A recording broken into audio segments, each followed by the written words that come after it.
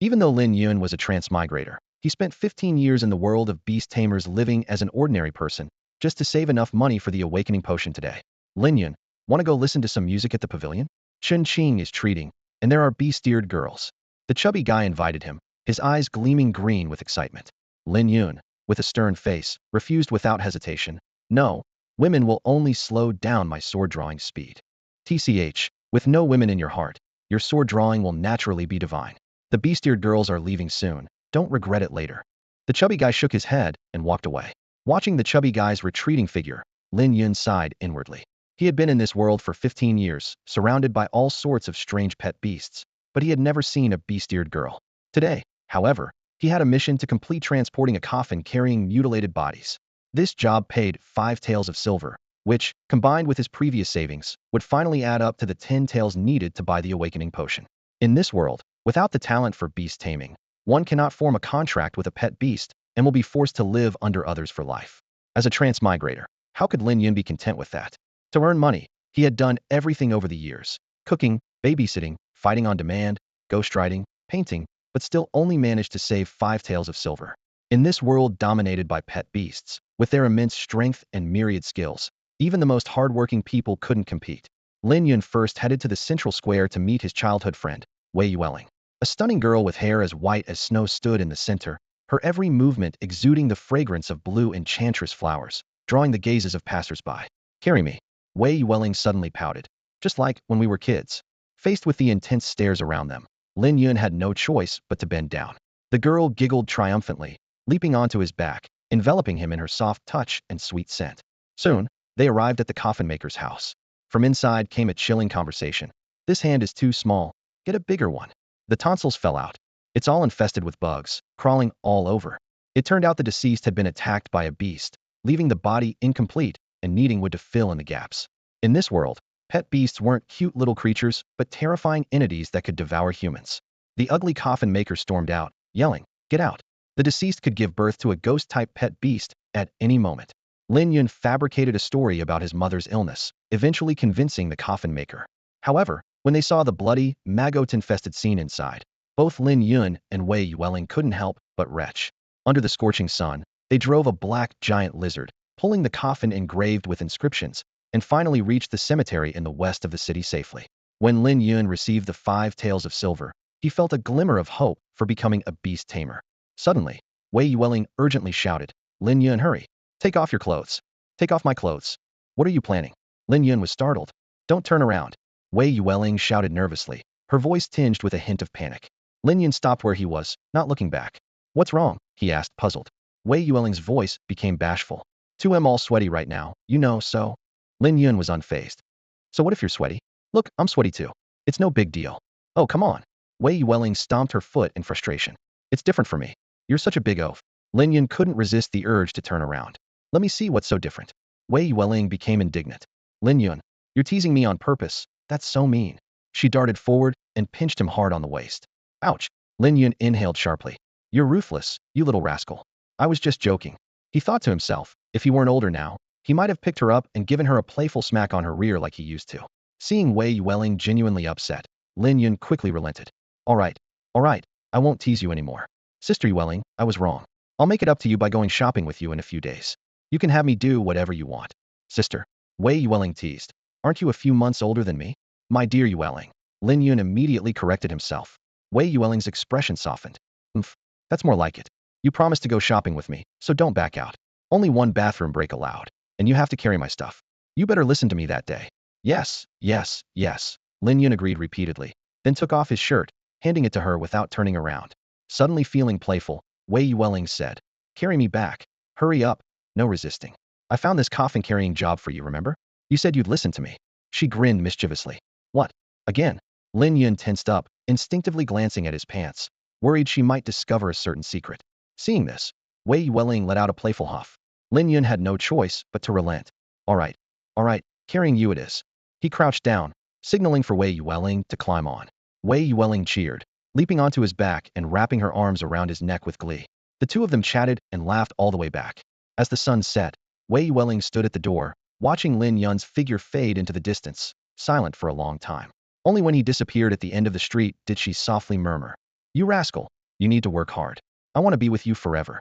She looked down at her fair hand, where a red glow shimmered mark of enslevel beast master talent. Her thoughts drifted back to 10 years ago, when she met Lin Yun while visiting the slums. Initially, she found him intriguing and enjoyed listening to his stories about Dream of the Red Chamber, Romance of the Three Kingdoms, and the like. Gradually, their relationship deepened, and she realized her feelings, but Lin Yun seemed oblivious, treating her as a good friend. Now, at 16, with her parents' help, Wei Yueling had successfully awakened her Slevel Beast Master talent.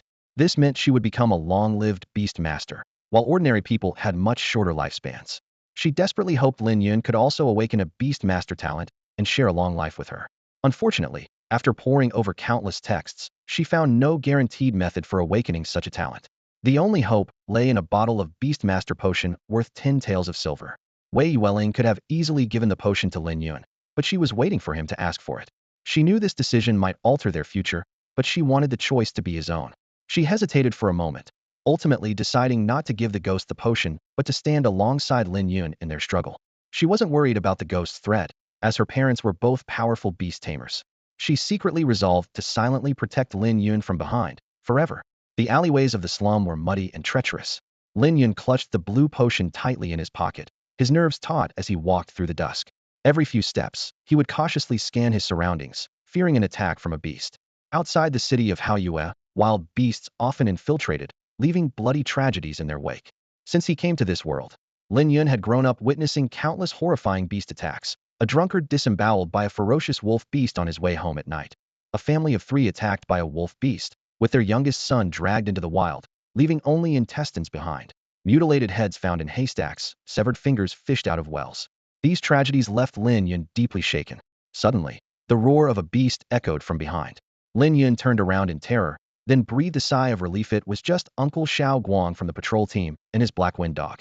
This massive black dog, over 4 meters long, was powerfully built, with teeth and claws sharp enough to be lethal in a single bite. "Uncle Guang, why are you still out so late?" Lin Yun greeted. Xiao Guang replied with a hint of reproach.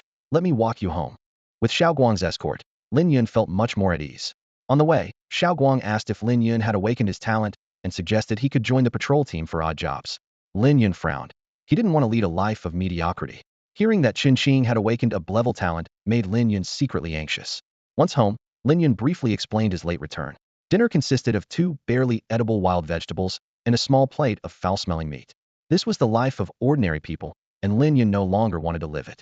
Back in his room, Lin Yun pulled out a pile of portraits from under his bed. Buddha, the Jade Emperor, Guanyin, the Grand Supreme Elderly Lord, Karl Marx, Friedrich Engels, the Iron Father, Isaac Newton.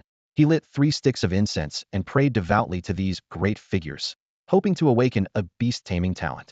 "No matter what, as a transmigrator, I deserve a big surprise from you all," Lin Yun murmured, then gulped down the potion. Moments later, a dazzling golden light emanated from his arm. Golden light. My heavens. This is an SS level talent. The great figures are truly great. Amazing. Lin Yun was ecstatic, as if he had glimpsed the hope of changing his fate. A unique mark suddenly appeared on Lin Yun's arm, glowing with a golden light. This was the beast mark, an important symbol for a beast master. He immediately realized the function of this innate ability, the Eye of Insight. This ability not only allows him to check the status of his pets, but also to perceive all their possible evolution paths. Lin Yun was thrilled, feeling as though he had unlocked a cheat code. He knew well that a pet's strength had limits and could only be surpassed through evolution. A good evolution path means limitless potential for his pets in the future. Lin Yun carefully recalled the information he had just received. The color of the beast mark corresponds to different levels of beast master talent. White, green, purple, yellow, and blue represent E, D, C, B, and A levels respectively. His golden glow signified the most powerful SS level talent. This meant his pets would experience incredible growth acceleration. Thinking about the bright future, Lin Yun couldn't help but smile. He lay down on his bed and quickly fell asleep, having gone through so much that day. Meanwhile, Lin Yun's parents, Liu Ru and Lin Chun, were still awake. They sat in a dimly lit room, speaking in hushed tones. "Sigh. I wonder if Xiao Yun will be able to awaken his beast master talent this time," Liu Ru sighed. "Even the lowest level talent is something many people dream of." Lin Chun nodded. "Talent is something that's entirely up to fate." Liu Ru suddenly thought of something and asked softly, "If he does awaken his talent, what kind of pet should we get him?" They exchanged glances, seeing the helplessness in each other's eyes. All their savings amounted to only 100 taels of silver, just enough to buy an ordinary pet cub. In a world where beast masters were revered, ordinary people like them could barely make ends meet, let alone provide their son with a better starting point. With this thought, they couldn't help but feel a deep sense of guilt, especially when they saw how understanding Lin Yun was. It pained them even more. Children from poor families often have to grow up quickly, but who wishes for their child to bear the burdens of life too soon? The room fell silent, with only the faint flicker of candlelight. In this world, there is only one ailment, and that is poverty. This harsh reality weighed heavily on the couple's hearts like a giant stone. After what felt like an eternity, Liu softly said, "Forget it. Let's not think about it anymore. We'll see tomorrow." The next morning, the Lin family of three rose early. Their simple breakfast consisted of nothing more than a bowl of rice porridge, with scarcely any grains to be seen. Lin Yun often joked, "This porridge is so thin, it feels like it's gone with just one trip to the bathroom." Though crude, it was true. Lin Yun was used to this, carefully chewing the few grains in his bowl. He noticed his parents' hesitant expressions, knowing they wanted to ask about his beast taming talent, but were afraid he hadn't awakened any talent and would be upset. With a wry smile, Lin Yun decided to speak up. "I've awakened my talent." "Really?" Lin Yun put down his chopsticks, his eyes filled with anticipation. "Truer than pearls," Lin Yun replied with a grin. "What level is it?" Liu asked eagerly. "Take a guess," Lin Yun teased them. After a moment of thought, Lin Yun ventured, "A level?" Liu nudged her husband, chiding. "What are you thinking? Starting with the lowest level, how could you think so little of our son? I think it should be clever." "No, my talent is higher than both of those," Lin Yun said mysteriously. "Higher than clever? Then it must be blevel?" Lin Chen's face changed dramatically, his voice trembling with excitement. "A blevel talent is already considered genius level. As far as I know, the highest talent level in Haoyue City is blevel." Overjoyed, Liu wept with happiness. "That's wonderful. I never expected Xiao Yun to awaken such a high blevel talent." "Hee, you're both wrong. Be a bit bolder." Lin Yun deliberately kept them in suspense. "Could it be a level?" Lin Chen gasped, barely daring to believe his guess.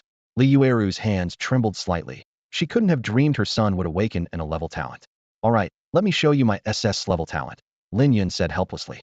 With a thought, his beast mark appeared, and his right hand emitted a dazzling golden light that illuminated the modest room. Staring at the brilliant light, Lin Chun was speechless, his breath catching in his throat. Liu nudged her husband with her elbow, her voice shaking. "Quick, pinch me hard. I feel like I'm dreaming." "It's definitely not a dream.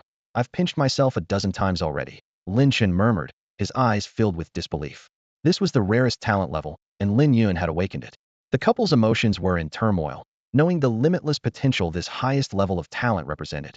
Liu stood up and went into the room, returning with an old wooden box, which she handed to Lin Yun. "Xiao Yun, this is all our savings. Use this money to buy a beast." Lin Yun accepted the box, feeling grateful. He knew he needed this money, as saving it himself would be incredibly difficult. His past experiences had taught him the hardships involved. Moreover, as a beast tamer, his earning potential would far exceed that of ordinary people, and he would quickly earn it back. Upon opening the box, Lin Yun found a hairpin inside. It was a gift Lin Shun had given Liu at their wedding, not particularly valuable, but of great sentimental value. Selling it would fetch only a few taels of silver, a paltry sum. The fact that Liu was willing to give it up for him warmed Lin Yun's heart, and he quickly returned the hairpin. After some persuasion, they decided to keep it.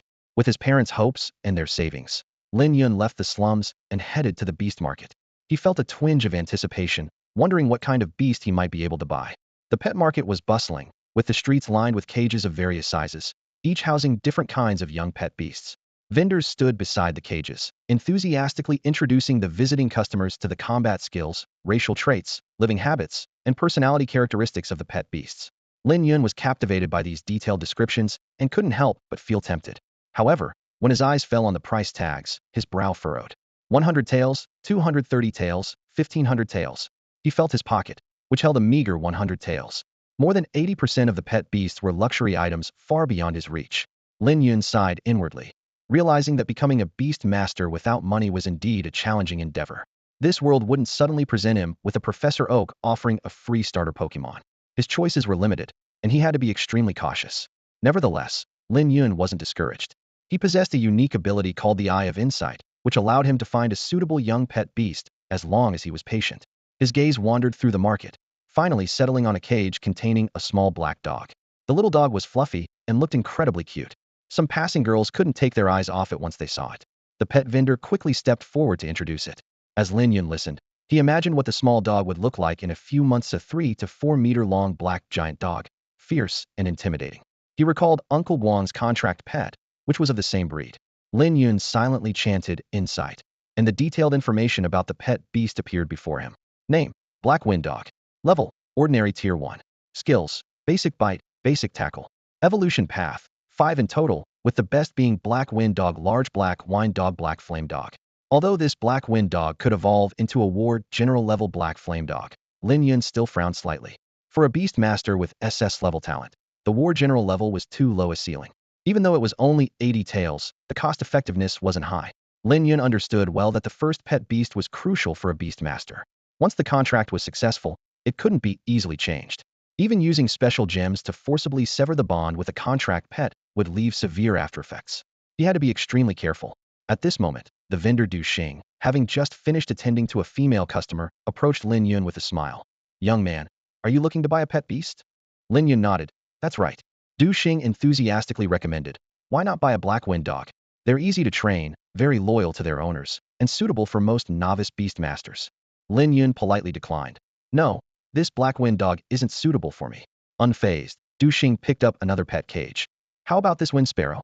It's strong in both speed and attack, and once raised, it can even carry its owner to fly around the world." Lin Yun silently chanted insight, and the detailed information about the Wind Sparrow appeared before him. Name: Wind Sparrow. Grade: Ordinary Tier 1. Skills: Basic Peck Attack.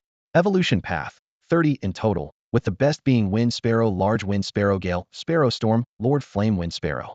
According to the Eye of Insight, the Flame Wind Sparrow should be a Beast King level pet, with considerable strength. Du Xing continued. "The price of this Wind Sparrow is 900 taels. But for you, I can give a 10% discount, which is 810 taels." Hearing this price, Lin Yun's expression changed slightly. He only had 100 taels of silver. Even with a 10% discount, he couldn't afford it. At this moment, he truly felt how poor he was. Of course, money is secondary. The important thing is that he feels evolving into a Beast King is still not what he desires. Lin Yun's eyes glistened with ambition. The pet beast he longed for was one that could evolve to a mythic level. If this Wind Sparrow had the potential to reach such heights, he would spare no effort to gather the funds, even if it cost 9 million taels. At that moment, a man in luxurious attire entered the market, drawing the attention of the crowd.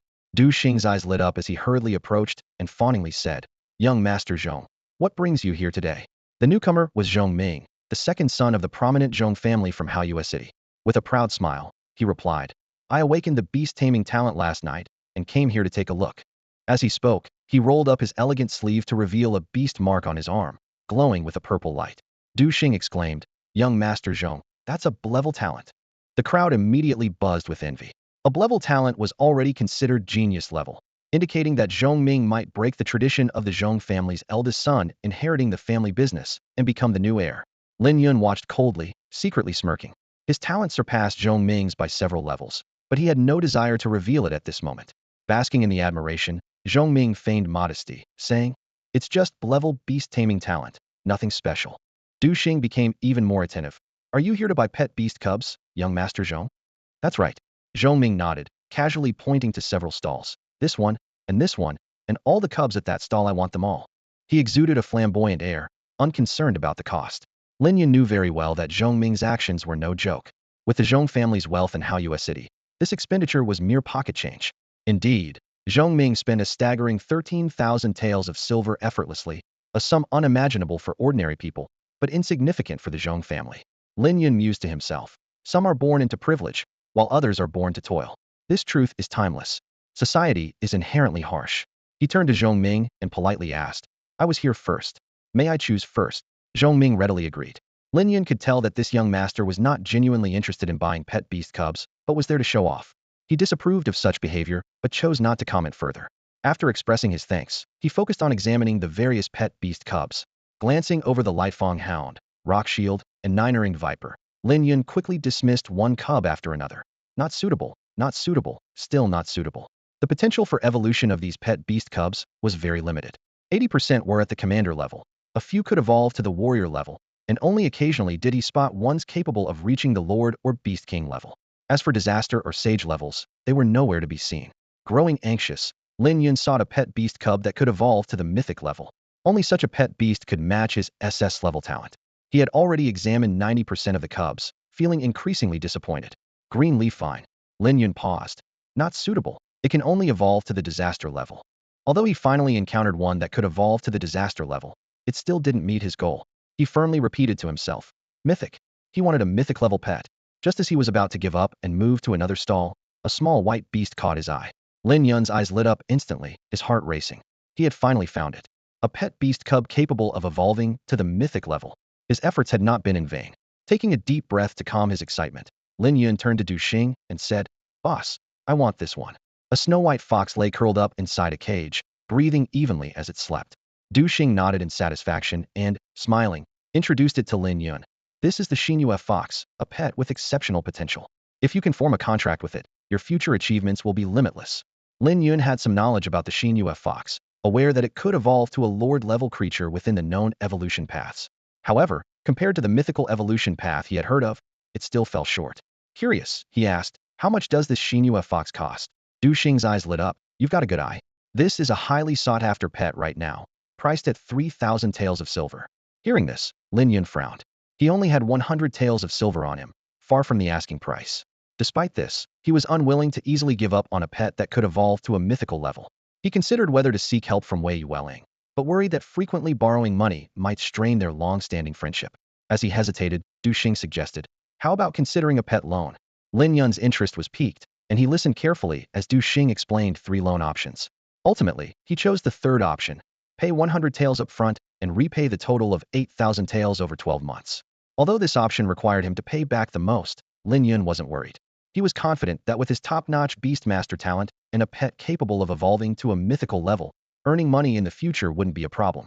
"I'll go with the third option," Lin Yun decided decisively. "Let's proceed with the paperwork." Du Xing led Lin Yun into a small room and pulled out a document from a drawer. Lin Yun read it carefully, then signed and pressed his fingerprint on the designated spot. With the red fingerprint sealed on the document, the agreement was officially in effect. Du Xing solemnly reminded him, "Remember, if you default on the payments, you might be officially wanted and imprisoned." Lin Yun nodded silently, fully aware of the seriousness of the agreement. "Xinyue fox, this is your new owner," Du Xing said to the white fox in the cage. The Xinyue fox opened its bright eyes, letting out a low growl as it curiously observed Lin Yun. Lin Yun carefully picked up the cage and left the store. He soon reached a secluded, open area, and after ensuring no one was around, he released the Xinyue fox from the cage. Lin Yun held his breath and focused intently, carefully examining the magical creature with which he was about to form a contract.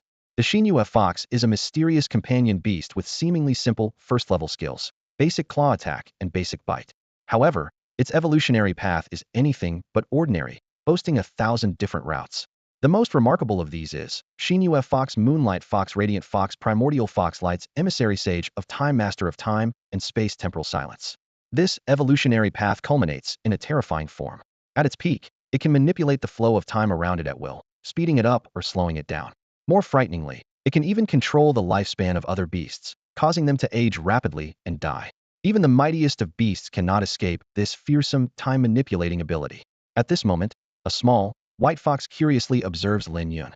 As an artificially bred cub, it harbors little wariness towards humans. With a thought, a beast mark appears on Lin Yun's arm, able to appear or disappear at will. "All right, let's form a contract."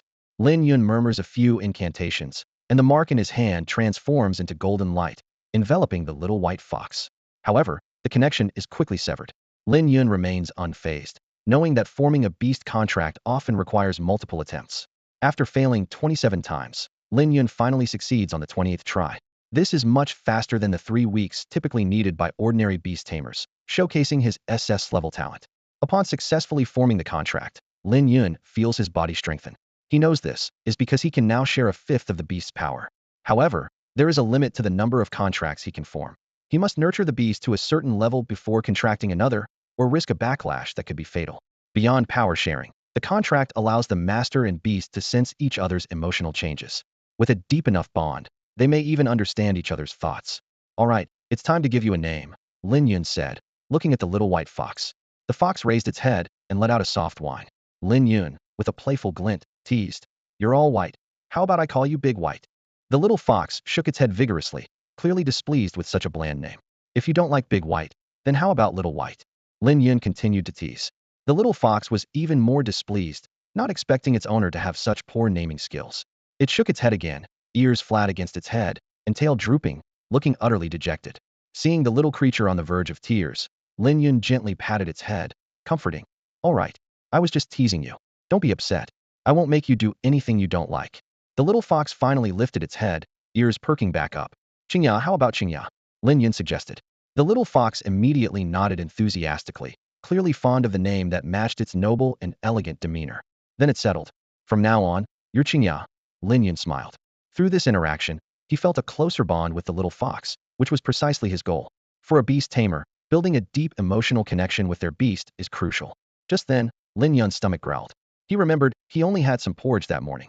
Qingya, let's head home. Lin Yun said, crouching down. Hop on. Qingya thought for a moment, understanding Lin Yun's intention, and nimbly climbed onto his shoulder. The blood-red sunset enveloped the returning duo. Their shadows stretched long on the ground, eventually disappearing at the road's end. This was just the beginning. Lin Yun pushed open the door to his home, feeling exhausted, yet filled with anticipation.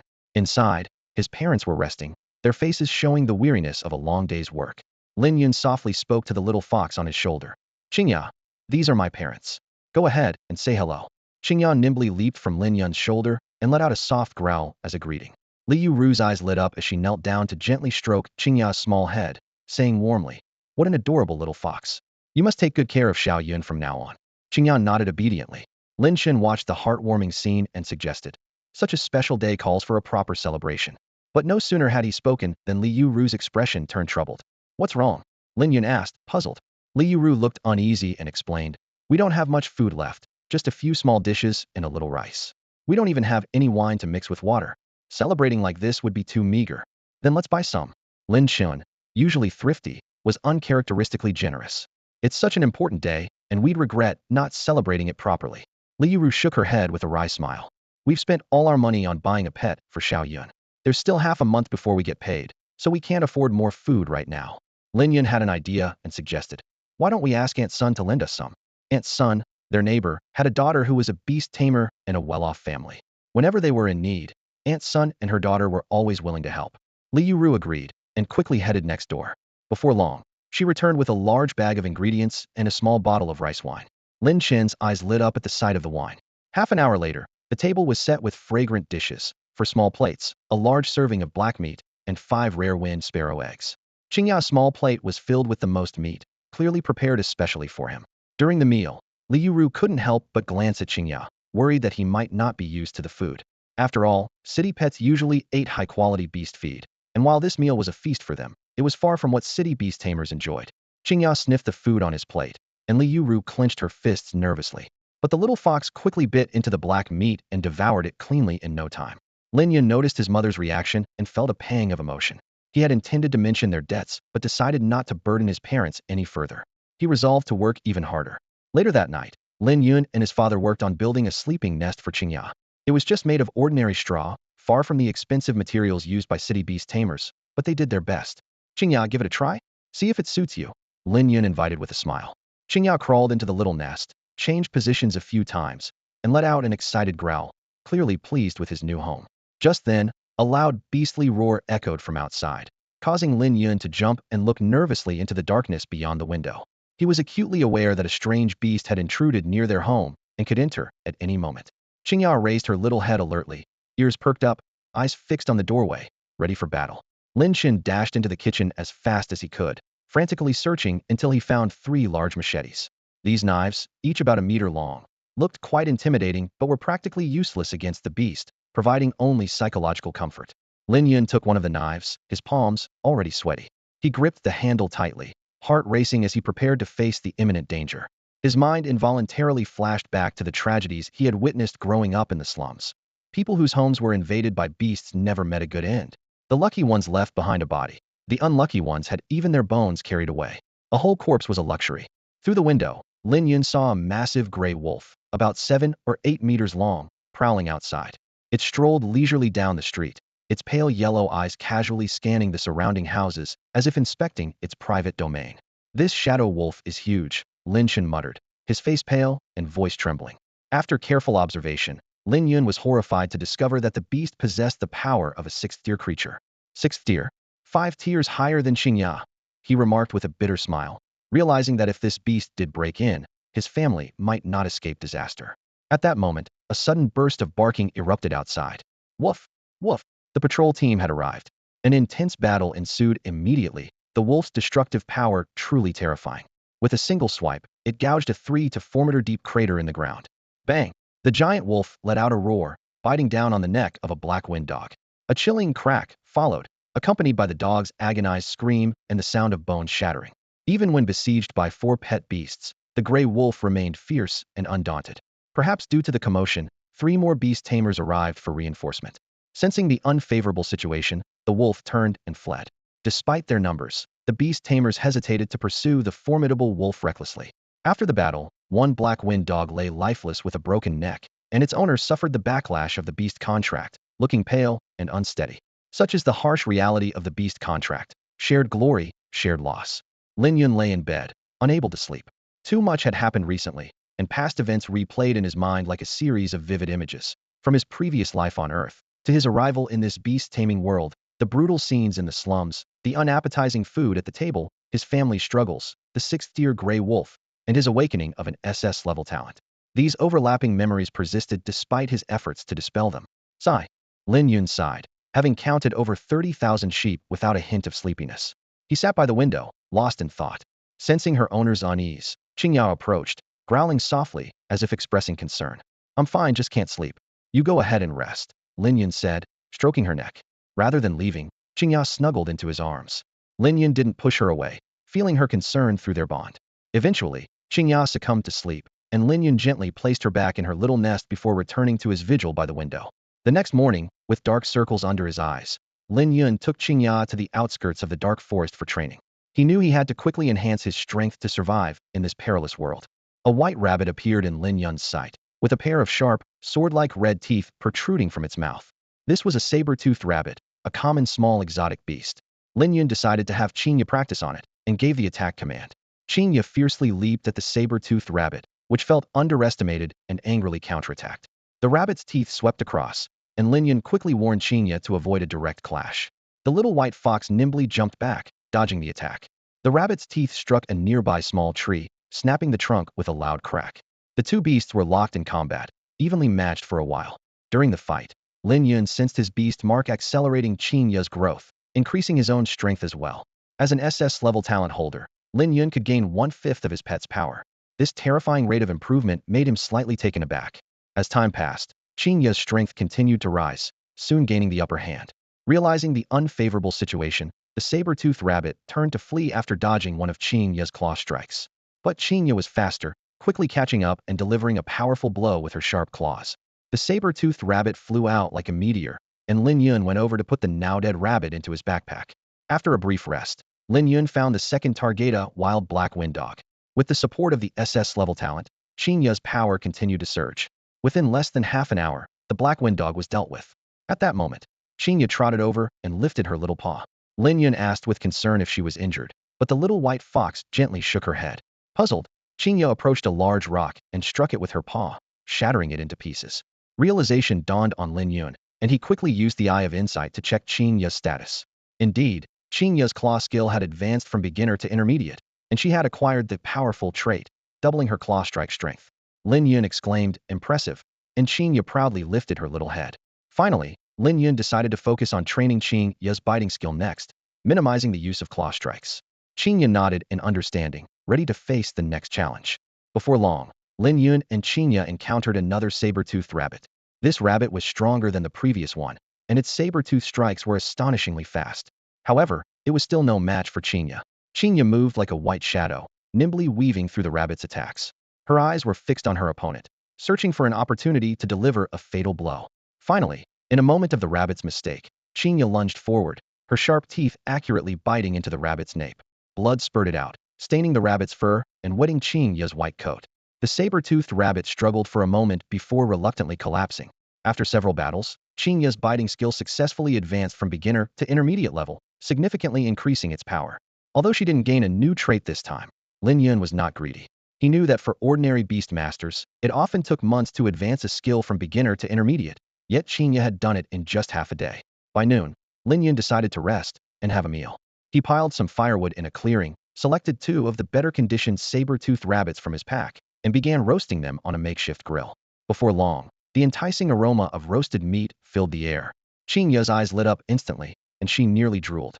Her round eyes were full of longing for the food, and her tail wagged unconsciously. Lin Yun chuckled at the sight of the little greedy fox. As soon as he placed the roasted rabbit meat on the ground, Qinya eagerly pounced on it and began devouring it. Wait! Lin Yun tried to stop her, but the roasted rabbit was already mostly eaten. You silly fox! Why are you eating so fast? I haven't even added the seasoning yet.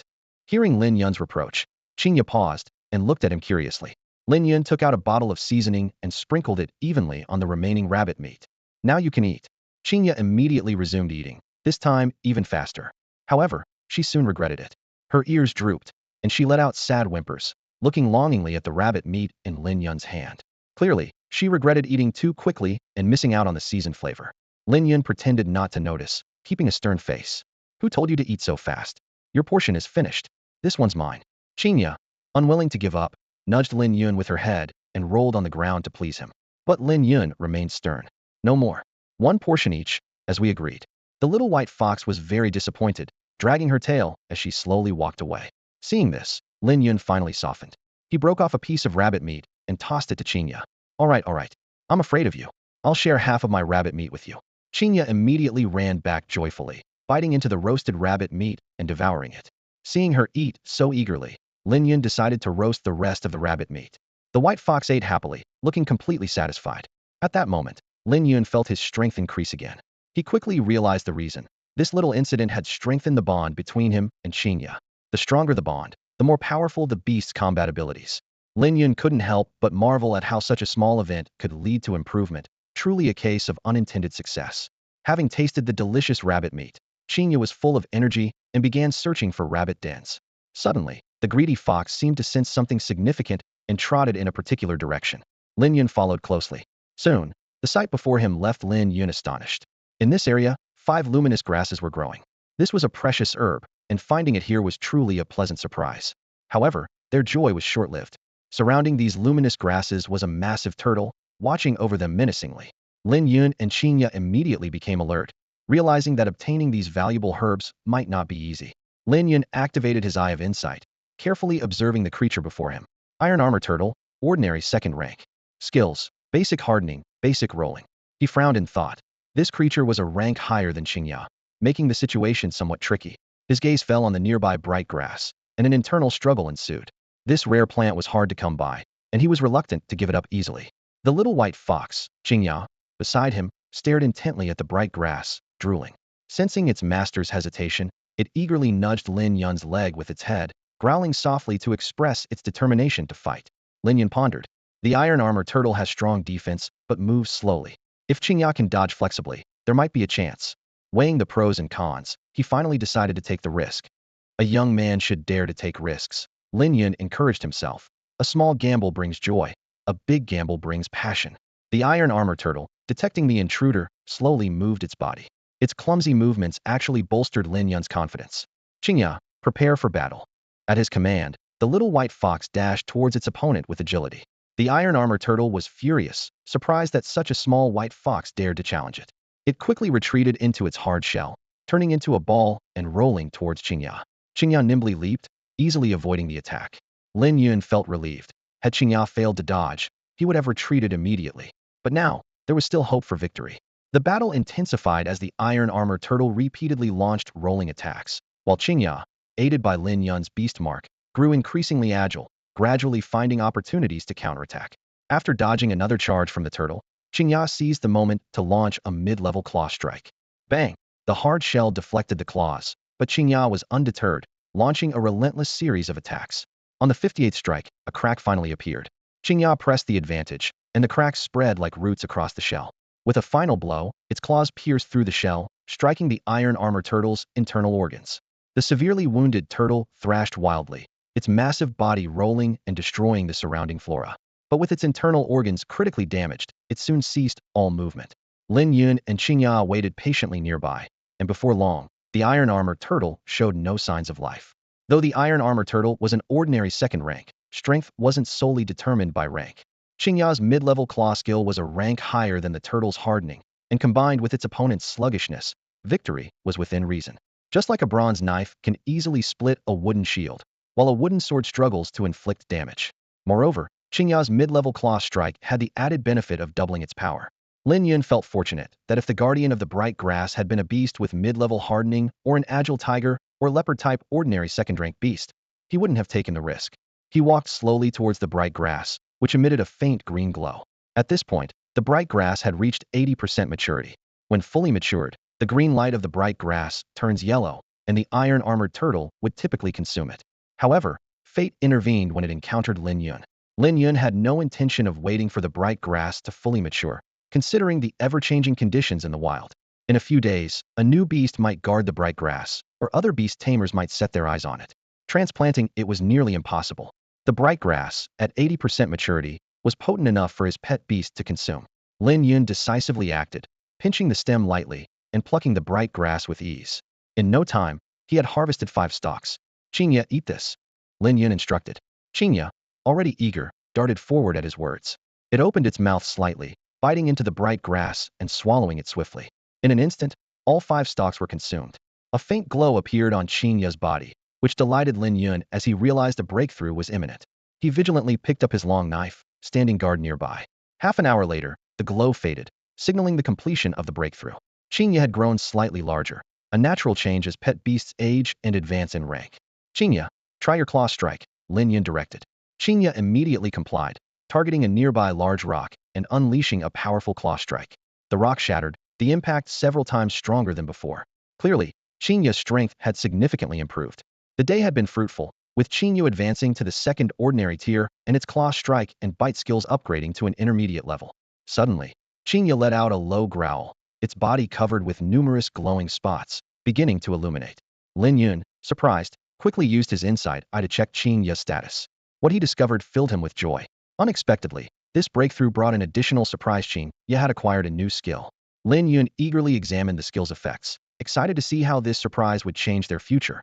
As the flow of light moved, Qingya's body emitted a soft glow, reminiscent of fireflies. Lin Yun watched intently as Qingya's form gradually transformed into light, completing the metamorphosis in an instant. This demonstration was for Lin Yun's benefit. In actual combat, Qingya could achieve this transformation almost instantaneously. In a flash, Qingya became a streak of light, racing into the distance. Covering several dozen meters in the blink of an eye, its speed was astonishing, even outpacing the swift-winged sparrow. Lin Yun evaluated the new skill in his mind. While its speed was remarkable, it was also quite draining. After using the skill, Qingya collapsed to the ground, unable to move. It was exhausted from both a recent battle and the energy-intensive skill. Lin Yun pondered the risks of using this skill in combat, noting the temporary immobility it caused, which could be exploited by opponents. However, if used strategically at the right moment, it could yield extraordinary results. With some time left before nightfall, Lin Yun decided to focus Qingya's training on this new skill. With the aid of his SS level talent, Qingya's progress was impressive. It practiced the light movement skill tirelessly, over and over again. By evening, Qingya's hard work paid off. The skill advanced to an intermediate level, significantly reducing energy consumption and shortening the post-use immobilization time. Lin Yun was quietly pleased, confident that with continued improvement, the immobilization could be completely eliminated, perfecting the movement skill. His SS level talent fueled his optimism. Despite the early hour, Qingya was exhausted. Lin Yun considerately suggested, "Let's head back." Qingya nodded in agreement, and they set off down the path home. Soon, Lin Yun encountered 3 familiar figures: Qinqing, Sun Mei, and Li Jijia. Sun Mei, his neighbor and aunt Sun's daughter, was quite familiar to him. Although he wasn't particularly close to Qinqing and Li Jijia, Qinqing's father often worked with Lin Yun, so their families had a decent relationship. Sun Mei approached with a friendly greeting, and Lin Yun responded politely. She was delighted to see Qingya and excitedly asked, "Lin Yun, have you become a beastmaster?" Lin Yun nodded, and Sun Mei expressed her admiration, exclaiming, "A Xinhua fox is a pet with great potential. I can't believe you managed to form a contract with one." Lin Yun humbly replied. Sun Mei enthusiastically invited, "Lin Yun, why don't you join us? Brother Qing has awakened a level talent. With him leading, it'll be a breeze." Curious, Lin Yun discreetly used his insightful eye to examine their pets. His gaze fell on Qinqing's pet. Name, Little Mountain Ape. Rank, Ordinary Tier 2. Skills, Basic Claw Strike, Basic Iron Head. Evolution Path, 301 routes available, with the optimal path being Little Mountain Ape, Mighty Ape, Mountain Moving Ape, Taishan Battle Ape, Starry Sky Ape King. Lin Yun was intrigued. If the Little Mountain Ape could follow this path, it could potentially reach a catastrophic level of power. However, reality was harsh. Of the known evolution paths, The best form for the little mountain ape was the golden armor battle ape. Although formidable as a lord-level pet, it was still worlds apart from the catastrophic starry sky ape king. Lin Yun stood still, his gaze sweeping over Qin Qing, Sun Mei, and Li Jijia. Unlike him, they lacked the special ability of the Eye of Insight and couldn't see all the possible evolution paths. They were completely unaware of the potential of the little mountain ape to evolve into the starry sky ape king. Nevertheless, the little mountain ape was indeed stronger than other common pets like the black wind dog.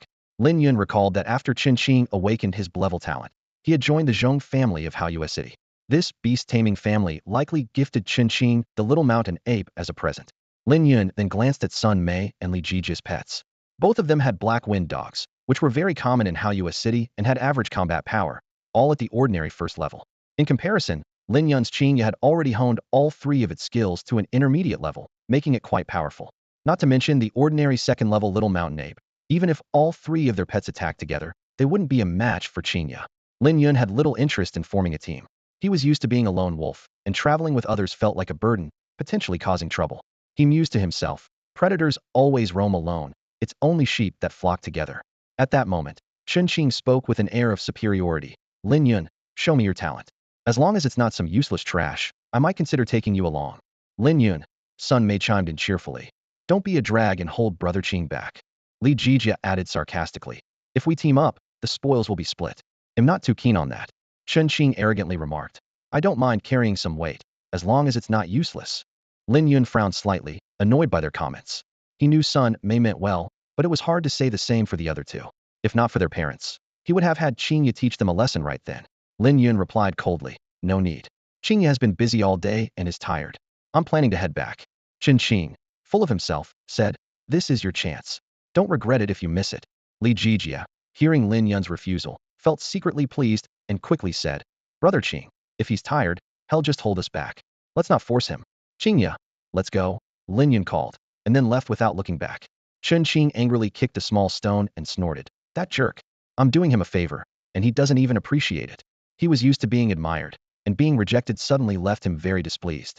Li Jijia seized the opportunity, saying, forget it, Brother Qing. Let's not bother with him. Let's go check up ahead. Qin Qing grunted in annoyance. Li Jijia, emboldened, complained to Sun Mei. Don't invite random people to join us again. Sun Mei, being soft-spoken, didn't know how to argue back and just lowered her head in silence. She had only meant well, but seeing Lin Yun's apparent displeasure, she felt a tinge of guilt. Had she known, she wouldn't have invited him. But there are no dovers in life, and with these two around, she dared not say much more. The three continued on, and soon reached the location of the bright grass. Initially, Li Jijia was excited but became frustrated upon seeing only the grass roots remaining, lamenting, ugh, we're a step too late. Sun Mei also seemed a bit disappointed. However, Qin Qing noticed something, interrupting Li Jijia. Even if it hadn't been picked, we couldn't have handled those bright grass plants with our strength. Sun Mei moved closer and noticed the massive form lying next to Qin Qing, a dead, iron-armored turtle. If it were alive, she wouldn't dare approach such a formidable beast. She recalled seeing similar pets at the Haoyue City arena. Their defense was astounding, and their attack power was strong too. Even Qin Qing's little mountain ape would have difficulty dealing with such a beast. The iron-armored turtle's shell was large, with a hole on top surrounded by cracked, blood-smeared patches. Its stomach was torn open, with its innards and flesh mixed together. Sun Mei immediately understood that a powerful pet had broken through the turtle's defense from the top. Li Jijia's face was full of apprehension. Qin Qing, no longer as arrogant as before, admitted, my little mountain ape probably couldn't have taken it on. On the way back, Sun Mei suddenly thought of something. Do you think Qingya could have killed this iron-armored turtle? There's only one path here. If that's true, doesn't it mean Lin Yun's talent is even greater than Brother Qing's? Li Jijia was shocked. Qin Qing, remembering his previous arrogance, felt his face burn with embarrassment. Lin Yun's beast-taming talent sparked deep thought in Sun Mei. She recalled the details of Lin Yun's mother borrowing wine and meat the previous day, deducing that it was likely to celebrate Lin Yun's awakening of his beast-taming talent. Qingya's rapid breakthrough further confirmed Lin Yun's extraordinary talent, which might have reached in a level. Sun Mei calculated silently in her heart. Qin Qing's level talent was already rare, and even with the full support of the Zhong family, it took over a week to cultivate the little mountain ape to the second ordinary tier. Yet Lin Yun achieved the same level in just a few days, an astonishing talent indeed. She didn't dare to hope for an even higher level of talent, as that would be a Ancient Millennium miracle. Upon hearing this, Li Jijia couldn't help but chuckle bitterly. He regretted his earlier worries that Lin Yun might take a share of the spoils. Now he felt like a fool. He realized that while hunting the armored turtle was no easy feat, it merely proved the powerful combat ability of Lin Yun's beast. In Haoyue City, there was no shortage of skilled beast tamers capable of dealing with armored turtles. However, beast taming talent is the key to determining one's future potential and cannot be changed later. Chen Qing lowered his head in extreme embarrassment. He had once been smug about his level talent, only to realize now that there is always someone better. Every time he recalled his previous actions, he wished he could find a hole to crawl into. As the sun set, Lin Yun returned home with a heavy burden. His bag contained 2 saber-toothed rabbits and a black wind dog killed by Qingya. Li Yueru and Lin Shen greeted him joyfully and began preparing dinner. Before long, the rich aroma of meat filled the air. The family sat around the table, happily enjoying the delicious meal. Tasting the dog meat, Lin Shen praised it endlessly. This dog meat is amazing. No wonder they say even the gods would jump over a wall for it. The rabbit meat is also exceptional, much better than the black meat we used to have. Li Yueru beamed, continuously serving Lin Yun food. Seeing his parents so happy, Lin Yun felt his spirits lift as well. Although he still had a debt of 8,000 taels, he wasn't worried. This was just the beginning of a new life, and he believed that with hard work, he would eventually pay it off. During the meal, Li Yueru mentioned, Lin Yun, Yuling came looking for you today. Yuling? What did she want? Lin Yun asked, puzzled. She inquired about your talent. After learning about your awakening, she left happily. She also left something for you, Li Yueru said with a smile. Curious, Lin Yun asked, what did she leave? Li Yueru got up and went to the room, returning with an exquisite brocade box. She opened the lid, revealing an herb inside. Divine power grass. Lin Yun recognized it instantly. This was a rare herb worth 3,000 taels of silver per plant, with effects similar to bright grass, but with stronger properties that could significantly enhance a beast's strength. Lin Yun accepted the ornate box, feeling a wave of warmth in his heart. The divine herb brought by Wei Yueling was incredibly precious, and her thoughtful gesture moved him deeply. He carefully placed the box on the table beside his bed, silently accepting the gift. Did she say anything else? Lin Yun couldn't help but ask, his eyes shining with anticipation. Li Yueyu shook her head. No, she didn't. When she saw you weren't here, she didn't seem inclined to stay longer. However, she paused, frowning slightly as if trying to recall an important detail. However, what? Lin Yun's interest was piqued, and he leaned forward unconsciously. Li Yueyu continued slowly. She didn't come on foot. She was riding a large red bird. That bird was engulfed in flames and nearly set the trees in the courtyard on fire when it landed. Even though I'm not a beast master, I could sense its extraordinary nature. Fire Cloud Sparrow. Lin Yun suddenly understood. Memories flooded back as he recalled riding such a war-class avian pet with Yueling. That experience made him realize Wei Yueling had an exceptional background, though she never disclosed specific details. Gently stroking the ornate box, Lin Yun pondered how to reciprocate Yueling's kindness in the future. His gaze shifted to his own pet, Qingya, pleased with its growing strength. Tomorrow, we'll try our luck at the Beastmaster Alliance, he murmured to himself. The Beastmaster Alliance, a neutral organization founded by the first Beastmaster in human history, was a sacred place for all Beastmasters. Lin Yun understood it held countless opportunities and challenges. Earning money by hunting exotic beasts was too slow. Taking on alliance missions was undoubtedly a better way to quickly repay the debt of 8,000 silver taels. As night fell, the occasional growl of exotic beasts outside sounded particularly eerie in the quiet night. Lin Yun lay in bed, his mind racing with thoughts, until he slowly drifted into sleep. In the next room, Li Yueyu carefully helped the drunken Lin Chen lie down. She gently scolded, "Didn't the doctor say you shouldn't drink too much with your health?" Lin Chen hiccuped, mumbling with a drunken slur. "I'm happy today. What's wrong with having a few more drinks? Do you have a problem with that?"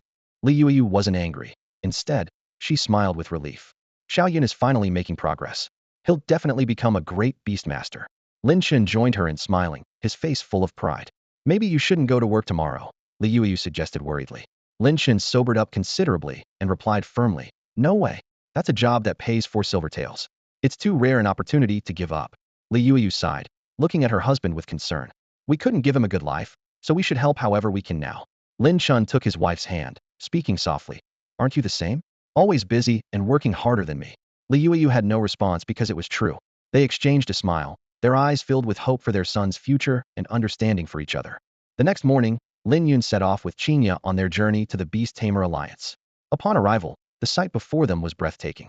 Majestic buildings towered in the morning light, and even at this early hour, many beast tamers were bustling about. Lin Yun's attention was drawn to a large bulletin board at the entrance. It displayed 9 badges, each representing a different rank of beast tamer, from iron to legendary. Below each badge were the corresponding requirements. The bronze level required raising a commander-level pet. The gold level required a lord level pet, and the star level required a calamity level pet. Lin Yun carefully examined the requirements for the iron level. The pet must reach the 5th stage of the ordinary level, with a combat power assessment of at least 500. He glanced at Qinya beside him, calculating in his mind. Qinya was currently at the 2nd stage of the ordinary level, still some distance from the goal. Raise Qinya to the 5th stage of the ordinary level within a month, Lin Yun resolved. For ordinary people, this goal might invite ridicule, but Lin Yun had an SS-level beast taming talent.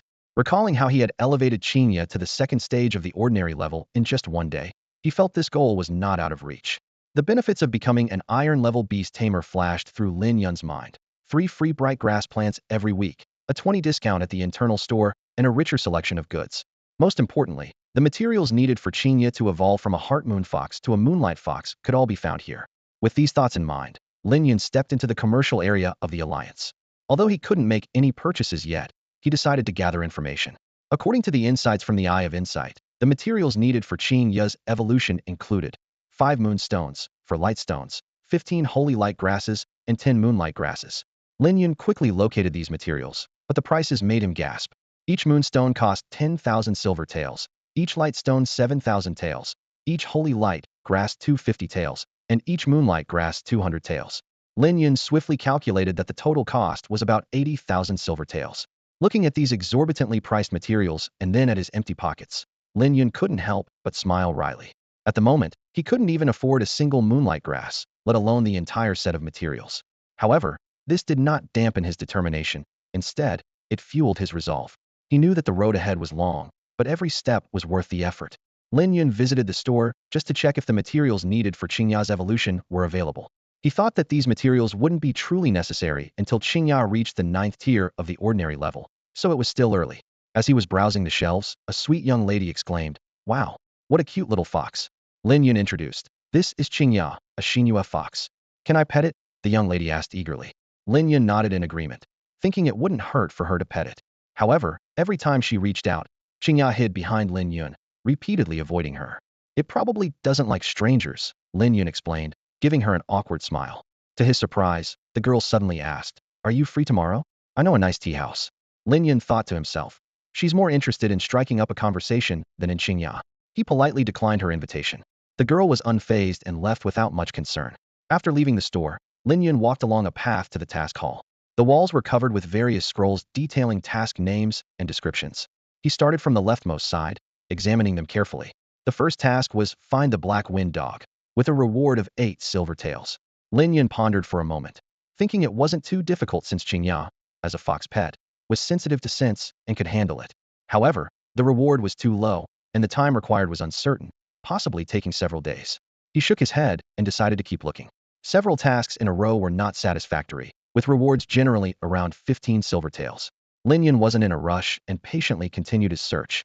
Suddenly, a number caught his attention: 2,000 taels. He quickly approached to read the details. It was a young strong ape care task, requiring care for a newborn mountain ape for 3 months, with a maximum reward of 5,000 taels. Lin Yun silently regretted that Qinya was clearly not suited for such a task. Just then, he heard a silvery laugh from a girl in blue. "This task is perfect. My lightwave jellyfish can handle it easily." Lin Yun noticed a semi-transparent jellyfish perched on her shoulder, its tentacles emitting a faint yellow glow. It was a lightwave jellyfish at the 3rd tier of the ordinary level, with skills like healing waves, soothing melody, and tentacle whip. The girl in blue quickly noted down the task number and headed to the counter to register for the task. Other beastmasters looked on with envy, but Lin Yun paid no mind, focused on his task selection. Finally, after spending an hour, Lin Yun found the perfect task for Qinya claw strike training. The reward was substantial, reaching up to 1,000 taels. The task wasn't very difficult, but had specific conditions. Since Qinya's claw strike was already at an intermediate level, this task was ideal. Outside a luxurious tavern in Haoyue City, a fiery red giant bird descended, drawing the attention of passers-by. A young girl with snow-white hair, Wei Yueling, gracefully dismounted and elegantly made her way to the top-floor private room. As she pushed open the intricately carved wooden door, her gaze immediately fixed on the woman in the red robe sitting at the head of the table: Shinmani, the president of the Bloodblade Society. Inside the room were 6 other members of the Bloodblade Society, all eyes turning to the newcomer, Wei Yueling. Though their beast companions were of average strength, each member possessed a level beast mastery talent, indicating extraordinary potential. Shinmani herself was exceptionally talented, with an 11 level talent. Her founding of the Bloodblade Society was driven by the desire to gather the talented beast masters around Hau's city to discuss the art of beast cultivation and expand their network. As soon as Wei Yueling stepped into the room, everyone enthusiastically gathered around her. Taking a deep breath, she directly addressed Shin Manny with a request. Manny, I'd like to recommend a friend to join the Bloodblade Society. A flicker of interest appeared in Shin Manny's eyes. Oh? Who is it? His name is Lin Yun, a close friend of mine who has just awakened his beast mastery talent, Wei Yueling explained. What level is his talent? Shin Manny inquired further. Wei Yueling frowned slightly, looking a bit embarrassed. I'm sorry, he wasn't home at the time, so I haven't had the chance to find out his exact level. Shin Manny chuckled softly. No problem. Let me know when you find out. She paused and added. However, not just anyone can join the Bloodblade Society. The beast mastery talent must be level or higher, and they must pass a special trial. A female member chimed in. That's right, we can't let in just anyone, even if you recommend them. Wei Yueling remained silent. She had joined the Bloodblade Society on a whim, and if Lin Yun couldn't join, she would leave without hesitation.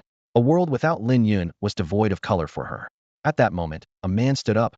President, I'd also like to recommend someone for membership. Oh, who is it? Shin Manny asked. His name is Chun Qing, and he recently awakened a level beast mastery talent. With the ability of steel reinforcement, the man introduced. Upon hearing this, the room buzzed with excitement. Steel reinforcement? That's a rare combat talent. He definitely has a bright future ahead. President, I think Chun Qing should be allowed to join. Shin Manny nodded. Arrange for the trial. If he passes, let him join the Bloodblade Society. Understood, the man replied. Meanwhile, at the Beastmaster Alliance, Lin Yun was focused on reviewing the task board. Task name, Claw Strike Training. Task description, the Beastmaster accepting this task needs to elevate their pet's Claw Strike skill to intermediate level. Subsequently, this pet will guide my Shadow Wolf to achieve the same skill level. Interested parties should visit the Zhao residence in 3 days. Task reward, 1,000 taels. Posted by Zhao Hang. Lin Yun pondered. There are typically 2 ways to enhance a pet's skills.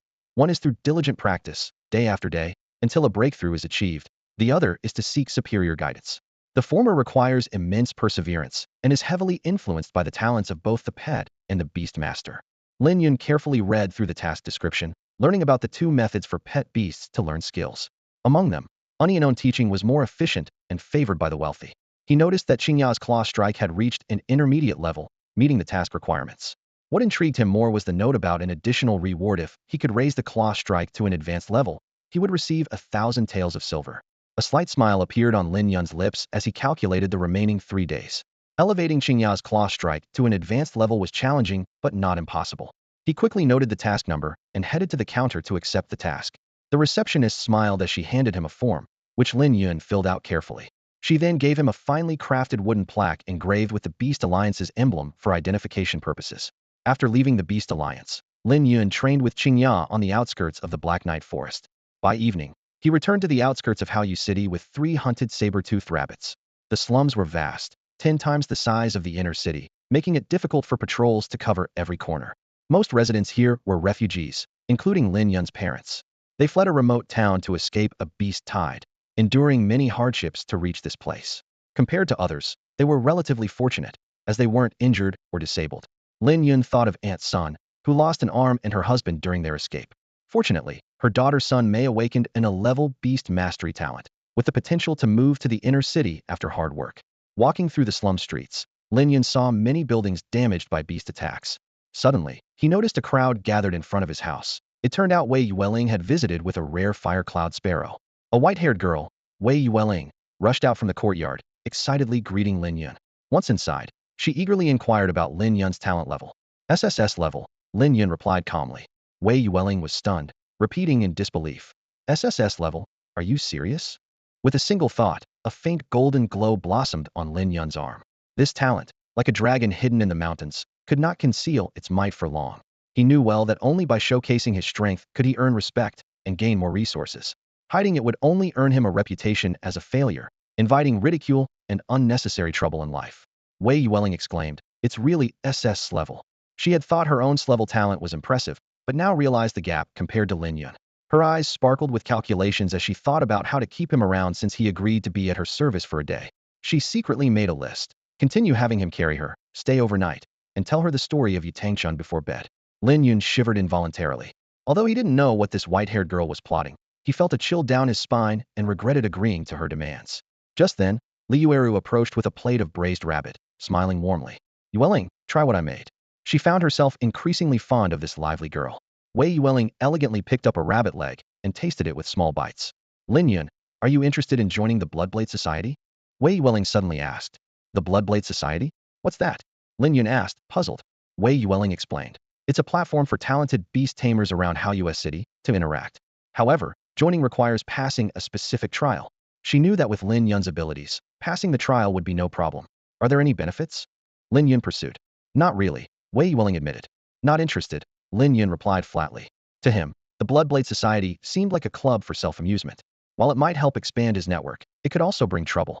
As for the trial, he found it unappealing. Similarly, he had no interest in aligning with any of the city's beast-taming families. Despite the potential resource support, family conflicts could bring unnecessary trouble to him and his parents. With an SS-level talent and infinite potential, Lin Yun believed he could grow on his own. He had heard from Sun Mei that after Chen Qing joined the Zhong family, he signed an agreement similar to a beast contract, which obligated him to protect the Zhong family's interests under threat of divine retribution. Lin Yun had no intention of binding himself in such a way. I see. Then never mind, Wei Yueling said, taking another bite of the rabbit leg. After their meal, Wei Yueling left on a fire cloud sparrow. The next day, Lin Yun took Qingya to the outskirts of the Dark Night Forest for training again. In a series of battles with saber-toothed rabbits, Qingya's claw attack power was rapidly improving. By the afternoon, Lin Yun sensed a powerful surge of energy emanating from Qingya. He immediately realized that Qingya's claw strike skill had finally advanced, moving from intermediate to advanced level. Eagerly, Lin Yun checked Qingya's status, and the information delighted him. Qingya, the Heartmoon Fox, was still at the ordinary level stage 2, but her skills had significantly improved. Her claw strike had not only advanced to a higher level, but also awakened 2 new traits, power and tear. Additionally, tear, bite, and glimmer move remained at the intermediate level. Lin Yun felt a spark of realization, understanding that Qingya had awakened new traits. This proved that Qingya's ability to comprehend was quite high, as her claw strike skill had simultaneously awakened 2 different traits. He focused his attention and soon found the detailed description of the tear trait. Unlike others who needed complex formations and professional help from the Beast Alliance to interpret skills, Lin Yun could directly view his pet's skill information anytime and anywhere, thanks to his inside eye ability. The effect of the tear trait was astonishing. When Qingya used her claw strike, it would leave a toxin in the enemy's body. This toxin not only caused continuous bleeding, but also numbed the enemy's consciousness, leaving them in a state of confusion. Without timely treatment, the poison would continue to bleed until death. A slight smile appeared on Lin Yun's lips, intrigued by this new trait. Later, he hunted a few rabbits with Qingya and returned to their home in the slums. Back home, Lin Yun retrieved an exquisite box from his room containing the divine power herb gifted by Wei Yueling. He said to Qingya, Qingya, eat this. Qingya obediently nodded her small head, approached the box, gently bit the divine power herb with her sharp teeth, and used her small tongue to roll the pieces into her mouth. Soon after, a faint glow appeared on Qingya's body, a sign of breakthrough. Lin Yun's SS-level talent not only accelerated the growth of his pet, but also enhanced the absorption efficiency of medicines. Generally, pets could only absorb 3,040 of a medicine's power, but Lin Yun's talent enabled Qingya to absorb nearly 90 of the herb's potency, with remarkable effects. After a period of training and the powerful effects of the divine power herb, Qingya finally achieved a breakthrough. Half an hour later, she successfully advanced to ordinary level stage 3, her body slightly larger and her claws sharper than before. With the power trait, Qingya's claw strike was even more formidable. Li Yueru curiously asked, Xiao Yun, what level is Qingya now? After Lin Yun answered truthfully, Li Yueru exclaimed in surprise, this white fox has improved so fast. Even though that boy from the Chen family awakened his talent before you, his pet is still at stage 2. Lin Shun interjected discontentedly. That Chen kid has no right to compare with my son. He's just a level talent. Li Yueru realized. That's true. I was mistaken. My son's talent is SS level. She lightly patted her forehead. At this moment, Qingya jumped off the bed, ran to Li Yueru, and gently nudged her with her small head. Li Yueru guessed, little Qingya, are you hungry? Qingya nodded eagerly. Li Yueru smiled. I'll go make some food right away. With plenty of food at home now, she no longer worried about waste as she used to. Qingya could hunt a few saber-toothed rabbits every day, often with leftovers. Li Yueru always asked Lin Yun to give the extra meat to Aunt Sun as a gesture of gratitude for her past help. On the 3rd day, Lin Yun continued training with Qingya on the outskirts of the Dark Night Forest, consolidating her newly advanced level. On the 4th day, the day specified in their mission, Lin Yun and Qingya headed to the Zhao family within the city. The Zhao family, a prominent beast-taming clan in Haoyue City, resides in an opulent estate. Lin Yun, holding a badge, was led by a guard into this luxurious place. In stark contrast to the dilapidated scenes of the slums, the Zhao family estate was a harmonious blend of mountains and waters, filled with birdsong and the scent of flowers, making Lin Yun momentarily overwhelmed. Before long, a group of fluffy black wind-dog puppies came into view. These little creatures showed no fear of strangers and curiously gathered around. As Lin Yun looked around, he also saw some wind sparrow chicks, realizing that these were carefully bred pets by the Zhao family. In comparison, the Zhong family primarily raised little mountain apes, which, despite having higher potential, were less popular on the market due to their unruly nature, difficulty in taming, and susceptibility to illness in their youth. This gave the Zhao family an edge in the pet market with their more affordable and trainable black wind dogs. Continuing onward, Lin Yun arrived at the Zhao family's herb garden. The garden was filled with precious herbs, including thousands of bright grass and divine power grass, among countless others. Such a sight made Lin Yun marvel at the Zhao family's wealth. Half an hour later, Lin Yun finally reached his destination. In the open area, he saw a familiar figure, Sun Mei. She greeted Lin Yun happily upon seeing him. With a thought, Lin Yun immediately accessed information about Sun Mei's pet beast, Terra, a black wind dog, ordinary second rank, possessing intermediate claw strike and beginner bite skills. Clearly, Sun Mei had been lucky enough to acquire some herbs yesterday, successfully enhancing Terra's strength. Sun Mei confidently declared that she wouldn't hold back and even offered to treat Lin Yun to tea if she won. Lin Yun responded with a smile, expressing that he looked forward to it. However, the situation suddenly changed. For more beast tamers arrived, bringing the number of participants to 6. Sun Mei became nervous, especially when she noticed one of them wearing a black iron-level beast tamer badge, which left her visibly flustered. Although Lin Yun also noticed that the black iron-level beast tamer's pet had reached the ordinary 5th rank, he didn't show much concern. However, Sun Mei became unusually dejected, believing that their chance was lost.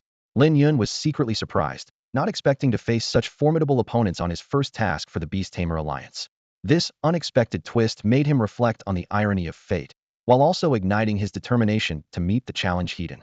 The iron-ranked Beastmaster's pet had already reached the 5th tier of the ordinary rank, and its claw strike was likely of a high grade. Sun Mei looked at her own white light dog, which was only at the 2nd tier of the ordinary rank, and felt a deep sense of frustration. She sighed inwardly, fearing this trip might be in vain. The surrounding people also wore expressions of despair, and the atmosphere was gloomy.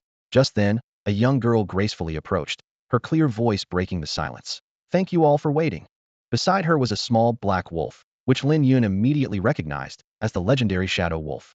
With a thought, the details of the Shadow Wolf appeared before him. Name: Shadow Wolf. Rank: Ordinary Tier 1. Skills: Basic Claw Strike, Basic Pounce and Bite. Zhao Hanha keenly noticed the badge on the man's chest and asked, "Are you an iron-ranked Beastmaster?" "That's right. Miss Zhao, my name is Su Guang." Su Guang introduced himself with a hint of pride in his voice. Zhao Hanha nodded slightly, her eyes showing a touch of respect. She clapped her hands, and 12 servants brought forward 6 similarly designed mechanical puppets. With several heavy thuds, the puppets landed on the ground. Zhao Hanha glanced around and announced loudly, "Beastmasters, let your pets use their claw strikes." Su Guang eagerly stepped forward. "I'll go first." He wanted to show off his strength. Woof! The black wind dog let out a bark and charged at one of the mechanical puppets, its sharp claws striking the puppet's surface with force. With a loud crash, the puppet shook slightly, and some text appeared on it. A servant stepped forward and read aloud, "Intermediate Claw Strike, 2,800 pounds." Zhao Hanha nodded lightly. "You have 2 more chances to test." Su Guang, however, waved his hand confidently, saying, "No need for further tests. My black wind dog's claw strike power is around 2,800 pounds. You seem quite confident," Zhao Hanha remarked with a smile. Buoyed by the praise, Su Guang became even more smug, declaring loudly, "Everyone, I don't think there's a pet here that can surpass my black wind dog. There's no need to waste any more time." His tone was somewhat aggressive. Although Sun Mei felt displeased, she had to admit he was right. Her Terra's claw strike power was only 950 pounds, far from being comparable. "Those who don't wish to test, you may leave," Zhao Hanha announced loudly. Feeling downcast, Sun Mei muttered softly, "Let's go, Lin Yun, we're leaving." It was then she realized Lin Yun was no longer by her side. She quickly looked around and saw Lin Yun moving forward with his pet. Could it be that he's not giving up? Sun Mei suddenly thought of something. Su Guang stepped forward, curiously asking, "What tier has your crescent moon fox reached?" "Ordinary Tier 3, Lin Yun replied calmly. "Ordinary Tier 3. Sun Mei gasped, shocked. In such a short time, Lin Yun's pet had reached this tier, which was truly astonishing. She recalled her earlier teasing of Lin Yun and felt a bit embarrassed. She had thought that after her Terra's breakthrough, she could outshine Lin Yun, but she was still no match. Despite this, Sun Mei knew that even at ordinary tier 3, it couldn't compete with Su Guang's ordinary tier 5 pet. The two-tier difference meant that even if both had intermediate claw strikes, the power difference would be significant. Lin Yun calmly issued the command. Qingya, use your claw strike on this mechanical puppet. Woof! Qingya let out a low growl and charged fiercely at the puppet. Her claws struck the puppet's surface with great force, causing the heavy mechanical puppet to shake violently, clearly surpassing Su Guang's black wind dog in power. A servant quickly stepped forward and read the inscription's meaning. Advanced claw strike, power of 3,200 pounds. 3,200 pounds. Sun Mei gasped again, and the entire place fell silent. No one present had expected that this seemingly delicate little white fox could wield such a powerful claw strike. Advanced claw strike, 3,200 pounds. Lin Yun's Heart Moon Fox displayed such astonishing power that everyone present was left in shock. Sun Mei's mind was in turmoil as she recalled the countless efforts she had put into advancing Terra's claw strike skill, only to reach an intermediate level. Yet, how long had Lin Yun been bonded with the Heart Moon Fox? And it had already reached such a terrifying stage. Just how strong was this young man's talent? Su Guang was equally taken aback that the Heart Moon Fox, nurtured by this young beastmaster, was even more formidable than his Black Wind dog.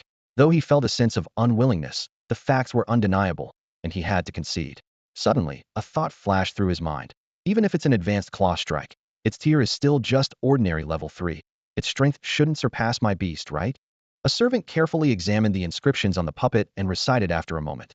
This claw strike has 2 attributes, namely strength and tear. No way. Su Guang gasped. This white fox's claw strike has comprehended 2 skill attributes. That's incredibly strong. For him, getting his beast skills to break through to the next tier was already quite an achievement, let alone gaining attributes, which he didn't even dare to dream of. But this little white fox not only had 2 attributes, but both were highly beneficial in battle.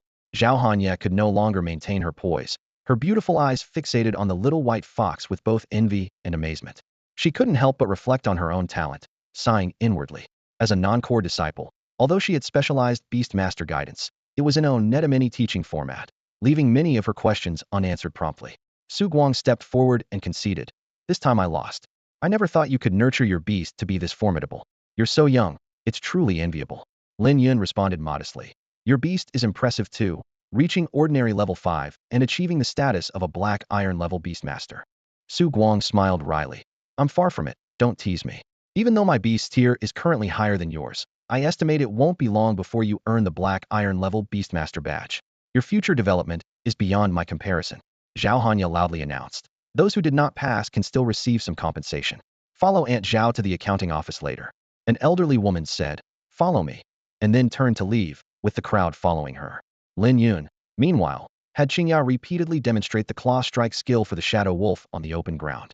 Once the shadow wolf had observed enough, it began practicing against a mechanical puppet. Qingya closely monitored and occasionally corrected its movements. After half an hour, Lin Yun left the Zhao family with Qingya, returning to their residence in the slums. He understood that skill training didn't require spending the entire day at the training ground. Just an hour a day was sufficient. A week later, the shadow wolf had finally honed its claw strike skill to an intermediate level, a remarkably swift progress. If Qingya's claw attack is considered intermediate, then the shadow wolf would need more time to hone its claw attack to that level. Qingya didn't idle this week either, spending its remaining time training on the outskirts of the night forest, hunting exotic beasts and continuously honing its skills in biting and swift movement. The goddess of luck seemed to favor this Heart Moon Fox, as by the 5th day, Qingya successfully elevated its swift movement skill to an advanced level, significantly improving its speed. Lin Yun instinctively checked Qingya's status. Name, Heart Moon Fox. Rank, Ordinary. Tier 3 skills, Claw Attack Advanced, Powerful Tier, Bite Intermediate, Swift Movement Advanced. At that moment, Zhao Hanhao approached, holding a silver note. She handed the note to Lin Yun, saying, Lin Yun, this is your payment. Thank you and Qingya for helping my shadow wolf so much during this time. Lin Yun accepted the note, feeling its smooth texture with his fingers. The note bore intricate anti-counterfeit patterns and the emperor's seal of the Shun Chuan Empire in the lower left corner. It was his first time touching such a note, the heavy scent of ink wafting towards him. In the past, while working, he had only seen it from a distance, never having the chance to handle it. Seeing the numbers on it, Lin Yun's mood improved significantly. Meanwhile, in a modest house in the middle of the slum area, Lin Chun was drying rabbit meat. Qingya had brought back so much rabbit meat from hunting that he had to preserve it by air drying. Suddenly, with a bang, Li Yuru burst in, nearly causing Lin Chun to fall off his stool. What the heck are you doing? Rushing around like you're late for a funeral? Lin Yun complained, dissatisfied. Li Yueru, however, was unfazed, her face brimming with excitement. Old Lin, I found a suitable job. What job? Tell me about it. Lin Chen's interest was piqued. Li Yuru teased him a bit. This job, if we both take it, we can earn 300 taels of silver. 300 taels, Lin Chen exclaimed. On a good day, he could earn 3 or 4 taels, which was considered lucky. Over the years, the couple had only saved a little over 100 taels. 300 taels was a fortune to them, making him very tempted. What exactly is the job? Lin Chen asked eagerly. A caravan is heading to Shuiyao City, and they just happen to need 2 ordinary people for odd jobs. As soon as I heard the news, I rushed back to tell you, Li Yuru said, her voice filled with undisguised excitement. A caravan. Lin Chen frowned. He knew the areas outside the city were teeming with beasts. While caravans were lucrative, they also came with high risks. Terrifying large beasts often attacked, and for ordinary people like him and Li Yuru, encountering such beasts could mean not even leaving behind a body. He recalled the last time Lin Yun helped transport a body from a city caravan. Seeing his hesitation, Li Yuru persuaded. Old Lin, we might not even encounter beasts. Besides, aren't there caravan guards to handle most of the beasts?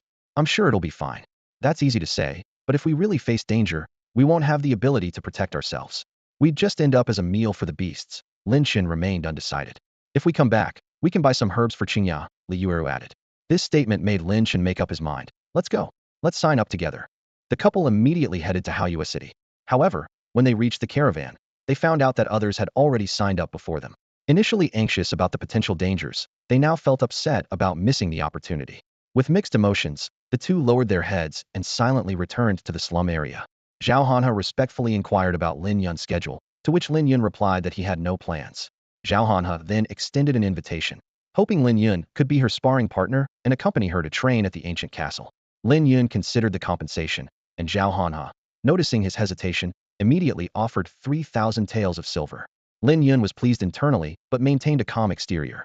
Mistaking his silence for dissatisfaction, Zhao Hanhe quickly increased the offer to 5,000 taels. Lin Yun was secretly surprised by the Zhao family's wealth, and, after weighing the pros and cons, gladly accepted.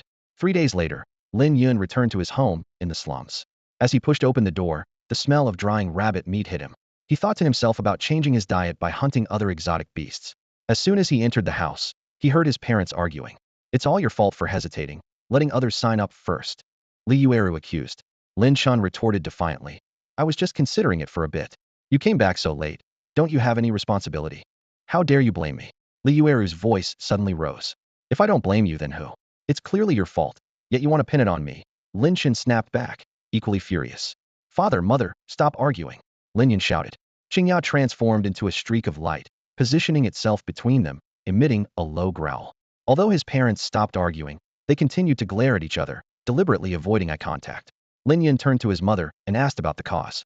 Li Yueru briefly explained the situation, not forgetting to complain about her husband's indecisiveness, which led to a missed opportunity. Lin Chen immediately countered, emphasizing that he was merely weighing the pros and cons, not being indecisive. You have long hair but short knowledge. You don't understand a thing. Li Yuru scoffed, a hint of disdain flashing in her eyes. Seeing this, Lin Yun quickly interjected. All right, both of you, can we calm down for a moment? Qingya let out a dissatisfied whimper but obediently closed her mouth. Although they stopped arguing, their faces remained tense, and the atmosphere was charged with tension. After patiently listening to the whole story, Lin Yun couldn't help but smile wryly. He pulled out a brand new silver banknote from his pocket and waved it in front of them. I thought it was something serious. Look at what I have here. Li Yuru snatched the banknote and exclaimed, Oh my god, it's a silver banknote. So much. Xiao Yun, where did you get all this money? Lin Chun was stunned for a moment before murmuring. We couldn't earn this much even if we worked our whole lives. Lin Yun explained with a smile. Don't forget, I'm a beast master now. The faces of the two elders lit up with joy. Lin Yun continued. You both don't need to work anymore. From now on, leave the money-making to me. No way. Lin Shin quickly waved his hand, and Li Yuru added. Your father and I have been working all our lives. It's no big deal to keep going. Lin Yun pondered for a moment and realized they had a point. If they stayed idle at home without working, it might actually make them restless. So, he made a pact with his parents. They shouldn't take on jobs that were too dangerous, too exhausting, or too poorly paid.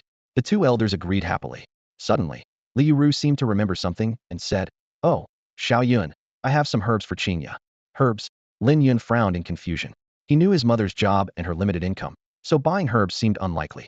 Sensing Lin Yun's doubt, Ru explained a bit sheepishly. I helped at the pharmacy today. On my way back, I collected some herb fragments. She opened a cloth bundle. Lin Yun immediately recognized the fragments as Shunli grass leaves. Despite being fragments, the bundle contained the equivalent of over 3 full Shunli grass plants. It was a token of his mother's care, so he accepted the bundle without protest. Lin Chen asked worriedly, "Is everything okay with the pharmacy?" "Don't worry." Ru laughed. "The pharmacy owner knows about it.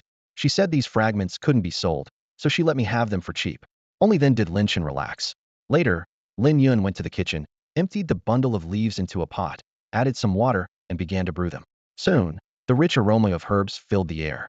Qinya, drawn by the scent, darted into the kitchen, rubbing her head against Lin Yun's leg, nearly drooling.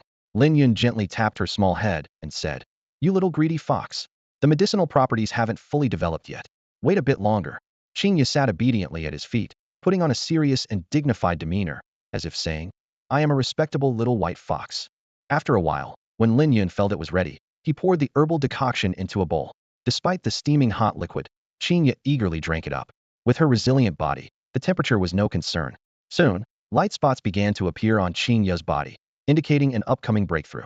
Lin Yun was delighted, and indeed, after some time, Qinya successfully advanced from the ordinary 3rd tier to the 4th tier. In the following days, Lin Yun focused on honing Qinya's biting skill, the only one still at an intermediate level.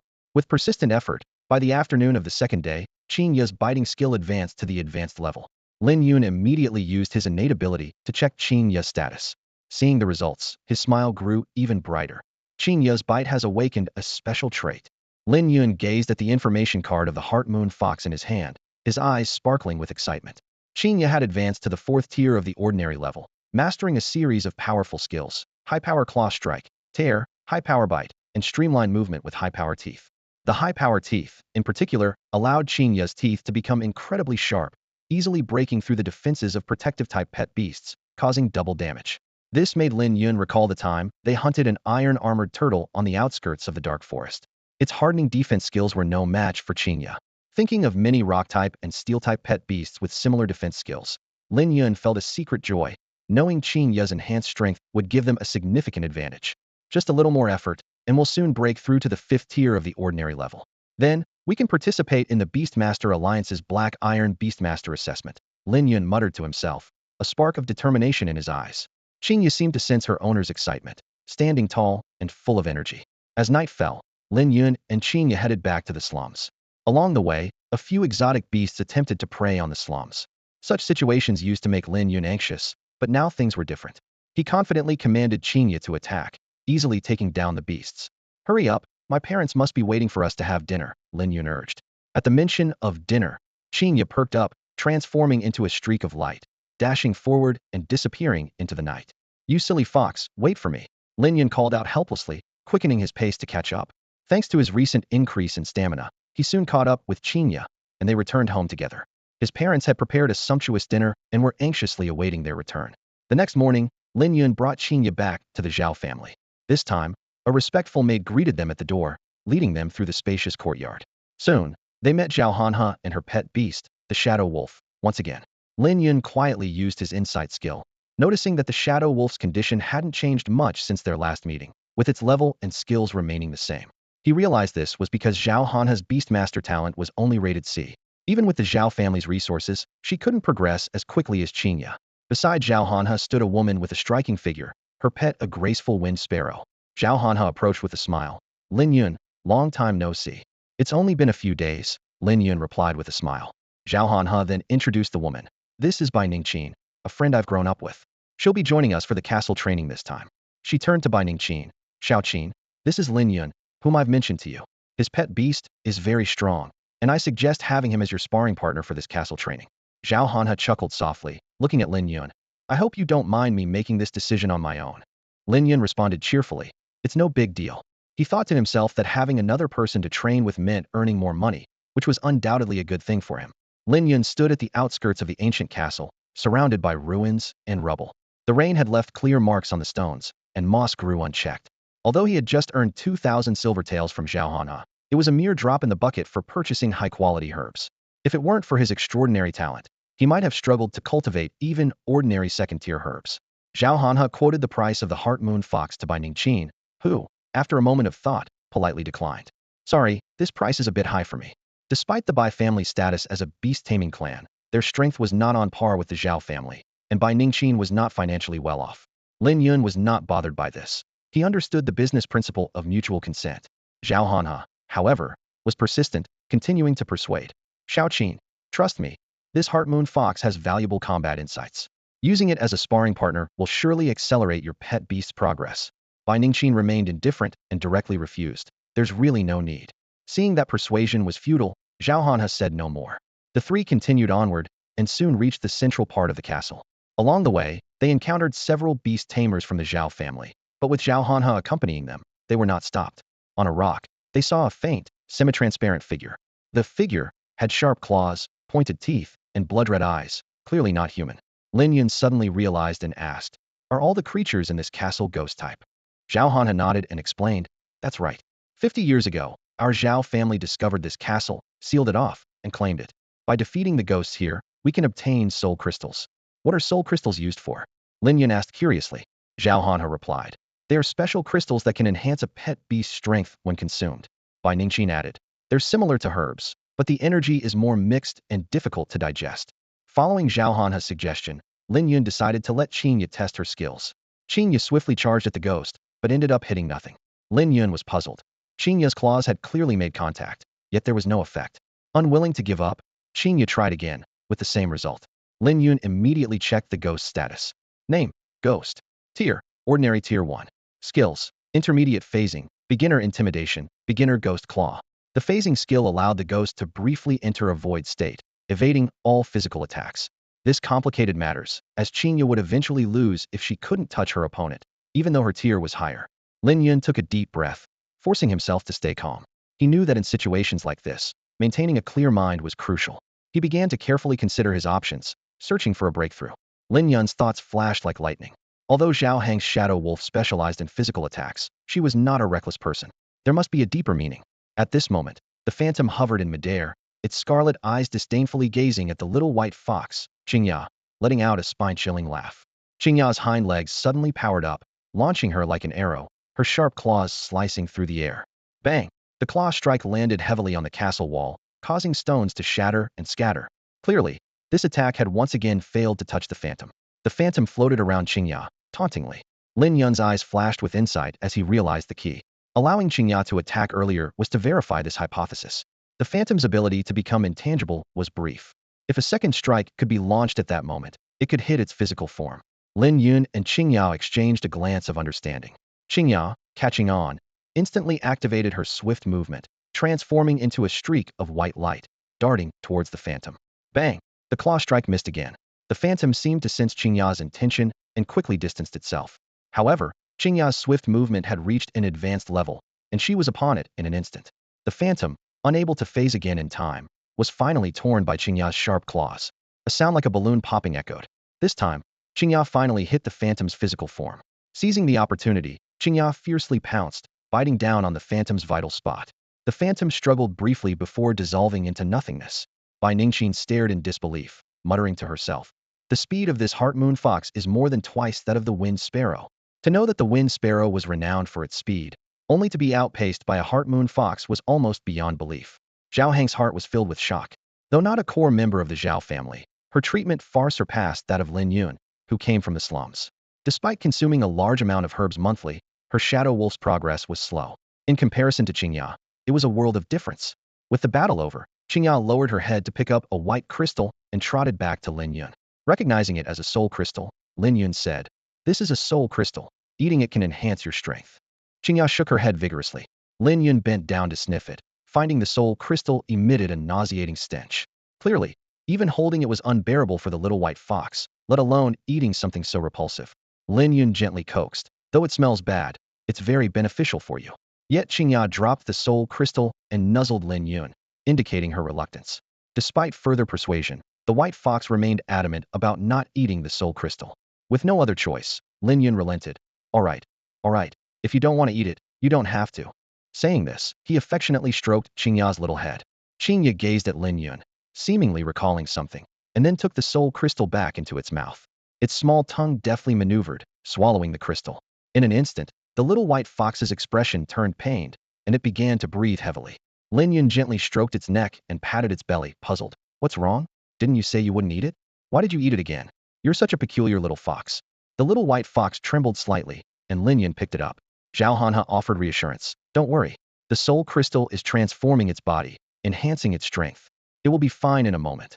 Lin Yun sighed in relief. Indeed, before long, the little white fox recovered.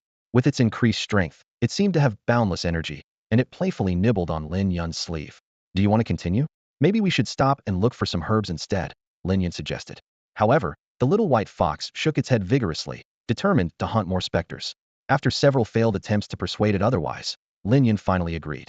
Before they set off, Zhao Hanhe kindly reminded. Lin Yun, you can hunt specters, but be careful. Don't let Xingye consume too many soul crystals at once, or it will fall into a long sleep. I'll be careful. Thank you, Lin Yun replied, and left with Xingye following closely behind. Even though they had already hunted several specters, Xingye was still somewhat averse to the taste of the soul crystals. As they walked, Lin Yun explained, whether human or beast, when they die, a specter can be born. The strength of a specter is related to the power of its original form, but unlike the original, it has no prior memories, unless it had particularly strong attachments. They moved through the ruins of an ancient castle as Lin Yun continued. This castle was once the stronghold of a prominent beast tamer family. It was attacked by large beasts, and everyone became their prey. Their remains gave birth to many specters due to their lingering resentment. Observing the struggle marks on the walls and the signs of destruction, Lin Yun couldn't help but remark, beasts are truly terrifying. Xingye continued to hunt specters, consuming the soul crystals within them. By evening, it had killed over 100 specters. This time, as it swallowed the soul crystals, Xingye seemed more accustomed to it, showing less aversion than before. Clearly, the increase in power motivated it to persist. Suddenly, Xingye let out a painful whimper and curled up at Lin Yun's feet. Oh no, it ate too many soul crystals, Lin Yun immediately realized, gently soothing its back to ease the pain. Fortunately, Lin Yun was prepared. With his SS-level catalytic ability, a little rest would suffice for recovery. Xingye closed its eyes and fell asleep, while Lin Yun stood guard with his sword, remaining vigilant despite the area being mostly cleared of specters. He was pleased to sense Xingye's aura growing stronger, thinking, once it wakes up, it will break through to the 5th tier. With the Black Iron badge, I can take the Beast Tamer Alliance exam, making it easier to earn money and relocate my parents to the city, away from the threat of beasts. Just then, a disturbance emerged from a dark corner. Because of Xingye's extensive hunting of specters, a giant specter was about to be born. Inside the ancient castle, an intense battle was unfolding. A wind sparrow and a shadow wolf were teaming up to attack a ghost, creating a tense and thrilling scene. The shadow wolf let out a low growl and lunged at the ghost as a dark shadow, but missed its target. Its sharp claws struck the wall heavily, leaving large claw marks. At that moment, the wind sparrow, having anticipated this chance, dived down just as the ghost's intangibility ended. Its sharp beak struck the ghost with precision, dealing a heavy blow. The shadow wolf followed closely with another fierce claw strike. With their coordinated efforts, the ghost finally couldn't hold on and dissipated into the air, leaving behind a translucent soul crystal. Although they successfully defeated the ghost, Bai Ningqin seemed somewhat displeased. She frowned and said, "Damn it. It took us nearly 47 tries to succeed just this once. Even though our beasts finally took down the ghost, compared to Qingya, the gap is still too wide." This vast difference left Bai Ningqin feeling quite unsatisfied. Zhao Hanhe, on the other hand, appeared calm and said indifferently, Lin Yun's beast mastery talent is far superior to ours. It's only natural that his beasts can easily defeat a ghost. Bai Ningqin's interest was piqued, and she asked, what level is his beast mastery talent? After a brief thought, Zhao Hanhe replied, it should be S-level, but I'm just guessing. After all, talent levels are personal matters, and it's not easy to ask directly. S-level? You must be dreaming. Bai Ningqin clearly didn't believe it. Do you know how formidable and S-level talent is? I'd believe it if you said a level. Zhao Hanhe shrugged dismissively. Believe it or not, you'll find out eventually. Her own beast mastery talent was clevel, which wasn't considered genius level, but with the support of her family's resources, it was decent. Yet even so, she couldn't compare to Lin Yun, who was born in a poor area with scarce resources, while Zhao Hanhe received a precious bright grass every day. Seeing her friend upset, Bai Ningqin refrained from saying more, though she still felt that S-level talent was exceedingly rare. Just then, the castle began to shake violently. With a loud rumble, the ground split open, and an enormous ghost emerged from below. That's a giant ghost. Bai Ningqin's face turned pale. A giant ghost is a special form of ghost that can only be born in areas with a high concentration of ghosts. When ghosts face mass slaughter, They devour each other to enhance their strength as a survival instinct. Zhao Han's expression also turned grim. They struggled enough against ordinary ghosts, let alone a giant ghost that was 7 or 8 times larger. Worse still, despite its massive size, its speed was undiminished, and its intangibility was perfected. Whenever it encountered obstacles, its body would become semi-transparent, allowing it to easily evade them. Just as they were about to flee, the giant ghost sensed their intentions and quickly blocked their path. Zhao Hanha was puzzled as to why a giant ghost suddenly appeared in this castle. Such an occurrence was impossible unless a large number of ghosts disappeared simultaneously. We have no choice but to fight. Binding Qin gritted her teeth. With no way out, their only hope was to fight to the death for a slim chance of survival. Although the Wind Sparrow and Shadow Wolf were not particularly powerful, they still had a trump card. The two exchanged a glance, ready to unleash their final move. Using a special potion, they could enhance their pet beast's abilities. The potion, meticulously crafted by the Zhao family's alchemist, could temporarily boost the beast's power to the ordinary tier 4, enough to confront the giant specter. However, the effects were short-lived, and the beast required a recovery period afterward. The Shadow Wolf and Wind Sparrow understood this and swallowed the pills without hesitation. In an instant, their aura transformed, reaching the power of the ordinary tier 4.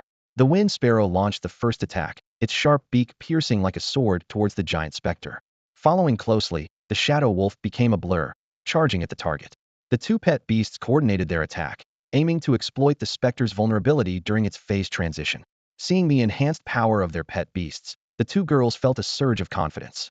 By Ningqin sighed. It's a pity they need a few days to recover after this. Zhao Hanha reassured her. It's just a few days, they'll pass quickly. However, their joy soon turned to shock.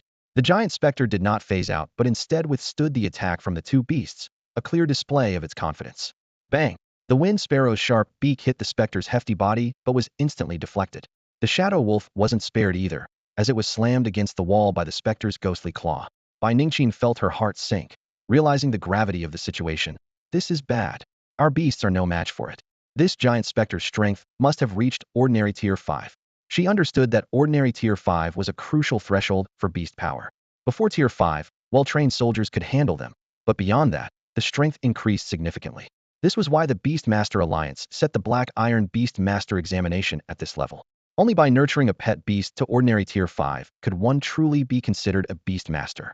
The giant specter effortlessly grabbed the Shadow Wolf by the scruff, toying with it like a plaything. Zhao Hanha felt a deep sense of humiliation watching her contracted beast being toyed with. Bai Ningqin gritted her teeth in anger. Just then, the giant specter suddenly halted, its crimson eyes warily looking towards the nearby staircase. It sensed the presence of many of its kind, but realized they had already been devoured. Lin Yun approached slowly, accompanied by the newly ascended Qinya. Zhao Hanha warned with concern. Lin Yun, this giant specter is formidable, likely reaching ordinary tier 5. Ordinary tier 5. Lin Yun's lips curled into a knowing smile. Out of caution, Lin Yun activated the Eye of Insight, carefully assessing the state of the massive specter. This formidable being, formed by the mutual devouring of multiple spirits, possessed astonishing abilities: mid-level phasing, basic devouring, advanced razor-sharp ghost claws, and basic sonic attacks. The combination of its advanced ghost claws with sharpness, particularly, posed a significant threat to living creatures, causing Lin Yun's heart to skip a beat. Bai Ningqin urgently proposed. We should call for help immediately. There might still be a chance to survive. Lin Yun ignored her, decisively ordering. Qingya, take down this big ghost. No sooner had he spoken than the giant specter let out a deafening roar. Sonic waves rippled invisibly across the space, causing massive cracks to appear on the castle walls, and visibly affecting Qingya's speed. Yet, this did not deter the white fox. Qingya let out a low growl, transforming into a streak of white light, and swiftly closing in on the specter. The specter swung its massive ghost claws with great force, but Qingya nimbly dodged to the side. With a loud bang, the ghost claw struck the castle wall, causing it to collapse. If not for the castle's sturdy construction and the Zhao family's reinforcements, it would likely have been reduced to ruins. Qingya retaliated, her sharp claws slicing through the air. However, the specter was prepared, phasing its body to easily evade the attack. Qingya's claws struck the wall, leaving a gaping crater, their power far exceeding that of the specter's ghost claws. A hint of seriousness flickered in the specter's crimson eyes, clearly not expecting the small white fox to possess such terrifying combat strength. Zhao Hanha's expression changed dramatically as she internally compared her carefully trained Shadow Wolf, whose claw attacks had only reached mid-level, to the power of Qingya, which seemed insignificant in comparison. Bai Ningqin's heart raced, recalling Zhao Hanha's earlier evaluation of Lin Yun's talent. The scene unfolding before her appeared to confirm that unbelievable suspicion Lin Yun might possess the legendary level talent, a gift that even the emperor of the Shinchuan Empire could only dream of. The battle intensified. The colossal specter dared not underestimate its opponent, launching another fierce attack with its ghost claws. Qingya utilized advanced light-speed movement, her form agile as lightning, deftly evading all 33 of the specter's furious assaults. Suddenly, Qingya let out a low growl, deftly maneuvering on floating pebbles in midair, rapidly closing in on the giant specter. Her small claws struck like lightning, forcing the specter to phase its body. Although the initial strike missed, Qingya did not relent, launching a relentless barrage of claw attacks, one after another, with unstoppable momentum. With 98 consecutive strikes, the giant specter finally couldn't hold on any longer. It took a hit to the abdomen, and the wound emitted a faint white glow, like fireflies drifting down and turning into white dust upon touching the ground. These spectral creatures don't bleed when injured. Instead, they release this eerie powder. Sensing the unfavorable situation, the giant specter used its ability to become intangible and fled in panic. The buildings were no obstacle to it, but acted as barriers for Qingya. However, these barriers couldn't stop her for even a moment. Qingya relentlessly pursued, her strikes shattering the surrounding structures. Crash after crash, stones crumbled, leaving chaos in their wake. In the blink of an eye, Qingya caught up with the giant specter and unleashed a series of rapid strikes. Blow after blow, the specter wailed in agony, completely overpowered. The other specters in the castle, witnessing this dreadful scene, hid in fear. The strength of this small white fox terrified them. Bai Ningqin was overwhelmed with emotion. The once formidable giant specter was now powerless before Qingya. She couldn't help but recall Zhao Han's suggestion to have Qingya as her pet beast for training, a suggestion she declined due to financial constraints. At this moment, she deeply regretted missing such a rare opportunity. Zhao Han was equally astounded. As a member of the Zhao family, she had seen many beast tamers but had never witnessed a newcomer who could cultivate a pet beast to such a formidable degree. The giant specter's dual abilities of intangibility and sound waves made it a challenging opponent, one that ordinary fifth rankers could not handle. Yet, Qingya easily subdued it. After suffering multiple strikes, the giant specter's body became increasingly transparent, like an oil lamp about to go out. It suddenly knelt and pleaded for mercy, offering a small piece of silver with both hands. Lin Yun noticed this and approached to investigate. Seeing this, Qingya halted her attack. The specter, seizing the opportunity, produced another small piece of silver from within itself, gesturing outside and underground, indicating more treasures. Lin Yun understood and said, "Lead the way. If there's enough money, I might spare you." The specter was overjoyed and quickly led them to an ordinary-looking wooded area. "Qingya, strike," Lin Yun commanded. Qingya struck the ground with a paw, revealing a large pit that exposed a hidden chamber below. Inside the chamber were 20 boxes, accompanied by 3 skeletons. The bones bore marks of teeth, suggesting they had been gnawed by a beast. Lin Yun keenly noticed something unusual clutched by the skeleton on the far left. Using a stick, he carefully lifted the decayed clothing to reveal a scroll. Upon picking it up, Lin Yun's excitement soared. It was a map, marking the location of the castle family's external warehouse. He instinctively felt that the treasures there would be even more valuable. A strong premonition surged through him. This time, he was going to strike it rich. Lin Yun stepped into the hidden warehouse, where the air was thick with the passage of time. This place once served as the storage for important supplies of the ancient castle family, but a sudden attack by a monstrous beast had turned the entire family into its prey. Though the warehouse was abandoned, its secrecy had kept it well preserved. Lin Yun surveyed the surroundings, pondering how the giant specter had discovered this secret location. He recalled the specter's ability to inherit memories and phase through walls, and suddenly, it all made sense. This revelation was hardly surprising. He carefully picked up a yellowed map, feeling the slight frayed edges beneath his fingertips. Despite its age, the information on the map was still legible. After studying it closely, Lin Yun quickly realized it was a map of the outer warehouse of the ancient castle family. As a beast-taming family, having only one warehouse was far from sufficient. Their storage system was divided into inner and outer warehouses. The inner warehouse was for daily storage, while the outer one secretly held important items. The outer warehouse was of greater significance, and its location was known only to the core family members. Lin Yun understood well that in this world, besides the fierce beasts, there was another equally dangerous threat: bandits. If a beast-taming family couldn't resist a bandit attack, the inner warehouse would often be looted. At such times, the existence of the outer warehouse became crucial. It could not only mitigate the family's losses, but sometimes even ensure its survival. Bandits usually avoided spending too much time searching for the outer warehouse to prevent drawing the attention of government troops. Lin Yun quickly inventoried the valuables in the secret room. There were 263,000 taels of silver and a large quantity of decayed, unusable copper coins. Recasting these copper coins was out of the question, as only the Shunchuan Empire's officials had the authority to mint coins, and private minting could lead to decades of imprisonment. He noticed some empty boxes that emitted a faint herbal scent, suggesting they once stored medicinal herbs. At that moment, Zhao Hang spoke up. Lin Yun, I can help you deal with these ruined copper coins. As for the silver, I don't want any of it, and I can assist you in secretly transporting it out of here. Lin Yun raised an eyebrow, knowing well that there's no such thing as a free lunch. Oh? What do you want in return? Zhao Hang was straightforward. I want Qingya to act as a sparring partner for my and Ningqin's pet beasts for a month. A month as a sparring partner? That's it. Lin Yun was momentarily taken aback. Are you serious? You know we're talking about over 200,000 taels of silver here. After a moment of thought, Lin Yun finally understood Zhao Hang's intention. For a large family like the Zhao family, over 200,000 taels of silver was neither a small nor a large amount. If Zhao Hang reported this to the Zhao family, she would definitely be rewarded, but the exact amount was uncertain. Given her average status in the Zhao family, she might receive a few tens of thousands of taels if lucky, or just a few thousand if not. Clearly, Zhao Hang was not satisfied with that. More importantly, she valued the improvement of her abilities. In this world, strength is the foundation of everything. Her proposal was a wise choice after weighing the pros and cons. After the battle at the ancient castle, Lin Yun and Zhao Hang deeply recognized Qingya's strength. Having such an excellent companion beast for training was a rare opportunity, and the two quickly agreed to continue having Qingya train their beasts. Lin Yun set a condition. He would choose the next training location. Zhao Hang readily agreed, knowing the castle was on Zhao family grounds, with protective barriers and beast masters patrolling the area, which could be disadvantageous for Lin Yun in case of conflict. Lin Yun had a plan in mind to take them to the outer warehouse, which would fulfill his goals while also meeting Zhao Hang's requirements. Zhao Hang was overjoyed upon hearing this. Bai Ningqin, holding her best friend's hand, was filled with excitement. Previously, she had declined Lin Yun's offer due to financial reasons, but upon witnessing Qingya's formidable strength, she regretted it immensely and was determined not to miss this opportunity. Over the next 3 days, the three of them, along with their companion beasts, continued their training in the castle. Due to the fatigue from the previous battle, Qingya mainly guided Zhao Hang's shadow wolf.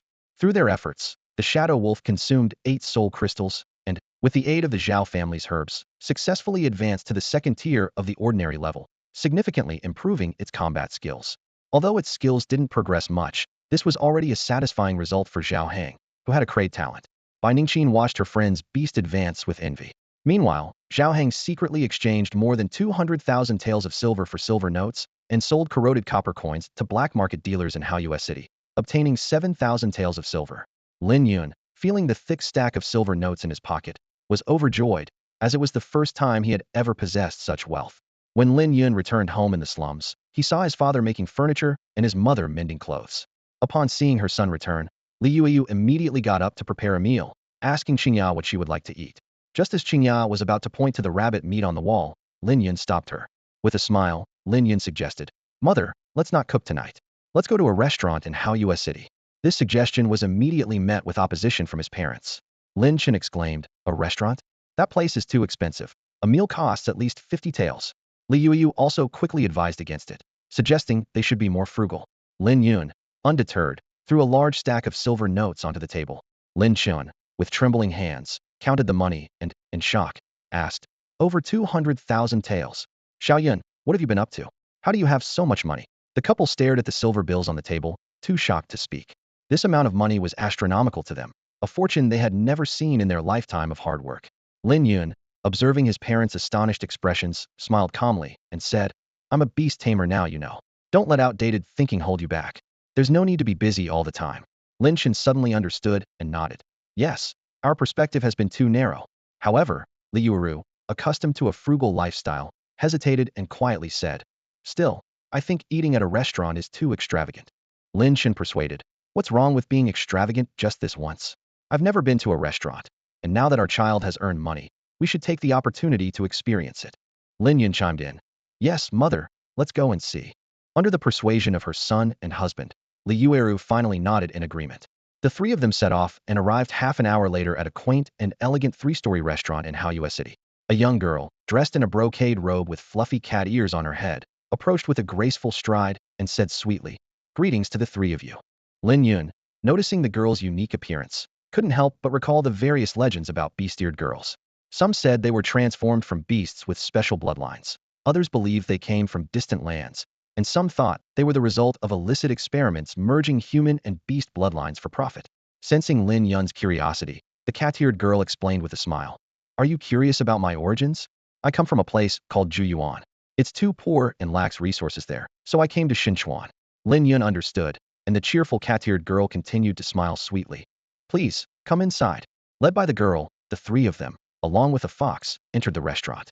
In the center of the first floor, another beast-eared girl, around the same age as the cat-eared girl, played the guzheng while several human girls danced on stage, captivating the guests' attention. Seeing the dancers' revealing attire, Liu whispered, "These women have no shame, wearing just tiny pieces of cloth, exposing themselves." They ascended the stairs to the second floor and entered a refined private room. The cat-eared girl presented the menu with a cheerful smile. What would you like to order? Lin Yun handed the menu to his mother, but Liu was clearly not adept at ordering. Lin Chen took the menu and selected a few dishes, with Lin Yun adding a few more. Qingya ordered some special pet food. The cat-eared girl glanced at the menu and was surprised. The total cost of these dishes came to over 3,000 silver taels, far exceeding the average expenditure of the restaurant's patrons, which she knew from her half-month of work there was usually around 500 taels. Please wait a moment, the cat-eared girl said before leaving the room to prepare their order. Soon, a variety of aromatic dishes were placed on the table. The little gluttonous fox, Qingya, couldn't hold back any longer, its eyes sparkling as it gazed at the delicious food. As soon as the food was served onto its small plate, it began to feast eagerly, its little paws moving non-stop. Lin Yun and his parents, on the other hand, savored each dish gracefully, relishing the exotic beast meat expertly cooked by the restaurant chefs. Every bite was delicious and left a lingering taste. Half an hour later, the three of them finished their meal, feeling satisfied and content with this rare outing to the restaurant. Lin Yun gently stroked Qingya's little head and asked softly, Qingya, would you like a new little nest? Previously, due to a lack of materials, Qingya's nest was not ideal, which had always been a regret for Lin Yun. Now that their financial situation had improved, he naturally wanted to make up for this shortcoming. To his surprise, Qingya shook its head vigorously, rejecting the idea. For it, although the current nest wasn't luxurious, it was comfortable enough. More importantly, that little nest held many memories and significance. Seeing this, Lin Yun nodded understandingly and said no more. As night fell, the family of three headed home. Despite the late hour, Lin Yun showed no signs of worry. Qingya had grown into an ordinary 5th-level exotic beast, with skills honed to an advanced level. Lower-level beasts would flee at the sight of it, and even when faced with a formidable 8th-level exotic beast, Qingya could ensure their safe retreat. Suddenly, the quiet night was interrupted by the sound of dogs barking. Lin Yun looked in the direction of the noise and saw a middle-aged man, Xiao Guang, on patrol. Uncle Guang, Lin Yun greeted politely. Lin Chen also smiled and said, Old Guang, still patrolling so late? Xiao Guang sized them up, curious, and asked, What have you been up to? Lin Chen replied honestly, Xiao Yun earned some money. We just came back from the restaurant. Xiao Guang was silent for a moment, his gaze shifting between Qingya and Lin Yun, as if he understood something. A flash of envy crossed his eyes, but he quickly returned to his usual demeanor. I have other areas to patrol, so I'll be on my way, he said, turning to leave without urging them to hurry home, as he would with others. Xiao Guang had realized that for Lin Yun's family, exotic beasts were no longer such a daunting threat. Back home, Lin Chun and his wife washed up and soon fell into a deep sleep. Qingya, however, was full of energy, repeatedly jumping onto Lin Yun's bed. Lin Yun rubbed his sleepy eyes, helplessly grabbing it by the nape and gently placing it on the floor. Time to sleep. Qingya, I'm tired, he said. Yet, as soon as he was about to pull up the covers, he found Qingya had bitten onto them. Lin Yun suppressed his impatience and moved it away, only for it to hop back onto the bed shortly after. Although the map found in the ancient castle was old, the layout of the mountains was still clearly recognizable. With this crucial piece of information, Lin Yun successfully pinpointed the location of the outer warehouse. However, the journey was long and arduous, taking more than a day to reach from the slums. This presented an unsettling reality. They would have to spend a night in the forest. Lin Yun and Qingya had visited the forest several times before, but only during the day. At night, the forest transformed into a dangerous place full of lurking threats. Beasts awakened to hunt, and given Lin Yun's current strength, camping overnight in the wild would be akin to courting death. Fortunately, Zhao Hanhe offered a solution. The Zhao, Bai, and Zhong families had established a plantation along the route, where the unique soil greatly enhanced the potency of medicinal herbs. This not only solved the lodging problem, but also provided Lin Yun with an unexpected benefit. The three of them, along with their respective pets, set off towards the plantation. The lower-level beasts they encountered were dealt with by the shadow wolf and the wind sparrow, while Qingya handled the slightly stronger ones herself. Though Qingya had reached the 5th ordinary level, to conserve energy, most battles were left to the two pets. Suddenly, the ground shook, and trees toppled over. Qingya perked up, ready for combat. A massive black boar charged through the foresta fearsome dark boar. Zhao Han had tensed immediately. Her pet was not strong enough to handle it, and fleeing was not an option. The dark boar's boar rush skill was not only devastating in power, but also matched the wind sparrow in speed. At this moment, she could only rely on Lin Yun's pet. Lin Yun quietly invoked insight, and the information about the dark boar appeared before him. Name, Dark Boar. Rank, 5th ordinary level. Skills, Boar Rush Advanced, Provocation Intermediate, Dark Beam Advanced, Dark Skin Intermediate. The boar lowered its front and raised its hindquarters, its right front hoof pawing the ground, ready to charge. Qingya struck first, and the boar launched its boar rush, charging like a meteor. Qingya leapt gracefully, dodging the attack, and revealed her sharp claws, slashing a wound across the boar's belly. However, the dark boar's dark skin skill granted it formidable defense, making Qingya's attack insufficiently lethal. The boar shook its head violently, its movements slowing. Zhao Han had noticed the change, recalling the effect of the rend skill. The white fox's tearing skill displayed astonishing power. The seemingly small wound was like a floodgate opening, with blood pouring out continuously, flowing down the thick belly of the wild boar to the ground. The dark boar let out an ear-splitting roar, its mouth wide open, as a black light gathered within, signaling an imminent attack. Qingya transformed into a stream of light, quickly creating distance. In the next instant, with a thunderous boom, a dark beam shot out. Qingya deftly dodged, and the beam struck the boulder behind her, reducing it to dust in an instant. The boar, unwilling to relent, gathered energy once more, launching a series of attacks. Boom, boom, boom. Amidst the continuous explosions, Qingya moved like a phantom, skillfully evading each beam. The ground was quickly pocked with several alarming craters, dirt flying and obscuring the air. The vegetation around the craters was corroded by the dark energy, wilting and dying at a speed visible to the naked eye. Zhao Han shook her head lightly, seeing the outcome as inevitable. As long as they continued to evade, the dark boar's demise was only a matter of time. Using the light movement's properties, Qingya instantly closed in on the boar's thigh. Her sharp claws pierced through the dark fur, slicing through muscle and reaching the bone. With a crisp crack, the leg bone snapped. The boar let out a chilling scream, its massive body losing balance and crashing heavily to the ground. Seizing the opportunity, Qingya attacked again, her claws swinging once more. This time, a massive claw shadow appeared around her claws, as if they were an enlarged version of her original claws. This shadow was not a mere illusion, but a formidable weapon capable of inflicting real damage. Bai Ningqin gasped, amazed by the white fox's terrifying ability to comprehend new skills. Zhao Han's eyes were filled with astonishment, silently comparing. Her shadow wolf had yet to comprehend even a single skill trait, and the gap between it and this monstrous white fox was despairingly vast. Seeing this, Lin Yun quickly whispered an incantation to observe the white fox's latest information. Name, Xinhua Fox. Rank, Common Tier 5. Skills, Claw Strike Top Tier, Powerful, Tearing, Shadowing. Bite Advanced, Sharp. Light Movement Advanced. Indeed, the Claw Strike had gained a new trait called Shadowing. The claw shadow struck the boar fiercely, sending flesh flying. The dark boar didn't even have time to howl before it died on the spot. The white fox cautiously approached the boar's corpse, sniffed it, then sneezed and quickly darted back to Lin Yun's side. Lin Yun affectionately rubbed the white fox's head, smiling. You greedy little thing. The meat of a dark boar is gamey and smelly, not fit to eat. Once we finish up here, I'll take you out for a feast. Hearing the promise of delicious food, the white fox let out excited whimpers. Lin Yun smiled gently and said, Let's get going. Only then did Zhao Han snap out of her daze and quickly said, Oh, Ningqin, let's continue on our way. All right, Bai Ningqin replied briefly. The three of them continued their journey and finally reached the vicinity of the plantation by evening. Due to the cultivation of many rare herbs, this area was often coveted by beasts, which frequently attacked in small groups. To counter this, the three major families of Haoyue City had deployed numerous beast masters here for daily patrols. Black wind dogs, light fong dogs, and little mountain apes were seen patrolling the ground, while numerous wind sparrow riders hovered overhead. The air was thick with the scent of herbs, invigorating the three beasts, making them unusually excited. Clearly, these precious herbs had an irresistible allure for the beasts. The security here is as tight as a fortress, and anyone approaching carelessly would be mistaken for a thief and attacked by the guardian beasts. However, with Zhao Han and Bai Ningqin present, this is not a concern. The two women stepped forward confidently. Suddenly, a sharp cry pierced the sky. A wind sparrow swooped down from above, carrying a young man in armor on its back. This man, named Zhao Sheng, is a collateral descendant of the Zhao family. After landing, Zhao Sheng respectfully greeted the two ladies. "Greetings, Miss Zhao, Miss Bai." Then, he turned his gaze to the unfamiliar face standing nearby and asked curiously, "And who might this be?" Zhao Hanha introduced succinctly. "His name is Lin Yun. He's with us." Zhao Sheng immediately bowed to Lin Yun. "Mr. Lin." Lin Yun nodded slightly in return. Turning to Zhao Hanha, Zhao Sheng inquired, "Miss, is there a new task from the family?"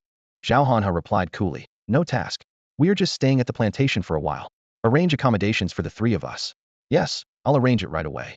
Zhao Sheng responded promptly, then whispered instructions to a man nearby, who quickly left to prepare the lodgings. Zhao Sheng warmly invited them. "You've traveled far and must be tired. Please come inside and rest." The three followed Zhao Sheng into the plantation.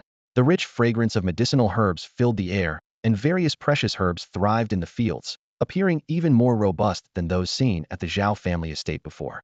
Everywhere, workers tended to and watered these herbs, each accompanied by a bell-like creature hovering nearby. Lin Yun quietly activated his insight ability, and information about these creatures appeared before him. Name, Bellflower. Grade, Common Tier 2. Skills, Growth Bell, Intermediate, Acceleration Beginner. The growth bell emits melodious music that accelerates herb growth. Acceleration is an evasion skill, allowing the bellflower to flee rapidly in danger. Though lacking combat ability, bellflowers are highly valuable for their unique capabilities. A common Tier 2 bellflower can increase the plantation's revenue by 200,000 silver pieces.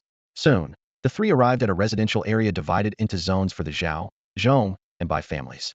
The Zhong family held the most influence, while the Bai family was the weakest. Throughout the area, beast tamers could be seen either resting or training.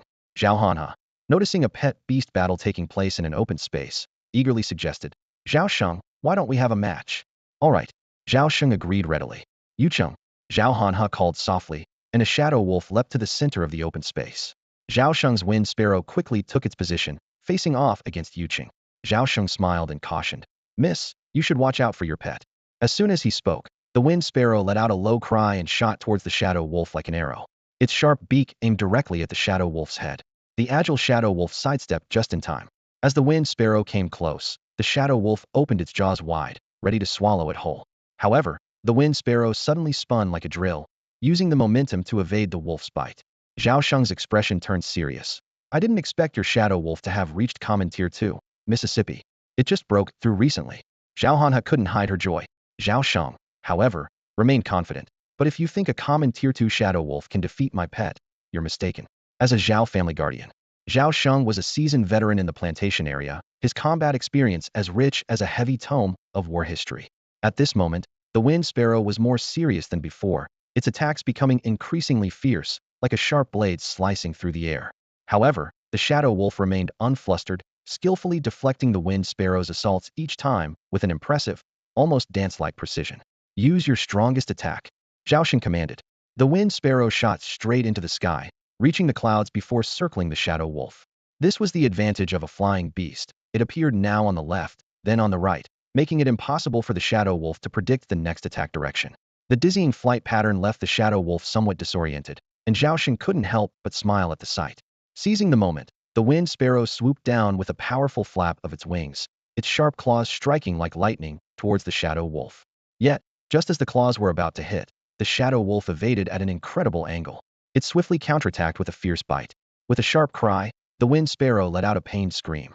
The shadow wolf's sharp teeth pierced its neck, causing bright red blood to flow.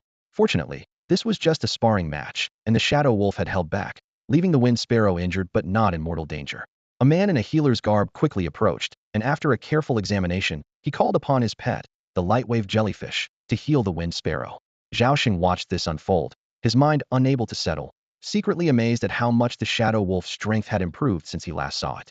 Zhao Hanha happily patted the shadow wolf's large head, knowing well that this progress was thanks to Lin Yun. She recalled her decision to trade tens of thousands of silver taels for the opportunity to spar, which now seemed wiser than ever. Witnessing the battle between Yuchen and the wind sparrow, Bai Ningxin felt a bit self-critical. Her pet had also been training with Qingya, yet it hadn't progressed as much as Yuchen. Both she and her pet realized they hadn't been diligent enough and resolved to work twice as hard from now on. "Lin Yun, do you want to give it a try?" Zhao Hana asked.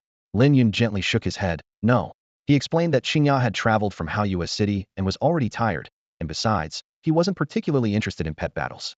Although this method could improve a pet's strength, he found it too slow compared to real combat. He believed only through the trials of blood and fire could true strength be forged. Zhao Sheng then arranged for servants to prepare food for the three, thoughtfully, including some herbs. During the meal, he noticed Zhao Hanhe and Bai Ningqin treating Lin Yun with exceptional respect. Although he didn't know Lin Yun's exact identity, he dared not show any negligence. Later, he couldn't resist inquiring and learned that Lin Yun's pet was far stronger than the young ladies, making him even more cautious. The next morning, before dawn, Qingya ran to Lin Yun's bedside and woke him up. Lin Yun helplessly said, "The sun isn't even up yet, and here you are, you silly fox. Can't you let me sleep a bit longer?" He lightly tapped Qingya's small head. Qingya flinched but still let out a low growl, urging Lin Yun to hurry up from the doorway. "You really are a workaholic." Lin Yun couldn't help but tap its head again before getting up to wash. Shortly after, the three left the plantation, following the map markers towards their destination. Soon, they arrived at a cliff. Lin Yun knew well that the outer warehouse of the ancient castle was hidden in the middle of this cliff. Lin Yun cautiously approached the mountain wall, observing it closely. At first glance, it appeared no different from any ordinary rock surface. Without the guidance of the map in his hand, he might have been completely fooled. He took out the map again and carefully cross-checked it, finally pinpointing the exact location of the hidden door. Then, Lin Yun felt around and found the mechanism, pressing it firmly. However, the ravages of time had rendered the ancient mechanism useless, and nothing happened. With no other choice, Lin Yun decided to try a different approach. He turned to Qingya and commanded, "Use your claws to break it open." Upon hearing this, Qingya immediately charged forward, its claws becoming a blur as they struck the hard mountain wall. With a loud bang, a large hole appeared before the three of them. Just as Lin Yun was about to step into the cave, a stream of silvery white liquid suddenly flowed out. This liquid seemed to have a life of its own, writhing as it moved toward them. "That's iron slime," Zhao Hang exclaimed, recognizing the rare creature. "I can't believe after all these years, this guardian beast is still alive." Bai Ningqin's expression changed slightly. Iron slimes have an incredibly long lifespan. It's said that in the capital of Xinchuan, there's one that's lived for 3,000 years. As long as they don't encounter danger, they can survive indefinitely. Lin Yun immediately used his ability to assess the iron slime's information. Name, iron slime. Rank, ordinary level 6. Skills, advanced transformation, advanced high-speed flow, advanced cage cutting. Ordinary level 6, yet it possesses 3 advanced skills. Lin Yun thought to himself, surprised. This iron slime's strength is not to be underestimated. Despite this, Lin Yun was unwilling to give up having come this far. He calculated that Qingya's claw strikes had been honed to perfection, and it had awakened 3 traits. Although Qingya was 1 rank lower, it might still stand a fighting chance. "Let's fight," Lin Yun resolved. Qingya, as if understanding its master's intentions, turned into a streak of light and charged at the iron slime. The two quickly engaged in battle. The iron slime's body moved rapidly, transforming into long spears that fiercely attacked Qingya. Qingya continuously swung its sharp claws, shattering each spear with every strike. Seeing this, the iron slime intensified its assault, sending more spears toward Qingya. However, this was still futile. Qingya's claw strikes were not only powerful, but also lightning fast. Every approaching spear was shattered by its claws. Soon, Qingya closed in on the iron slime's main body. A massive claw shadow struck hard at the slime's body. The slime used its transformation skill again, this time turning into a giant shield to enhance its defense. Bang! Qingya's claws were deflected. Despite this, the sheer power of the claw strike left 3 noticeable gashes on the slime. However, since the iron slime wasn't made of flesh, Qingya's tearing trait was somewhat limited, resulting in no substantial damage. Suddenly, the slime's body began to swell, enveloping Qingya entirely. Qingya quickly used its claws, but couldn't break through the strange encasement. The slime's body swiftly morphed into a cage, trapping Qingya inside. The bars of the cage became razor-sharp, continuously compressing the space around Qingya. This was the iron slime's cage-cutting skill. The sharp bars carved deep furrows into the ground, and Qingya's space to move was rapidly diminishing. If this continued, Qingya's body might be cut to pieces by the cage. Yet, in this critical moment, Qingya remained unusually calm, as if it had a plan. Qingya keenly scanned the surroundings, quickly identifying the weakest part of the cage. Transforming into a streak of light, it charged at the target. A barrage of claw strikes rained down like a storm, echoing throughout the entire valley. After repeated fierce impacts, the cage was finally torn apart. A blob-like object flew out, and, upon hitting the ground, instantly became as hard as stone. Qingya rebounded, breaking a large tree before spinning back to launch another attack on the iron slime. This time, the series of claw strikes were even more ferocious, with hundreds of claw shadows overlapping, leaving the iron slime defenseless. Boom, boom, boom. Cracks spread across the shield formed by the iron slime, eventually shattering it completely. The lifeless iron slime lost its fluidity, becoming as hard as a block of iron. Proudly, Qinya returned to Lin Yun's side, who gently patted its little head in approval. Bai Ningqin excitedly asked, "Feng Ke, did your claw attack improve?" Feng Ke nodded repeatedly. Lin Yun instinctively checked Feng Ke's status. Name, Feng Ke. Rank, Ordinary Tier 2. Skills, Peck Attack Beginner, Claw Strike Intermediate. There are 30 evolution paths, with the optimal being Feng Ke Great Feng Ke Gale Sparrow Gale, Lord Flame Wind Sparrow. Clearly, the recent battle had greatly inspired Feng Ke, giving it new insights into its claw strikes. Bai Ningqin was overjoyed. Lin Yun, it's all thanks to you. Without you, who knows how long it would have taken for my Feng Ke to hone its claw strike to an intermediate level. Feng Ke chirped in gratitude. Lin Yun responded calmly. No need to thank me. It was just a transaction. Zhao Han had genuinely felt happy for her close friend. With the iron slime dealt with, let's go inside and take a look, Lin Yun suggested. The two girls nodded in agreement. To avoid any mishaps, the group proceeded cautiously. Despite the passage of time, some mechanisms inside the cave were still functional. Fortunately, with the guidance of a map, they were able to move forward with ease. Along the way, they encountered 4 guardian beasts that had died of old age, clearly not having the longevity of the iron slime. Lin Yun carried a specially made lantern containing glow grass. This special herb, when rubbed, produced light, and one stalk could last most of the day, outlasting an oil lamp. Soon, they reached the deepest part of the cave. Using the map, Lin Yun activated a mechanism, and the door slowly opened. The 3 of them entered the chamber, greeted by a staggering number of chests filled with gold and silver treasures.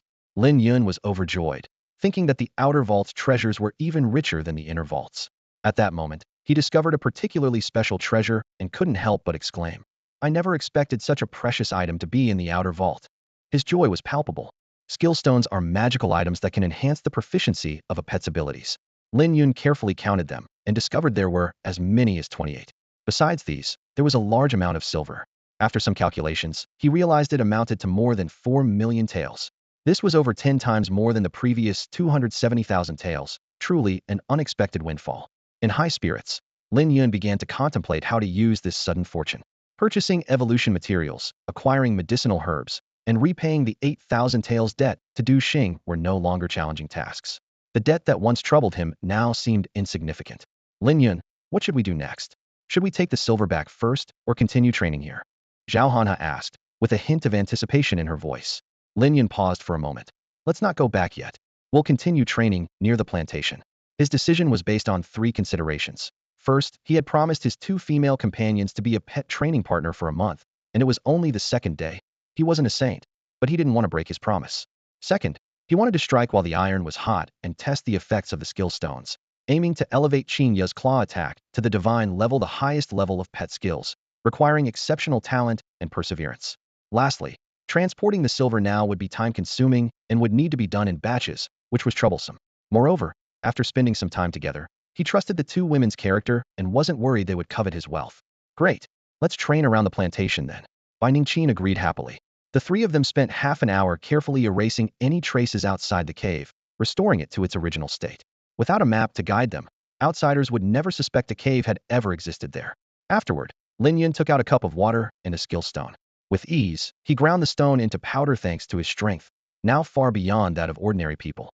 Looking at the powder in his hand, Lin Yun couldn't help but reflect on the vast difference between ordinary people and beast tamers in this world. With just his physical strength, he could easily accomplish tasks that ordinary people couldn't even imagine. Lin Yun poured the powder into the water and gently called, "Qinya, come drink this." Qinya trotted over, took a sip, and immediately showed a pained expression. Clearly, the water mixed with skill stone powder tasted terrible. It turned to run away but was quickly caught by Lin Yun, who lifted it by the scruff of its neck. "Don't even think about escaping. Drink it up. This is good stuff that will enhance your skills," Lin Yun said firmly. Qinya shook its head vigorously, its small head gently rubbing against Lin Yun's hand, trying to be cute to avoid drinking the unpleasant mixture. "Silly fox, this will benefit you. No fussing," Lin Yun said sternly, though his eyes betrayed a hint of helplessness and affection. Lin Yun gently tapped Qingya's little head. Qingya kept her mouth shut, not daring to make a sound. Lin Yun realized that forcing it to take the medicine wouldn't work, so he had a clever idea and started to tempt it with roasted rabbit. "Qingya, if you drink this, I'll give you roasted rabbit when we get back." Qingya's eyes lit up at the mention of roasted rabbit, but it still hesitated to open its mouth. Seeing this, Lin Yun sweetened the deal. 1 cup for 2 roasted rabbits. Qingya shook its head. 3, 4, 5. Lin Yun kept raising the stakes. All right, 5 roasted rabbits it is. Lin Yun sighed in relief. Qingya let out a low growl, carefully bit the cup, and lifted it. The medicine slowly flowed into its mouth. In the following days, Lin Yun took Qingya into the Dark Night Forest for continuous battles to activate the skill stone's effects. Every evening, the weary trio and their pets returned to the plantation, where Zhao Sheng thoughtfully prepared special medicinal soup to relieve their fatigue. 5 days later, Qingya successfully honed its biting skill to the highest level. Another 5 days passed, and its glimmer movement skill also reached the top level, awakening the quick reflex trait, which resolved the brief stiffness after use. Afterward, Lin Yun focused on enhancing Qingya's clawing skill. They fought various exotic beasts in the forest, steadily improving the skill's proficiency, gradually approaching a divine level. Every day, Lin Yun set aside an hour for Qingya to guide the pets of his 2 female companions while teaching them about pet nurturing. The 2 women studied diligently, growing increasingly impressed with Lin Yun's talent and knowledge. With a week left before the agreed time, Qingya's clawing skill had yet to break through to the divine level. Lin Yun realized the issue lay in the skill stone's effects not being fully activated, requiring a major battle to resolve. To this end, he began specifically selecting powerful exotic beasts to fight, but the results were not significant. Lin Yun sighed inwardly, thinking that encountering a large group of exotic beasts would surely fully activate the skill stone's effects. However, reality was not so straightforward. In the clearing of the plantation, Zhao Sheng walked as usual, muttering discontentedly to himself. That kid from the Bai family is ridiculously lucky, winning against me 3 times in a row. He frowned, recalling his recent streak of losses in the Beastmaster's gambling games. His salary for the month was nearly depleted, and if this continued, his beloved wind sparrow might soon be without food. As Zhao Sheng was lost in thought, the sound of flapping wings reached his ears. He looked up to see the wind sparrow gracefully landing beside him. Gently patting the old companion's back, Zhao Sheng skillfully climbed onto its back. With a long cry, the wind sparrow soared into the sky, quickly reaching high altitudes. For the next 3 hours, Zhao Sheng was to conduct his routine patrol around the plantation. Gazing down at the lush green herbs below, he couldn't help but think, if only all these herbs were mine. But he quickly shook his head, dismissing the unrealistic notion. He knew well that if he dared to steal anything from the plantation, the 3 great families would hunt him down to the ends of the earth. Zhao Sheng's eyes inadvertently fell on the scarred wound on the wind sparrow, and the shadowy image of Zhao Han's phantom wolf appeared in his mind. Damn it, he cursed under his breath. Not long ago, Yuchen was just a little wolf cub. How did it progress so quickly? As a seasoned beast master, Zhao Sheng prided himself on the exceptional combat skills of his pet beast. In the plantation, few beasts of the same rank could rival his wind sparrow. At that moment, the wind sparrow suddenly let out a sharp cry. Zhao Sheng immediately became alert, quickly scanning the surroundings. He soon spotted the target of the wind sparrow's warningo robust gray giant wolf, about 6 meters long, standing on a high point, greedily eyeing the herbs in the plantation. Worse still, a large pack of phantom wolves followed behind the lead wolf, forming a dense mass that made Zhao Sheng feel suffocated. Damn it, so many phantom wolves this time. Zhao Sheng's face turned extremely grim. Although the plantation often faced attacks from exotic beasts due to the herbs, the number of beasts this time was overwhelming. He quickly estimated there were about 50 of them. Clearly, this was a sizable wolf pack, and a fierce battle was imminent. Zhao Sheng couldn't help but worry that his wind sparrow might be seriously injured. Taking a deep breath, Zhao Sheng suppressed his inner fear. He quickly retrieved a black object from the pouch on the wind sparrow's neck. Once ignited, thick black smoke billowed out, spreading across the plantation's sky. Enemy attack! Enemy attack! A large number of phantom wolves approaching from the southeast. Zhao Sheng shouted loudly, warning his companions in the plantation. The beast masters in the plantation soon noticed the wolf pack and sprang into action. Those without combat-capable beasts, like those raising lightwave jellyfish or bellflower, quickly hid with their pets in safe rooms. Meanwhile, the combat-capable beast masters called upon their pets and prepared for battle. They divided into 2 groups, one to defend the plantation's herb fields and the other to confront the enemy. Zhao Sheng took one last look around, silently praying. Damn it, another beast attack. This time, over 50 phantom wolves. What awaits us is likely a fierce battle. Over 50 shadow wolves. Zhao Sheng exclaimed, his brow furrowed. This is big trouble. Outside the plantation, 120 beast masters faced off against the shadow wolf pack. The wolves moved like a tide, parting to create a path. A massive gray wolf emerged slowly, the very leader Zhao Sheng had spotted from the sky earlier. The air was thick with a tension that could erupt at any moment. Meanwhile, deep in the Black Night Forest, Lin Yun was with Qingya, searching for a suitable combat target. They had encountered several beasts, but either they were too weak or too few. Just as they continued their search, Zhao Hanha came running, breathless. Lin Yun, something seems wrong at the plantation. Should we check it out? What's going on? Lin Yun asked, puzzled. It seems to be under attack by beasts. Zhao Hanhao explained. Hearing this, Lin Yun's eyes sparkled with excitement. They quickly called Bai Ningqin, and the three of them rushed to the plantation. Upon arrival, Lin Yun looked at the dense pack of wolves, his heart racing with excitement. This was exactly the kind of opponent he had been searching for. He turned to Zhao Sheng and asked directly, "Can Qingya handle these shadow wolves?" Zhao Sheng was taken aback, thinking he must have misheard. "Young Master Lin, this is no time for jokes. There are over 50 shadow wolves here. Your Heart Moon Fox can't possibly handle them." Lin Yun replied confidently, "You'll see soon enough. Just leave these shadow wolves to Qingya." Ignoring Zhao Sheng's concerns, Lin Yun decisively ordered, "Qingya, go. Take down all those shadow wolves." In an instant, Qingya transformed into a streak of light and charged towards the wolf pack. Zhao Sheng was stunned. What kind of skill is this? How is it so fast? Qingya quickly confronted a shadow wolf. The wolf growled and lunged fiercely. However, Qingya was quicker. She launched a claw strike. A sharp shadow of a claw flashed, hitting the shadow wolf heavily. Slash! The shadow wolf's body was instantly cleaved in two. Zhao Sheng was astonished. What kind of skill is this? How did the Heart Moon Fox's claw strike become like this? He quickly realized that Qingya's claw strike must have awakened a special trait. What shocked him even more was the terrifying power of Qingya's attack, killing the shadow wolf in a single blow. Two more shadow wolves lunged at Qingya from both sides. Instead of slowing down, Qingya accelerated, sprinting forward. Just as the wolves' sharp claws were about to reach her, she acted decisively. Her claws transformed into shadows, striking precisely at the wolves' abdomens. The wounds instantly tore open, triggering a rending effect. In a flash, the wolves' blood gushed out like a fountain, followed by their entrails. This gruesome scene didn't deter the remaining wolves. Instead, it ignited their bloodthirsty instincts. Howl! The three shadow wolves howled at the sky and charged at Qingya once again. She transformed into a streak of light, vanishing from sight. Moments later, the wolves were ripped apart by invisible claws, quickly losing their lives. Finally, the shadow wolf leader moved. The pack swiftly retreated, clearing the battlefield for their leader. It bared its teeth, growling deeply, its pale yellow eyes fixed intently on Qingya. Unfazed, Qingya waited for her opponent's move. Suddenly, the leader's hind legs powered it forward like an arrow, charging at Qingya. Zhao Sheng, with his seasoned eyes, immediately assessed, this shadow wolf leader has the strength of a tier 6 beast. Although his own pet beast was only tier 2, his years of experience in plantation work allowed him to gauge a beast's level at a glance. Qingya employed her lightspeed movement again. A beam of light shot out, circling the shadow wolf leader several times. The air was filled with tearing sounds as 7 or 8 ghastly wounds appeared on the leader's body.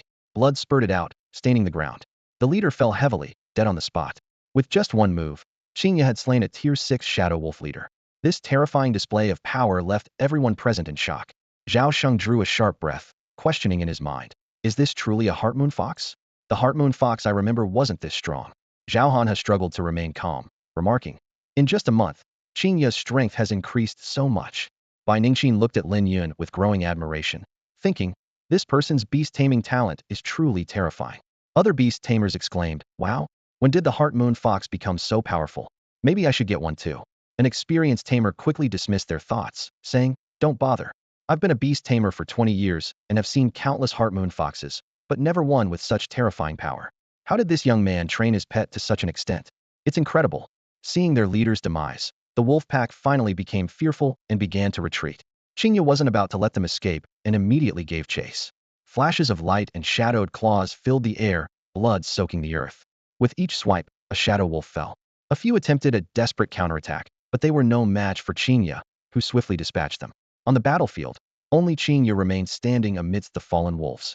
In this intense battle, the medicinal power within Qingya surged like a tide, flowing through its entire body with the blood. Rather than depleting its strength, the prolonged combat only made its fighting prowess grow stronger. Each of Qingya's attacks honed its skills, deepening its understanding of battle. Suddenly, Qingya sensed an opportunity, as if something clicked. It began to explore the true divine-level skill in its own way. The first attempt failed, but this did not shake its confidence. Qingya immediately embarked on a second attempt. Meanwhile, corresponding images appeared in Lin Yun's mind. The Beastmaster contract activated at this moment, connecting the thoughts between man and beast. This was a unique state, occurring only during the evolution of divine-level skills. Lin Yun was able to communicate internally with Qingya and quickly understood the reason for its first failure. After summarizing the experience, Lin Yun provided a second plan. Qingya targeted a shadow wolf and swiftly launched an attack. The claw strike instantly shattered the shadow wolf, but it was still a top-tier claw strike, not divine level. Lin Yun was not discouraged, knowing there could be many failures, but success required only one.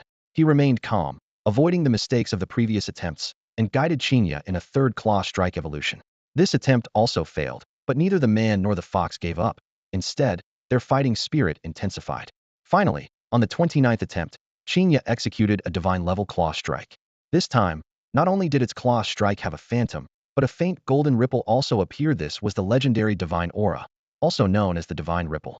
Although the color of the ripple was faint, everyone present noticed this detail, holding their breath and staring intently at the little white fox's paw. Divine-level claw strike. Zhao Sheng was shocked.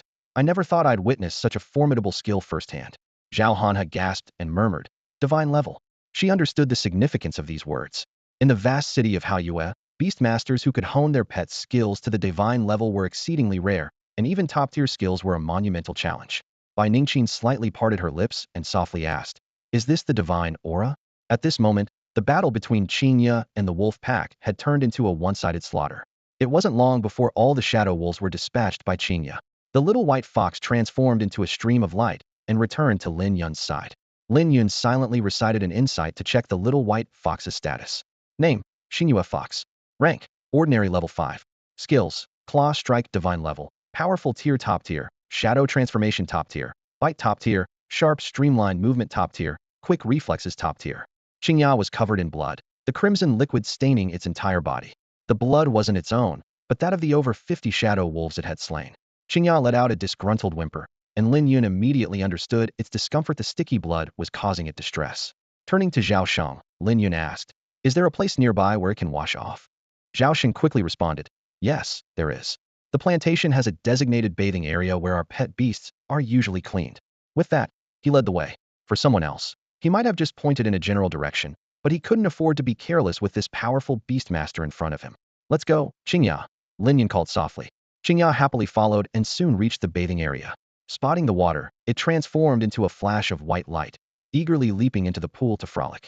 Lin Yun waited patiently at the entrance. Before long, Zhao Sheng approached cautiously, asking, Mr. Lin, would you consider selling the shadow wolves you killed to us? Sell them? How much are you offering? Lin Yun raised an eyebrow. Zhao Sheng considered his response carefully. For a complete wolf carcass, we can offer 4 taels of silver each. For less intact ones, 2 taels of silver. How does that sound to you? After a brief thought, Lin Yun nodded. That sounds fair. Relieved, Zhao Sheng hurried off to handle the arrangements. Before long, he returned to report. In total, it's 98 taels of silver. Though this sum wasn't significant for Lin Yun now, it was Qingya's hard-won earnings, and he had no reason to give it away for free. Lin Yun accepted the silver notes and carefully stored them. Later, Lin Yun borrowed some tools from Zhao Sheng to personally craft a sturdy cart. Over the years, he had learned many practical skills from his father, so building such a cart was not difficult for him. Once Qingya was clean, Lin Yun, along with his 2 female companions, headed to a cave they had previously discovered. Thanks to its protective mechanisms, the treasure inside was untouched. They loaded the wealth onto the cart and returned to Haoyue City. With Zhao Heng's connections, they converted their haul into silver notes. Combined with his previous savings, Lin Yun now had over 5.2 million taels of silver, a substantial amount. Subsequently, Lin Yun went to the pet market, making his way directly to Du Xing's pet shop. As he entered, he found Du Xing sitting with a troubled expression, his eyes vacant as if he were lost in thought. It wasn't until Lin Yun spoke that Du Xing snapped out of it and quickly stood to greet him. Are you here for a pet beast cub, young man? What kind are you looking for? I'm not here to buy a pet cub, Lin Yun stated straightforwardly. With dark circles under his eyes, Du Xing mustered his energy and asked, then, are you looking for pet food? I have the latest lightning sheep milk, which is sweet and delicious. Many pet beasts love it. Lin Yun realized that Du Xing had forgotten him. Considering the number of customers Du Xing dealt with daily, it wasn't surprising. So he got to the point, I'm Lin Yun. I previously took out a pet loan here. I'm here to pay it back. Oh, Du Xing tapped his forehead lightly, recalling, I remember now. You bought a XINU fox cub from me back then. Zhong Xiao also came that day. Lin Yun nodded in confirmation. Du Xing flipped through the thick ledger, his finger gliding over rows of dense writing, and finally found Lin Yun's name in the corner. You owe me 666 taels of silver. Du Xing looked up and asked, are you paying with a silver note or silver? Silver note. Lin Yun pulled out a stack of pre-prepared notes from his pocket. Here's 8,000 taels. Our account is settled. 8,000 taels. Du Xing was momentarily stunned, his hands trembling slightly as he took the silver note. He gave a meaningful smile. It seems you're not an ordinary person. You've managed to gather 8,000 tails so quickly. As a seasoned pet beast cub merchant in Hao US City, Du Xing had encountered many beast tamers, but none like Lin Yun, who paid so promptly and in full. This made him look at Lin Yun in a new light. Lin Yun noticed Du Xing's pale complexion and dark circles under his eyes and couldn't help but tease. Boss Du, take care of your health. If you don't make money when you're young, you'll cry over empty accounts when you're old. Don't talk nonsense. I'm a decent person. I wouldn't go to such places. If you're not even interested in those places, can you still call yourself a man? They exchanged a few playful jabs, but Du Xing's expression gradually became serious. He sighed and revealed the truth. His brother, who worked as a caravan guard, had recently been killed in a beast attack while escorting goods. The entire caravan perished. Although the caravan owner kindly retrieved the bodies and buried them in the western cemetery of the city, ominous events followed. Ghosts emerged from those corpses, first killing the cemetery caretaker and then slaughtering the coffin makers. Even more terrifying, the next targets of these ghosts were the deceased's family members. As the deceased's brother, Du Xing was naturally on the list. Those coffin makers and my brother's boss are all dead. Du Xing's voice was filled with fear. Lin Yun's heart tightened. He remembered previously transporting a caravan guard's body with Wei Yueling to buy a potion for awakening beast taming talents. Ghosts were strange beings, with varying strengths and unique abilities. The one he saw at the castle was a weaker type, controlled by the Zhao family to enhance their members' strength. But most ghosts were extremely troublesome. Were any of the deceased coffin makers particularly ugly, with a scar on his face? Lin Yun tentatively asked. Du Xing thought for a moment. Are you talking about the one with a snake tattoo on his arm? Yes, that's him. Does he live in the west of the city? That's right. Lin Yun nodded. He's not my relative. Then you don't have to worry, Du Xing said with a bitter smile. Only those who had a connection with the ghosts in life will be targeted. Like my brother's boss, those coffin makers, and me. Lin Yun took a deep breath. I was the one who transported your brother's coffin. Upon hearing this, Du Xing's smile froze instantly. Du Xing frowned at Lin Yun, a hint of disbelief in his eyes. Young man, this is no joking matter. It could end in tragedy. Lin Yun's expression was serious as he met Du Xing's gaze. Do I look like I'm joking? He asked, a trace of helplessness in his voice. Despite the gravity of the situation, Lin Yun remained calm. He understood well that fear, sadness, or pain wouldn't solve anything and might only complicate matters further. After a moment of thought, Du Xing suggested, you should contact the authorities first. The authorities? Lin Yun asked, puzzled. Exactly, Du Xing explained. When phantoms appear in the cemetery, the authorities send beast tamers to protect those involved. Just then, a man dressed in black entered, accompanied by a massive black dog over 4 meters long. Lin Yun instinctively sized up the creature and realized this black wind dog was already at the 8th tier of ordinary strength. Are you Du Xing? The man inquired. Du Xing responded with delight, warmly inviting the man to sit and offering him high-quality tea. He urged Lin Yun, young man, you should register with the authorities right away. The sooner, the better. The man in black asked curiously, what's his situation? With a sigh, Du Xing explained, oh, don't even mention it. He's gotten tangled up with that phantom, just like me. Back then, he was in charge of transporting my brother's coffin. The man's eye showed a hint of sympathy. Lin Yun softly called, Xingya, let's go. The fox spirit immediately followed him. Before leaving, Lin Yun intended to ask Wei Yueling to join them, as she had also been present during the coffin transport. Unfortunately, when he arrived at her home, she was already out. With no other option, Lin Yun headed to the central mansion of Hao US City with Xingya. 2 beast tamers stood guard at the entrance. Lin Yun strode in, and a well-dressed woman soon approached him. Hello, how can I assist you? The woman, named Qi Miayun, was an ordinary official in Hao US City's government, responsible for registration, filing, and other clerical tasks. Lin Yun briefly explained the situation. Qi Miayun's face turned pale. You pulled that coffin? Lin Yun nodded in confirmation. Qi Miayun's expression grew serious. You're in big trouble now. The phantom that appeared this time is extremely powerful, and its skills are very strange. After the coffin makers died, we tried to capture it, but the results weren't good. We lost 7 beast tamers during the operation, and their beasts were all at the 8th tier of ordinary strength. Hearing this, Lin Yun couldn't help but gasp. The fact that even 8th tier beasts had perished indicated that this phantom was indeed formidable. He glanced at Xingya beside him. Although her claw attacks had been honed to a divine level, she was only at the 5th tier of ordinary strength. If they had to fight, their chances of winning seemed slim. What was even more unsettling was the particularly bizarre nature of the phantom's skills. Lin Yun recalled a story he had heard. A wealthy merchant's son had become a phantom after death. Despite hiring dozens of beast tamers for protection, the merchant ultimately died in his sleep. The specter slipped silently into his dreams like a cold, eerie mist, mercilessly snuffing out his life. Such a phantom, capable of moving between reality and dreams, was indeed a formidable adversary. Lin Yun frowned in contemplation, strategies forming in his mind. There were only two ways to deal with such a specter. One was to fight dream with dream, using dream manipulation and high mental strength, and the other was to locate the specter's physical origin and destroy it completely. However, finding the specter's origin was like searching for a needle in a haystack, as it excelled at concealing its whereabouts. Besides invading dreams to kill, the specter possessed other chilling abilities: invisibility, psychic attacks, and mental interference. While these were not as challenging as its dream invading skill, they were equally troublesome. Qi Miaoyun, sensing Lin Yun's concern, gently reassured him. Don't worry too much. I'll apply for assistance for you. Thank you, Lin Yun replied with gratitude. Qi Miaoyun turned to go upstairs, leaving a reminder. Wait here for a bit. I'll be right back. Lin Yun and Qinya found a place to sit and patiently waited.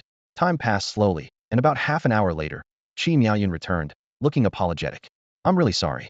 How US City is short-staffed right now, so we can't assign a beast master to protect you in the short term. Lin Yun's heart sank, and he asked, when can we get a beast master? Qi Miaoyun reassured him, don't worry. A beast master will be available in a week and will contact you. For now, you need to fill out this form with your details so they can find you immediately. Lin Yun took the form and filled it out carefully. Once completed, Qi Miaoyun went upstairs again, returning quickly with something in her hand. This is a plaque carved from soul wood. Keep it safe, Qi Miaoyun said solemnly as she handed it to Lin Yun. It will reduce your chances of being detected by the specter for 7 days.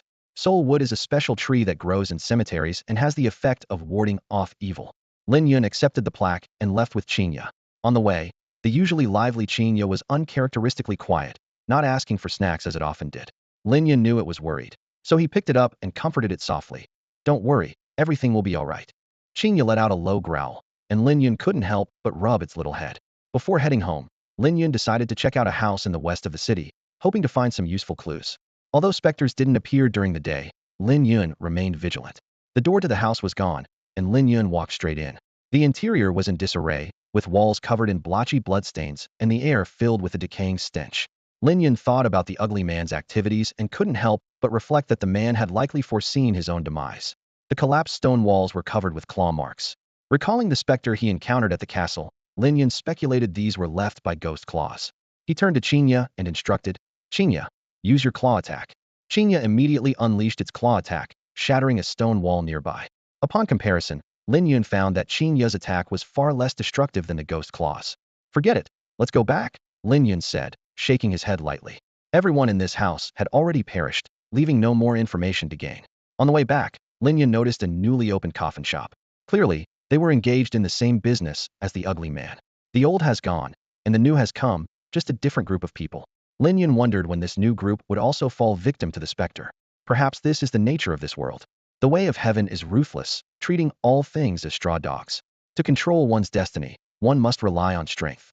Only the strong can achieve eternal survival in this harsh world. Upon returning home, Lin Yun immediately noticed two familiar figures, Huiyang and Wei Yueling. As soon as Wei Yueling saw Lin Yun, she hurried over. Lin Yun, have you heard about what happened in the west of the city? She asked in a lowered voice.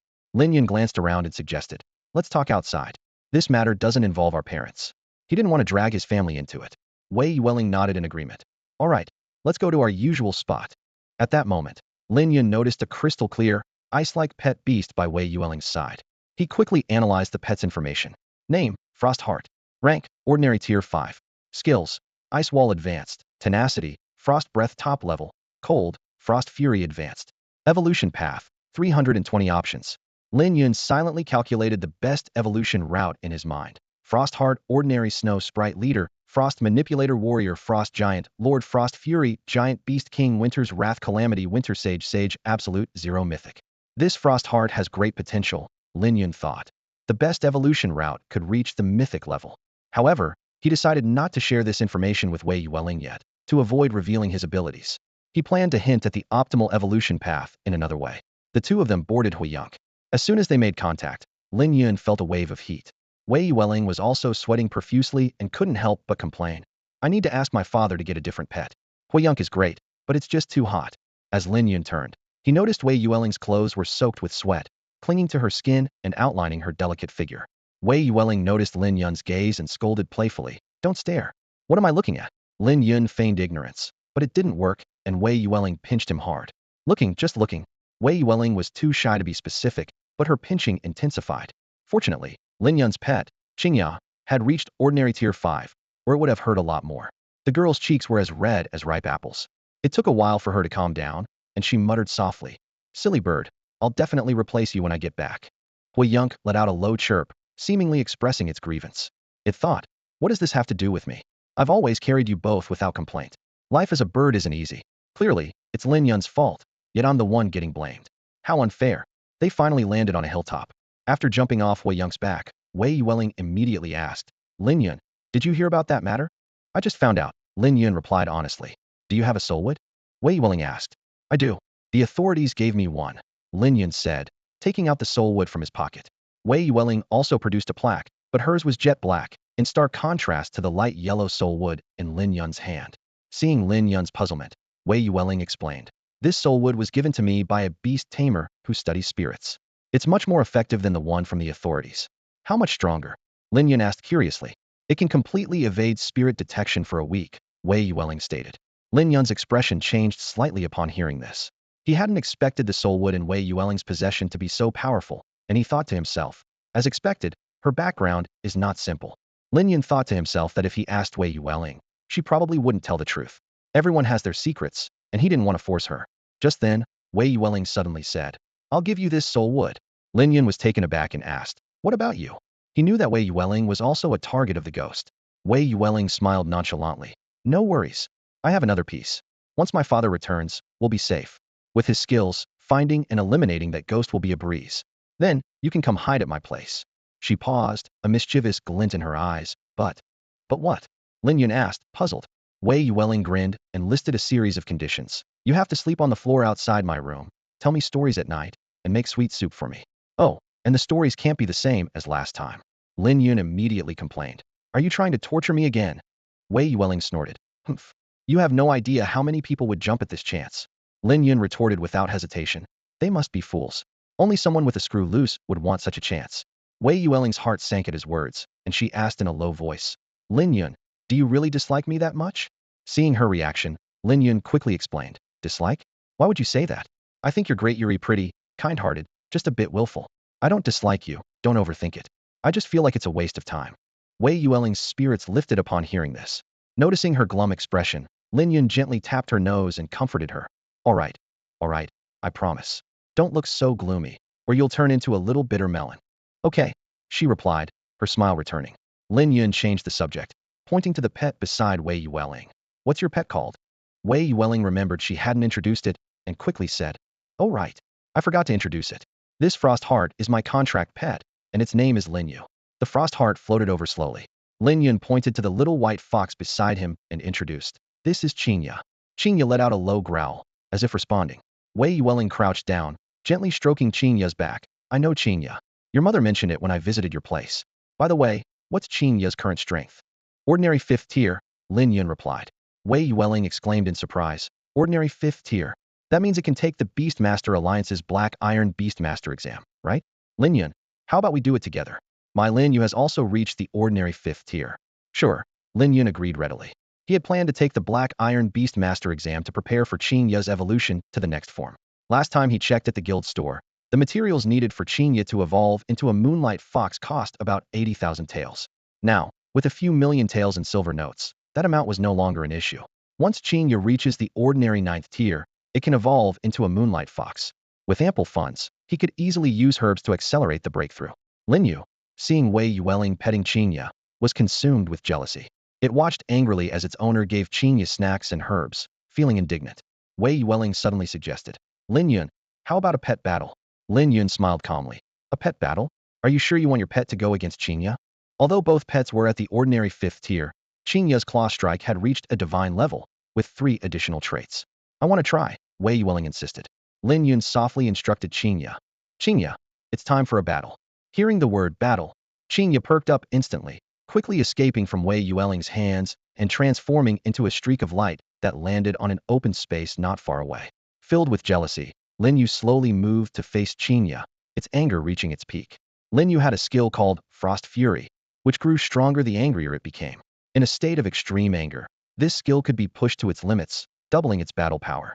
Frost emanated from Lin Yu's body, instantly freezing the surrounding grass and covering the stones with a thick layer of ice.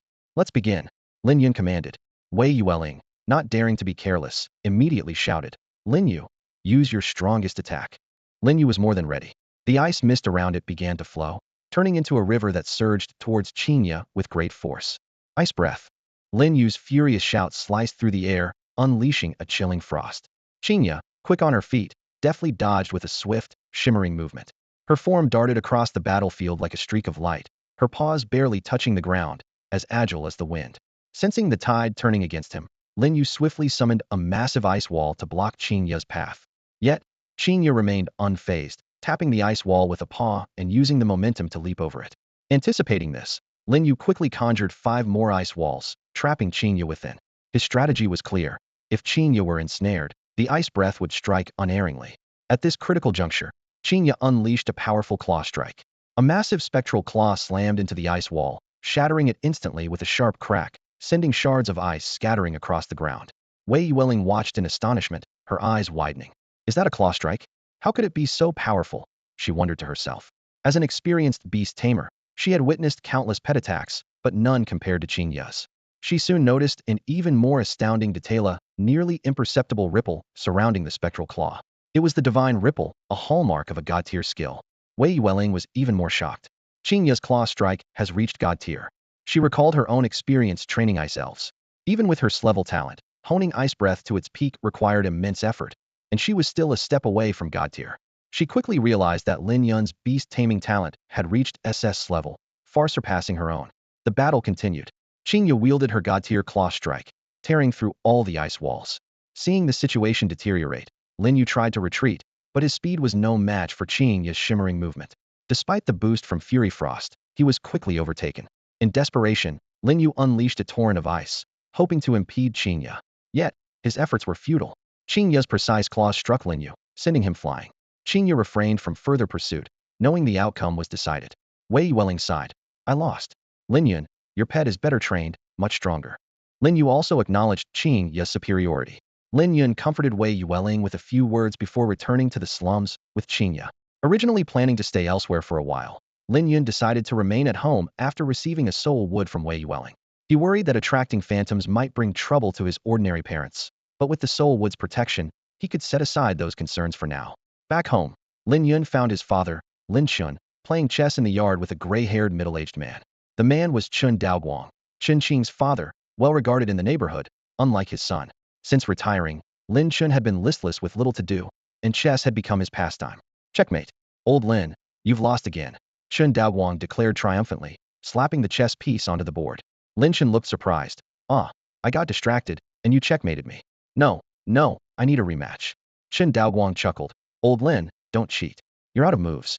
Let's play another round. Chun Daoguang hurriedly defended himself. Do I look like someone who cheats? Seriously, what kind of person do you take me for? I really didn't see it clearly. Give me another chance, old Chun. Lin Chun frowned with dissatisfaction and said, all right, since you're saying that, I'll give you a chance to experience true despair. Although he successfully retracted his move, it only made Lin Chun more annoyed.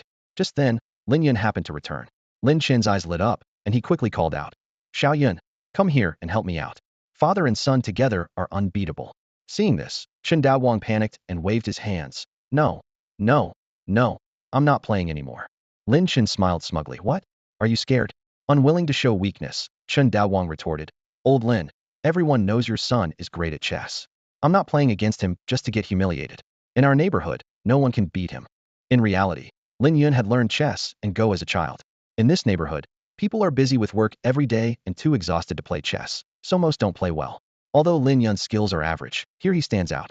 Lin Chin felt a surge of satisfaction seeing Chun Daoguang defeated and couldn't resist adding, admit it, you're scared. Chun Daoguang snorted and turned his attention to the small animal beside Lin Yun, curiously asking, Xiao Yun, is this pet a heartmoon fox? Lin Yun nodded, yes. Its name is Qinya, my contracted pet. Chun Daoguang's eyes showed surprise. A heartmoon fox? I've heard from the city beast masters that it has great potential. I can't believe your dad was willing to buy it for you. He couldn't help but ask, what level is Qinya now? Level 5 of the ordinary rank, Lin Yun replied calmly. Level 5 of the ordinary rank. Chun Daoguang was momentarily stunned. Xiao Yun, don't fool me. Is this heartmoon fox really at level 5? It's worth noting that his son, Chen Qing, is a talented beastmaster with a level aptitude. Currently, Chunqing's little mountain ape is still stuck at level 2 of the ordinary rank. Lin Yun confirmed again. Yes, it's really at level 5. Chen Daowang still found it hard to believe. If it truly was level 5, the speed of its advancement was terrifying. Lin Yun didn't want to argue further and stood silently. At this point, Lin Chen suddenly changed the topic. Xiao Yun, there's been a big incident in the city recently. Have you heard about it? Are you talking about the specter? Lin Yun asked in return. Yes, the specter. Lin Chen lowered his voice. I heard several people have died, torn apart by the specter at night. Chen Daowang sipped his tea and interjected. I've heard about it too. Not long ago, old Zhao's family went to help collect the bodies for money. It was a horrifying scene, intestines hanging everywhere. That's terrifying. Li Yueru's face turned pale. Even though they were used to seeing beasts attack people in the neighborhood, just hearing about this scene sent chills down her spine. The specter, unlike beasts, is more ruthless. Lin Chen cautiously asked. Xiao Yun, was the place you delivered the coffin to near the west side of the city? Li Yueru also looked at Lin Yun nervously. Lin Yun calmly lied. No, I delivered the coffin to a shop on the east side of the city, nothing to do with the west side. He didn't want his family to worry and believed he could handle the situation himself. That's good, Lin Chen said with relief. Li Yueru also breathed a sigh of relief. Chen Daowang laughed. You guys worry too much. Li Yueru grumbled discontentedly. Exactly, bringing up unnecessary issues just makes us anxious. All right, it's my fault, Lin Chen admitted. The lively atmosphere returned to the courtyard. Later, Lin Yun found an open space to train Xingya. The human and the fox trained diligently until late at night before resting. Early the next morning, Lin Yun got up to head to the Beastmaster Alliance in Hao US City to register for the Black Iron Beastmaster examination. In the bustling hall of the Beast Alliance, Lin Yun and Wei Yueling stood side by side, eagerly waiting to take the Black Iron Beastmaster assessment. This time, they were not there as regular task takers. Rather, they were ready to embrace the challenge. As the line moved slowly forward, Lin Yun's gaze was caught by a familiar figure. It was Zhong Ming, the young master of the Zhong family. Beside him stood a sinister-looking dark tree, with a trunk that bore blood-red eyes and a mouth full of sharp teeth, its surface covered in vein-like red patterns, exuding an eerie and mesmerizing aura. Out of curiosity, Lin Yun discreetly checked the status of this pet beast. Name, Iron Blood Ancient Tree. Rank, Common Level 5. Skills, Basic Growth, Basic Solid Defense, Basic Vine Attack. Lin Yun quietly assessed that although the Iron Blood Ancient Tree had a decent rank, its skill levels were all basic, likely unable to withstand even a single round against his Qingya. It was evident that Zhong Ming had relied on a large amount of herbs to achieve this result, lacking real combat experience. In contrast, Qingya not only consumed herbs but also underwent countless battles, coupled with Lin Yun's unique talent, to develop such formidable strength. Finally, it was Lin Yun's turn to register. A staff member handed him a form. After filling it out, Lin Yun softly called, Qingya. His pet beast understood and swiftly leapt onto the designated magic circle. The staff member inserted several light blue crystals into the slots, and the circle glowed with a gentle blue light, revealing inscriptions. After examining it closely, the man announced, Common Level 5. Eligible to participate in the Black Iron Beastmaster assessment. This scene caused Zhong Ming's expression to change slightly. He recognized Lin Yun and Qingya, and was surprised by Lin Yun's rapid progress. Even with his level Beastmaster talent, and the Zhong family's substantial resources, he barely managed to cultivate the Iron Blood Ancient Tree to Common Level 5. Seeing Lin Yun, who did not appear to be from a wealthy family, achieve such success made Zhong Ming wonder. Could Lin Yun possess a level, or even S-level talent? This thought filled him with growing unease. After the strength verification, Lin Yun led Qingya to the examination room. In the center of the spacious room stood a massive arena, so sturdy that even a commander-level pet beast would struggle to shake it. Below the arena, 5 instructors from the Beast Alliance stood ready to evaluate the participants' pet beasts. At that moment, a fierce battle was taking place on the arena. A black wind dog was entangled with 2 mechanical puppets, while its owner, a short-haired girl, was anxiously directing it. Quick! Dodge! As the black wind dog frantically evaded, the mechanical puppet's iron fist came whistling down, striking the arena with a loud bang, kicking up a cloud of dust. Lin Yun held his breath, waiting for the outcome of this assessment, while also mentally preparing for his own upcoming challenge. The mechanical puppet's massive fist slammed onto the arena, causing the entire venue to tremble. Lin Yun calmly assessed. The destructive power of this mechanical puppet is indeed impressive. He silently compared the man-made mechanical puppet to naturally occurring pet beasts, noting their stark differences. In the arena, another mechanical puppet joined the fray, and the 2 giants coordinated a pincer attack. The black wind dog dodged nimbly but struggled to find an opportunity to counterattack. As time passed, its movements became sluggish, clearly showing signs of fatigue. Suddenly, a painful howl echoed through the arena. The black wind dog ultimately failed to evade the mechanical puppet's heavy punch, getting forcefully knocked out of the ring, unable to continue fighting. A man in a white coat hurried over to examine the injured black wind dog. He turned to the anxiously waiting short-haired girl and reassured her. "Don't worry, there's no life-threatening danger. It should recover after treatment." Hearing this, the girl sighed in relief. At that moment, a radiant jellyfish gracefully floated over to the black wind dog and activated a healing skill. Under the gentle glow, the dog's wounds visibly began to heal. Assessment failed. A mentor's booming voice announced the result. The short-haired girl, looking dejected, left the assessment room with her slightly recovered black wind dog. The mentor continued. "Next, please." Lin Yun gently patted Qinya on the back as a gesture of encouragement. Qinya understood and confidently stepped onto the arena. The staff quickly checked the mechanical puppet status and recharged them before stepping back. The mentor raised his arm and loudly declared, "Assessment begins." The two mechanical puppets started again, launching a coordinated pincer attack.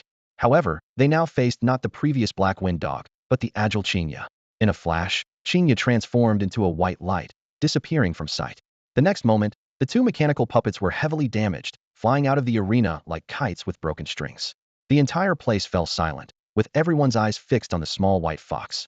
They could hardly believe that such a seemingly delicate heart moon fox could be so powerful. "That's incredible. My goodness, a direct knockout. Is the heart moon fox really that strong? If I'd known, I would have contracted one too." The discussions were endless. The five mentors were momentarily speechless with shock. According to the Beast Alliance's standards, defeating two mechanical puppets would place the combat power evaluation around 500. If it was an easy win, the score could be adjusted higher. But Qinya's performance far exceeded their expectations, leaving them unsure how to evaluate it. Zhongming gasped, realizing only he knew when Lin Yun had contracted this heart moon fox. He had to admit, Lin Yun's talent far surpassed his own, likely in-level talent capable of fostering such formidable pet growth. He never imagined that the once unremarkable boy possessed such terrifying potential. An elderly man with white hair stepped forward and said in a deep voice, "Bring in 10 more mechanical puppets." As soon as he spoke, 10 small mountain apes each carried a mechanical puppet onto the stage. The staff quickly adjusted them, and a new round of battle began immediately. The 10 mechanical puppets coordinated seamlessly, launching a fierce assault on Qinya.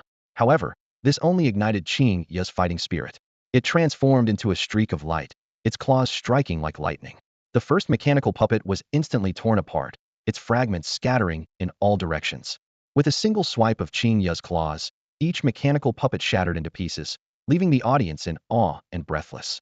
10 puppets had been deployed simultaneously, yet this small Xinu fox dismantled them effortlessly, a feat that left the recently eliminated Beastmasters in disbelief. They knew well the formidable defense of these puppets, which even the massive black wind dog struggled to dent, but this white fox managed to breach their defenses with ease. At that moment, a mentor named Gao Ming caught a critical detail. "Divine Ripple," he exclaimed, his voice filled with incredulity. This discovery signified a shocking truth. The little white fox's claw attack had reached a divine level. For countless Beastmasters, divine-level skills are an unattainable aspiration. Gao Ming, a bronze-level Beastmaster, had spent over 30 years honing two of his pet's skills to a high level, a testament to the difficulty involved. A divine-level skill is a dream beyond reach for any Beastmaster. Gao Ming's gaze fell upon Lin Yun, filled with admiration and awe. "A genius. Truly a genius," he asserted. "Who would have thought our US city would produce a Beastmaster capable of honing a pet's skill to a divine level? It's truly eye-opening." Speculation spread among the onlookers that the Xinu fox's claw attack might have awakened some special trait, transforming into a shadowy claw, which explained its terrifying power. The crowd buzzed with amazement, their eyes on Lin Yun filled with reverence. Zhongming, upon hearing this, couldn't help but gasp. As a member of a powerful Beastmaster family in US City, he understood the significance of a divine-level skill. Even in a prominent family like the Zhongs, no Beastmaster had ever honed a pet's skill to such a level. A top-tier skill alone would be cause for celebration for the entire Zhong family. "Bring in 50 mechanical puppets," Gao Ming commanded loudly. 10 small mountain apes sprang into action, bringing in the 50 mechanical puppets. The staff routinely checked the puppet status and provided Qinya with a pale blue stamina fruit. This rare fruit, valued at 10,000 taels, could quickly restore a pet's energy. To ensure fairness, they had prepared this restorative item. The little gluttonous fox devoured the stamina fruit in one gulp and soon regained much of its energy. Qinya then engaged in fierce combat with the mechanical puppets once more. Utilizing swift movements, it closed in on the puppets and unleashed divine-level claw attacks. Its sharp claws easily tore through the puppets' tough exteriors, and with a slight exertion, the puppets exploded into fragments. 3 puppets attempted a sneak attack, but Qinya reacted swiftly, dodging effortlessly with its swift movements. It then unleashed 3 consecutive claw strikes, the shadowy claws dispatching the 3 puppets with ease. As the battle continued, puppet after puppet fell.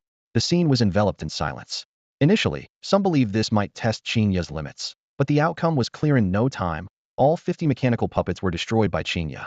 The battlefield lay in ruins, yet the little white fox remained energetic, as if the intense battle had been nothing more than a warm-up. Zhongming stood in the assessment hall, utterly stunned and unable to believe what he was witnessing. 50 mechanical puppets had been effortlessly defeated by a seemingly ordinary 5th-tier Heart Moon Fox. His Ironblood Ancient Tree was also a 5th-tier creature, and under normal circumstances, defeating even 2 mechanical puppets would have been considered lucky. But the power of this Heart Moon Fox far exceeded his expectations. If they were to fight, his Ironblood Ancient Tree would likely be taken down in just a few moves. Gao Ming took a deep breath, forcing himself to remain calm. He signaled the little mountain ape to increase the number of puppets, and soon, 80 mechanical puppets appeared on the field. The battle started again, but the outcome was equally astonishing. Qin Ye easily dealt with all the puppets. Qin Ye let out a low growl, indicating for Gao Ming to add more opponents. As an experienced mentor who had seen countless newcomers, Gao Ming had never encountered such a formidable pet beast. He had no choice but to continue increasing the number of puppets, 100, 150, yet Qin Ye remained unfazed. The vast assessment hall was enveloped in silence, everyone holding their breath and fixated on the incredible battle. Finally, under the assault of 263 mechanical puppets, Qin Ye began to show signs of fatigue. Gao Ming quickly calculated and delivered an astonishing combat power assessment, 65,750. Sweating profusely, he trembled as he picked up a brush and solemnly wrote on the parchment. Speed rating, SSS. Attack rating, SSS. Defense rating, SSS. Combat power assessment, 65,750. He then added a note. After committee review, the pet beast nurtured by Lin Yun successfully passed the Black Iron level assessment. Upon finishing, Gao Ming couldn't help but chuckle wryly. This was far beyond a Black Iron level. If it weren't for the fact that the Heart Moon Fox was only a 5th tier, he would have thought this was a Bronze level Beastmaster assessment. The other 4 mentors quickly completed their evaluations. Surprisingly, all 5 unanimously gave the highest SSS rating.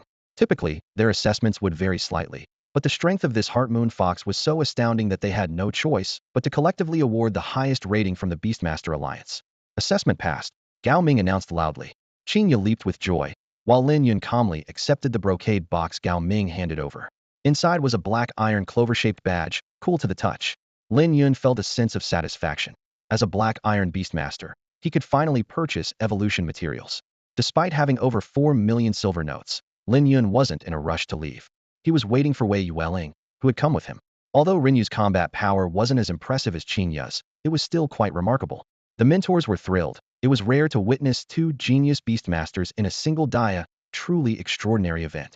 Before long, the 2 of them arrived together at the Alliance store, ready to embark on a new chapter in their Beastmaster journey. At the top floor of the Beast Alliance headquarters, in a lavishly decorated office, Tian Kong, the president of the Haoyue City Beast Alliance, sat with a serious demeanor at his large desk, deeply focused on a thick stack of documents. Scattered across the desk were various files, inventory lists from stores, reports from the mission hall, and detailed profiles of newly graduated Beastmasters. As Tian Kang's eyes quickly scanned the documents, a growing sense of unease filled him. Recently, the number of exotic beasts outside Haoyue City had surged, and if left unchecked, the mortality rate of residents in this area would rise to an alarming level. As an experienced Beastmaster, Tian Kong understood the significant implications of humans discovering their beast mastery talents. This ability allowed humans to form contracts with exotic beasts and fight alongside them. However, the probability of awakening this talent was extremely low, and most people remained ordinary throughout their lives. Even those who became beast masters faced relentless battles with exotic beasts, and casualties were inevitable. Each loss of a beast master was a substantial blow to the human ranks. Tian Kong recalled the pioneers of the past who attempted to forge new paths. Some proposed directly merging with their beast companions, while others tried to forcefully establish contract relationships using drugs. Unfortunately, these attempts ultimately ended in failure. While human-beast fusion could grant users some of the beast's power, over time, their minds became bloodthirsty and violent, losing their humanity. The Beast Alliance had to urgently halt this research. However, the negative impact had already manifested. A fanatic organization called the Holy Sect emerged, convinced that human-beast fusion was the right path. This threat continued to trouble Tian Kong. What worried him even more was the sharp decline in the number of Iron-tier Beast Masters passing the assessments in recent years. Tian Kong couldn't help but sigh. Alas, the recent talents are really lacking. At that moment, a knock on the door interrupted his thoughts. Come in, Tian Kong said. Gao Ming entered, holding a new dossier. How did today's assessments go? Tian Kong asked, with a hint of expectation in his voice. Pretty good, Gao Ming replied with a smile, but Tian Kong could see through the facade of disappointment behind those words. This year, only 23 Iron-tier Beast Masters and 4 Bronze-tier Beast Masters passed the Alliance's assessments. Compared to the 60 Iron-tier Beast Masters 5 years ago, these results were dismal. Tian Kong quietly took the dossier and placed it on the desk. Noticing Gao Ming hadn't left, he frowned and asked, "Is there anything else?" President Tian, you should take a look at the contents of the dossier first, Gao Ming suggested. Tian Kong nodded and began to read carefully. The evaluations of the first few Beast Masters were unremarkable, with their beast companion species and skill levels being mediocre. This was something Tian Kong had grown accustomed to. Suddenly, a name caught his attention. Ironblood Ancient Tree, now that's a rare species. I've heard this person has a level talent. With proper nurturing, they should become a decent beast master, Tian Kong commented. President, it's not Zhong Ming, Gao Ming quickly corrected. It's not? Tian Kong asked, puzzled, as he flipped through the pages faster. Soon, his gaze fixed on Wei Yueling's assessment results. Attack rating, S. Defense rating, S. Speed rating, A. Tian Kong excitedly looked at Wei Yueling's assessment results and marveled. I didn't expect such a promising talent to emerge from our Hao city this year. The combat power of the frost heart she cultivated has reached 13,520. However, Gao Ming mysteriously remarked, President, the focus is not on Wei Yueling. Puzzled, Tian Kong looked at Gao Ming, who teased, keep reading, and you'll see. With questions in mind, Tian Kong continued to review the documents. When he saw the next evaluation form, his hands trembled. As a branch president for many years, he had seen countless evaluations of novice beast tamers, but this was the highest he had ever encountered. Attack, defense, and speed all rated at SSS, with a combat power of 65,750. This can't be right. Could the puppet have malfunctioned? Tian Kong muttered in disbelief. Gao Ming was prepared and handed over a crystal. President, take a look at this, and you'll understand. The crystal displayed footage of Qinya battling in the arena. Tian Kong immediately recognized it as a Xinhua fox, but he couldn't believe its combat power could exceed 65,000. In his experience, a well-bred Xinhua fox had a combat power of around 1,000. As the footage continued, Tian Kong watched in shock as Qinya effortlessly defeated dozens of mechanical puppets. When Qinya destroyed hundreds of them, a storm of astonishment brewed in his heart. He had never imagined a Xinhua fox could reach such a terrifying level. This young man, Lin Yun, how did he cultivate a Xinhua fox to this extent? Tian Kong was overwhelmed. Gao Ming analyzed. This person's beast-taming aptitude must be extremely high. Possibly S-level, or even SS-level aptitude, Tian Kong pondered. SS-level. Gao Ming was incredulous. President, does such a high beast-taming aptitude really exist? I've seen S-level beast tamers at the headquarters, and while they're strong, none are this formidable. Tian Kong gently shook his head, his gaze fixed on Qinya's combat stance. I'm increasingly convinced that Lin Yun must have the legendary SS-level aptitude. I never thought we would encounter such a powerful genius in a small place like Hao City. Gao Ming was deeply stirred by the president's certainty. Where is he now? Tian Kong asked eagerly. Gao Ming checked the registration records and replied, he's in the slums outside the city, at the specific address. Let's go. We need to meet him. Tian Kong decisively rose to his feet. The two approached the window, and Tian Kong opened it, calling out, Ingyi, stop lazing around and take me to the slums. A giant black lizard slowly awoke and extended its head into the window. Tian Kong and Gao Ming climbed onto its back, and the lizard swiftly descended the wall, quickly reaching the ground. The glass door of the Alliance store swung open as Lin Yun stepped inside. His eyes scanned the shelves filled with a dazzling array of materials, and the price tags brought back memories of when he could only dream of such purchases due to his limited budget. Now, those days were behind him. Guided by the eye of insight, Lin Yun quickly jotted down a list on a piece of paper. He approached the counter and handed the note to a young woman in uniform. Could you please get these for me? 5 moonstones for lightstones, 15 holy light herbs, and 10 moonlight herbs. The store clerk, Shun Wenxian, raised her eyebrows as she glanced at the list. You want all of these? She asked in surprise. These materials are quite expensive. The total comes to over 80,000 taels. She couldn't help but calculate silently that her monthly salary at the beast shop was a mere 800 taels. Even if she saved every penny, it would take her nearly 10 years to afford such a purchase. Yes, I want them all, Lin Yun confirmed calmly. Shun Wenxian's demeanor became noticeably more respectful. Please wait a moment, I'll prepare the items for you right away. A short while later, she neatly arranged the various materials on the counter. The moonstones and lightstones were carefully placed in exquisite wooden boxes, while the holy light and moonlight herbs were stored in specially designed glass bottles. The bottles were lined with snow-white spider silk, a product of a special type of spider pet beast, which effectively preserved the herbs' fragrance and prevented them from attracting wild beasts. Lin Yun recalled encountering a pack of wolves in the plantation last time, further appreciating the necessity of this preservation method. The materials are ready, Shun Wenxian said. Is there anything else you need? Lin Yun nodded. Do you have any skill stones? We do. Shun Wenxian quickly retrieved a skill stone from the warehouse. Each one is 9,000 taels. Lin Yun calculated in his mind. Qingyao's claw attack had reached the god level, but the bite and streaming moves still needed improvement. Considering it took 28 skill stones to hone the claw attack last time, he decided to stock up. I'll take 80, Lin Yun said calmly. 80? Shun Wenxian exclaimed, rushing to the warehouse. I'll check if we have enough in stock. If not, it might take 3 days to restock. Lin Yun and Wei Yueling waited patiently, while Qingya and Lin Yu, his two pet beasts, were nearly drooling over the fragrant herbs displayed in the window. Before long, Shun Wenxian returned, slightly out of breath. We have just enough stock, she said, hurriedly packing the skill stones into a box while quickly calculating. Along with the previous materials, the total comes to 803,750 taels. If you're an Iron Beast Master, you can enjoy a 20 discount. Don't rush the payment yet. I have more to buy, Lin Yun said calmly. Shun Wenxian's eyes widened in disbelief. You want to buy more?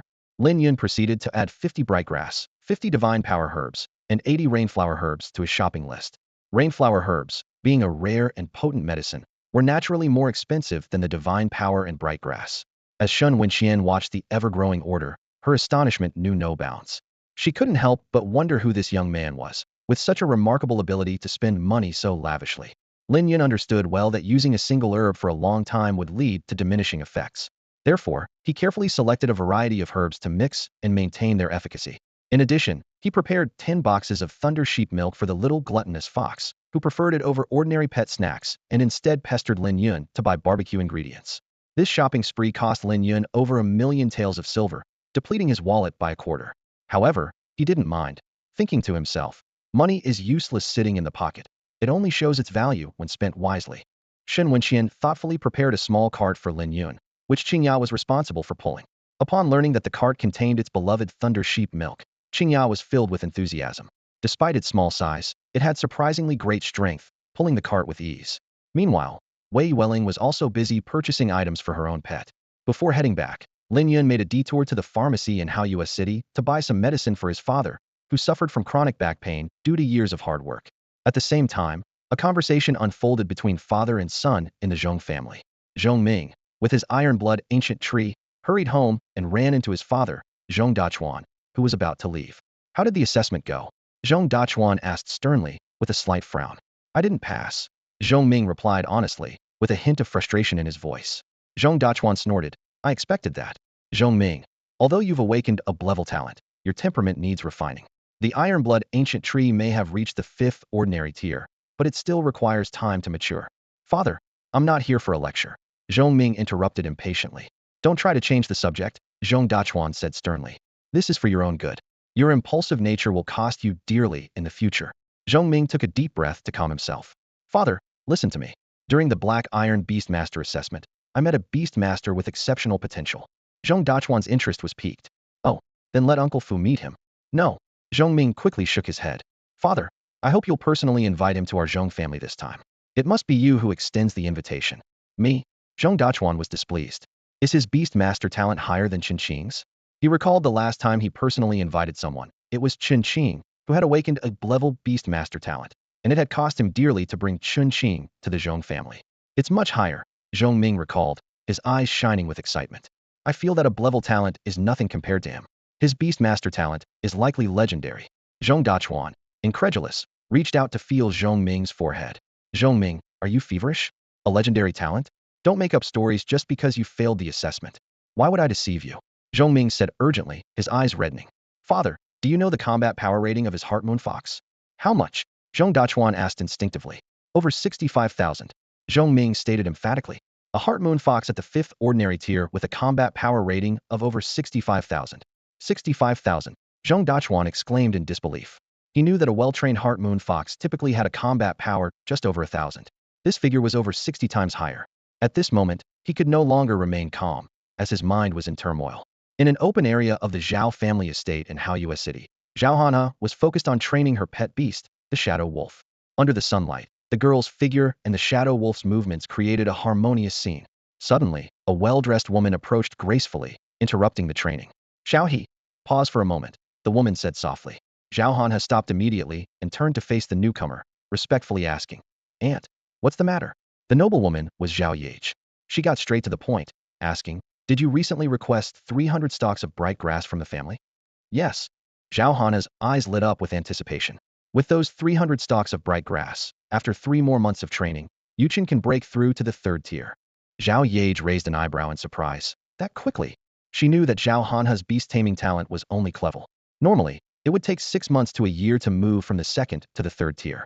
Sensing her aunt's doubt, Zhao Hanha humbly said, "I had some fortuitous encounters." Zhao Yage scrutinized her niece, noting her calm demeanor, and nodded. "I'll help you negotiate with the family."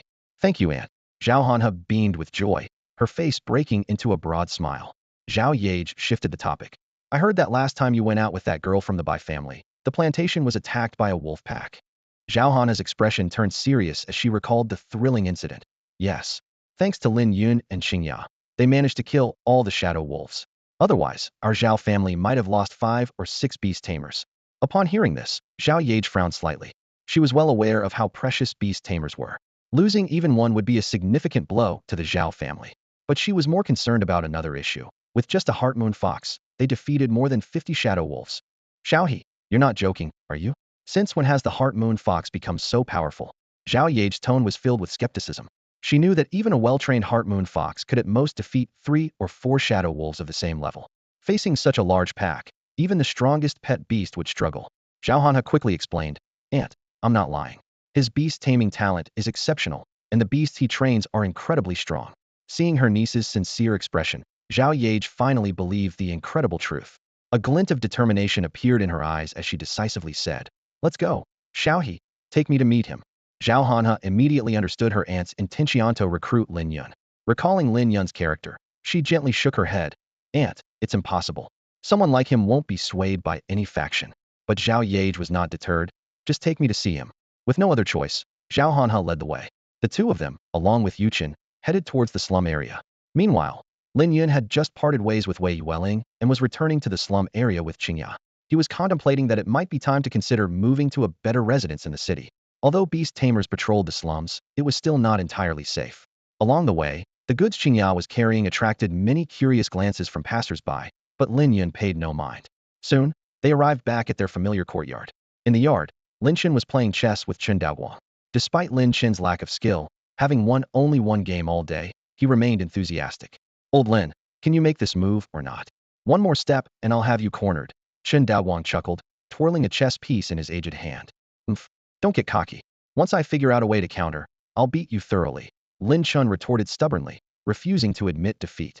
Li Yueru timely brought over 2 pots of tea, placing them in front of the 2 old men. At that moment, Lin Yun's voice rang out.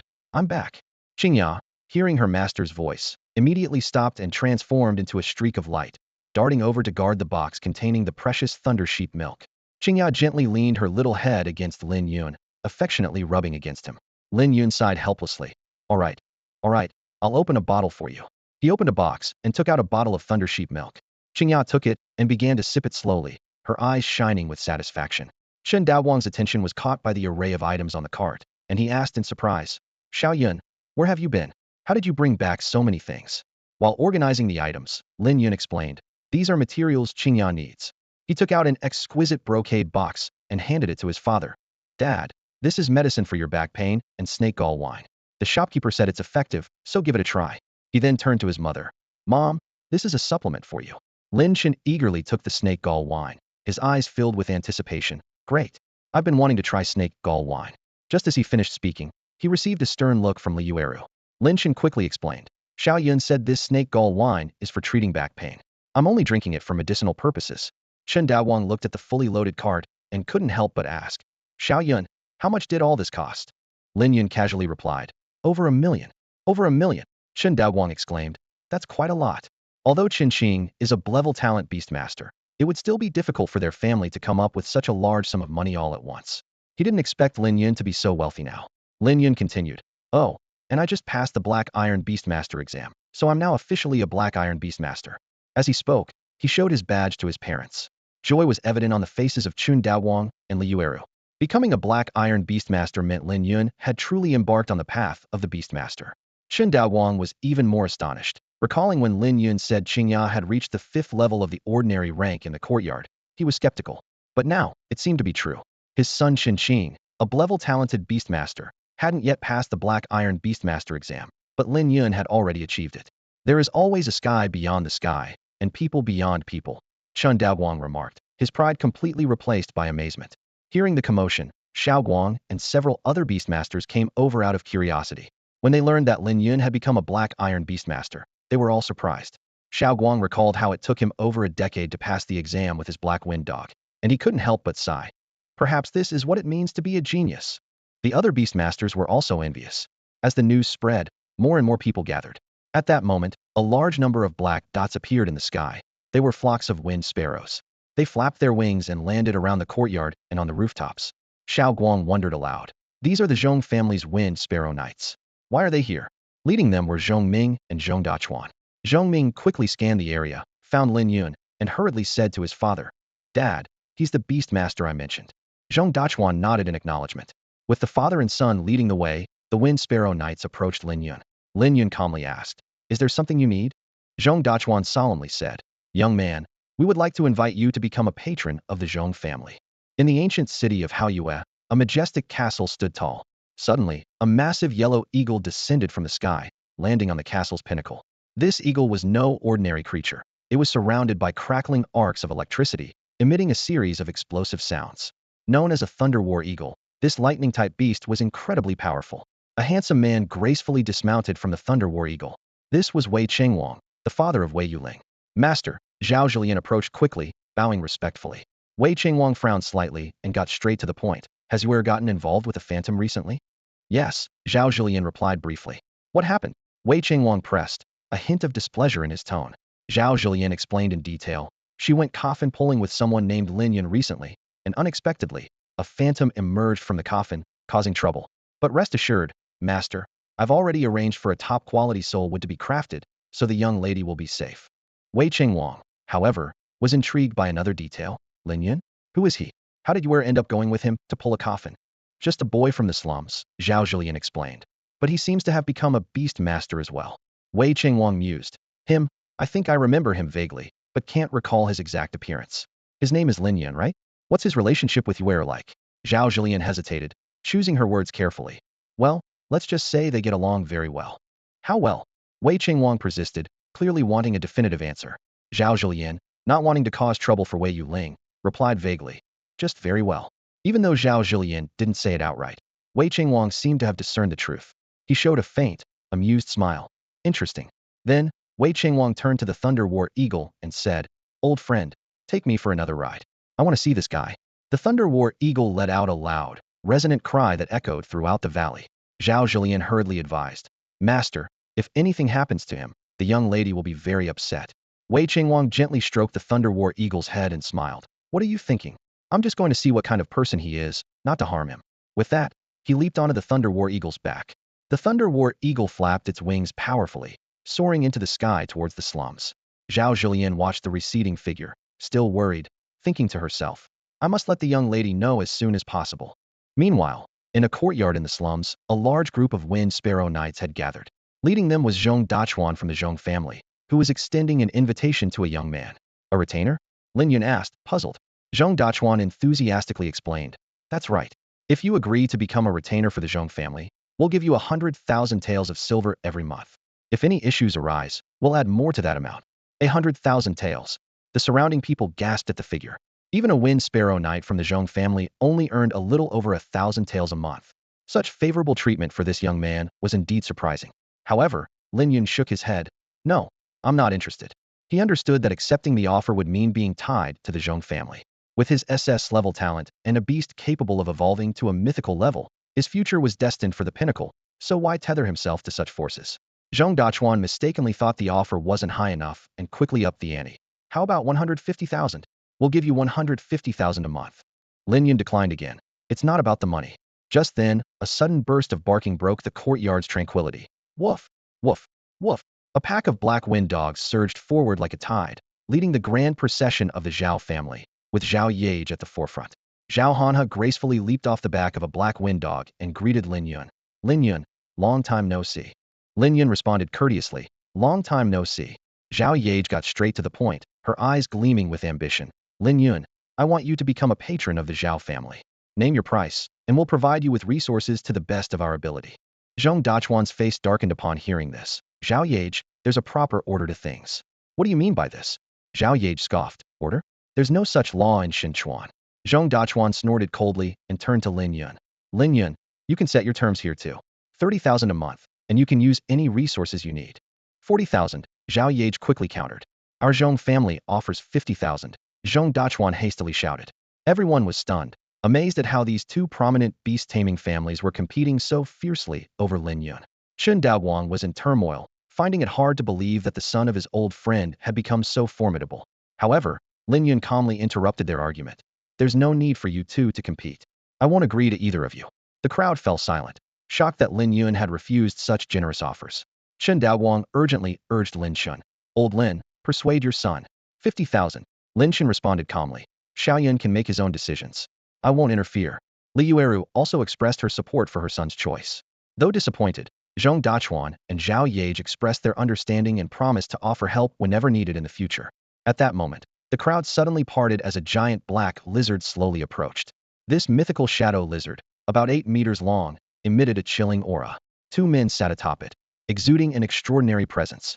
Everyone bowed. Greetings, President. Zhong Dachuan and Zhao Yage hurried to greet him. Tian Kong dismounted from the shadow lizard, his gaze landing on the white fox, and he smiled. I presume you are Lin Yun. Lin Yun looked curiously at this unexpected powerful figure. I am Lin Yun. May I know what you need from me? As Lin Yun stepped into the room, he saw Tian Kong sitting upright, his eyes gleaming with anticipation. Tian Kong got straight to the point. Lin Yun, not only did I come to see you, but I also want to invite you to participate in a special project.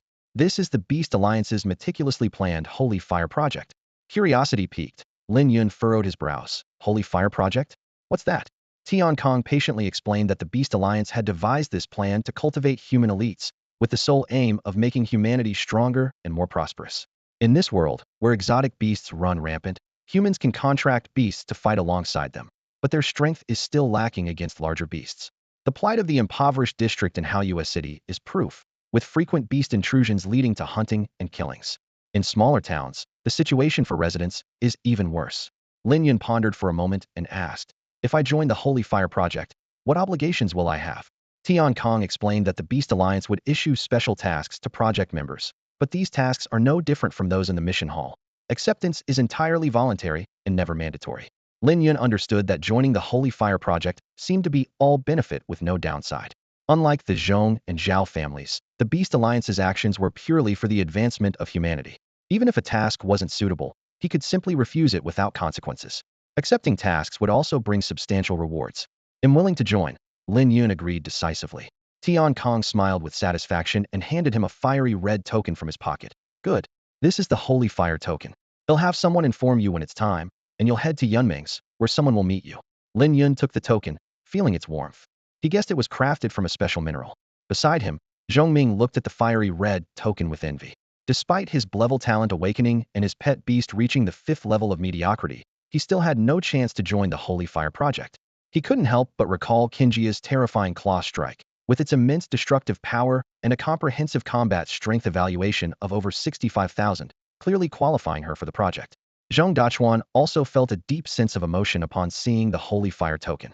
As far as he knew, a branch president only held 3 such tokens, highlighting their preciousness. Other beastmasters cast envious glances as well. At that moment, Bai Ningqin led a group of small family heads from Haoyue City to congratulate him.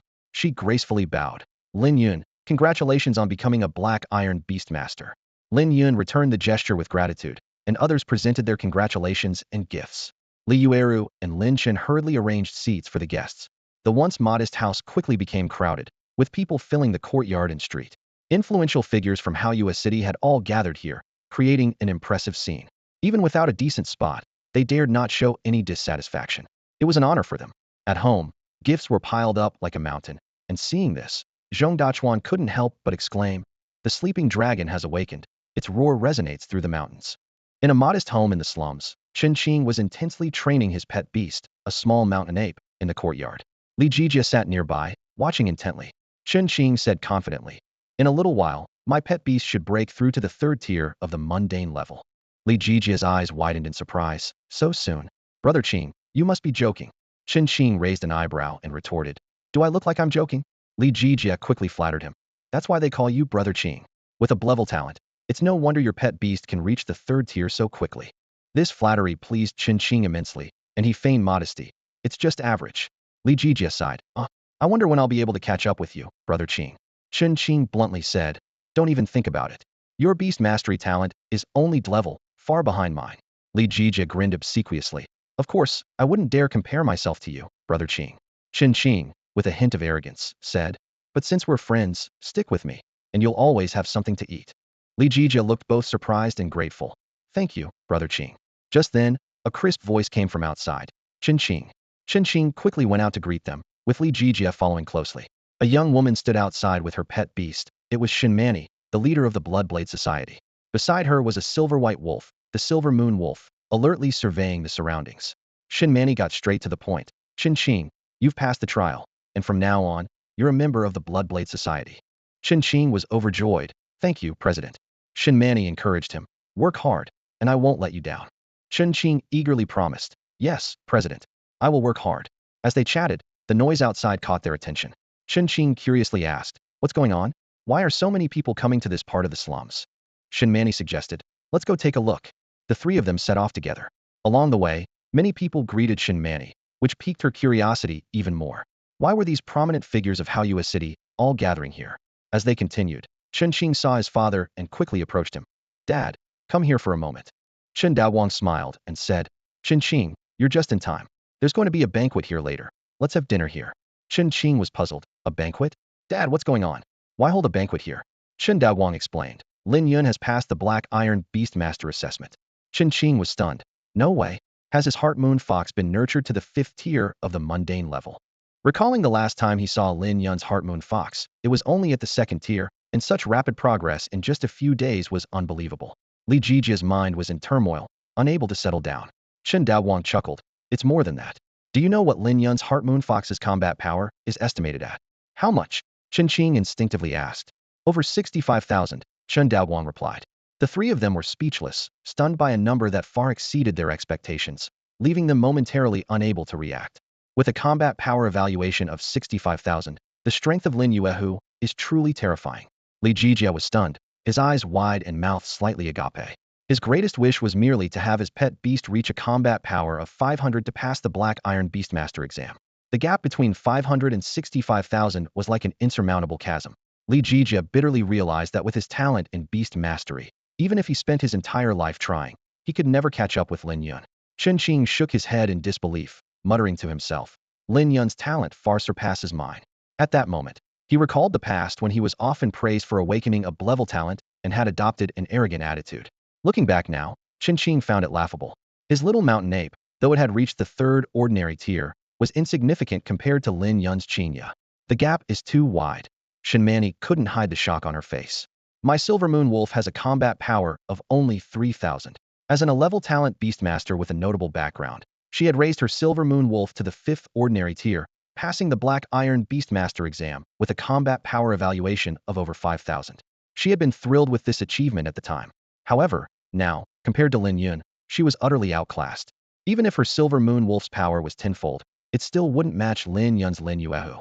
Chen Daowang frowned, still somewhat puzzled. "But what I don't understand is why Lin Yun refused the Zhong family's offer of 50,000 a month to become their patron. That's 50,000. Chen Qing, however, understood Lin Yun's decision. With his abilities, why rely on a beastmaster family like the Zhong family? Only those lacking strength would choose to depend on such families. Those with enough talent and capability don't need to waste time on this. Instead, it's those families that need to seek him out." "Indeed," Shinmani agreed wholeheartedly, nodding. After hearing his son's explanation, Chen Daowang finally realized, quietly regretting his lack of insight at the time. "Let's go inside and take a look," Chen Qing suggested. The other three quickly agreed. The courtyard was bustling with people. As soon as Chen Qing stepped inside, His attention was caught by the item in Lin Yun's hand. That's the Sacred Fire Order. The Sacred Fire Order? Shin Manny hurriedly moved closer, exclaiming after careful observation. It really is the Sacred Fire Order. President Tian gave it to him. Her voice was filled with undisguised envy. Shin Manny had always aimed for the Sacred Fire Order, investing countless resources into nurturing her pet beasts, but she never met Tian Kang's standards. She never imagined that the last Sacred Fire Order would end up with Lin Yun. This item is incredibly precious, Shin Manny explained. Once obtained, it grants significant attention and resources from the Beastmaster Alliance. As for obligations, if one doesn't wish to take them on, they don't have to do anything, unless humanity faces extinction. At this point, recalling Lin Yuehu's combat power evaluation, she could only smile bitterly. She once considered herself a genius, but in front of Lin Yun, she was nothing. Brother Qing, what is the Sacred Fire Order? Li Jijia asked curiously. Chun Qing patiently explained. The Sacred Fire Order is a grand plan established by the Beastmaster Alliance for the development of humanity. After listening, Li Jijia became even more restless, murmuring, I never imagined Lin Yun could obtain something so important. Indeed, Chun Qing sighed with envy. If only such a good thing could come my way. But alas, that's impossible. The three of them stood before the towering pile of gifts, their emotions tumultuous. Suddenly, Shin Manny halted, a slight frown on her face. Miss Shun, what's wrong? Chun Qing asked, surprised. Shin Manny's eyes flickered, as if trying to recall something. I just remembered something. Is this Lin Yun close with a girl named Wei Yueling? Yes. Chun Qing nodded in confirmation. Wei Yueling often comes to play with him. Shin Manny slowly recounted her memory. Back then, Wei Yueling wanted to recommend someone to join our Bloodblade Society, and that person was Lin Yun. Her tone carried a hint of regret. For some reason, Lin Yun didn't join, and Wei Yueling left as well. Chun Qing couldn't help but feel emotional upon hearing this. He remembered the efforts he put into passing the Bloodblade Society's trial, even causing the little mountain ape to sustain a minor injury. Now, it seemed that the organization was insignificant in comparison to Lin Yun. As the three of them were lost in thought, Lin Yun approached. Uncle Chun, my mother is over at Aunt Sun's place. She asked me to call you, he explained. We want to host a banquet, but there's not enough space here, so we had to borrow a neighbor's house. Chen Daowang immediately responded, all right, I'll head over right away. Just as Lin Yun was about to leave, Chen Qing spoke up suddenly. Lin Yun, there's something I want to tell you. Lin Yun looked at him, puzzled. What is it? Chen Qing took a deep breath and sincerely said, we were wrong last time. We shouldn't have behaved that way. I hope you can forgive us. Li Jijia also chimed in. I'm sorry, Lin Yun. Lin Yun couldn't help but smile. He had long since put the matter behind him. He understood that Chun Qing's level talent was considered quite good among beast tamers, and young people can be a bit arrogant. No worries, Lin Yun waved it off graciously. Let's go inside and sit down. The two of them, relieved, followed Lin Yun into the house, with Shun Manny close behind. The entire slum was bustling with activity, as dignitaries and common folk gathered together for one reason: Lin Yun. The grand banquet continued until late into the night. Some young members of small families voluntarily took on the task of cleaning up, and Lin Yun gladly accepted their help. At that moment, a loud cry echoed from the sky. A fiery red bird flew in from afar, illuminating the surrounding houses. A white-haired girl, Wei Yueling, leapt off the bird's back and hurried towards Lin Yun. Lin Yun, are you okay? She asked anxiously. Lin Yun looked puzzled. Me? Why would anything be wrong? Wei Yueling breathed a sigh of relief, but Lin Yun keenly sensed her unease. What's going on, Yueling? You seem tense. Has something happened? He quickly inquired. Wei Yueling anxiously asked Lin Yun if any strange people had come to cause trouble. Lin Yun calmly replied that although many people had come today, everything was normal. Wei Yueling breathed a sigh of relief, but Lin Yun noticed her unease and pressed her on whether something had happened. Wei Yueling vaguely replied that she would explain later, then quickly rode off on her fire cloud sparrow. The fire cloud sparrow carried Wei Yueling across the sky, soon arriving above a castle. Wei Yueling jumped off the giant bird's back and, spotting a familiar figure, ran over excitedly, shouting, Dad, so you've been home all along. Wei Chengwang responded, where else would I be? Where did you think I was? Wei Yueling stammered, and Wei Chengwang guessed that Aunt Lan had told her something. Wei Yueling quickly pleaded for Aunt Lan, and Wei Chengwang reluctantly agreed not to trouble her. Curious as to why her father had returned from the slums, Wei Chengwang smiled and said he went to see his future son-in-law. Wei Yueling blushed immediately, hastily explaining that she and Lin Yun were just friends. Wei Chengwang remained unconvinced, making Wei Yueling stomp her foot playfully. Changing the subject, Wei Chengwang praised Lin Yun's talent, noting that the combat power evaluation of his cultivated pet beast reached over 65,000. Wei Yueling proudly mentioned that Lin Yun's beast taming talent was SSS level, one level higher than hers. Wei Chengwang's expression grew serious, remarking on the rarity of SSS level talent. Wei Qingwang expressed that with Lin Yun's growth rate, his future achievements would not fall short of his own. He personally acknowledged Lin Yun to some extent, but felt that Lin Yun's interpersonal skills needed improvement. However, Wei Qingwang believed that in this world where the strong prey on the weak, strength is paramount. Wei Yueling cautiously asked if her father truly approved of Lin Yun. Wei Qingwang said he just wanted his daughter to be happy, but reminded her that her mother had a fiery temper and might be hard to persuade. Wei Yueling became immediately anxious, clinging to her father's arm in a playful manner. Wei Qingwang feigned displeasure, teasing that while she had just been threatening him, now she was trying to sweet-talk him. "Father, I've always been considerate towards you," Wei Yueling said playfully. She knew this tactic worked well on him. "All right, don't worry, I'll talk to your mother," Wei Qingwang relented. The next morning, Wei Yueling came again. This time, her purpose was to invite Lin Yun to the castle with her, so her father could protect them from the wandering spirits. "No, I plan to take Qingya to the dark forest for training in the next few days," Lin Yun declined. According to the government's information, this spirit is about level 8, while Qingya is currently at level 5.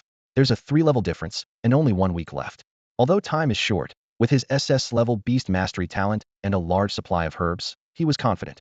Having known each other for years, Wei Yueling and Lin Yun had a strong understanding, so she didn't stop him but supported him, hoping you can successfully defeat that spirit. They chatted a bit longer, and by noon, Wei Yueling left on her fire cloud sparrow. Back home, Lin Yun saw his parents again. They both looked well. "Dad, how's your back pain?" Lin Yun asked with concern. "It's a bit better," Lin Shun replied. "That's good to hear," Lin Yun sighed in relief. Years of hard work had left Lin Shun with chronic issues, with frequent back pain, especially during windy or rainy weather, leaving him speechless from the pain. If left unchecked, it could worsen into a more serious condition. After earning money, Lin Yun bought herbs from the pharmacy to treat his father's back pain, though the results weren't ideal. "Mom, do you have time today? I have something I'd like to ask you to do," Lin Yun said. "I have time. Tell me." "Xiao Yun, what do you want me to help with?" Li Yueru inquired. "I want to buy a new house.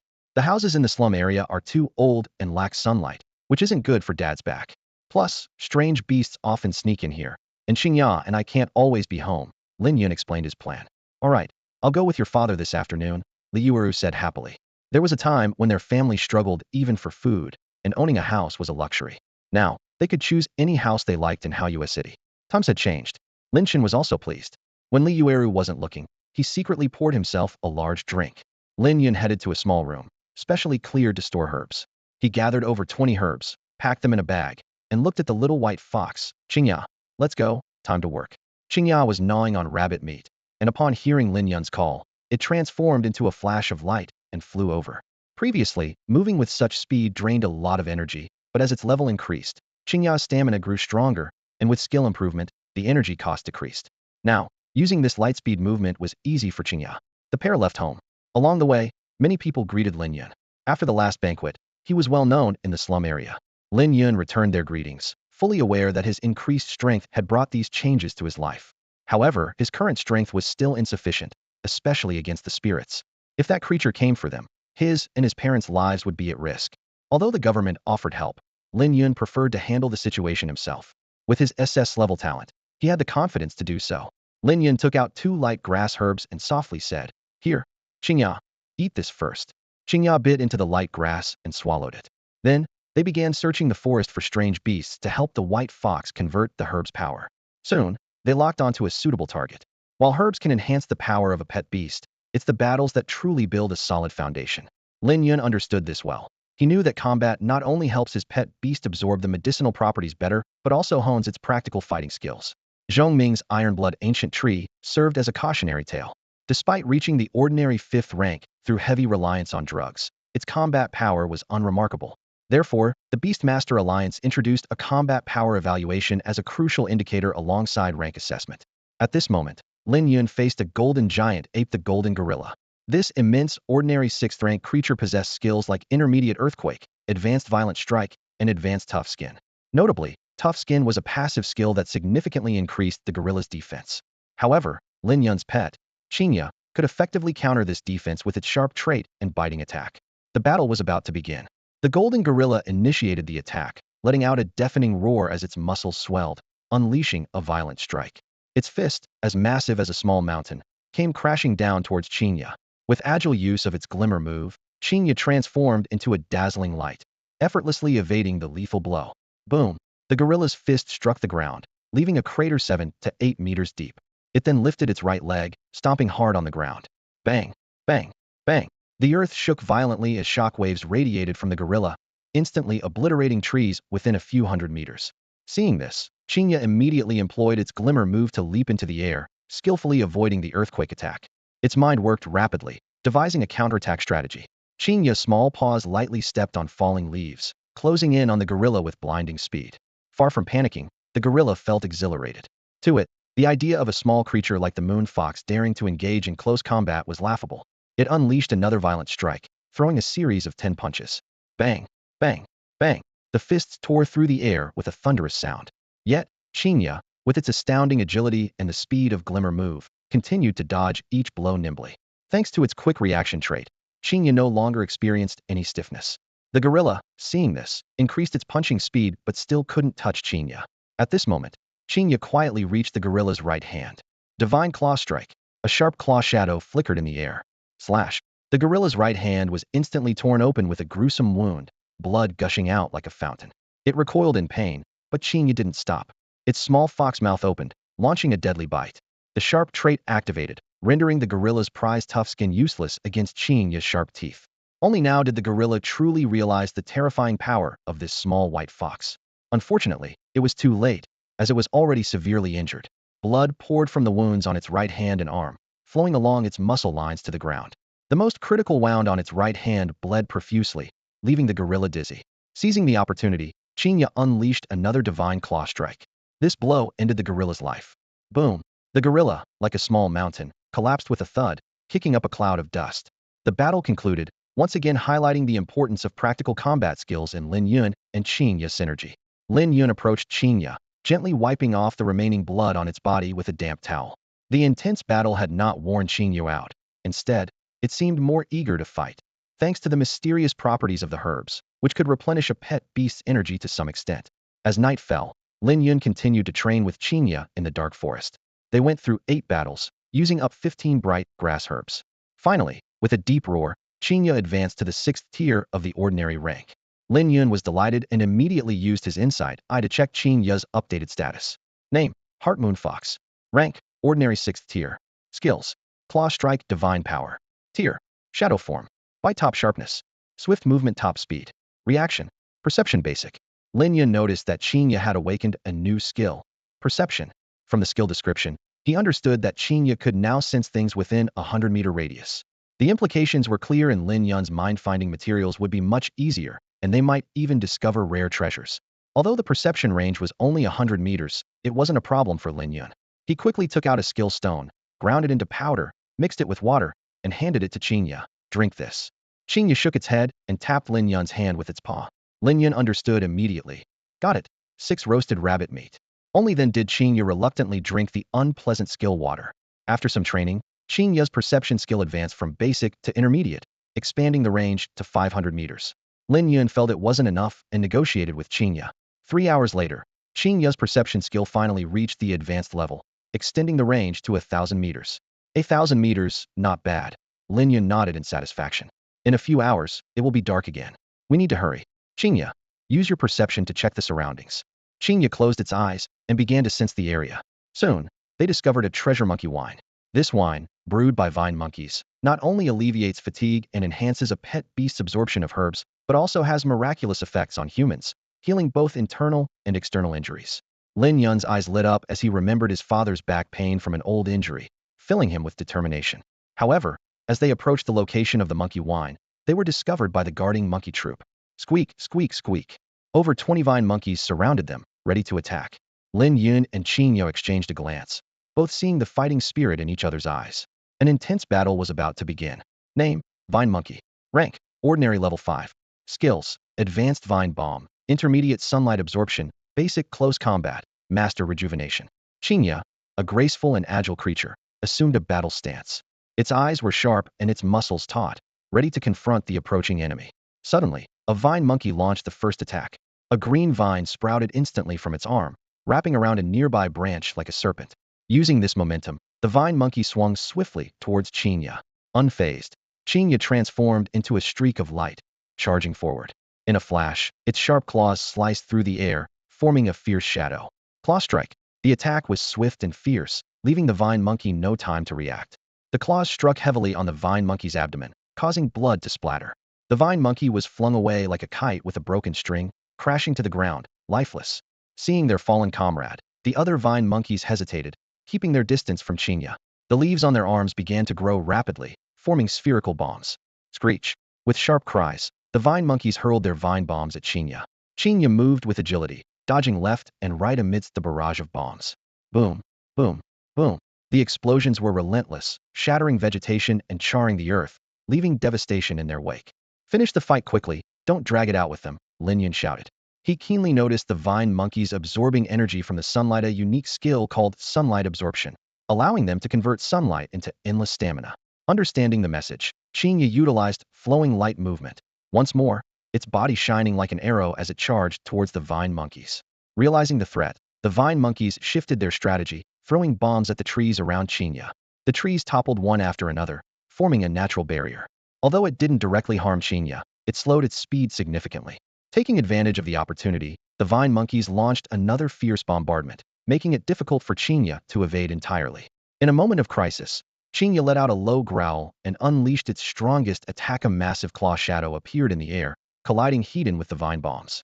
Boom! In a deafening explosion, all the bombs detonated simultaneously. Yet, Chinya remained unscathed. It turned out its claw strike had an ethereal property, colliding with the bombs as a shadow rather than a solid form. Seizing the moment, Chinya quickly closed in on the monkey group, delivering several claw strikes that claimed the lives of more vine monkeys. Just then, one of the vine monkeys emitted a dazzling light signifying its sunlight absorption had reached its peak. Moments later, its size doubled, muscles stacked like bricks, and a massive green bomb appeared on its abdomen. This super vine monkey, clutching the bomb, charged at Chinya with astonishing speed. Realizing a head-on collision was unwise, Chinya swiftly used flowing light movement to dodge. However, two more vine monkeys completed their sunlight absorption, also turning themselves into bombs and pouncing towards Chinya. The battle grew increasingly intense, pushing Chinya into an unprecedented crisis. This was a life-or-death suicide attack. For an ordinary pet beast, facing such a situation would likely mean mutual destruction with the enemy. However, Chinya, with its exquisite flowing light movement skill, had no fear of being caught. Now, having advanced to the 6th tier, Chinya had honed this skill to the highest level, making its energy consumption relatively low with each use. Chinya swiftly reached the edge of a cliff, its sharp claws slicing through large chunks of rock as easily as cutting through tofu. It hurled these natural weapons at the vine monkey troop. With a loud boom, one of the vine monkeys was struck directly, causing the bomb in its hand to explode instantly. The unfortunate monkey was obliterated, leaving no trace behind. Quick, Chinya, move! Lin Yun shouted urgently. Chinya looked up and immediately sensed the gravity of the situation. While it was evading, the vine monkeys had gathered together, creating a massive super vine bomb the size of a small house. The troop chattered excitedly, clearly pleased with this terrifying weapon capable of destroying everything around it. To them, Lin Yun and Chinya were already as good as dead. The gigantic vine bomb hurtled toward Chinya like a meteor. Escape was no longer an option. The only way out was to confront it head-on. Lin Yun quickly devised a plan. Chinya, slice those bombs apart. Understanding the command, Chinya transformed into a streak of light, charging at the enormous vine bomb. Its claws slashed like lightning, delivering dozens of fierce strikes in the blink of an eye. The gigantic bomb was instantly shattered into pieces. Just as the fragments were about to explode, Chinya delivered another airborne claw strike, sending the bomb fragments precisely back toward the vine monkey troop. The troops scrambled to evade, but it was too late.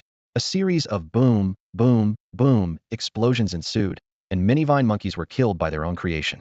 The few that survived had lost their will to fight and scattered in all directions.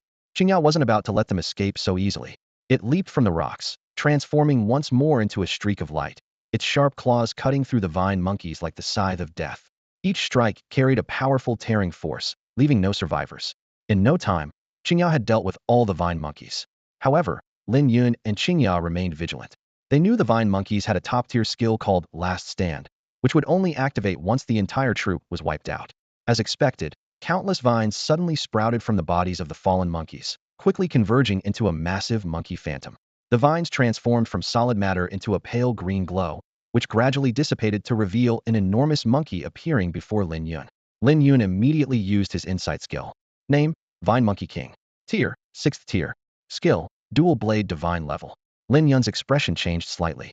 The Vine Monkey King let out an earth-shaking roar, its hands quickly conjuring green light to form two long blades. The blades emitted subtle ripples, unmistakably marking them as a divine-level skill. Qingya remained on high alert. The Vine Monkey King swung its dual blades, launching a fierce assault on Qingya. The two blades combined in a cross formation, radiating immense power. Qingya swiftly dodged. However, despite its massive size, the Vine Monkey King was exceptionally agile, spinning to deliver a vicious counterattack aimed directly at Qingya's vital points. The sharp blade was moments away from hitting Qingya. Qingya gracefully used her ability to move like flowing light, partially transforming her body into light to deftly avoid the sharp blade of the Vine Monkey King. With agility, she leaped into the air, her claws precisely gripping the blade. The Monkey King hastily swung another long knife, but Qingya dodged again, and a crisp thud was heard. Seizing the opportunity, Qingya's sharp claws made a small cut on the Monkey King's right hand. Although seemingly insignificant, the wound triggered a ripping effect, causing blood to continuously flow. The Vine Monkey King grew fearful, realizing this prolonged battle was not in his favor. The Monkey King wildly wielded both swords, creating a terrifying storm. Qingya nimbly leaped backward, avoiding the edge, and then transformed into flowing light, charging straight into the storm's center. Another successful strike left a mark on the Monkey King's head. As the battle progressed, the Monkey King was covered in wounds but never managed to touch Qingya. Finally, the massive monkey collapsed with a thud and dissipated into green light. Qingya joyfully ran back to Lin Yun, receiving praise and gentle strokes from her owner. The two entered a tree hollow and discovered 3 barrels of precious monkey wine. Qingya couldn't resist and began drinking immediately. Lin Yun considered stopping her, but, thinking of her hard work throughout the day, let her be, only advising, "Drink slowly, silly fox." Before long, Qingya was drunk and collapsed on the ground. Lin Yun chuckled helplessly, picked her up, and attached handles to the barrels, easily carrying them back to their home in the slums. He carefully placed Qingya in her little nest and covered her with a light blanket. Upon returning home, Lin Yun found that his parents had already chosen a house. They presented a painting for Lin Yun to select from. Eventually, Lin Yun chose a house by a lake, priced at 1.8 million. "Mother, please look after Qingya at home. She's drunk. I'm heading to the city to make the payment," Lin Yun said with a hint of urgency in his voice. Li Yuru readily agreed. "All right." Her eyes sparkled with disbelief, as if her dreams were about to come true. The long-held wish to move to the city and escape the threat of beasts was finally within reach. Lin Chun was equally excited, feeling a surge of safety. From now on, the family would no longer live in constant fear. Lin Yun hurried towards the inner city of Haoyue City, heading straight for the city lord's mansion. As soon as he entered, Qi Miaoyun greeted him with a familiar smile. "Lin Yun, we meet again." She was quite impressed by the handsome young man. "I'm here to buy a house," Lin Yun stated directly. "The specific location is by the lake." Qi Miaoyun nodded and explained, "The total price for this house is 1.8 million. You can choose to pay in installments or purchase it outright." With that, she handed over a parchment detailing various payment plans. 30-year term, 65,000 annually, totaling 1.95 million. 40-year plan, 60,000 annually, for a total of 2.4 million. 60-year plan, 50,000 annually, totaling 3 million, Qi Miaoyun suggested. If funds are tight, consider the third option. Many beast tamers do so. Surprisingly, Lin Yun took out a stack of silver notes. "No need, I'll pay in full this time." Qi Miaoyun counted the notes, a hint of surprise in her eyes. A beast tamer paying in full, aside from those from major families, was rare. This sum of 1.8 million was no small amount, and her interest in Lin Yun grew. "I'll process the paperwork for you now," Qi Miaoyun said, quickly leaving and returning soon after. "Here's the deed. From now on, the lakeside house is yours." Lin Yun accepted the deed and was about to leave when Qi Miaoyun spoke again. "By the way, I've contacted the beast tamer about the previous issue, but he simply can't return early. I'm sorry, the authorities really can't help much." Lin Yun wasn't concerned. He never expected much protection from the authorities. To him, the only reliable thing in this world was himself. "Be careful," Qi Miaoyun warned, concern in her voice. "This ghost is particularly troublesome." "What happened?" Lin Yun asked, puzzled. A look of fear crossed Qi Miaoyun's face. "We've lost 3 more beast tamers. Also, Du Xing is dead. We've requested support from the county city, but we don't know when they'll arrive." Du Xing is dead. Lin Yun was surprised. He knew Du Xing fairly well, aware that the businessman, who had run a pet market for years, had only an 11 beast taming talent, but enough money to hire protection. As far as Lin Yun knew, Du Xing not only requested government support, but also hired 6 beast tamers, including 2 at the bronze level. Unexpectedly, even with such protection, he was killed. "Can you tell me more?" Lin Yun pressed. Qi Miaoyun nodded, seemingly eager to talk more. "This ghost has skills in mental attacks. Du Xing and those beast tamers all died of brain death." Hearing this, Lin Yun's expression changed slightly. Mental attacks were far more troublesome than ordinary physical attacks. Skills like claw strikes or headbutts could be dodged with agility, but mental attacks were invisible and could kill from behind walls. Even worse, Du Xing's death highlighted a problem. Soul Wood, while it could somewhat shield against a ghost's detection, had limited effectiveness. Being targeted was only a matter of time. Lin Yun fell into deep thought, realizing the situation was more dangerous than he had imagined. However, this time, we didn't leave empty-handed. Qi Miaoyun's voice broke the silence, and a glimmer of hope sparkled in her eyes. The magical crystal in Du Xing's store recorded the scene and estimated the ghost's strength. Lin Yun's curiosity was instantly piqued, and he eagerly asked, "Strength? How strong exactly?" Qi Miaoyun calmly replied, "The ghost's strength is at the 8th level of the ordinary rank." Lin Yun couldn't wait to ask, "Can I see the magical crystal?" "Yes." Qi Miaoyun nodded in agreement. Quickly, the two of them headed to the second floor of the government office. It was bustling with activity, with many people dressed similarly to Qi Miaoyun, clearly all government staff. Qi Miaoyun skillfully searched through a pile of items and soon retrieved a crystal, clear as glass. With practiced movements, she placed the crystal into a complex magic array, then inserted other auxiliary crystals into the grooves of the array. As she operated, the inscriptions on the array began to emit a faint golden glow, and the central crystal gradually lit up, revealing a scene. Lin Yun held his breath, took a step forward, and focused intently. The scene depicted a luxurious living room, elegantly decorated, clearly the result of Du Xing's years of success in the pet business. Du Xing was dining with 7 other beast tamers, enjoying a sumptuous meal. Suddenly, the atmosphere in the scene changed dramatically. One of the beast tamers' heads exploded violently, splattering bright red brain matter across the table, mixing with the food, a horrifying sight. The others were thrown into chaos, scrambling to their feet. Then, the second beast tamer met the same fate, dying instantly. A man seemed to shout something, and everyone's movements became noticeably faster. The Black Wind Hounds and Light Fong Hounds split into 2 teams, beginning to search for the ghost. However, it was all in vain. The disaster struck too quickly and suddenly. Before long, all the beast tamers met a grisly end, and their pets were not spared either. In the vast living room, only Du Xing remained, isolated and helpless. At that moment, the ghost descended through the ceiling like a phantom, appearing before Du Xing. Du Xing was terrified, begging for his life on his knees. The ghost showed no mercy, extending a spectral claw that pierced a large hole through Du Xing's body. Du Xing fell lifeless. The ghost then opened its terrifying mouth. Lin Yun noticed a gray substance being absorbed from Du Xing's body. The ghost, satisfied, wiped its mouth and left, leaving the living room in shambles.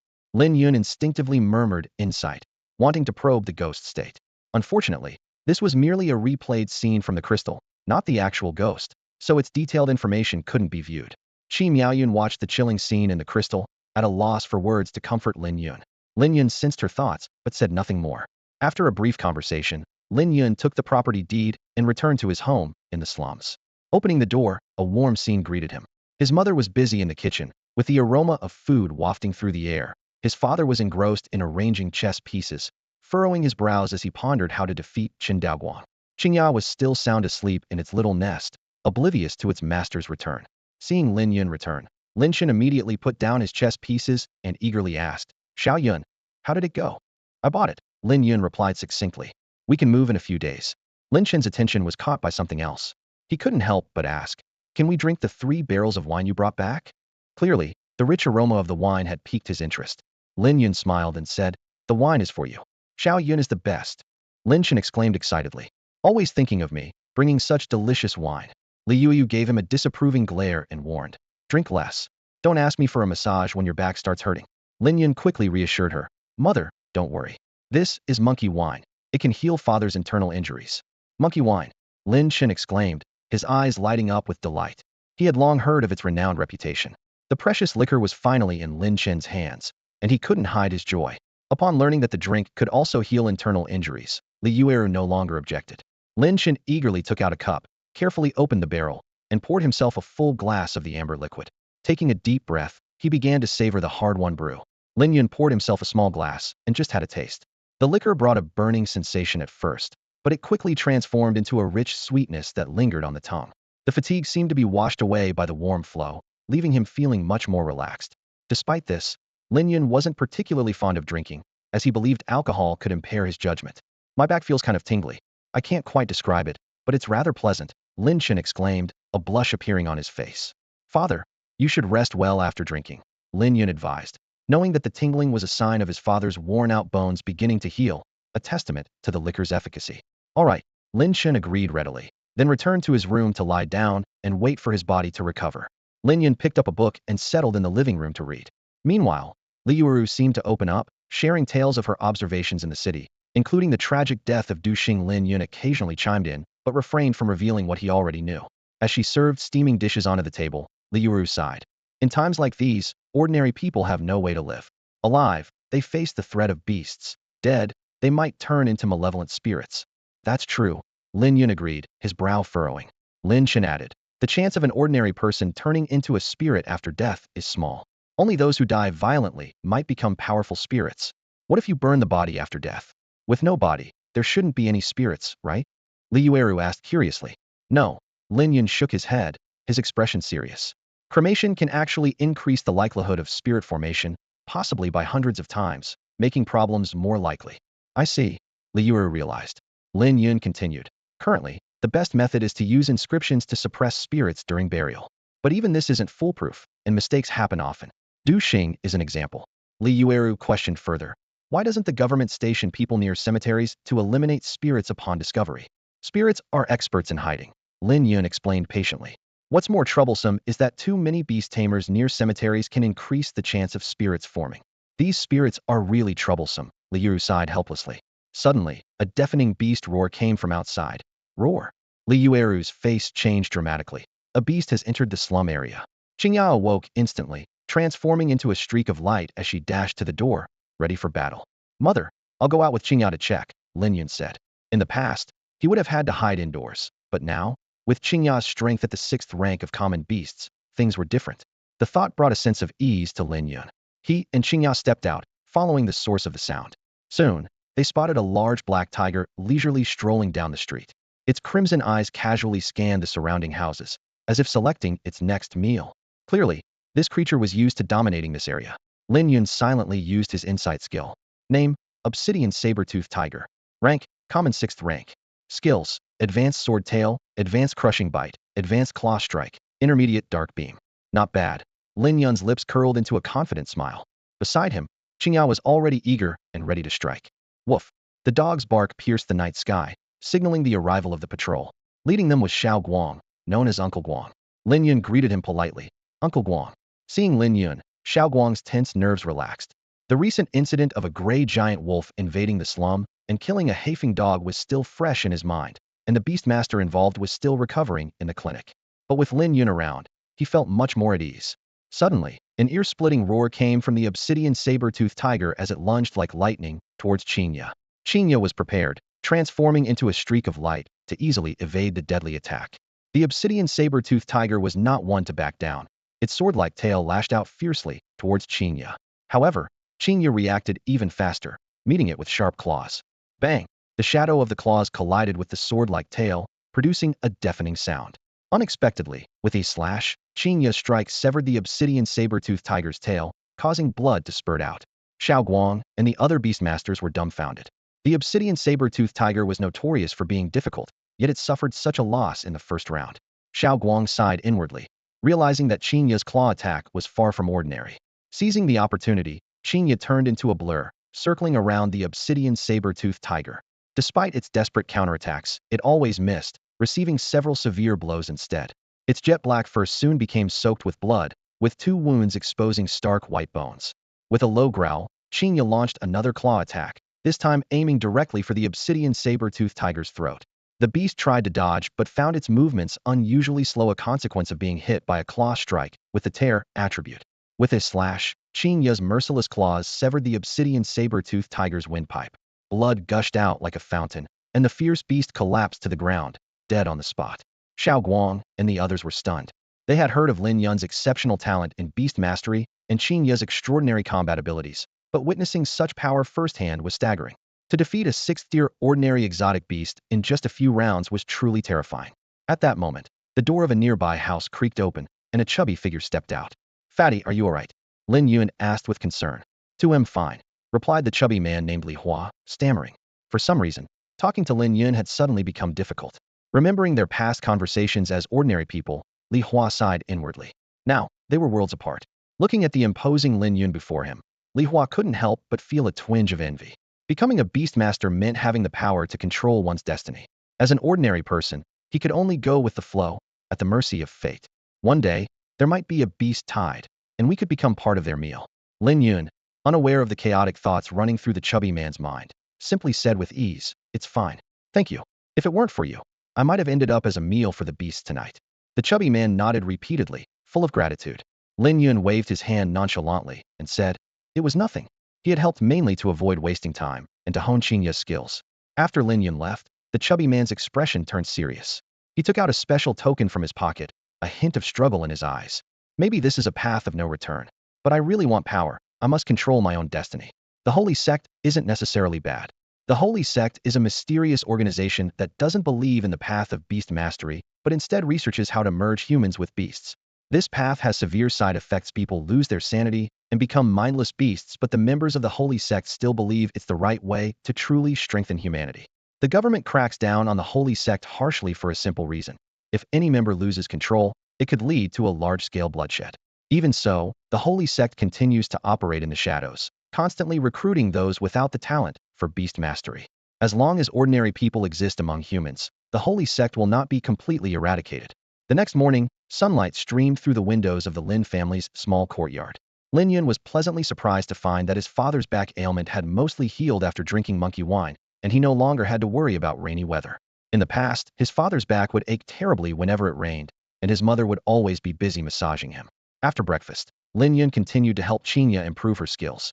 He had Qingya sip monkey wine while sampling herbs. Qingya loved these delicious treats, which were nothing like the tasteless skill stones. She swallowed them willingly, without Lin Yun's persuasion. Once the herbs were finished, Lin Yun took Qingya through the Black Night Forest, looking for suitable beasts to battle. This not only honed her skills, but also helped convert the herbs. By early afternoon, Qingya had made a breakthrough, reaching the 7th rank of ordinary beasts. Though still one rank short of their goal, it was faster than Lin Yun had anticipated, thanks to the effects of the monkey wine. Lin Yun set up a grill, gathered some firewood, and began roasting meat. The little gluttonous fox, Qingya, sat obediently beside him, having learned not to rush in but to wait patiently for Lin Yun to add seasoning. "All right, it's ready to eat," Lin Yun said with a smile. Qingya, holding a bottle of lightning sheep milk, came over and gently rubbed her little head against Lin Yun's chest. Lin Yun understood and said, "I'll open it for you." Qingya wagged her fluffy tail happily. In the afternoon, the pair continued their training. Thanks to his sensing skills, Lin Yun had a fruitful outing, finding many valuable herbs. As a result, his proficiency in sensing skills improved rapidly. By evening, his sensing skill had successfully reached the top level, expanding its range from 1,000 meters to 3,000 meters. This range was quite significant and proved to be an extremely practical skill. Lin Yun carefully checked Qingya's status. Name: Heart Moon Fox. Rank: Ordinary 7th rank. Skills: Claw Strike Divine level. Power: Tier: Shadow Transformation, Bite top level. Sharpness: Streamlined Movement top level. Quick Reaction: Perception top level. Suddenly, Lin Yun noticed a new trait: filtering. Is this a trait within perception? He read the description carefully, and his heart filled with joy. This was undoubtedly a very practical trait that would bring more convenience to their adventurous journey. Qingya's sensing ability had made a significant leap forward.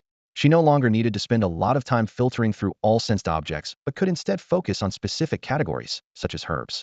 This new feature greatly enhanced her efficiency, especially useful as dusk approached. Qingya and the fox returned home with a bounty. This collection consumed a third of their monkey wine, as well as 30 stalks of bright grass, 20 of divine power grass, and 2 of rainflower grass. As their cultivation deepened, the materials required became increasingly precious. Opening the door to their new home, a spacious and comfortable space greeted them. Qingya's parents had arranged for everything to be moved in and added new furniture. Lin Yun's mood brightened, and Qingya was thrilled, exploring the house eagerly. However, the little fox insisted on keeping its old den, and Lin Yun didn't push the matter. "Dinner's ready," Li Yueru announced with a smile, bringing out steaming dishes. Qingya perked up her ears and darted down from the 2nd floor like a flash of light. Lin Yun helplessly tapped the head of the greedy little fox. The dining table was laden with tender, delicious premium beast meat and sweet, refreshing vegetables. Li Yueru proudly explained, "I learned these from the restaurant chef. Try them." Lin Yun took a bite and couldn't help but praise. "Not bad. Very tasty." Lin Shen also began to enjoy the meal, even sipping a little wine. Since his back no longer ached, Li Yueru didn't stop him. Qingya devoured the food voraciously. Having reached the 7th level of ordinary, its appetite was enormous and digestion swift. After eating, it still needed to take a special energy potion to replenish strength. Lin Yun was deeply moved. We no longer have to eat that black meat. Li Yueru was overjoyed to tears. Just as the family was enjoying their time together, there was a knock at the door. Lin Yun got up to answer it and found 5 strangers standing outside. The leading man introduced himself. My name is Chung Gang, and we're here because of the ghost matter. Lin Yun cautiously invited them outside. Are you sent by the government? Lin Yun inquired. Chung Gang shook his head, explaining, we are from a mercenary organization. We heard you became a target of the ghost, and we want to ensure your safety. Lin Yun was well aware that there's no such thing as a free lunch. Protection? How much do you charge? He asked directly. Chung Gang got straight to the point. As long as you're willing to pay 15,000 taels per person, we'll guarantee your safety until the government deals with the ghost. Lin Yun quickly calculated. The total for 5 people would be 75,000 taels. It was a considerable sum, but given the threat of the ghost, it seemed not entirely unreasonable. He fell into deep thought, weighing whether to accept this seemingly expensive but potentially life-saving protection. For Lin Yun, the expense of 750,000 taels of silver was indeed significant. He carefully assessed the pet beasts of the 5 people before him. 2 robust black wind dogs, an agile light fong dog, a shimmering feathered sparrow, and a coiled 9-earing viper. Lin Yun quietly noted the characteristics of each pet beast. The black wind dogs excelled in claw attacks and crushing bites, with one even mastering a ramming skill. The light fong dog, besides claw attacks, was proficient in light fong assaults and swift maneuvers. The feathered sparrow's pecking strikes and steel wing slashes were quite menacing. The 9-earing viper combined venomous fangs, burrowing, and stealth. Although these pet beasts had reached the 8th or 9th rank of the ordinary level, their skill levels were generally average, and their combat power was not particularly outstanding. Chung Gang seemed to perceive Lin Yun's hesitation and quickly explained, Young Master Lin, this price is already very fair. You must understand, we are risking our lives to protect you. Lin Yun shook his head and candidly replied, it's not about the money. I just feel your pet beasts lack strength. Unyielding, Chung Gang confidently stated, Young Master Lin, these pet beasts are all at the 8th rank of the ordinary level. With a bit more honing, the 5 of us can take the bronze level Beast Master examination. Lin Yun said no more, simply calling softly, Qingya. Although the little white fox was a glutton, it immediately dashed out upon hearing Lin Yun's call, vigilantly surveying its surroundings. Let's have a fight, Lin Yun suddenly proposed. However, all of your pet beasts should attack together. As long as you can land a hit on Qingya, I'll agree to your terms. Chung Gang and his team were taken aback, staring at Lin Yun in disbelief. All at once. Are you serious? Our pet beasts are all at the 8th rank of the ordinary level. Chung Gang exclaimed in shock. The others also expressed their dissatisfaction, feeling Lin Yun was underestimating them. Lin Yun calmly said, if you're unwilling, then forget it. There's no need for us to waste time. Chung Gang gritted his teeth and finally made up his mind. Fine. I accept your challenge. But let me make it clear. This was your idea, so don't blame us if things go wrong. Lin Yun nodded and then quietly instructed Qingya. Prepare for battle. This time, don't fight the exotic beasts. Don't use too much force, just defeat them. The 5 pet beasts angrily surrounded Qingya. The light fong dog was the first to launch an attack, using its swift steps to rush towards Qingya. In the blink of an eye, it was next to Qingya, its jaws wide open aiming for Qingya's neck. At the critical moment, Qingya's figure suddenly vanished from its spot. A moment later, with a bang, the light fong dog was sent flying like a struck ball. Subsequently, Qingya's silhouette flashed continuously across the battlefield, each appearance accompanied by the sound of a pet beast hitting the ground. In a matter of seconds, amidst the flickering light, all 5 pet beasts lay limp on the ground, devoid of any combat strength. The scene fell into a stunned silence. Chung Gang and his companions were dumbfounded, unable to believe what they had just witnessed. Chung Gang exclaimed in disbelief. In just a few exchanges, all our pet beasts were taken down. This is terrifying. Previously, Lin Yun's arrogant demeanor had somewhat irked Chung Gang and his companions. However, the current turn of events completely overturned their perception. The Heart Moon Fox, single-handedly facing 5 opponents, swiftly defeated all their beasts in no time. This astounding display undoubtedly showcased Lin Yun's unfathomable strength. The test is over. You may leave, Lin Yun said calmly, his tone carrying a hint of disdain. Chung Gang, full of apologies, quickly responded, sorry, we didn't mean to intrude. He felt deep regret and was secretly relieved that he hadn't rashly offended this deeply hidden master, Lin. Suddenly, someone couldn't contain their curiosity and asked, by the way, Mr. Lin, did you recently pass the Black Iron Beastmaster exam? That's right, Lin Yun nodded slightly. His brief reply was like a heavy blow, plunging the group into silence once more. Inside, Chung Gang was overwhelmed. In just a few days, Qingya's power had soared from a modest 5th level to rival that of an 8th level, an advancement that was simply astonishing. Coming from an ordinary beast-taming family in Hao City, it had taken him over 50 years to train his Guangya dog to the 8th level. The other 4 had similar experiences, each spending decades. But Lin Yun had achieved this in mere days, a staggering difference that sent shivers down their spines. The 5 left, feeling dejected. Lin Yun gently stroked the little white fox's head and softly said, "Let's go, Qingya. Time for dinner." The little white fox shifted comfortably and let out a contented purr. After dinner, Lin Yun lay down to rest. The next morning, he set out with Qingya for more training in the Dark Night Forest. Hard work paid off, and by the afternoon, Qingya finally advanced to the 8th level. Lin Yun was elated and carefully examined Qingya's new status. Name: Heart Moon Fox. Level 8th. Skills: Claw Strike Divine Power, Tear, Shadow Form, Bite Top Sharpness, Light Speed Movement Top Speed, Reflex, Perception Top Filtering. With such strength, they were more than prepared to handle the ghost. Lin Yun was in high spirits, and Qingya was equally excited. "Let's head back, Qingya. No more training today, time to rest," Lin Yun suggested. However, Qingya gently shook her head, indicating a desire to continue training in the forest. Lin Yun coaxed, "Let's go back and have my mother roast some rabbit for you." Though the mention of roasted rabbit tempted the little fox, she remained determined. Seeing her persistence, Lin Yun relented, and they continued training in the forest, making significant progress. They returned home at dusk. Lin Yun noticed his father was absent and learned he had gone to the slums to play chess with Chun Daoguang, vowing to win this time. Lin Yun knew his father's chess skills were, quite frankly, lacking. But he also understood that as an ordinary man striving for a living, his father rarely found time for leisure, let alone studying chess strategies. With this in mind, Lin Yun couldn't help but smile wryly. Chun Daoguang and Lin Chun are evenly matched in their chess skills, making their games a true battle of amateurs.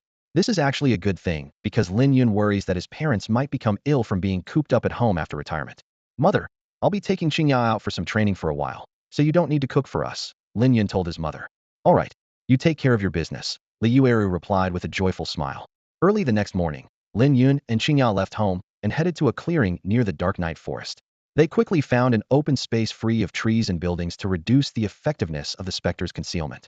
Lin Yun set up a campfire and tent, then scattered a large container of dried leader-level beast dung around the area. This wasn't some strange habit. It was to mark their territory with scent and keep smaller beasts away. Lin Yun was cautious by nature, knowing that opportunities in battle are fleeting and even a small mistake could lead to drastically different outcomes. He meticulously checked their preparations to ensure everything was in order. They had enough dry food for a month, along with the lightning sheep milk Qingya insisted on bringing. Lin Yun had secretly tasted a bit. Despite its sweetness, there was a strange flavor that made him slightly nauseous. He guessed it might be due to the differing taste buds of beasts and humans. "From now on, we'll wait here for the specter to show up," Lin Yun said to Qingya. Qingya, looking serious, immediately began patrolling the area. Day by day, time passed slowly. The first day was uneventful. On the second day, a bird of prey wandered into the clearing but was swiftly struck down by Qingya's claws and soon became dinner on the grill. The third day was calm again. On the fourth day, some passers-by came through but were politely asked to leave by Lin Yun. It wasn't until the 6th night that the campfire still burned brightly, with the wood occasionally cracking with a pop, when a strange laughter broke the silence of the night. "It's here," Lin Yun said alertly. Qingya instantly transformed into a streak of light, positioning herself in front of Lin Yun, ready for combat. A deep red specter floated into view, its blood-red eyes gleaming with an eerie light, mouth full of sharp teeth, and claws glinting coldly. Lin Yun silently recited an insight. Name: Twisted Spectre. Rank: Common Level 8. Skills: Telekinesis Top Level, Phasing Top Level, Ghost Claw Top Level. Traits: Sharpness, Cutting, Concealment Advanced.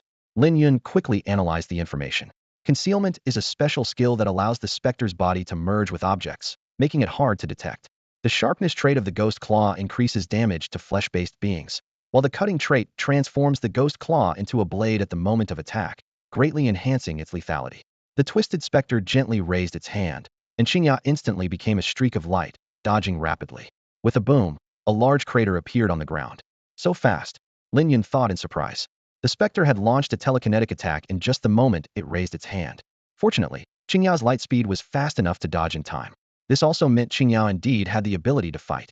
The Twisted Spectre raised its transparent arm once more, unleashing an invisible psychic force. Qingya, sensing the imminent danger, quickly activated her newly acquired skill, the Streamlight move. This ability not only provided incredible speed, but also allowed her to react swiftly, perfectly bypassing any limitations of rigidity. Boom! The psychic force struck the ground, creating a massive crack. The Twisted Spectre let out a chilling eerie laugh and suddenly vanished, reappearing next to Chinya in an instant. Its ghostly claw transformed into a razor-sharp blade, slashing viciously at her. Chinya, with her agile reflexes, deftly dodged the attack and immediately used the streamlight move to soar into the air. Her small claws traced a phantom arc in the air, aiming directly at the specter's weak point. However, the specter promptly employed its phasing ability, causing Chinya's attack to pass through its intangible form. But Chinya was prepared. Recalling her experience in the ancient castle, she unleashed a rapid succession of 13 claw strikes without hesitation. The overlapping shadows of her claws finally connected on the 13th strike, hitting a part of the specter's solid form. White dust drifted from its body, a clear sign of injury. This unexpected damage infuriated the twisted specter. It had initially assumed the little white fox was an easy prey, but now realized she was capable of inflicting harm. Enraged, the specter crossed its ghostly claws and slashed at Chinya with a devastating crosscut attack. Knowing she couldn't withstand such an assault, Chinya quickly leaped back to dodge. The specter pursued relentlessly, but Chinya suddenly stopped and executed a surprise counterattack, her sharp claws striking at the specter's core. Taken off guard, more dust trickled from the specter's chest. Seizing the momentum, Chinya used the streamlight move to rapidly reposition and launched a series of continuous claw strikes. The air was filled with the sound of slicing, and although the specter frequently phased to evade, a few attacks still found their mark. Gradually, the specter's form grew increasingly translucent. Realizing that this little white fox was far more formidable than anticipated, the specter's crimson eyes scanned the surroundings and quickly locked onto Lin Yun. It teleported again, appearing right in front of him, its sharp claws aiming for his vital points. Lin Yun, having anticipated this, swiftly distanced himself. Thanks to the beast contract with Chinya, he possessed 1/5 of her strength, allowing him to effortlessly evade the attack. Seeing the specter assault Lin Yun, Chinya was furious. She accelerated back into the fray, launching another series of ferocious claw strikes. The specter was hit over a dozen times, its form growing weaker and nearly as transparent as a thin sheet of paper. Realizing the dire situation, the specter attempted to flee the battlefield. But Chinya was not about to let it escape easily. She pursued relentlessly, her claws striking continuously. Finally, with a decisive blow, "This is something special. After eating this, you might just break through to the 9th level of the ordinary realm," Lin Yun coaxed gently, his eyes fixed intently on Chinya. Chinya tilted her little head and leaned gently against Lin Yun, starting to act coy. Her big, watery eyes were full of anticipation, as if waiting for more rewards. Seeing this, Lin Yun immediately caught on.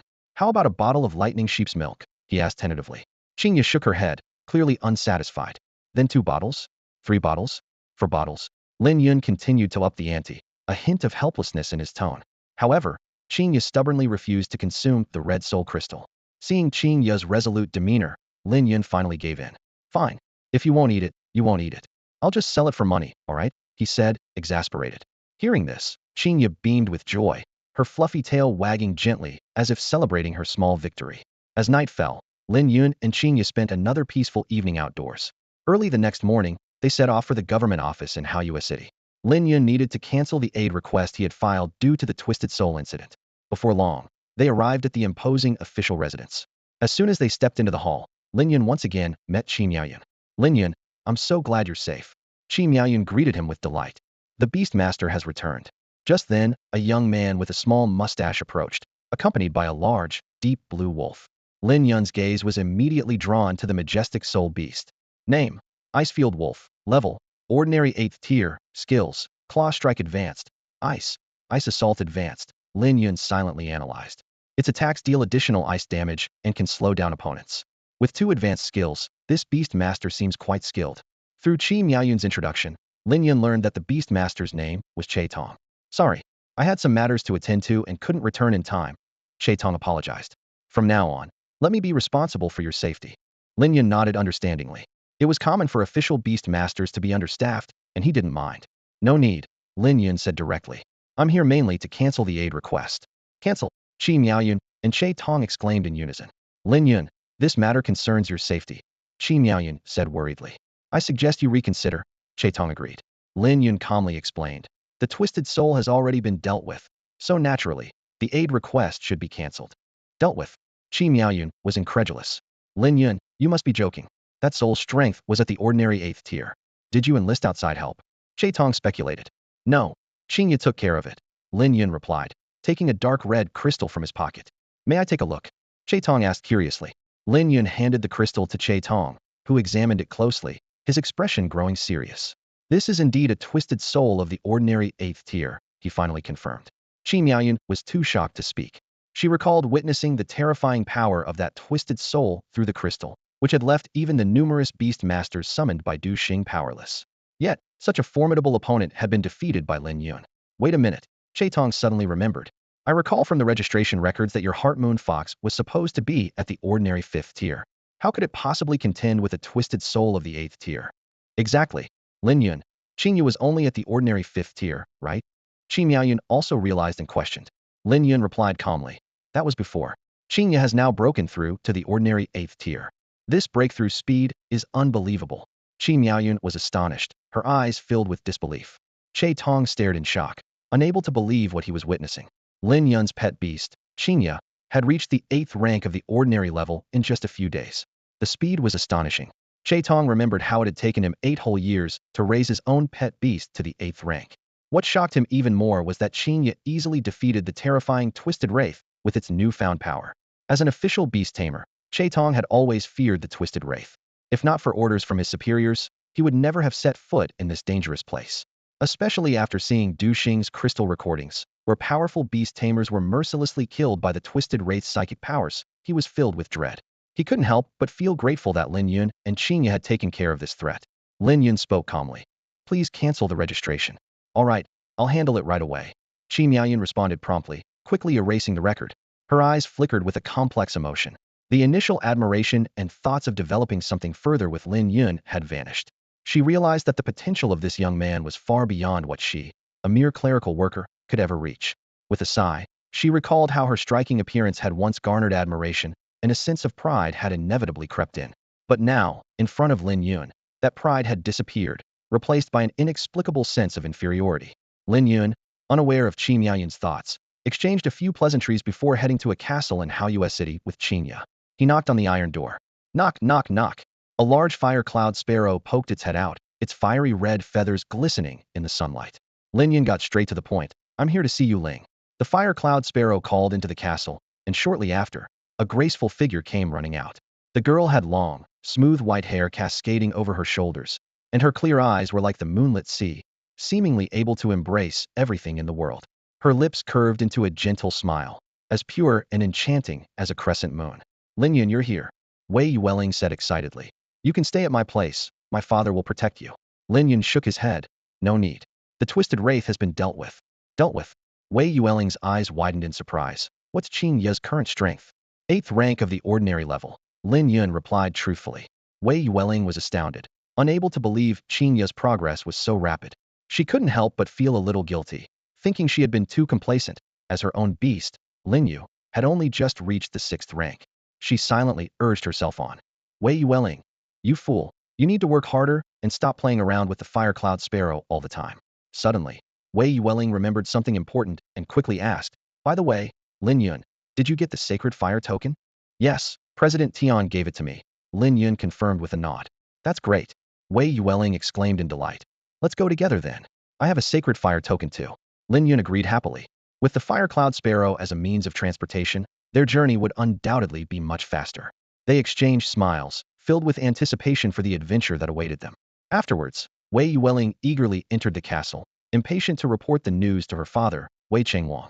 Upon hearing it, Wei Chengwang couldn't help but praise. That young man really has some skills. Of course, Wei Yueling replied proudly. And he managed to obtain the sacred fire order too. Wei Chengwang nodded in approval. Not bad. Curious, Wei Yueling asked. Dad, what kind of rewards does the sacred fire plan offer? Rewards. Wei Chengwang responded with a mysterious smile. Almost anything you can imagine. This plan is designed to cultivate human geniuses with the combined efforts of all humanity. Wei Yueling's eyes lit up with interest. Dad, can you be more specific? Wei Chengwang teased. You'll find out after you pass the trials. Remember, the higher your rank, the more generous the rewards. Come on, just a little more, Wei Yueling pleaded, her eyes sparkling with expectation. But Wei Chengwang remained tight-lipped. I'm not telling you. Oomph, you're such a miser, Wei Yueling pouted, her cheeks puffed up in mock annoyance, though her eyes couldn't hide her curiosity and anticipation. Meanwhile, Lin Yun was on his way home. Ever since dealing with the Twisted Spectre, he felt especially cheerful. Suddenly, Qingyu transformed into a streak of white light and darted to a small stall by the roadside. Lin Yun immediately understood and smiled. You want this, don't you? He then took out his wallet and bought 5 skewers of grilled meat without hesitation. This scene made him reflect. In the past, he would have hesitated due to financial constraints. Now, with his pockets full, he no longer had to worry. This was the benefit of having strength. The stall owner, seeing this, enthusiastically offered, "Let me add another skewer for you." "Thank you," Lin Yun replied politely. Qingye eagerly devoured the skewers, finishing them in no time. Then, it looked at Lin Yun with longing eyes, clearly wanting more. Lin Yun put on a stern face. "No more eating. We still have dinner when we get home." Hearing about the delicious meals Li Yuyu prepared, Qingye immediately perked up and urged Lin Yun to hurry home.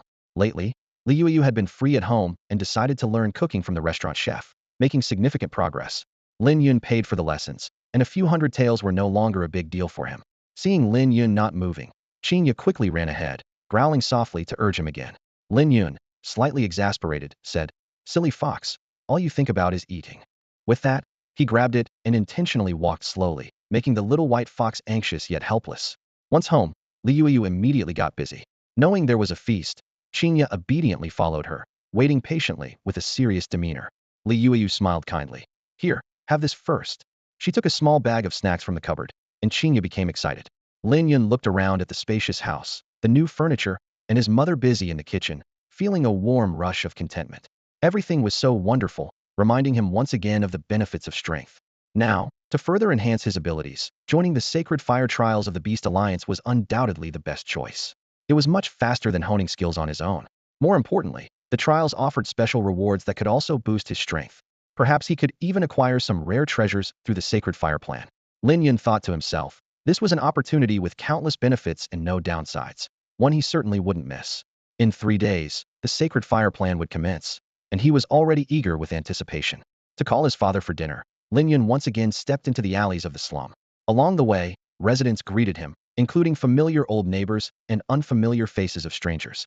Just then, he caught sight of Fatty talking with Qingqing and Li Jijia, and curiosity drew him closer. "Fatty, you need to think this through. This is a once-in-a-lifetime opportunity, and if you miss it, it's gone," Li Jijia urged anxiously. Fatty looked hesitant. "I'll think about it." Seeing Lin Yun approach, the three greeted him in unison. After some inquiries, Lin Yun learned the whole story. Qingqing needed a servant and wanted to recruit Fatty with a monthly salary of 1 tael of silver. For ordinary people, this income was considerable. Li Jijia was quick to explain. "Lin Yun, we're not tricking him. We're trying to help him. His mother is seriously ill and urgently needs money. Brother Qing is doing this out of kindness." Qingqing added, "I've made all the terms and conditions very clear." "Fatty, have you made up your mind?" Li Jijia asked impatiently. "Aye." Fatty clenched his fists, struggling with his decision. Lin Yun had known Fatty since childhood, often fishing and collecting bird eggs together.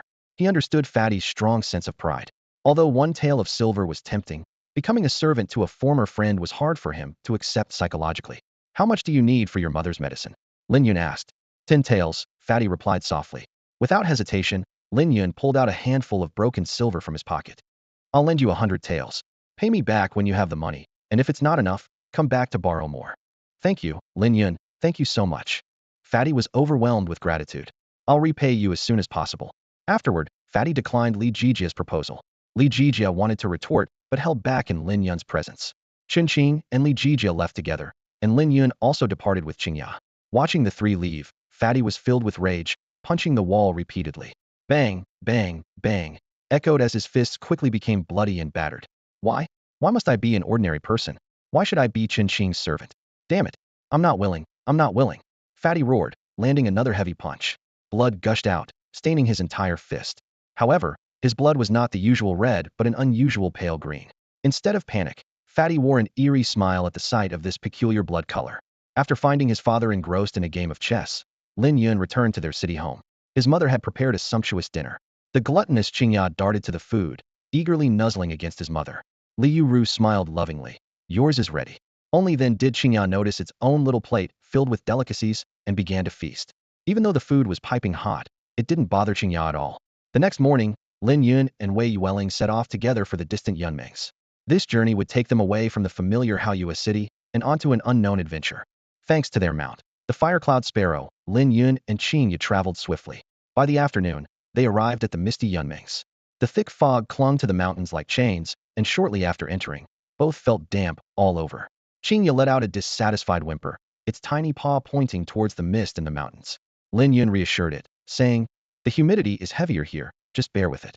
He watched Qingya's actions with curiosity and silently invoked insight. Suddenly, information about the fog dragon flooded his mind. A Tier 3 catastrophe beast with skills like fog chains, cloud riding, water cannon, fog manipulation, and ethereal presence. Lin Yun's expression changed slightly, realizing this might be Yunmeng's guardian beast. Soon, they reached a clearing at the mountain's peak. Various people and their companion beasts were gathered there. Using his insight, Lin Yun observed the surroundings. Most companion beasts were between Tier 7 and Tier 9, with high-level skills, indicating the impressive talents of the beast tamers. Suddenly, a flame dragon lizard caught Lin Yun's attention. Wei Yueling softly introduced, "That's Zhao Man, the son of the governor of Xinguang County, with ins-level beast taming talent. His flame dragon lizard is said to have dragon bloodline." At that moment, many beast tamers gathered around Zhao Man, flattering him. "Young Master Zhao, long time no see.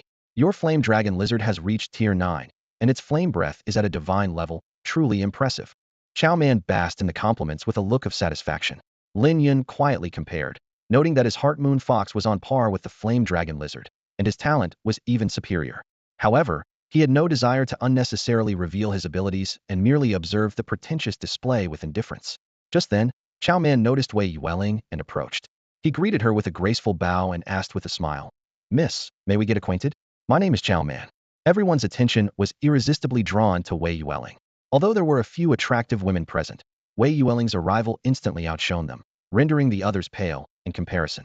Her voice, as cold as ice, rang out. "I have no interest in knowing who you are. It has nothing to do with me, so please don't block my way." Zhao Man, taken aback by the cold reception, showed a slight change in expression but remained persistent. She forced a smile and introduced herself. "I am Zhao Man, and my father is the governor of Xinguang County." Wei Yueling impatiently interrupted her. "Didn't you understand what I said? I don't care who you are. Move aside, you're in my way." Zhao Man's face turned pale with anger as she turned to leave, still unwilling to give up on pursuing Wei Yueling. Those who had been trying to curry favor with Zhao Man quickly distanced themselves. A few brave men attempted to approach Wei Yueling, but they met the same cold rejection as Zhao Man. Wei Yueling turned to Lin Yun with a smile and said, "Let's go. Lin Yun, let's head to the camp. Tonight, I'm going to show off my cooking skills." Lin Yun's expression changed slightly at her words. "Your cooking skills?" Wei Yueling glared at him with dissatisfaction. "What? Are you doubting my cooking skills?" Lin Yun carefully explained, "I just think my own cooking might taste better." He knew all too well how unpredictable Wei Yueling's cooking could be, as she often added strange ingredients to dishes under the guise of experimentation. Wei Yueling saw through Lin Yun's thoughts and angrily said, "You're obviously looking down on me. How annoying." With that, she pinched his waist hard. Lin Yun winced in pain and quickly pleaded, I'm sorry, Yueling, please don't pinch me anymore. I'll eat it, alright." Wei Yueling turned away, sulking. "Now I'm in a bad mood, so I won't cook for you. If you want to eat, you'll have to make it yourself." Lin Yun was secretly pleased and, fearing she might change her mind, immediately agreed. "Okay, I'll cook myself." Wei Yueling grew even more frustrated and punched Lin Yun in the chest. "Lin Yun, you jerk. You're so infuriating." Lin Yun pretended not to hear, while Wei Yueling turned to Qingya and said, "Qingya, come eat with me tonight and ignore your master." Lin Yun, worried about his beloved pet being subjected to Wei Yueling's cooking, kept signaling to Qingya, who understood and shook its head vigorously. Despite its gluttonous nature, it knew well enough what was safe to eat and what wasn't. Wei Yueling gritted her teeth. "You stupid fox, just like your master, you're both infuriating." Those around them watched Lin Yun and the goddess banter, feeling a surge of jealousy. Someone muttered, "How infuriating. Who is this guy, getting to be with my goddess?" Another sighed, "This is an unspoken romance. It hasn't even started, and it's already over. My youth is gone." The group reached the mountaintop, only to find it crowded with small tents. In front of each tent was a small campfire with some basic cooking utensils nearby. Despite the simple setting, Lin Yun quickly adapted and set off with Qingya to hunt near Yunmeng's. As night fell, everyone settled down to sleep. Suddenly, a low growl echoed from the mountain, as if something was approaching the camp. Lin Yun awoke with a start, ears pricked, listening intently to the sounds around him. With the grace of a leaping carp, Lin Yun sprang up from the mat and quickly nudged Qingya awake. Instantly, she transformed into a streak of light, standing alertly by Lin Yun's side. The two slipped silently out of the tent, their sharp eyes spotting Wei Yueling's figure. The trio converged seamlessly, hiding in the shadows at the edge of the camp. The surroundings were eerily silent, with only a few others, startled awake, hiding in the dark like them, observing the unusual situation. Suddenly, a massive beast slowly approached the camp, its silhouette growing more terrifyingly distinct in the moonlight. Lin Yun's pupils narrowed as he felt a jolt of surprise. Information about the beast flashed through his mind. Name: Holy Sword Tiger. Rank: Lord level 8. Skills: Holy Sword Light top tier, Pounce and Bite advanced, Healing Light top tier, Holy Light Sword Array beginner. For a beast of this level, even gathering all the beastmasters in the camp would struggle to defeat it. Lin Yun frowned deeply, realizing something was amiss. The camp was supposed to be protected by the Mist Dragon, a beast of calamity level. Not even a Lord level 8 Holy Sword Tiger should be able to bypass it so easily. As Lin Yun's thoughts raced, a man clad in brocade strode out, shouting, "Everyone, wake up! You're sleeping like the dead." He scanned the area and added, "And those of you hiding, come out now. I'm with the Beastmaster Alliance." Lin Yun exchanged a glance with Wei Yueling, and they emerged from hiding with their pet beasts. Others also revealed themselves, gathering at the camp center. The man in brocade introduced himself. "I'm Tang Guang." With an expression of exasperation, he began to reprimand them. "Those of you still sleeping, 0 points for the first test. Not an ounce of vigilance. At your age, could you really sleep soundly?" "When I was your age," someone protested. "But isn't this the Yunming's camp? I thought it was safe, so..." Tang Guang's anger flared. "Safe? Who the heck told you that a camp is safe? If this were a trap, you'd all be dead. A mature beastmaster should always be on alert." The group, intimidated by his words, fell silent. Tang Guang started calling names. "Lin Yun, Wei Yueling, Zhang Xiaoling, Du Zitong. You 15 get 10 points, the rest 0. The faces of those with 0 points fell, fully aware of the importance of scores in the Sacred Fire trial. After calming down a bit, Tang Guang formally introduced, "All right, let me formally introduce the Sacred Fire Plan. This plan is designed to preserve the spark of humanity, aiming for further growth and strength." He elaborated on the plan's details. "In the coming week, Beastmasters will continuously bring in precious herbs, which you can use freely and as much as you need. If your beasts are injured, there are excellent healers in the mountains. Your sole goal is to pass the Sacred Fire Plan's assessment and become a Sacred Fire member. Those who fail will be eliminated and won't have another chance. Passing the trial not only makes you a true Sacred Fire member, but also allows you to undergo the Sacred Fire Baptism." Hearing this, Lin Yun couldn't help but ask, "Sacred Fire Baptism? What is that?" Tang Guang stood before the crowd, his expression serious as he began to explain the Beast Alliance trial. His voice was clear and powerful, capturing everyone's attention. At the center of the Beast Alliance, Tang Guang began. "There is a flame known as the Sacred Fire. It's not an ordinary flame, but an artifact imbued with mysterious power." His eyes shone with a peculiar light. When a beast approaches the sacred fire, it can absorb the essence of the flame, thereby enhancing its own strength. More importantly, the beast can also comprehend its own exclusive skill from the sacred fire. Upon hearing this, Lin Yun frowned slightly. Enhancing strength could be achieved with enough herbs, which wasn't surprising. But exclusive skills were a different matter. He thought to himself that a beast's skills usually come from its own enlightenment, and acquiring a new exclusive skill would significantly increase its power. Tang Guang continued. "Those who successfully pass the trial will also receive 30 divine skill stones." He paused, letting this information sink into the crowd. "Not only that, but you will also gain a special opportunity to learn how to cultivate skills beyond the divine level." The crowd erupted at these words, and Lin Yun couldn't help but widen his eyes in shock. Divine skill stones were far more precious than ordinary skill stones. They were effective only on a beast's top-tier skills, greatly enhancing a beast's capacity for enlightenment. In the markets of Xinguang County, such stones were so rare they were nearly impossible to buy, and even with special connections, one stone could cost 7 to 8 billion silver. He hadn't expected the Beast Alliance to be so generous, giving each person 30 stones. Lin Yun felt a surge of excitement. His beast, Qingya, had only top-tier skills aside from claw attacks. With these divine skill stones, he could elevate them to the divine level. But what intrigued him even more was the notion of skills beyond the divine level. What could they possibly be? Others clearly had the same question, all eyes curious on Tang Guang. But Tang Guang held back. "You'll find out after you pass the sacred fire trial." The crowd was eager, and someone couldn't help but ask, "What is the second trial?" Tang Guang explained. "The second trial is actually quite simple. Your beasts are currently around the ordinary 8th level. You need to have your beasts reach the commander level within a week. The sooner they evolve, the higher the score you'll receive. Of course, we will also reevaluate based on the stability of your beast's foundation. This trial mainly tests your ability to nurture your beasts." These words caused the crowd's expressions to change. It seemed simple on the surface, but the difficulty was significant. Beast evolution required not just reaching the ordinary 9th level, but also maintaining optimal condition. "This is too hard," someone couldn't help but complain. Tang Guang replied coldly. "It's up to you whether to participate or not. This trial isn't compulsory. Anyone unwilling can leave at any time."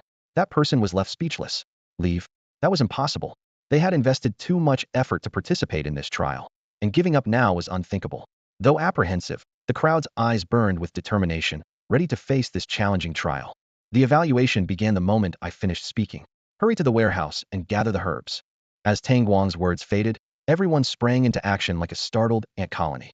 Lin Yun was no exception, but he was well prepared, having already stored the materials needed for Qingya's evolution. Let's go, Qingya. We need to find an alchemist to mix the evolution materials, Lin Yun said softly. Qingya's eyes sparkled with excitement as she quickly followed Lin Yun. On the other side of the mountain, 123 alchemists were busy at work. Around them were various pieces of equipment, some resembling large distillers, others like precise scales, all essential tools for processing materials and refining potions. Lin Yun approached an elderly man with white hair and politely asked, "Hello, I'd like to mix an evolution potion. Could you help me?" The old man stroked his chin, his gaze falling on the little white fox. After a moment of thought, he said, "A heart moon fox. Are you looking to mix a strength potion or a swiftness potion? These represent different evolution paths." He briefly explained the effects of the two potions. "I suggest the swiftness route. While it lacks the power of the mighty fox, it can avoid more damage." Lin Yun shook his head slightly. "Neither of these paths is what I'm looking for. Sir, could you help me create a different potion?" Emo-chan was surprised. "Do you have another evolution route?" "Yes," Lin Yun confirmed with a nod. "Show me the materials," Emo-chan said. Carefully, Lin Yun took the materials from his bag and laid them on the table. Moonstone, light stone, holy light herb, and moonlight herb. Emo-chan examined these rare materials closely, frowning slightly. "I didn't expect these could be combined." He then fell into deep thought. Lin Yun waited patiently, well aware of the complexity of potion mixing. Even with the materials, transforming them into an effective evolution potion was a highly challenging task. Every step, every dosage could affect the final outcome, and the slightest mistake might produce toxic substances. Breaking the silence, Emo-chan said, "Young friend, your material combination is quite unique. I need some time to study it before I can create the potion. After all, this is an unprecedented formula." Lin Yun nodded in understanding and then asked, "How long do you think it will take?" "I'll get back to you within 3 days at the latest," Emo-chun promised, his tone filled with professional confidence. "Great. Thank you so much." Lin Yun expressed his gratitude sincerely. Emo-chun gave a slight smile. "No need to be polite." With that, Lin Yun left the apothecary camp with Qingya and headed straight to the warehouse. As they pushed open the heavy wooden door, a strong aroma of herbs greeted them. Inside, the warehouse was piled high with a vast array of colorful herbs. Qingya was so excited upon entering that he began to drool, letting out a low growl. Lin Yun chuckled, gently tapping the little fox on the head. "You greedy fox." Qingya didn't mind at all, and instead nudged Lin Yun's hand, urging him to hurry. All right, I get it," Lin Yun said helplessly. He approached the registrar at the entrance and presented the sacred fire token. The registrar bowed respectfully. "Please, go ahead." Qingya, unable to contain himself, darted into the warehouse like a white lightning bolt, eagerly devouring the herbs. Yuhua grass, brightness grass, dragon burial tora. One after another disappeared into his mouth. In no time, Qingya's belly was rounded, almost bursting at the seams. Just then, a discontented voice broke the silence. "Hey, you guys are really quick. In no time, so many herbs are gone from the warehouse." The speaker was a man named Lu Tai, accompanied by a massive armored turtle, much larger than the last time Lin Yun had seen it. Lin Yun muttered a spell of insight. Name, armored turtle. Tier, ordinary level 8. Skills, harden top level, roll top level. Enhancements, dig top level, speed doubling. The armored turtle let out an angry roar, clearly displeased with Qingya for getting to the herbs first. It retreated into its hard shell, turning into a ball, and charged at Qingya. Qingya deftly dodged and launched a counterattack. Claw strike. His sharp claws gleamed with a mysterious light, swaying gently, as if containing immense power. Lu Tai's pupils narrowed, a divine skill. Qingya's claws turned into a shadow, striking the armored turtle's shell with precision. The tremendous impact sent the turtle flying, leaving a small crack on its tough shell. A goet. Lu Tai's face changed dramatically, not expecting such terrifying strength from the seemingly delicate moonfox. The armored turtle wasn't about to back down. Its front legs quickly dug into the ground, and using the roll skill, it launched another attack. Qingya closed his eyes, focusing intently on the surrounding movements. Suddenly, he leaped up, once again evading the turtle's surprise assault. In his hometown, Lu Tai was considered a genius among geniuses, highly revered. However, in front of this young boy, his proud beast-taming talent seemed insignificant. The armored turtle left dejectedly, while Qingya continued to feast without a care. Soon after, Lin Yun noticed that the little glutton had eaten too much. He swiftly grabbed Qingya by the neck, stopping it from eating more. No more eating, Lin Yun said as he lifted Qinya. By now, most of the herbs in the room had been devoured, with chewed leaves scattered on the ground. Qinya let out a disgruntled whimper, its nimble tongue reaching out to snatch the last piece of herb. It quickly chewed and swallowed it. Lin Yun was both amused and exasperated by the fox's insatiable appetite. Even in his grasp, its mind was still on the herbs in the warehouse. Lin Yun pulled Qinya further away, keeping a safe distance to ensure it couldn't sneak another bite. Qinya considered trying again, but seeing Lin Yun's stern expression, it decided against it. Instead, it began to nuzzle his hand with its fluffy head, trying to win him over. Let's go, Lin Yun said. Time to exercise and work off some of that herbal energy. He carried Qinya out of the warehouse. Qinya obediently followed, not resisting as Lin Yun led it away. Before long, they arrived at a training ground halfway up the mountain. It was equipped with numerous mechanical puppets, and several beast tamers were guiding their pets in combat against them. Lu Tai was among them. His armored turtle, healed by a mountain healer's pet, was now fiercely battling 3 mechanical puppets, working to absorb the herbal energy within it. Lin Yun approached a staff member and said, "Let's start with 100 mechanical puppets." 100. The staff member's eyes widened in surprise. Usually, the beast tamers here only used 30 or 40 puppets at most. He didn't expect Lin Yun to request so many at once. Nevertheless, he followed Lin Yun's instructions and activated 100 mechanical puppets. Lin Yun turned to Qinya and said, "If you fight well, I'll take you back to the warehouse." Hearing this, Qinya was instantly motivated, standing ready with fighting spirit. 100 mechanical puppets advanced towards Qinya, emitting dark red beams of light. Boom, boom, boom. The light scorched everything in its path. Qinya moved like a wisp of light, dodging swiftly and effortlessly. Lu Tai watched in amazement. Such incredible speed, he thought. A coordinated attack from 100 mechanical puppets was easily evaded. What kind of skill was this? Could a Heart Moon Fox learn such a skill? He realized that during Qinya's earlier fight with his armored turtle, it hadn't been using its full strength, merely dodging with ease. This realization stirred a sense of discontent within him. Both were members of the Sacred Fire Project, yet the gap between them was so vast. As the battle continued, the herbal energy within Qinya was being gradually absorbed, and its strength was steadily increasing. Seeing this, Lin Yun spoke again, "Another 100. More." The staff member was surprised once again, but followed the command, activating another 100 mechanical puppets. With 200 mechanical puppets attacking simultaneously, Qinya found it slightly more challenging to dodge. But only slightly, as the 200 puppets still couldn't corner the Heart Moon Fox. Lu Tai watched with growing astonishment. He had never seen such a powerful pet. As time went on, the number of mechanical puppets continued to increase. It wasn't until the number reached 420 that Qinya began to struggle. Seeing this, Lin Yun decided not to add more, believing the number to be just right. Unbeknownst to him, a crowd had gathered around Lin Yun, all surprised by the prowess of his pet, capable of handling so many mechanical puppets at once. By the afternoon, Qinya had absorbed about a third of the herbal energy within it. Its aura grew stronger, on the verge of breaking through to the 9th tier. As the light faded, Qinya's form became more robust than before, reaching the common 9th tier. Lin Yun silently invoked insight, and relevant information immediately appeared before him. Name, Qinya Fox. Tier, common 9th tier. Skills, Claw Strike Divine Power. Rent, Shadow Transformation. Bite Top Sharpness. Luminous Movement Top Speed. Reaction, Perception Top Level. Lin Yun turned to the staff. "Please activate the mechanical puppets again. I want to test Qinya's current combat strength." The staff quickly got to work, and one by one, the mechanical puppets began operating, emitting dense beams of light aimed at Qinya. However, Qinya effortlessly dodged, weaving through the field like a silver streak. Impressive. It's even more agile after the upgrade, Lin Yun praised. Suddenly, Qinya let out a low growl. Claw Strike. A gigantic phantom claw appeared out of thin air, instantly shredding a puppet into pieces. It then transformed into a stream of light, leaping swiftly between the puppets, continuously striking with its claws. More and more puppets fell with a crash, and in no time, all 420 mechanical puppets were destroyed. The entire arena fell silent. It was a while before Lu Tai came to his senses, exclaiming, "That's incredible. Over 400 mechanical puppets, taken down just like that. Yunming's truly is a place full of hidden talents. I was confident before, but now I've lost much of that. To raise a pet beast to such prowess, I'm impressed." The crowd looked at Lin Yun with admiration. Qinya, now a streak of light, darted to Lin Yun's side. Lin Yun gently stroked its back. "Take a rest for now." Qinya nodded in agreement. Next, they just needed to wait for the alchemist to prepare the evolution potion. Man and Fox returned to the camp to adjust their state for the upcoming evolution. It was not until late at night that Wei Yueling returned with Lin Yu. Lin Yun inquired about their progress, and Wei Yueling replied, "Not bad. Lin Yu advanced 2 tiers, reaching common 8th tier.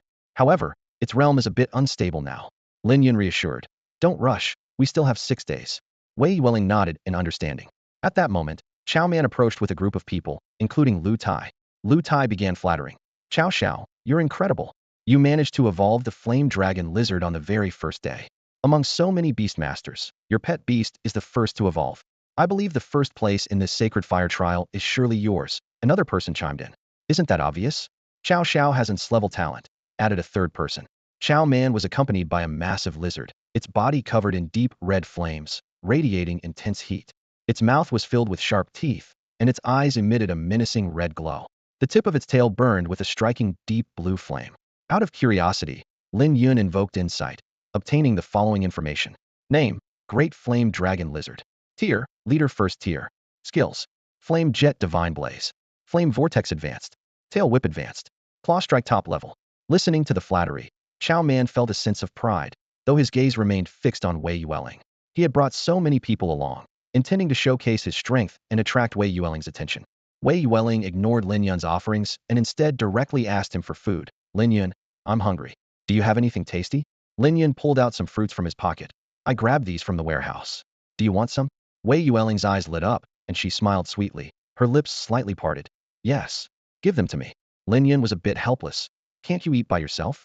Wei Yueling playfully complained. I'm so tired. I was busy with Rinyu all day. Just feed me this once. Lin Yun reluctantly gave in. I can't say no to you. Just this once, okay? Feeling delighted, Wei Yueling promised. I knew you were the best. I'll cook for you tonight. Lin Yun shivered slightly and said cautiously, let's skip the cooking. Wei Yueling quickly assured him. I'll use normal seasoning this time. No weird stuff. Only then did Lin Yun feel reassured. That's fine, as long as you don't add anything strange. With that, he picked up a piece of fruit and gently placed it in Wei Yueling's mouth. She took a bite, the sweet and sour taste bursting on her tongue. So sour, but it's refreshing. Do you have more? Give me another one, hurry. Lin Yun patiently fed her until the fruit was gone. He said, that's all for now. I'll get more tomorrow if you like them so much. Wei Yueling happily raised her little fist and lightly tapped Lin Yun's shoulder. It's a deal then. Nearby, Chao Man observed their closeness with jealousy, snorted, and said, let's go. I'm determined to take first place this time. Lin Yun and Wei Yueling ignored her. The next day, Lin Yun didn't take Qingya to train. Instead, he rested at the camp to adjust for the upcoming evolution. During this time, 2 more of their pet beasts successfully evolved to the first tier of the leader level. By evening, as the sun set, Wei Yueling returned to the camp with her pet beast. Lin Yun noticed that Rinyu had changed from a near-ice block appearance to a little ice and snow figure, with a pair of wings like ice crystals on its back. Lin Yun immediately checked Rinyu's status. Name, Ice Spirit. Tier, Leader Tier 1. Skills, Ice Wall Top Level, Tenacity, Frost Breath Top Level, Cold, Frost Fury Top Level. Wei Yueling gratefully said, thank you so much, Lin Yun. Lin Yun responded calmly, no need to thank me. You've helped me a lot over the years. Telling you the evolution path was nothing. Last time, when we encountered the wraiths, you even brought me a precious soul plate. Wei Yueling felt a bit nervous, worried she might say something to upset Lin Yun. She discreetly checked his expression, and seeing nothing unusual, she quietly sighed in relief. Lin Yun, when will your evolution potion be ready? Wei Yueling asked. I checked, and Mo-chun will have it ready by tomorrow morning, Lin Yun replied. Hearing this, Wei Yueling happily extended her hand, and Lin Yun understood, handing her a fruit. The next morning, Lin Yun took Qingya to the alchemist's camp. The strong herbal scent filled the air around the camp, making people wrinkle their noses. Lin Yun walked straight in and found Mo-chun. Master Mo, is my evolution potion ready? Lin Yun asked. Mo-chun nodded wearily, his aged hands fumbling in a drawer before pulling out a bottle of pale blue potion. Yes, it's ready. Seeing Mo-chun's exhausted state, Lin Yun felt grateful. Thank you, Master Mo. Mo-chun hesitated before finally speaking. Lin Yun, I have a favor to ask. I wonder if it's possible. Lin Yun was a bit surprised. What is it? Mo-chun was eager to witness the evolution process of the Heart Moon Fox firsthand, and Lin Yun, understanding his enthusiasm as an alchemist, gladly agreed. The group moved to a secluded clearing to ensure they wouldn't be disturbed. Lin Yun handed Qingya a bottle of evolution potion. Qingya, take this. The Heart Moon Fox grabbed the bottle with its mouth and tilted its head back to drink the liquid in one gulp. Suddenly, Qingya let out a painful whimper. Lin Yun remained calm, knowing that the potion was restructuring its body. Qingya's fur began to emit a faint glow, growing increasingly brighter until its entire body was enveloped in light. 5 hours passed, and the light gradually faded, revealing Qingya's evolved form. Its size had increased to about 1 meter, with a flawless snowy white coat. A crescent mark had appeared on its forehead, and its fluffy tail had grown longer. Its claws were sharper, with dark crescent marks on the leg joints. Its ears were more pointed, with gray tufts at the tips. Lin Yun was delighted to see Qingya undergoing a skill transformation. Machin excitedly explained. This is the new evolved form of the Heart Moon Fox. It's truly astonishing. Machin took a bottle of transformation potion from his pocket, explaining that it was a precious elixir used to alleviate the pain of skill transformation in pet beasts and speed up the process. With Lin Yun's permission, he evenly dripped the potion onto Qingya's back, where it quickly absorbed into the fur. Half an hour later, the transformation was complete. Qingya opened its eyes, regaining consciousness. Lin Yun silently used his insight skill to check Qingya's new status. Name: Moonlight Fox. Rank: First Rank Commander. Skills: Moonlight Claw Divine Power, Ripping, Shadowing. Crush Top Tier Sharpness. Moonlight Surge Top Tier Quick Reflexes, Perception. Filter Top Tier. 3 of its skills had improved significantly, and Lin Yun felt a surge of joy. Moonlight Claw and Moonlight Surge could now harness the power of moonlight, greatly enhancing their effectiveness. Crush had far greater destructive power compared to its previous bite. Qingya was overjoyed, running around the clearing and repeatedly showcasing its newly acquired skills. As moonlight flickered, the surrounding rocks were effortlessly shattered by its sharp claws, demonstrating its impressive destructive capabilities. Mo Chen's brow furrowed slightly, and a hint of surprise flashed in his eyes. As an experienced alchemist, he had encountered many powerful foxes and swift foxes, well aware of the potency of their skills. However, the strength of the fox before him was anything but ordinary, prompting him to blurt out, "What's the name of this pet beast?" "Moonlight Fox," Lin Yun replied truthfully, a touch of pride in his voice. After a few days of rest, the second round of trials was nearing its end.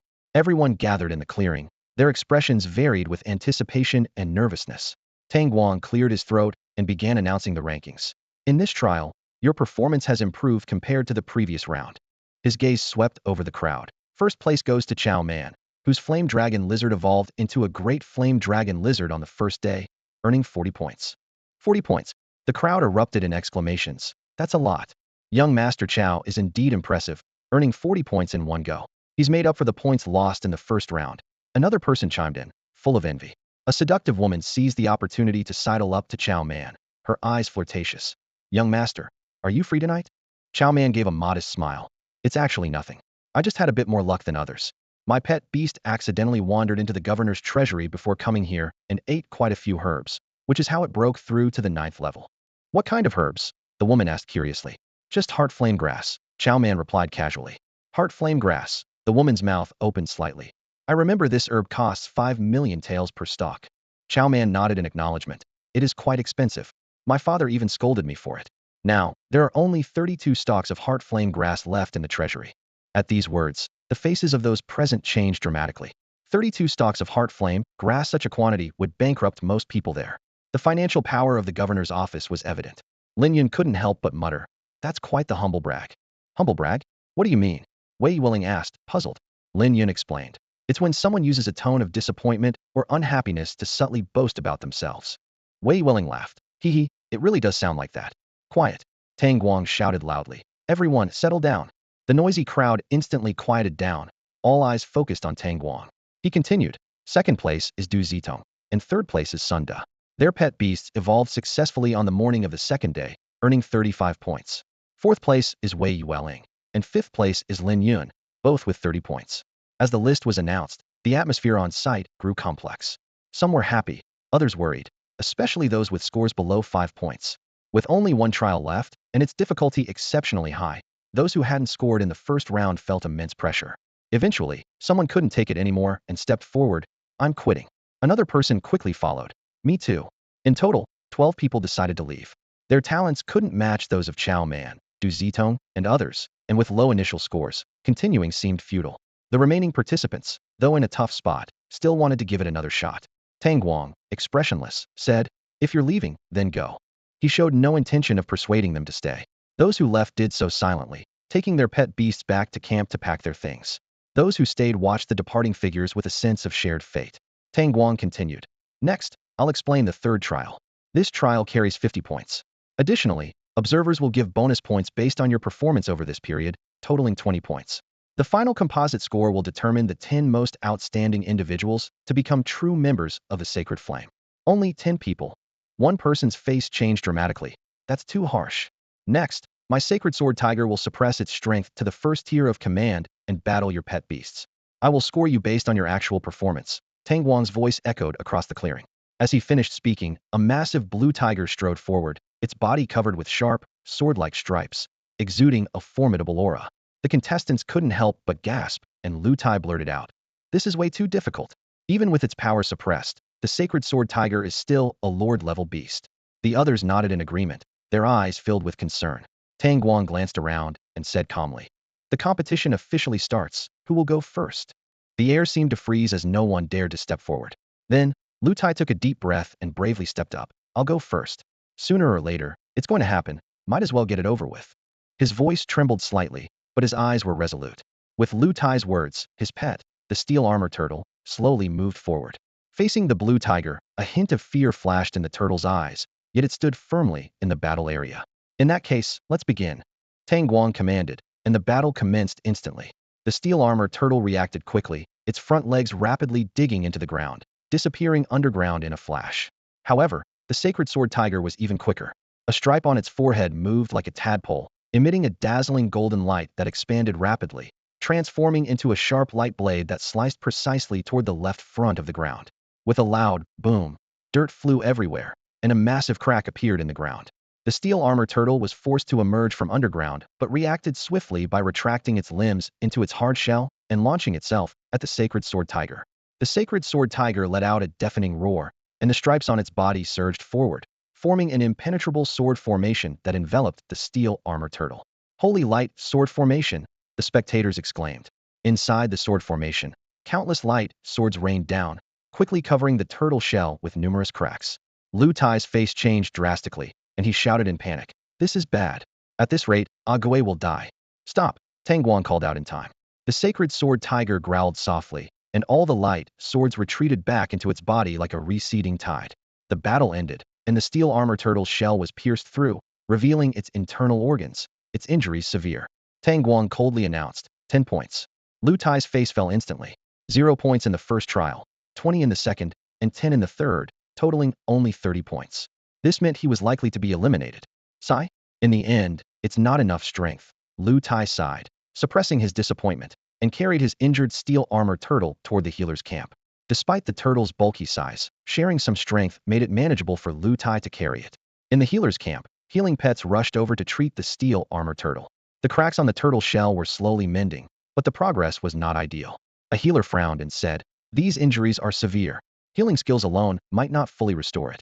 Lu Tai tensed up hearing this. "Doctor, what should we do? Please, find a way. I don't want anything to happen to Ague. I'll do whatever it takes to make my pet better." The healer quickly reassured him, "Don't worry. Stay calm. I wasn't finished. With special medication and gradual care, it can recover. But your steel armor turtle will likely have lasting effects from these injuries." "Thank you, doctor. I'm really grateful." Lu Tai sighed in relief, his gratitude evident. Back at the clearing, Tang Guang looked at the crowd again and asked, "Who else wants to go?" The crowd remained silent. Everyone had witnessed the terrifying power of the sacred sword tiger, and even with its strength suppressed, it was still a daunting lord-level pet beast. Lin Yun initially considered letting Qinya take a shot, but noticing Chao Man's eager expression, he stepped back, giving the opportunity to her. This person is too flamboyant, causing everyone to secretly hope he'll face some setbacks. Chao Man smirked confidently, his eyes gleaming with self-assurance. "Since none of you dare to step up, let my great flame dragon lizard take on this tiger. Today, I'll show you how to defeat it. Watch closely." A seductive woman chimed in. "Chao, we're counting on you." Chao Man replied arrogantly. "Watch carefully and learn. How much you learn depends on your observation skills." With a command, the great flame dragon lizard strode forward to confront the sacred sword tiger. The air was thick with tension. The battle was about to begin. The great flame dragon lizard opened its massive jaws, flames gathering in its throat, transforming into a scorching river that surged toward the sacred sword tiger. The tiger stood its ground, the stripe on its brow suddenly coming to life, becoming a razor-sharp blade that clashed heat-in with the fiery torrent. The blade sliced through the flames effortlessly, aiming directly for the great flame dragon lizard. Realizing the danger, the lizard quickly dodged. Its body erupted in flames, forming a massive fiery vortex, attempting to trap the sacred sword tiger. The sacred sword tiger let out a thunderous roar, its sacred swords whirling like silvery lightning, tearing through the fiery prison in an instant. The great flame dragon lizard, learning from Lu Tai's lesson, kept changing positions to avoid being locked by the tiger's sword formation. The sacred sword tiger was relentless, releasing all its sacred swords, following closely behind. Sword lights crisscrossed, the great flame dragon lizard dodging left and right while spewing flames in retaliation. Both moved at high speed, reducing their accuracy. Only a few flames hit the tiger but were easily deflected by the swords. In a blink, the sacred sword tiger caught up to the dragon lizard, striking with a mighty paw. Surrounding the paw were several sacred swords, shining brightly with immense power. Chao Man exclaimed. So that's another way to use the sword formation? Tang Guang snorted. There are many ways to use skills. It all depends on your understanding. The great flame dragon lizard knew how terrifying that strike was. Although it was suppressed to a commander level, it contained the combined power of claw and sacred sword skills, making it extremely powerful. It didn't dare to take it heat, quickly spewing a flame to propel itself to the right, narrowly avoiding the tiger's paw. At that moment, a light sword fell from the sky like a meteor, aiming straight for the dragon lizard's back. Damn it! Chao Man's face changed drastically, knowing that if the sword hit, the dragon lizard would be severely injured. In the nick of time, the dragon lizard reacted swiftly. Flames surged on its body, forming a rotating fiery barrier. Although the light sword pierced through the flames, its speed slowed, giving the dragon lizard another chance to dodge. Chao Man gritted his teeth. Damn, the attacks just keep coming, leaving no room for counterattack. The sacred sword tiger pressed on, its sacred swords forming a circle around the dragon lizard. The space was gradually compressed, and the holy light sword formation took shape again. With his squelch, a gruesome wound appeared on the dragon lizard, blood gushing out. Chao Man decisively admitted, I lost. Despite hitting the sacred sword tiger with flames multiple times, it couldn't change the outcome. Tang Guang sneered. Not bad performance, but not as impressive as you boasted. I'll give you a 40. Chao Man felt his face burn with embarrassment, having hoped for a perfect score, now left speechless and humiliated. Two healers rushed over with their healing beasts to restore the tiger and dragon lizard's strength and mend their wounds. Tang Guang called out. Anyone else want to try? Lin Yun stepped forward resolutely. I'll go. Qingya gracefully entered the arena, surprising Tang Guang. I've never seen this beast before. He quickly checked his notes. Heartmoon Fox? How did it evolve into this form? Could it be a newly discovered evolution path? Interesting. Tang Guang's interest in the fox's battle was piqued. The battle resumed. Lin Yun commanded. Qingya, take the initiative. Qingya responded, transforming into a beam of moonlight, vanishing instantly. The sacred sword tiger searched warily, only to discover Qingya's presence too late. Qingya had already silently approached. Moonlight Claw, shadow form. A white claw phantom appeared out of nowhere, striking the sacred sword tiger. Hastily, it summoned its sacred sword to block. With a crack, the sword shattered. The sharp claws tore into the tiger's back, blood spurting out, the wound gaping and bleeding profusely. Despite suppressing its power, the holy sword tiger's lord-level body remained incredibly formidable. Although the wound was not large, blood continued to gush out, staining its deep blue for a crimson red. Suddenly, the holy sword tiger let out a deafening roar, and the stripes on its body transformed into a sharp sword formation, sweeping towards Qingya. With agile movements, Qingya swiftly dodged, unaware that this played right into the holy sword tiger's trap. The sword formation closed off most of Qingya's escape routes, leaving only a small area for maneuvering. In this critical moment, a dazzling light burst from the holy sword tiger's forehead, and a sharp blade shot out. In an instant, the blade expanded, slicing through the air. Lu Tai's face changed dramatically, realizing the terrifying power of the attack. Chao Man recalled his own experience, fully aware of the terror of this sacred sword. However, Qingya's reaction was astonishing. Her body spun rapidly like a spiral, skillfully slowing her advance and narrowly avoiding the fatal strike from the sacred sword at the forehead. Immediately afterward, Qingya unleashed her moonlight claw, with pure, cool moonlight gathering on her claws, brimming with immense power. With a thud, the claw's phantom struck the holy sword tiger's head with precision. The giant beast staggered back, its painful roars echoing across the battlefield. Blood gushed from its head, staining a large area, creating a shocking scene. Qingya landed gracefully, her movements elegant and composed. Lu Tai couldn't help but exclaim, amazing. She avoided it and counterattacked so beautifully. Even Chao Man, who wasn't particularly friendly towards Lin Yun, had to admit that Qingya's counterattack was nothing short of perfect. The holy sword tiger was completely enraged. It let out an earth-shattering roar, and the stripes on its blue body instantly transformed into blades, hovering in midair. The blades gently swayed, splitting into 2, then 4, and in the blink of an eye, thousands of razor-sharp blades filled the sky, rushing towards Qingya. Simultaneously, dozens of sacred swords burrowed into the ground, forming a three-dimensional attack net. The air was filled with the relentless sound of swords slicing through, shadows of blades overlapping, and killing intent everywhere. Lu Tai shouted in terror. This is terrifying. This is the true power of the Holy Sword Tiger. Chao Man was shocked, realizing that the Holy Sword Tiger hadn't fought with its full strength against the Great Flame Dragon Lizard. If it had used this move from the start, the Great Flame Dragon Lizard might not have lasted a single round. After all, this was just a test for scoring, not a life-and-death duel. So many sacred swords, it's impossible to dodge them all, Lu Tai worriedly said.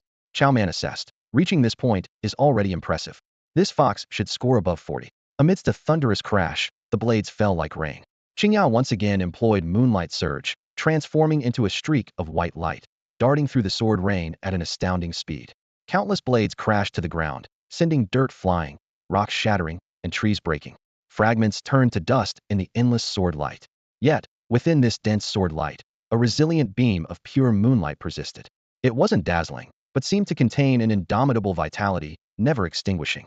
With incredible agility, Qingya not only dodged everything, but also closed in on the Holy Sword Tiger once more.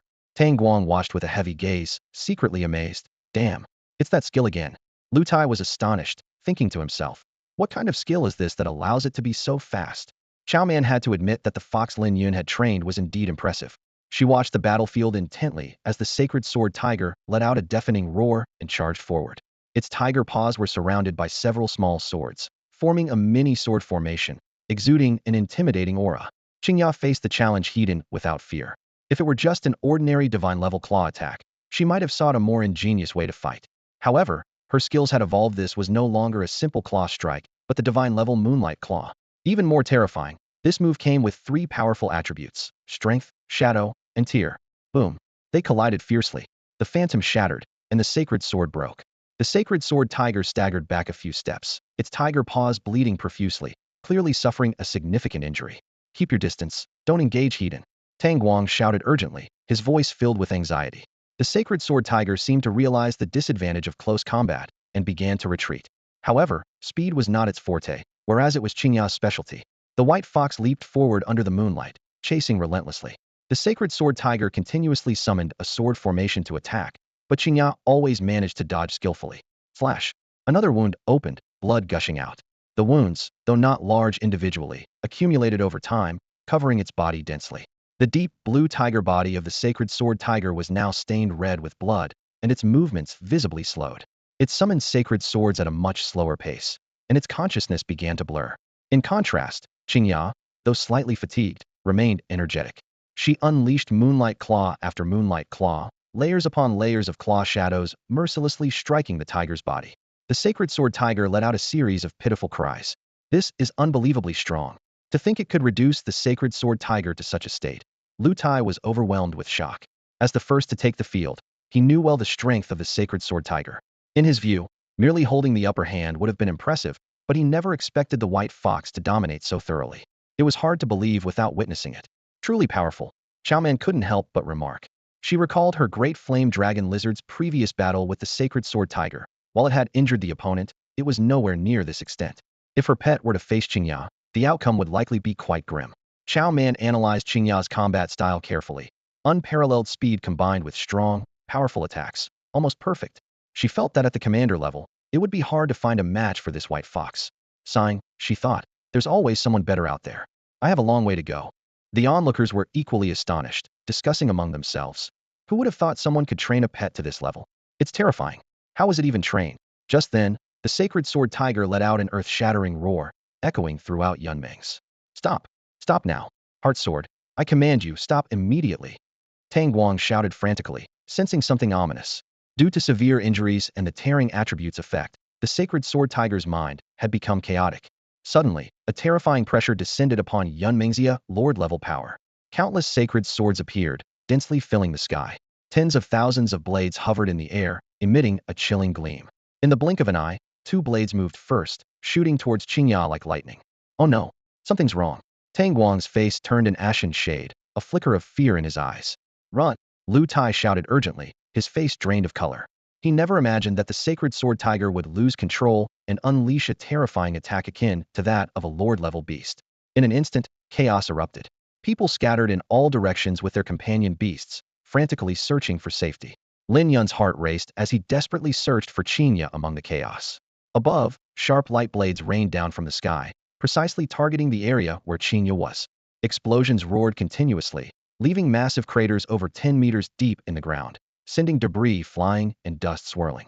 Realizing the urgency, Qingya pushed the speed of its moonlight gallop to the limit, dodging left and right through the barrage of light swords. Every hair on its body stood on end, its eyes gleaming with determination, fully unleashing its potential in this life-or-death moment. Lin Yun felt Qingya's call, instantly connecting with it on a spiritual level. Together, they entered a virtual space to experiment with skills. The first attempt failed, as did the second. Yet they persisted, and on the fifth try, they succeeded. Qingya's moonlight gallop skill advanced to the divine level, its speed surging. Mystical ripples surrounded Qingya as it deftly evaded 3 consecutive attacks. However, even with the breakthrough, the relentless Lord-level assault was too much to sustain for long, and its stamina was rapidly depleting. Please, intervene and stop the rogue sacred sword. Tang Guang shouted into the sky, his voice filled with urgency and apology. No sooner had he spoken than a mysterious fog descended, enveloping all the light swords. It was the intervention of a calamity-level fog dragon. Under the fog's influence, the light swords trembled slightly before dissipating into nothingness.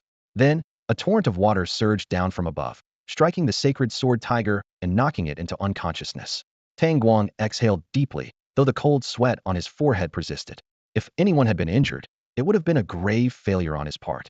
Exhausted from avoiding disaster, Qingya returned weakly to Lin Yun's arms and fell into a deep sleep. Seeing it safe and sound, Lin Yun finally relaxed, gently stroking Qingya's back and whispering, "Rest well, Qingya." Lu Tai, witnessing the scene in awe, exclaimed, "Unbelievable! It survived that? That's a Lord-level sword formation attack.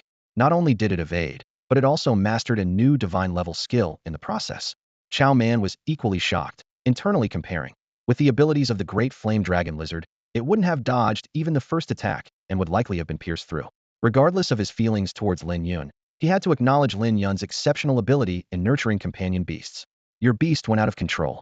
Aren't you going to explain?" someone demanded discontentedly, all eyes turning to Tang Guang. Tang Guang stepped forward, sincerely apologizing to Lin Yun. "Lin Yun, I'm truly sorry.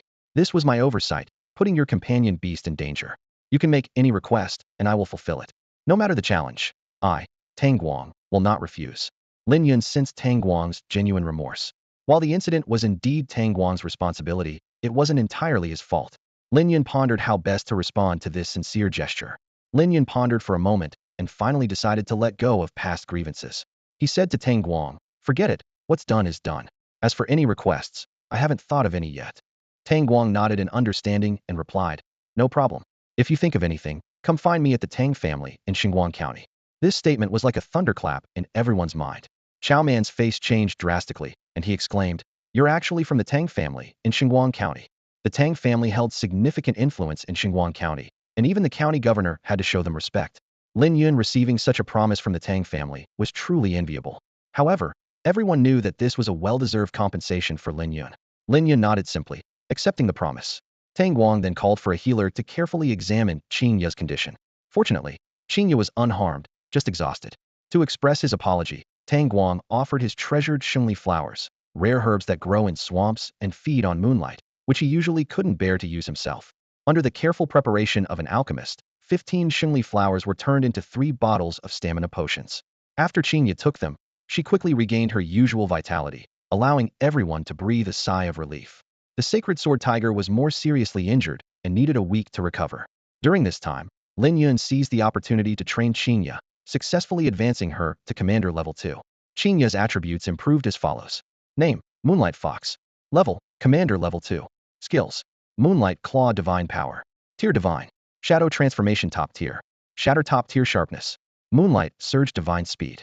Reaction, Perception Top Tier. Filter 1 week. A week later, the evaluation continued.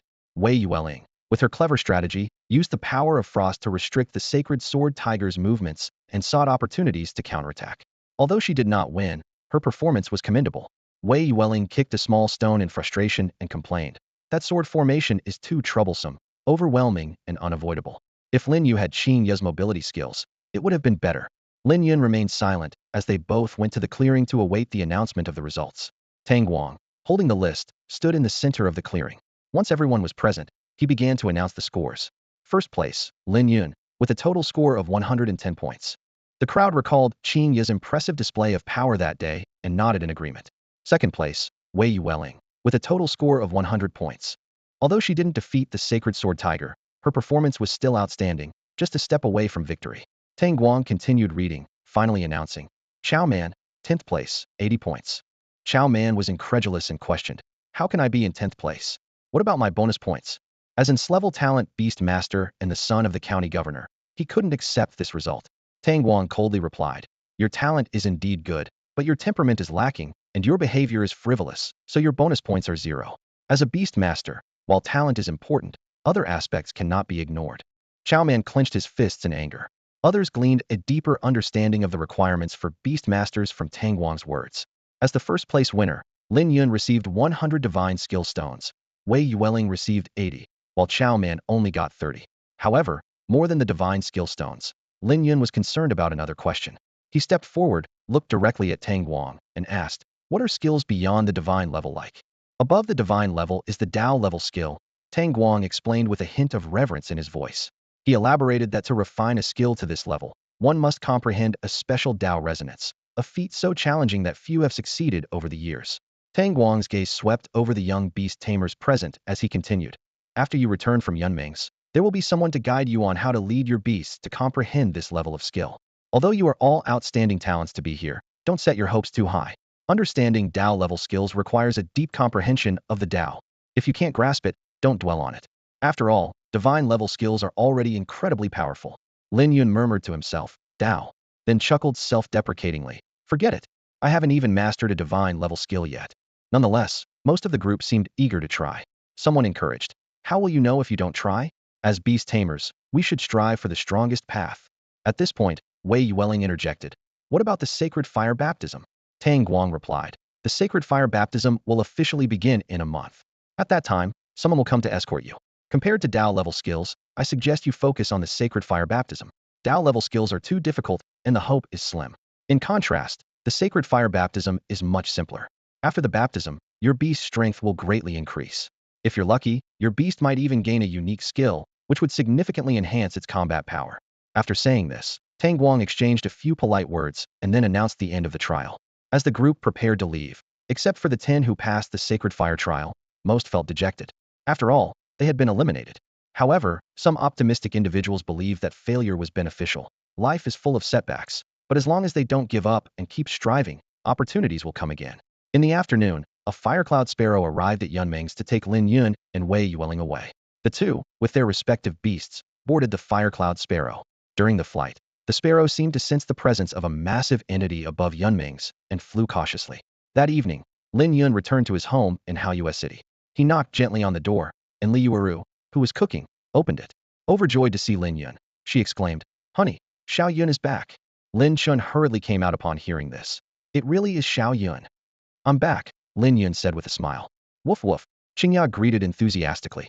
The parents noticed Qingya's transformation, stunned into silence for a moment. After a pause, Li Yueru regained her composure and asked with a smile, Qingya has evolved? It just evolved recently, Lin Yun replied. What level is it now? Li Yueru inquired. Commander Stage 2, Lin Yun said proudly. Commander Stage 2, that's impressive, Li Yueru marveled. Old Lin, what level is the pet of that Qin family's boy now? Lin Chen thought for a moment. You mean Qin Qing's boy, right? I think it's ordinary Stage 4. Everyone realized that Commander Stage 2 was significantly stronger than ordinary Stage 4. They went inside, and Qingya stood in front of its small nest, making a dissatisfied noise. Lin Yun immediately understood. Its size had increased significantly after evolving, and the old nest was obviously too small now. The small nest isn't suitable anymore. Tomorrow, I'll take you to the store to buy a new one, Lin Yun said gently to Qingya. Qingya shook her head slightly, her eyes sparkling with anticipation. Lin Chen keenly sensed her thoughts and asked, Qingya, do you want me to make one for you? Qingya immediately nodded excitedly, her tail wagging joyfully. Li Yueru chuckled and said, I'll go buy the materials, and I'll get some extra groceries too. She glanced at Qingya and added, now that Qingya has evolved, her appetite has increased quite a bit. The previous meals might not be enough anymore. Soon, the family gathered around the dining table, enjoying a delicious meal, the warm atmosphere filling the room. Early the next day, Lin Chen got busy building a new nest for Qingya. As a somewhat amateur carpenter, his skills were decent. Before long, a beautiful little nest was completed and admired by everyone. Qingya was overjoyed and immediately jumped in, lying down comfortably. In the afternoon, Lin Yun ground a divine skill stone into powder and mixed it with water to create a potion. The pungent smell made him frown slightly, thinking that just the smell alone was hard to bear. Surprisingly, Qingya was well-behaved this time and drank the potion without any fuss. Whimper. Qingya let out a pained whine, only calming down after a full hour. As night fell, the pair ventured once more into the dark night forest, honing skills and absorbing the potion's power. Before long, Qingya's skills saw a breakthrough. After failing 63 times, they finally succeeded on the 64th attempt, developing a divine-level skill. Qingya's sensing ability successfully advanced to the divine level, extending its range to 5 kilometers. Even more exciting was her new trait premonition. This ability allowed Qingya to predict incoming attacks in battle, albeit briefly, significantly increasing their chances of success in fast-paced combat. Before dark, the duo continued to diligently hone their skills. By dusk, they had successfully elevated the Bite Crush skill to the divine level. Lin Yun was grateful for using the divine skill stones. With ordinary skill stones, it would have taken 2 to 3 days to achieve this, consuming a large number of stones.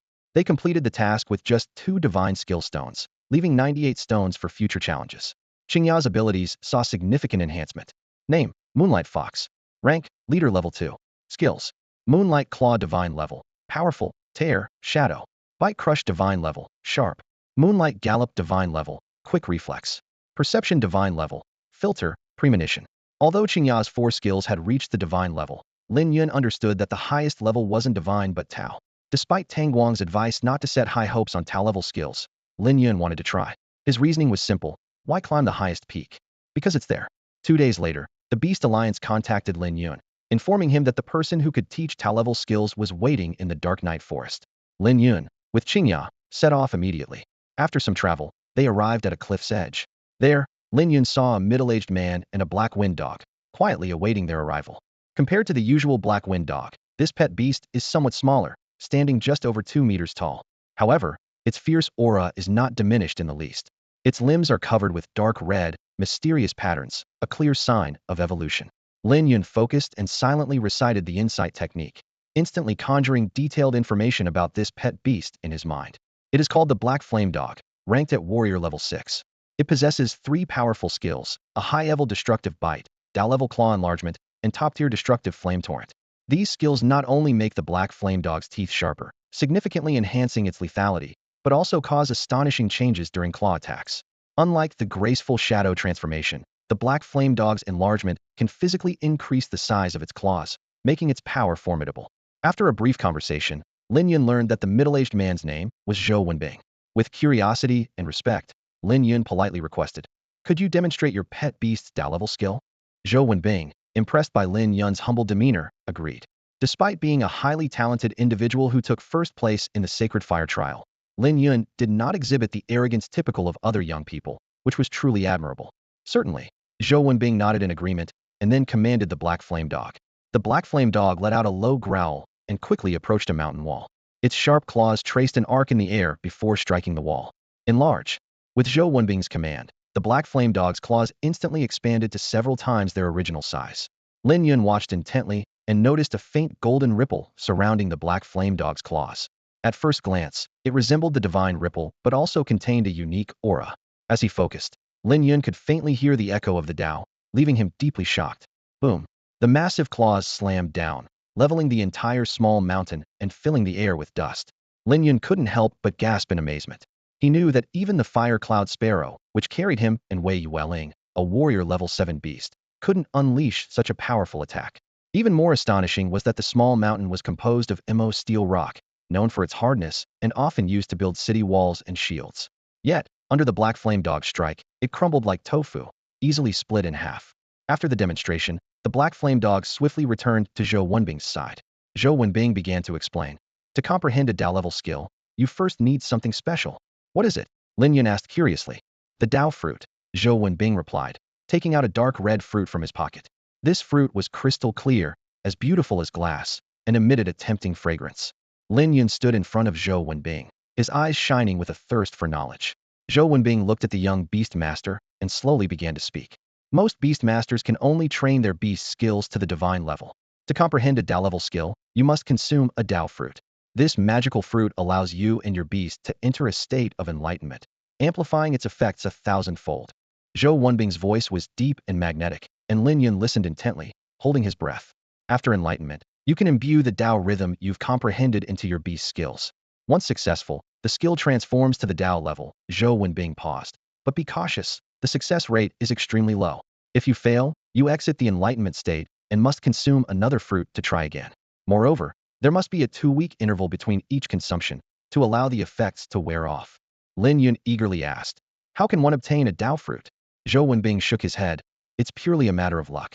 You might stumble upon one just outside your door, or you might never find one in your lifetime. They're not available for purchase in the Beast Alliance stores. Seeing Lin Yun's disappointed expression, he added, however, since you've passed the sacred fire trial, you can get one for free. Lin Yun's eyes lit up, but Zhou Wenbing quickly dampened his excitement. Before consuming it, you must first find your own Tao and create a unique Tao rhythm for it. The Tao. Lin Yun fell into deep thought. Zhou Wenbing encouraged him. Share your understanding of the Tao, whatever comes to mind. Lin Yun took a deep breath and slowly began. The Tao that can be spoken is not the eternal Tao. The name that can be named is not the eternal name. To me, the Tao is like water, like air, omnipresent. It is the beginning and end of all things. It is one, yet it can become two, and then three. It is a special existence, imperceptible to the senses, unseen and untouchable, yet undeniably present. Language and words fail to capture its true essence, and we can only grasp a fraction of it, speculating about its nature. Zhou Wenbing's eyes lit up. Impressive. Your understanding of the Tao is quite profound. But to condense a Tao rhythm, you need more. How can I achieve that? Lin Yun asked eagerly. Explore the world, Zhou Wenbing advised earnestly. Understand where the Tao is omnipresent. That's how I comprehended the Tao rhythm.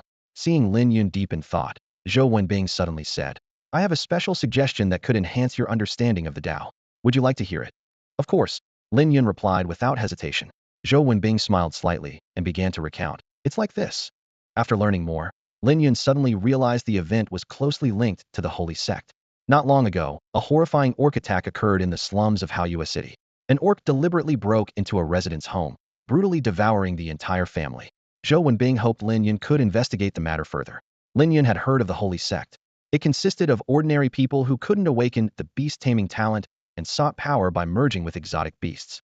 Although they gained strength, it came with a deadly drawback: these orcs often lost control, becoming bloodthirsty killing machines. The attack in the slums was indeed caused by such a rogue orc.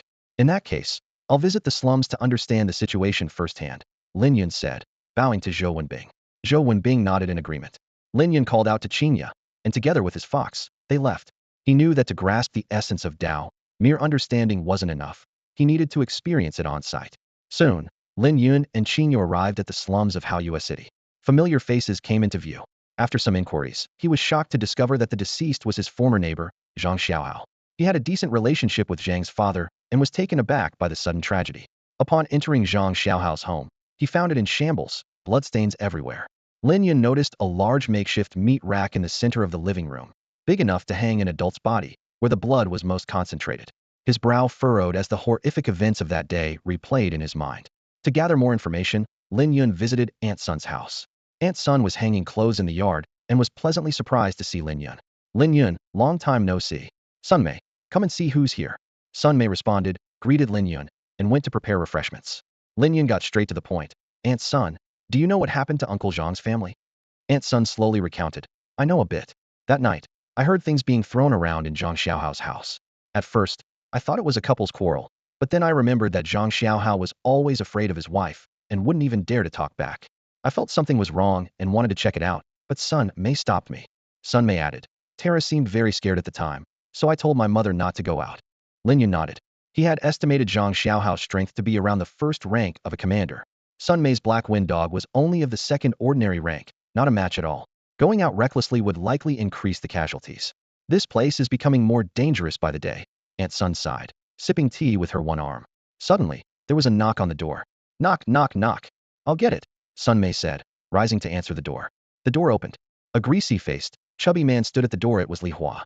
He wore a flattering smile, but his eyes were shifty. Lin Yun, I heard you came to the slums, so I thought I'd pay back the money I borrowed last time. With that, he pulled out a bulging money pouch from his pocket. Lin Yun accepted the pouch without counting it. He trusted the chubby man's character, but a hint of doubt arose in his mind. Fatty, how did you manage to gather 100 taels so quickly? After all, Li Hua had no beast-taming talent and was just an ordinary person, making it difficult to earn money. Aunt Sun and Sunmei also looked at Li Hua with curiosity. The chubby man scratched his head and laughed. I got lucky recently and took on a caravan escort job, helping out with odd tasks. Along the way, I managed to earn a few hundred taels. Caravan escort? Aunt Sun exclaimed, her face full of concern. I've heard those jobs pay well, but are life-threatening. Caravans often face attacks from beasts. Did you encounter any trouble? Li Hua quickly waved his hand. No worries. Aunt Sun, I was lucky and didn't encounter any beasts. It felt just like a long trip. Aunt Sun insisted. Li Hua, I'm not trying to meddle, but you should avoid those caravan jobs in the future. You know you're your mother's only son. If anything happened to you, she might not want to live anymore. Mentioning his mother, the chubby man's expression darkened, and he nodded. Aunt Sun, I understand. I only took on such dangerous jobs because I had no other choice to pay for my mother's treatment. Just then, Lin Yun's gaze fell on Li Hua's hand. Fatty, what's with the wound on your hand? Li Hua was startled but then smiled and explained. Oh, this? I hurt myself while moving things. Green, Lin Yun said thoughtfully. Li Hua quickly added, it's medicinal powder. I mixed it myself using a recipe from a healer, and it works quite well. Lin Yun said no more, although a hint of suspicion lingered in his eyes. Sensing something, Li Hua hurriedly excused himself. I still need to brew my mother's medicine. She needs to drink it later. I'll head back now. With that, he turned and left quickly. Silence enveloped the room. Lin Yun's expression grew serious as he turned to his fox-like pet beast, Qingya. Qingya, was that really medicinal powder? Qingya shook her head, then jumped to the center of the hall, pointing with her paw to the ground, and then towards Zhang Xiaohao's room. The words barbecue rack flashed through Lin Yun's mind, and a terrifying thought crept in. Do you mean that was the smell of blood? Qingya nodded in confirmation. Blood?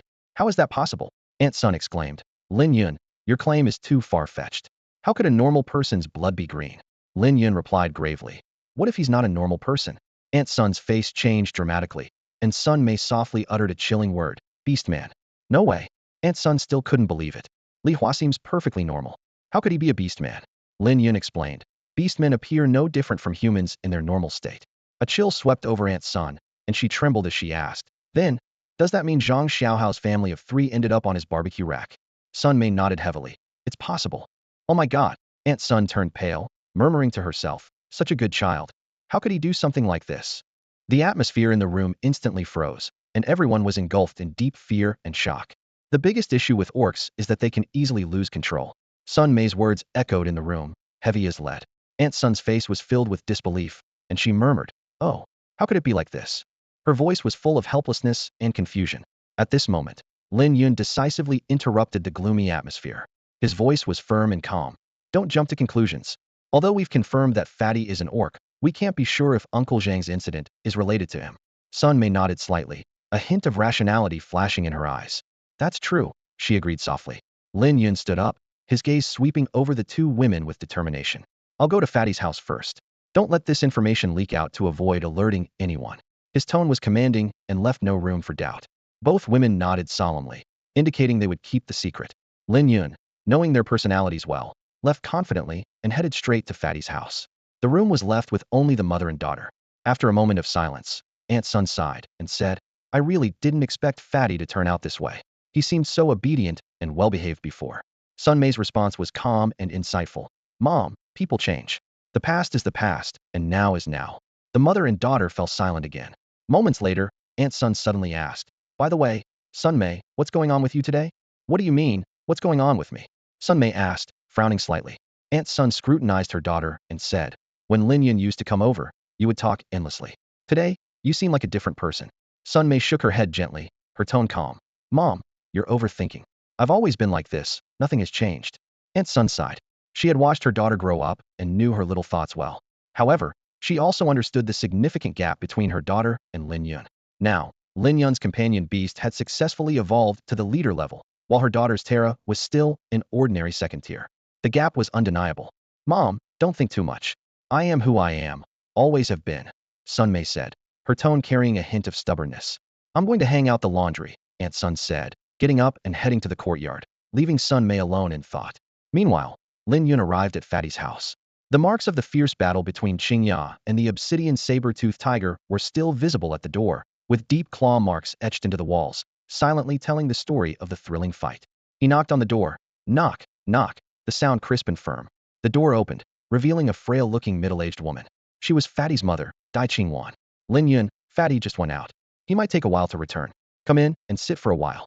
Her voice, though weak, was warm. Lin Yun nodded in agreement. As he stepped over the threshold, a strong medicinal smell hit him, almost making him cough.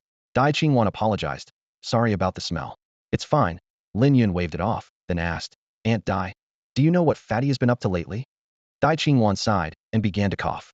Lin Yun quickly stepped forward, gently patting her back to help her breathe easier. Once she settled, Dai Qingwan shook her head and said, Him? I don't know. I just know he's out early and back late every day. Sometimes, he doesn't come back for several days in a row. Once, I couldn't help but ask him, and he scolded me harshly. Since then, I haven't dared to ask. As they walked into the house, Lin Yun noticed many new pieces of furniture, clearly bought recently by Fatty. The kitchen table was covered with various herbs, some of which could fetch thousands of silver taels each in the Alliance store. It was obvious that these couldn't be bought just by running a merchant caravan. During their chat, Lin Yun learned that Dai Qingwan's health had improved somewhat, which eased his mind a little. Before leaving, he specifically reminded Dai Qingwan not to tell Fatty he had visited. Dai Qingwan agreed, a hint of worry crossing her eyes, as she too had noticed her son's unusual behavior. Lin Yun was determined to investigate the situation with Pongzi. He visited neighbors near Pongzi's home and gathered some disturbing information. One man described how Pongzi often returned home in the early hours of the morning and left again by the following evening. More unsettling was the fact that when Pongzi talked to himself on the street, his expression would instantly turn terrifying if someone spoke to him, resembling a crazed shadow wolf. These accounts further confirmed Lin Yun's suspicions. Despite his reluctance to believe it, he had to admit that his childhood friend might have transformed into a beast man. However, Lin Yun was cautious not to jump to conclusions, especially regarding the murder of Zhang Xiaohao's family. To uncover the truth, Lin Yun and his fox companion, Qingyao, began round-the-clock surveillance. Qingyao, already at the second tier of command, was agile and had no trouble tracking Pongzi. Although Lin Yun had only a fifth of Qingyao's strength, he could still manage the task with care. According to Qingyao's observations, Pongzi went to the dark forest every night to fight with exotic beasts, seemingly honing his strength. He had merged with a wolf-type exotic beast, transforming into a werewolf with sharp claws to shred enemies. Despite this, Pongzi hadn't done anything out of line. Lin Yun waited patiently, confident that the truth would eventually be revealed. 5 nights later, Lin Yun's family was startled awake by an urgent knock at the door. Outside stood Pongzi, covered in blood, his voice choked with sobs. Lin Yun, please, help me. Lin Yun observed that the blood was red, clearly not Pongzi's own. He asked his family to step aside and took Pongzi outside to talk in detail. Pongzi tearfully confessed, my mother's hand was eaten by a beast man, and she's been poisoned by beast venom. She's dying, please help her. The mention of beast venom sent a chill through Lin Yun. This toxin, a mix of human and exotic beast blood, could kill an ordinary person within 6 hours. Furious, Lin Yun kicked Pongzi to the ground. Stop pretending. I knew you beastified yourself. Pongzi got up and admitted, yes, I did beastify. But it wasn't me who hurt my mother. I came home to find her in a pool of blood, so I had to come to you for help. If not you, then who? Lin Yun demanded. Suddenly, Pongzi's face contorted, sprouting black fur like a wild wolf. He roared, it was him. That bastard. I refused him, and he did this to me. Lin Yun was surprised to sense that Pongzi's aura, even in his beast form, wasn't strong, far from the power of a commanding level. He couldn't help but fall into deep confusion. Fatty, what exactly is going on? Lin Yun asked, frowning with a mix of confusion and concern in his eyes. Fatty took a deep breath, a pained expression crossing his face. You should know about the holy cult, he said quietly. To gain power, I decided to join them. They gave me a potion that turned me into a beast man. But I'm not an official member yet. He paused before continuing. They sent a member to test me. The test was to eat anyone from the slums. Fatty's voice trembled with anger. I'm not a good person, but I would never do something like that. I refused outright. Lin Yun's expression turned serious as he sensed the pain and anger in Fatty's words. But I didn't expect, Fatty's voice suddenly became hoarse, that he would target my mother. If this goes on, she won't last much longer. As he spoke, he was about to kneel and plead for Lin Yun's help, but Lin Yun stopped him just in time. I'll help you ask around, Lin Yun said solemnly. Fatty was so moved he could barely speak, nodding repeatedly in gratitude. The two of them headed to the Beast Alliance. The night was deep, and the guards seemed a bit impatient. However, when they saw the holy fire token in Lin Yun's hand, their attitude became much more respectful. Lin Yun was secretly relieved that, as a member who had passed the trials, he could access some of the Alliance's resources. Soon, a shirtless man emerged from inside, clearly just awakened. He yawned and, after listening carefully to the situation, said, Beast poison? That's tricky, but I'm confident. The treatment will cost 5,000 silver taels. Without hesitation, Fatty handed over a silver note. The man accepted it and awakened his pet Beast, a first-tier leader creature called a luminous jellyfish, which had high-level healing waves and mid-level soothing voice skills. The three of them hurried to the slums. After a simple diagnosis, the man said, "First, stop the bleeding." The luminous jellyfish extended two slender tentacles, gently touching the wounds on Fatty's mother. The wounds slowly began to heal, and Fatty's tense expression slightly relaxed. After a month's rest, the wounds will be as good as new, the man explained as he worked. But the severed arm won't regenerate. As Lin Yun and Fatty waited by the door, a gaunt figure approached from the end of the street. Fatty instantly became furious, shouting, "Zhao Ziqiang, how dare you harm my mother? I'll fight you today." With that, he transformed into a wolf and lunged at the newcomer. Zhao Ziqiang sneered, lightly raising his right leg. Fatty flew back like a kite with a broken string, landing heavily on the ground and coughing up a lot of green blood. "Think your rapid healing makes you a match for me?" Zhao Ziqiang scoffed. "You've got the guts of a leopard, but I've eaten more salt than you've eaten rice." Fatty struggled to support himself with his right arm, his eyes fixed on Zhao Ziqiang, burning with fiery anger. "Oh, still got some fight in you," Zhao Ziqiang mocked. "With your strength, you're not even qualified to be my sparring partner." Lin Yun interjected calmly. "Were you the one who killed Zhang Xiaoho's family?" He recalled how Zhang Xiaoho had looked after him, and a wave of sorrow washed over him. Zhao Ziqiang showed a cruel smile. "You mean the guy with the scarred face?" "Yeah, I killed him. First, I killed his wife, then his kid. Finally, when he was in utter despair, I finished him off." That scene was something else. His eyes gleamed with a twisted excitement, clearly already warped by his beastification. His craving for blood and slaughter seemed to be his sole purpose for living. Lin Yun drew a long sword, readying himself for battle. His movements were swift and precise, a testament to years of training. "You're Lin Yun, aren't you?" A stranger's voice suddenly echoed. "I've heard of you, a highly talented beast master," said a man named Zhao Ziqiang, his eyes glinting with danger. "I wonder what you taste like. But before I kill you, I'll take care of your parents first." These words pierced Lin Yun's heart like a dagger. His gaze turned icy, and a murderous intent surged within him. "You're courting death." Lin Yun's voice was low and menacing. His parents were his Achilles' heel, and anyone who dared harm them would face his wrath. Zhao Ziqiang seemed unfazed by Lin Yun's threat, instead wearing a contemptuous smile. "Courting death? Your pet beast isn't here, is it? Without it, what do you have to fight me with?" Lin Yun responded coolly. "Who said a beast master needs a pet beast to be powerful?" His voice brimmed with confidence. While beast masters typically could only wield a fifth of their pet's power, Lin Yun's beast was different. It had reached the second rank of command and had honed all its skills to a godly level. Even a fifth of its strength far surpassed that of ordinary beasts. A chubby onlooker sensed the gravity of the situation and couldn't help but warn. "Lin Yun, be careful. He's very strong, at the command level." Lin Yun seemed unconcerned, replying nonchalantly, "Command level, huh?" Zhao Ziqiang was infuriated by Lin Yun's attitude. "You're at death's door, yet you're still so stubborn. Today, I'll show you my true power." As soon as he finished speaking, his body began to transform dramatically. His clothes burst apart as yellow fur sprouted from his skin. His arms turned into tiger paws, and a long tail emerged behind him. In an instant, Zhao Ziqiang had become a tiger-headed, human-bodied monster. The monster let out a deafening roar and charged at Lin Yun. Undaunted, Lin Yun swung his sword to meet the attack.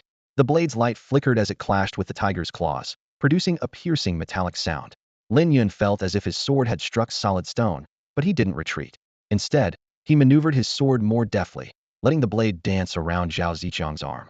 Suddenly, he seized an opportunity and struck the blade precisely at the vulnerable spot under Zhao Ziqiang's arm. Blood spurted out immediately. "Damn it! You actually wounded me. I won't let you get away with this." Zhao Ziqiang roared, his anger intensifying. He had initially thought Lin Yun would be an easy prey, not expecting his swordsmanship to be so swift. The chubby spectator was also astonished. He knew Zhao Ziqiang's strength well, recognizing him as top tier among his peers. Yet, in just the first exchange, Lin Yun managed to wound him. This led him to wonder how terrifying Lin Yun's pet beast must be if it was equally formidable. The thought made him hesitate to think further. His previous worries for Lin Yun now seemed entirely unnecessary. The battle raged on fiercely. Lin Yun's sword was like a nimble snake, each strike leaving a wound on Zhao Ziqiang. Blood soon stained Zhao Ziqiang's fur, making him appear even more menacing. "Fine, you force my hand. Today, I'll show you my ultimate form." Zhao Ziqiang fumed, clenching his fists. His fur grew at an astonishing rate, soon covering his entire body like natural armor. His claws became sharper, gleaming coldly. "Armorization," the chubby onlooker exclaimed, his face changing dramatically. "I didn't expect him to use that move." Armorization was a special skill of beastmen that significantly boosted attack, defense, and speed, multiplying their combat powers several times over. However, it came with severe drawbacks after using it. They couldn't fight again for half a year. Zhao Ziqiang was willing to pay such a price, underscoring his deadly intent towards Lin Yun. The tide of battle seemed to be turning in Zhao Ziqiang's favor, yet there was no fear in Lin Yun's eyes. He tightened his grip on his sword, ready to face an even fiercer fight. You're finished, Zhao Ziqiang declared arrogantly, his body now fully armored, emanating a metallic cold light. Lin Yun shook his head slightly, a hint of disdain in his eyes. Seeing how serious you are, I guess I should go all out too. His voice was calm, yet filled with boundless confidence. Zhao Ziqiang sneered continuously. Did you just say you weren't using your full strength earlier? Do you think I would believe such a lie? A lie. Lin Yun shook his head again. You'll find out soon enough. Before he finished speaking, he tightened his grip on the sword's hilt and charged at Zhao Ziqiang like lightning. Zhao Ziqiang hurriedly countered, but Lin Yun's speed was astonishing. In the blink of an eye, he was behind Zhao Ziqiang, bringing his sword down with a swift strike. Clang! The sound of metal clashing echoed as the blade was deflected by Zhao Ziqiang's hard back. Undeterred, Lin Yun struck again with force. Once more, the sword was deflected. Zhao Ziqiang finally reacted, turning to claw at Lin Yun's heart. Lin Yun nimbly sidestepped, muscles taut, sweat soaking his right hand that gripped the sword. The long sword danced through the air, creating a flurry of slashes, each one swift as lightning. However, Zhao Ziqiang's armor had incredibly high defense, and Lin Yun's attacks couldn't break through. Not only that, but the sword's blade began to develop jagged notches. Zhao Ziqiang secretly breathed a sigh of relief. Lin Yun's speed was truly terrifying. Without the high defense of his armor, he might already be a corpse. Lin Yun was not discouraged, continuing his relentless assault on Zhao Ziqiang. Finally, on the 137th strike, a small crack appeared in Zhao Ziqiang's armor. Damn! Zhao Ziqiang's face changed dramatically, and with a heart full of retreat, he hurriedly fled forward. Naturally, Lin Yun wouldn't let him go. He quickly caught up, thrusting his sword into the crack. Crack! The sword broke, but without hesitation, Lin Yun shouted, "Go!" and pushed the broken blade into Zhao Ziqiang's body. Then, Lin Yun applied horizontal force, causing the armor's crack to widen suddenly. Splat! Blood gushed out, and Zhao Ziqiang let out a piercing scream. Lin Yun struck again, this time slicing through flesh, the blade colliding with Zhao Ziqiang's spine, producing a crisp crack. The spine shattered, and the blade continued forward, shredding the alveoli. Lin Yun withdrew the broken sword, and a torrent of blood gushed out. He kicked Zhao Ziqiang, sending him flying, and with another slash, cut Zhao Ziqiang's throat. Zhao Ziqiang died instantly. That's just too strong.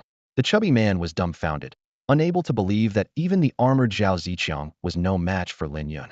Lin Yun approached the well, beginning to wash off the blood. He murmured quietly, "I really need to get a better weapon."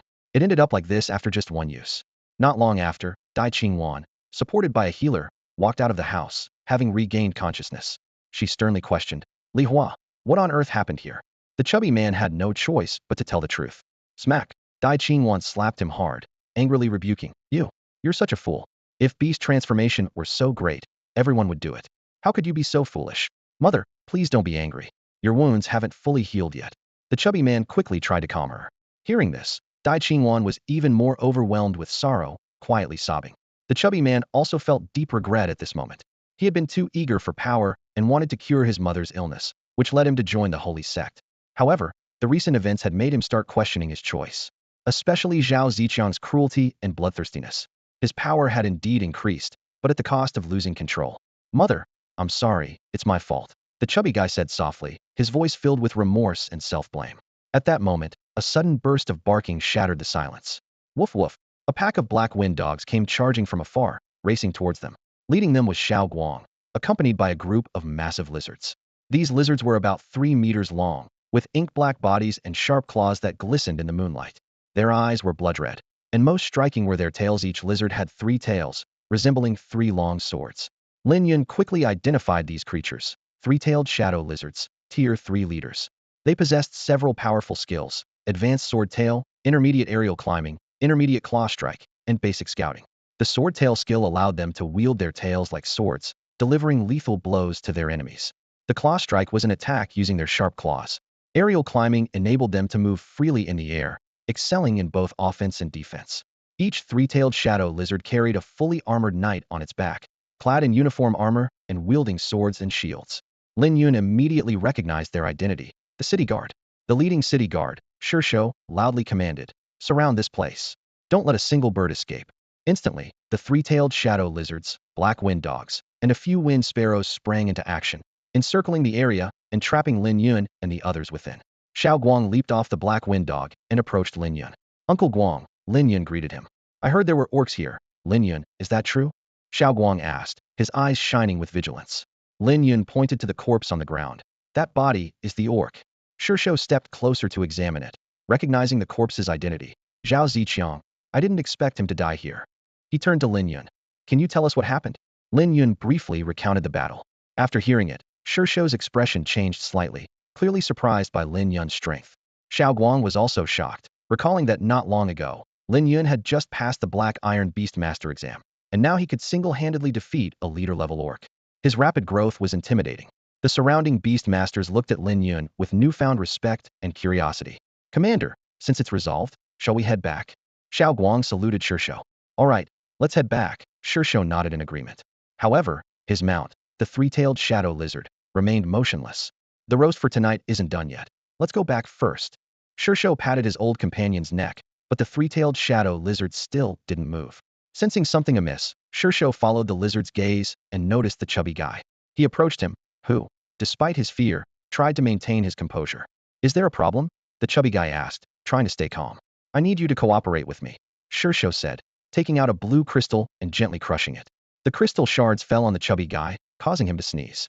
Suddenly, the hair on his body began to grow visibly, and in an instant, he transformed into a werewolf. No wonder my beast wouldn't move. Turns out there was a straggler like you, Shishou said with a cold smile. Others quickly moved in, surrounding the chubby guy. He stammered, unable to explain his situation. Dai Qingwan hurried over, her eyes filled with anxiety. She looked at Shishou, her voice trembling. What do you plan to do with Li Hua after you take him away? Shishou met her gaze, his tone cold. Kill him. Kill him. Dai Qingwan's face turned pale instantly, and she swayed slightly. Shishou nodded and explained, yes. According to the laws of the Shun Chuan Empire, any discovered beast man can be killed on the spot. Dai Qingwan urgently defended the fat man. But he hasn't done anything wrong. Why kill him? Shishou frowned slightly. He hasn't now, but that doesn't mean he won't in the future. The longer the beastification lasts, the harder it is for beastmen to maintain their sanity, and they will eventually harm others. Maybe he can control himself? Dai Qingwan clung to hope. Impossible. Shishou shook his head. Since the emergence of the Holy Church, no one has been able to control beastification. Even their leader has gone mad. Dai Qingwan turned to Xiao Guang, hoping for support. Xiao Guang merely shook his head silently, leaving Dai Qingwan feeling as if she had fallen into an ice cave. The commotion attracted the attention of the residents of the slum, who gathered around. They had a good impression of the kind and filial fat man and began to plead for him. Commander, can't you give him a chance? Yes, he hasn't done anything wrong. He just made a mistake. Sentencing him to death without him actually harming anyone is too harsh, isn't it? A city guard shouted angrily, silence. What do you know? You have no idea how difficult it is to control a beast man. Under the pressure, the crowd quieted down. Dai Qingwan choked up, asking, is there really no chance for him? Shishou sighed. I'm sorry, that would be neglecting my duty. The fat man smiled bitterly. Forget it, mother, don't make it hard for them. Tears streamed down Dai Qingwan's face. The fat man apologized. I'm sorry, mother. I can't fulfill my filial duties. I took the wrong path. He pulled out a stack of silver notes from his pocket. Mother, this is what I've earned recently, over 900 taels. He had hoped to earn more to make his mother's later years more comfortable, but it was no longer possible. Dai Qingwan accepted the silver notes with trembling hands. The mother and son reminisced about the past, from his birth to his adulthood. Everyone remained silent. Even the city guards listened quietly. All right, it's time. The fat man looked determined as he walked toward the city guards. End it for me. Lin Yun gripped his long sword. I'll do it. The fat man closed his eyes, awaiting the final moment. Lin Yun wielded his long knife, precisely stabbing it into the fat man's abdomen. Blood gushed out like a fountain, and his organs were shredded under the sharp blade. The fat man's body convulsed violently, and then collapsed to the ground, stirring up a cloud of dust. Dai Qing wailed like a madwoman as she rushed over, dropped to her knees, and held her son's lifeless body tightly in her arms. She cried out in agony. My son, how could you be so heartless and leave your mother behind? Please, get up and look at your mother. Her cries echoed through the silent street, heart-wrenching and mournful. Seeing the fat man was dead, the city guards turned and left, leaving behind a scene of utter stillness. The neighbors stood by, their faces etched with sorrow but powerless to intervene. The next day, in a secluded cemetery, Lin Yun arrived quietly. He went straight to the southeastern corner, picked up a shovel, and began digging. Before long, a coffin emerged from the ground.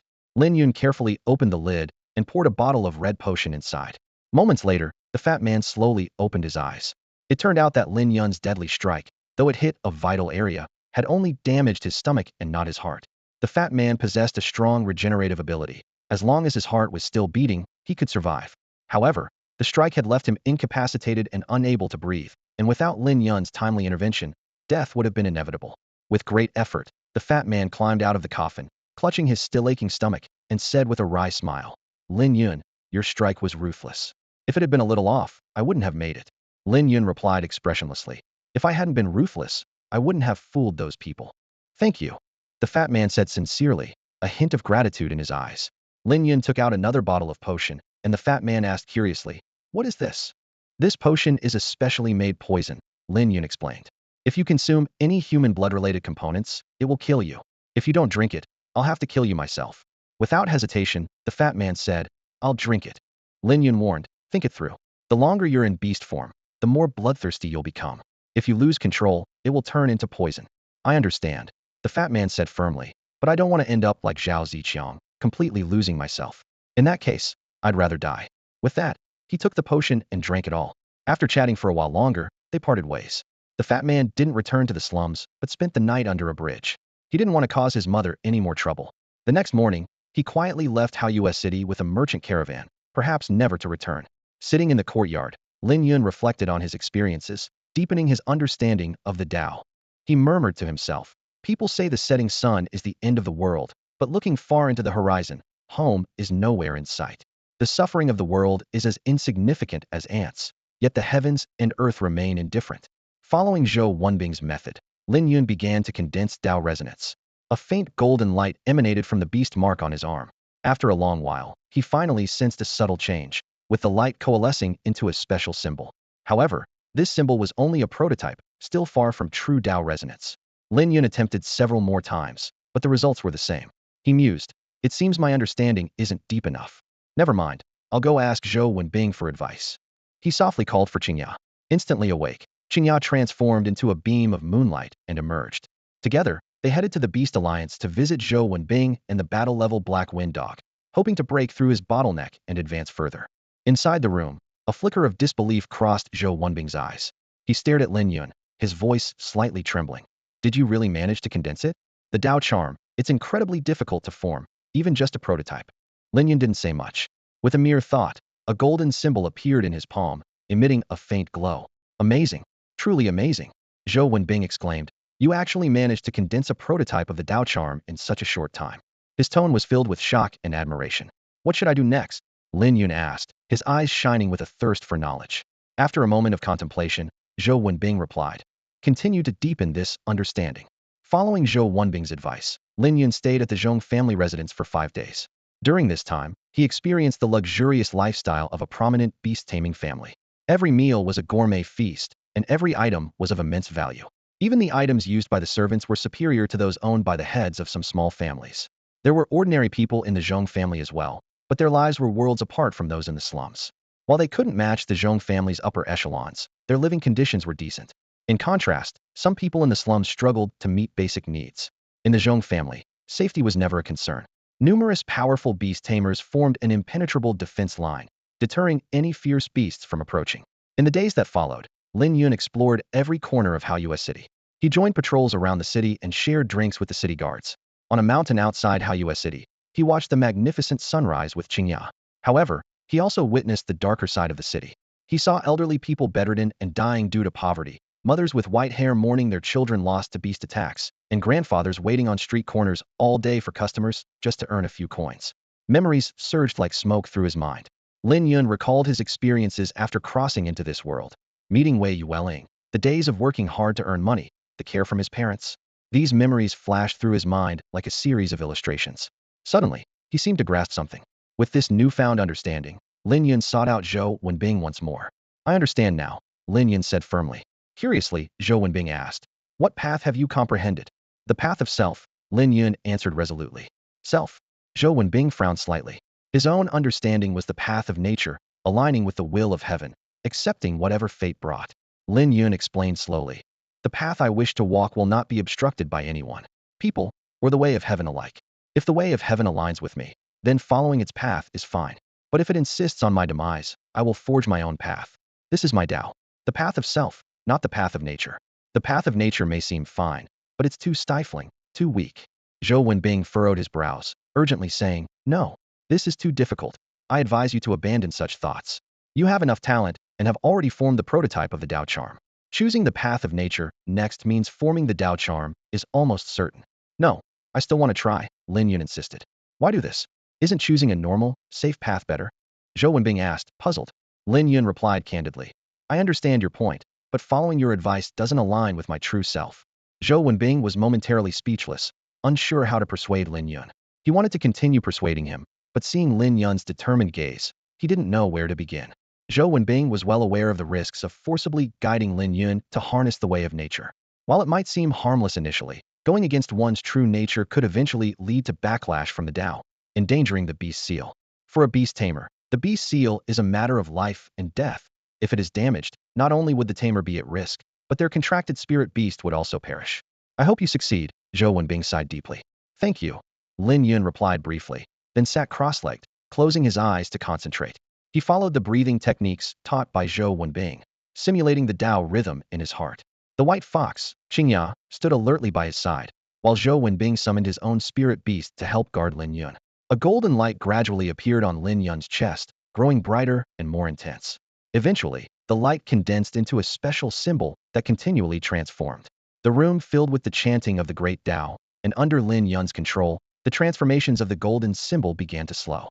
Suddenly, Lin Yun spat out a mouthful of blood. Qingya looked at him anxiously, but Zhou Wenbing stopped her. "Don't disturb him. Interrupting now would only make things worse." The white fox reluctantly stepped back a few paces, keeping a close watch on her master. Cracks started to appear on Lin Yun's body, blood slowly oozing out and staining his clothes. The pooled blood dripped to the ground, forming a puddle. Qingya grew increasingly worried but dared not act rashly due to Zhou Wenbing's warning. "This method is too difficult," Zhou Wenbing sighed inwardly. He recalled his own experience of condensing Dao rhythm, which was far less challenging than the ordeal Lin Yun was facing. Zhou Wenbing had followed the natural way of the heavens, but Lin Yun's choice of a self-determined path was inevitably met with resistance from the heavens. Lin Yun's condition continued to deteriorate, his body trembling slightly, consciousness fading. Yet, his determination remained resolute. The speed of the symbol's transformation kept decreasing, from 10 irregular forms per breath to 3, indicating he was getting closer to success. Gradually, Lin Yun's bleeding stopped. The previous cracks began to emit a golden glow, and golden patterns spread across his skin as if a deity had descended. The wounds miraculously healed, and Qingya let out a sigh of relief, her ears perking up and her fluffy tail lifting slightly, though her gaze remained fixed on her master. Zhou Wenbing was astonished to see that Lin Yun had actually succeeded. The symbol on Lin Yun's chest ceased its transformation, turning into a floating, spinning leaf. The surrounding chanting abruptly stopped. Lin Yun slowly opened his eyes and softly said, "It's done. I've successfully condensed my own Dao rhythm." Qingya whimpered excitedly, ignoring the bloodstains on Lin Yun, and leapt into his arms, snuggling close. Lin Yun gently stroked her neck, smiling. All right, silly fox, I'm fine." Qingya still refused to leave. Lin Yun chuckled helplessly. "What a silly fox. At least let me change my clothes first." Only then did Qingya reluctantly step back. After changing clothes, Lin Yun returned to the room, and, with a thought, a golden leaf appeared in his palm.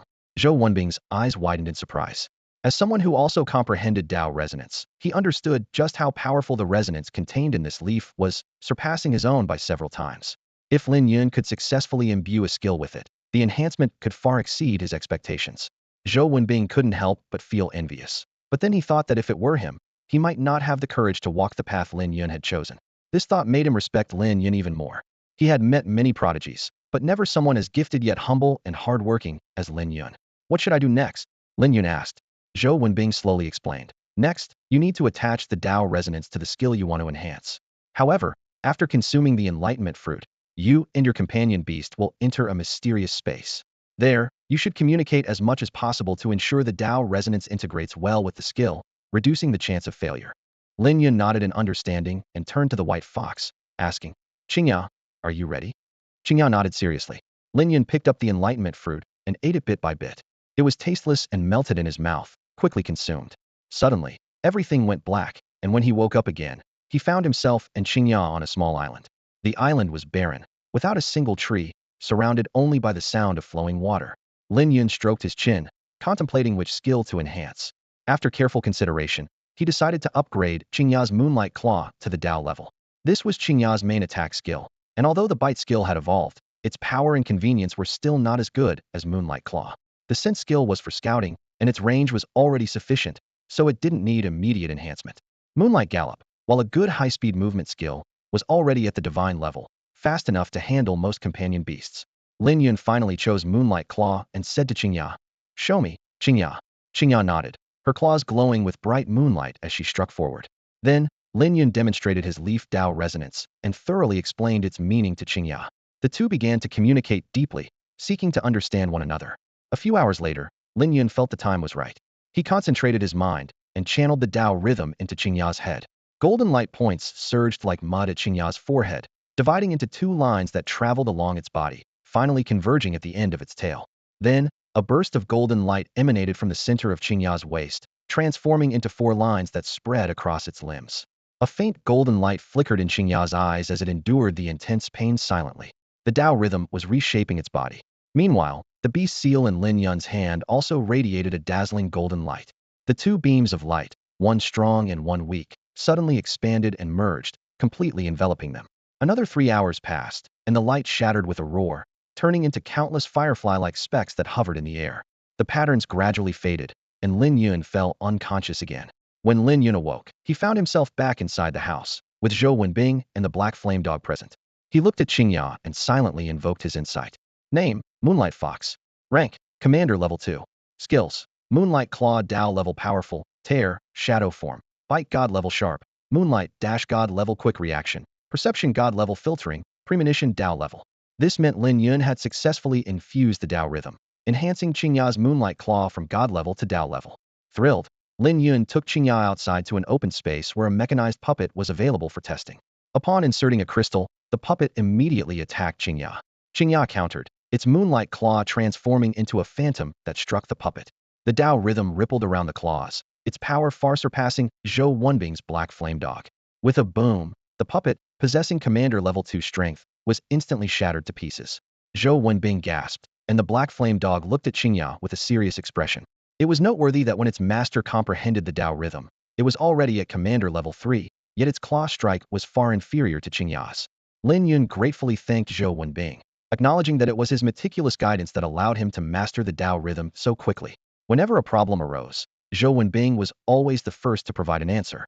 Zhou Wenbing modestly replied that it was his duty. Lin Yun then inquired about the possible locations of the Enlightenment Fruit, and Zhou Wenbing fell into deep thought. Qingya's abilities have significantly improved. One of her skills has reached the Dao level, while the other three remain at the Divine level. This progress is encouraging, but it also highlights the urgent need for the Dao fruits. Lin Yun is well aware that in the future, he will need to contract more pet beasts, which will only increase the desire for these fruits. Zhou Wenbing slowly explained the various ways to acquire the Dao fruits. His voice was deep and experienced. Typically, the chances of finding a Dao fruit are higher near the corpses of mythical or saint-level beasts. He paused, a hint of caution in his eyes. But be careful, once such a corpse is discovered, various factions will gather like sharks smelling blood, waiting for their chance. Not to mention the beasts that covet the Dao fruits. They will stop at nothing to devour these treasures to boost their power. Zhou Wenbing continued. The second method involves the restricted zones. These areas are incredibly dangerous. Even major factions hesitate to venture there. His tone carried a trace of awe. Lastly, there's the random chance of finding one. It could be in a bustling city, in a desolate wilderness, or even at the bottom of a tranquil lake. Seeing Lin Yun's thoughtful expression, Zhou Wenbing suddenly thought of something. Oh, if you're really looking for Dao fruits, I do have a suggestion. Lin Yun's eyes lit up as he eagerly asked. What suggestion? You can use the Beast Alliance's messenger platform to bid for the information you want, Zhou Wenbing explained. The price for news about Dao fruits isn't too high. About 1,000 taels will suffice. Of course, information about some secret locations might be more expensive. A representative will contact you to discuss the specifics. Once there's news, the messenger bird from the Beast Alliance will notify you immediately. Lin Yun exclaimed in surprise. A messenger platform? I didn't expect there to be such a service. He was pleased, realizing this could be an excellent source of intelligence. 1,000 taels wasn't much for him now. Zhou Wenbing added. The minimum requirement to use the messenger platform is to be a bronze-level beast master. With your current abilities, passing the bronze-level exam through the Alliance shouldn't be difficult. Lin Yun nodded in understanding. There was still some time before the Holy Fire baptism, so taking the bronze-level exam wouldn't delay things much. Meanwhile, in a towering building that reached the clouds, Tian Kong was intently reviewing documents. Outside the tower, a large black lizard lazily clung to the wall, basking in the warm sunlight. Inside, a grayish-blue owl perched silently atop a bookshelf, its eyes half closed. These two formidable creatures were Tian Kang's contracted pet beasts, both exceptionally powerful. Gao Ming entered the room quietly, holding a stack of documents. President Tian, here is the list of those who passed the exam today. Tian Kong quickly scanned the list and nodded slightly. Not bad. Gao Ming continued. President Tian, the Zhong family would like to invite you to a banquet. Are you available? The Zhong family? Tian Kong asked, slightly puzzled. Gao Ming explained. Yes, the Zhong family's second son, Zhong Ming, recently passed the Iron-level Beastmaster exam and is hosting a celebration banquet. They hope you can attend. Tian Kong thought for a moment before recalling. Zhong Ming, he's the one with the Iron Blood ancient tree, right? That's right. It's him. Gao Ming nodded. This time, his performance was much steadier, not as impulsive as before. Tian Kong nodded slightly. His talent is level. If he can settle down, he could become quite accomplished. Indeed, Gao Ming agreed. After a brief consideration, Tian Kong decided. In that case, I'll go. After all, the Zhong family is a major beast master family in Haoyue City. Tian Kong decided to give them this face. Just then, Zhou Wenbing walked into the room with his imposing black flame dog. Gao Ming immediately stood up to salute, his eyes filled with awe. His gaze couldn't help but fall on the black flame dog, which had reached a battle general level. What shocked him even more was that this pet beast possessed a Dao-level skill in existence several times stronger than a divine-level skill. Tian Kong, with a piercing gaze, got straight to the point and asked, Da Chuan, how is the progress of teaching them Dao-level skills?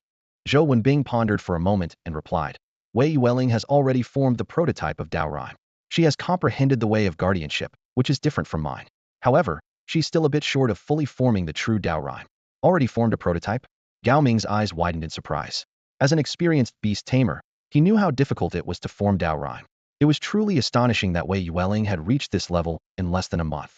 Tian Kong couldn't help but express his admiration. I didn't expect Wei Yueling to be so talented, even forming a Dao Rhyme prototype. For most people, even sensing the presence of Dao Rhyme is extremely difficult, let alone forming a prototype. Zhou Wenbing nodded in agreement. Yueling's talent is indeed impressive. I foresee she will soon become an outstanding beast tamer. Tian Kong shifted his gaze and asked, what about Lin Yun? How is his understanding of Dao Rhyme progressing? Gao Ming also perked up his ears, looking at Zhou Wenbing with curiosity. The name Lin Yun was unforgettable to him. The scene of him commanding a little white fox fighting hundreds of mechanical puppets on the arena was still vividly etched in his memory. Zhou Wenbing's answer made everyone present gasp. Lin Yun has already successfully comprehended Dao Rhyme. Moreover, he has imbued his pet beast with Dao Rhyme, enhancing its Moonlight Claw skill. Already comprehended and enhanced successfully, Gao Ming exclaimed in disbelief. It's only been half a month. That's incredibly fast. He never imagined Lin Yun's talent would be this formidable. He thought Wei Yueling was impressive enough, but Lin Yun's talent was even more astonishing. Tian Kang's face beamed with pride. Amazing. I never thought a small place like Haoyue City could produce such an exceptional beast tamer. Despite his smile, deep down, he couldn't help but feel a tinge of envy. As a beast tamer with an A-level talent, Tian Kong was once part of the Sacred Fire Project and had passed the trials to gain the qualification to comprehend Dao Rhyme. Unfortunately, 3 years of hard work yielded no results, and he eventually had to give up. It became one of the great regrets of his life. Seeing this, Zhou Wenbing teased. President Tian, can you guess what path he has comprehended? Tian Kong waved his hand, signaling him to stop teasing. Zhou Wenbing then revealed the answer. The way of self. A path completely different from mine. What about the strength of his Dao Rhyme? Tian Kong asked, his eyes gleaming with anticipation. Zhou Wenbing's response once again left everyone in shock. It's much stronger than my Dao Rhyme. If his pet beast were on the same level as the Black Flame Dog, it might not be a match for his pet beast. So powerful, Gao Ming exclaimed, his eyes full of disbelief. It's known that Zhou Wenbing's ability to nurture pet beasts is already considered top tier within the Beast Tamer Alliance. To think that even he admits inferiority to Lin Yun, the terrifying potential of this young beast tamer is evident. Tian Kong remained silent for a long time, unable to calm down. His gaze drifted out the window, as if seeing a bright future slowly unfolding. Tian Kong stared at Lin Yun in disbelief, shaking his head in amazement. In such a short time, this young man not only comprehended the essence of Dao, but also surpassed Zhou Wenbing in power. Such talent was truly astounding. The three of them fell silent for a moment, each lost in their own thoughts. Suddenly, as if recalling something important, Tian Kong turned to Gao Ming and said, I won't be attending the Zhong family banquet tonight. Gao Ming raised an eyebrow in surprise. You're not going? That's right, Tian Kong replied with a serious expression. I have something more important to do tonight. Gao Ming nodded in understanding. Got it. As soon as the two left, Tian Kong picked up a pen and began writing letters. The recipients were his friends, and he intended to ask them for help in locating the Dao fruit. Lin Yun's extraordinary talent was undoubtedly a great blessing for the human race. Before long, a large white messenger bird flew into the room. This type of pet had excellent flying abilities, but almost no offensive skills. Tian Kong carefully placed 7 letters into the pouch hanging from the bird's neck and murmured softly, "I hope they bring me good news." The messenger bird let out a loud cry and soared into the sky. Meanwhile, Lin Yun had already returned home. In the courtyard, a large crimson bird stood proudly. "Hey, silly bird," Lin Yun casually greeted. The fire cloud sparrow gave him an annoyed look, but Lin Yun didn't mind. He and Yuling always called it that. Hearing the commotion outside, a white-haired girl ran out from the house. Her skin was like snow, translucent and glowing with an ivory sheen. Her bright eyes were captivating, her nose delicate, her cheeks slightly flushed, and her lips like cherry blossoms. Perched on her shoulder was a tiny ice crystal figure, her contracted spirit beast, an ice elf named Lin Yu. "Yuling, are you joining me for the bronze level Beastmaster exam tomorrow?" Lin Yun invited. Wei Yuling wanted to accompany him, but politely declined. "No, Lin Yun. My Dao essence is still in its nascent stage, not fully formed yet." "Sorry, what is your Dao essence?" Lin Yun asked with interest. Wei Yuling hesitated. Could I not say?" "Come on, it's not like it'll hurt you to say," Lin Yun said with mild annoyance. "But I really don't want to," Wei Yuling replied with an awkward smile. Lin Yun decided to show his first. "My Dao essence is the path of self." As he spoke, he conjured a leaf emitting a gentle glow. Wei Yuling's expression changed slightly, surprised at how quickly Lin Yun had formed his Dao essence, widening the gap between them. "All right, your turn now," Lin Yun said, withdrawing his Dao essence. Wei Yuling softly chanted a mantra, revealing her ever-changing Dao essence in its nascent form. "My Dao essence is the path of protection," she said quietly. Lin Yun leaned in for a closer look, puzzled. "Yuling, what's so secretive about that? The path of protection seems fine to me." Wei Yuling glanced at the Dao essence in her palm, then at Lin Yun, her cheeks slightly reddening. The reason she comprehended her Dao essence was entirely because of Lin Yun. Lin Yun noticed Wei Yuling's cheeks turning red and gently touched her forehead, asking with concern, "Are you feeling feverish, Yuling? Do you want to see a doctor?" Wei Yuling shook her head, declining. "No need." Lin Yun was still worried. "You should get checked out. It might get worse if you don't." "Really, there's no need," Wei Yuling insisted. "All right then, take care of yourself," Lin Yun advised seriously. Feeling both embarrassed and annoyed, Wei Yuling patted the neck of the fire cloud sparrow and whispered, "Silly bird, let's go back. Ignore this fool." With that, the fire cloud sparrow spread its wings and soared into the sky. Watching her figure disappear, Lin Yun muttered to himself, "Women are such strange creatures. I show a little concern, and not only does she not appreciate it, but she also calls me a fool. How annoying." Back inside, Lin Yun found Li Yuru preparing dinner. She seemed a bit surprised to see him alone. "Xiaoyan, where's Yueling? Did she leave?" "Don't worry about her," Lin Yun replied, waving his hand dismissively. "She got upset for some reason and left on her fire cloud sparrow." Li Yuru didn't seem too concerned and handed Lin Yun a lunchbox. "Take this to Annie Dai. She has a broken arm and needs to take care of her health." "Sure." Lin Yun took the lunchbox. He had known Fatty for years, and they had a deep bond, having worked together, collected bird eggs, and gone fishing. Now that Fatty wasn't in Haoyue City, it was only right for him to look after Fatty's mother. Lin Yun's parents also had a good relationship with Fatty's mother, but with the current situation, it wasn't the right time to tell her the truth about Fatty. Lin Yun planned to reveal that Fatty was alive in a few weeks. It was a difficult decision, as once the authorities knew Fatty was alive, they'd launch a nationwide manhunt until he was executed. That was the fate of every beast-transformed person. Fate is so cruel, Liuru sighed deeply. Fatty was such an honest kid, and now this is his fate. Who could have imagined it would turn out this way? Lin Yun remained silent, picked up the lunchbox, and left the house. Qingya lay in its little nest, sipping the thunder sheep milk Liuru had prepared. Since its evolution, its appetite had increased significantly. What used to satisfy it now required 3 small bottles. Carrying the lunchbox, Lin Yun headed for the slums. On the way, he bumped into Chen Qing, who had become much more composed and was diligently training his little mountain ape. "Lin Yun, long time no see," Chen Qing greeted him. Lin Yun stopped. "Are you preparing for the Black Iron Beastmaster examination?" "Yeah. The little mountain ape's arm strength is still lacking, so I'm working on that," Chen Qing said, knowing well that Lin Yun had become incredibly powerful, even able to defeat someone as strong as Zhao Ziqiang. The gap between him and Lin Yun was growing. "I have to deliver this meal, so I'll be on my way," Lin Yun said, gesturing with the lunchbox. "All right, take care," Chen Qing replied. As Lin Yun left, he felt a twinge of emotion. He understood Chen Qing's thoughts, but wasn't smug about surpassing him. Pride leads to downfall. Although Qingya's strength had reached the second tier of the leader level, the road ahead was still long. Only by constantly improving could he truly control his destiny. Otherwise, he would be at the mercy of others. This was his personal philosophy. The next day, Lin Yun brought Qingya to the Beastmaster Alliance to take the bronze-level Beastmaster examination. In the Beast Alliance assessment room, Lin Yun followed the attendant into a spacious area. Compared to the Black Iron level examination room, this space was several times larger but sparsely populated. The reason was simple. The powerful combat capabilities of leader-level beasts required a more expansive activity range. Lin Yun stood at the end of the line with Qingya, patiently waiting. Up ahead, a man who seemed rather bored suddenly turned around and enthusiastically introduced himself. "Hey there, young man. I'm Wu Kaiying." Lin Yun. Lin Yun replied briefly, not expecting that this would open the floodgates for conversation. Wu Kaiying seemed to have found a willing listener and launched into a long-winded narrative. From the secrets of the Moon City mayor's wife, to the street fights of neighbor Zhang San, and even gossip about a widow receiving late-night visitors, he covered it all. Whether true or false, he spoke with such conviction that it seemed he had witnessed it all firsthand. Lin Yun engaged with Wu Kaiying's chatter intermittently, thinking it was a good way to pass the time while waiting in line.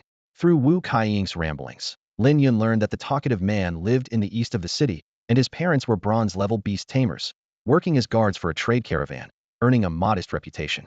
At 45 years old, Wu Kaiying had finally cultivated his beast to the leader tier and was here to take the bronze-level beast tamer assessment. Driven by curiosity, Lin Yun silently invoked insight to examine Wu Kaiying's beast, a creature named the Radiant Hound. It was an evolved form of the Lightfang Hound, slightly smaller in size but enveloped in a gentle, wave-like glow that radiated warmth when approached. The insight results showed. Name, Radiant Hound. Tier, Leader Tier 1. Skills, Crush Advanced, Light Healing Basic, Light Wave Intermediate. Upon learning that Lin Yun had managed to raise a leader-level beast at the mere age of 18, Wu Kaiying was astonished and gave him a thumbs up in admiration, saying, "Impressive, young man. Such achievements at such a young age." Lin Yun modestly replied, "Not too bad." Wu Kaiying leaned in conspiratorially, lowering his voice. "I've got a secret about this assessment, but don't spread it around." Lin Yun's interest was piqued. What secret? It turned out that the bronze level assessment, similar to the black iron level, involved facing off against mechanical puppets. The difference was that while black iron level required handling 2 puppets simultaneously, the bronze level only involved a single giant puppet. The assessment lasted the time of an incense stick, with scores based on the beast's performance against the puppet. Wu Kaiying boasted, "Knowing the tricks can make a world of difference in your exam results." He went on to reveal that the giant puppet's weak points were in its legs, followed by its abdomen, and then its arms. The head was the toughest, equipped with a dangerous laser. Attacking the puppet's head was a surefire way to fail, as getting hit by the laser would injure the beast and ruin the assessment. If you attack other parts and accumulate 60 points, you pass the assessment. While speaking, Wu Kaiying pulled out a detailed blueprint from his pocket and handed it to Lin Yun. Lin Yun examined it closely and realized it was a comprehensive structural diagram of a giant puppet. The blueprint not only detailed the subdivisions of the leg area, such as the calves, thighs, and feet, but also listed strategies for various attack methods, covering every aspect. Lin Yun couldn't help but praise, "Impressive." Analyzing it to this extent makes this material very valuable for most people aiming to pass the bronze level assessment.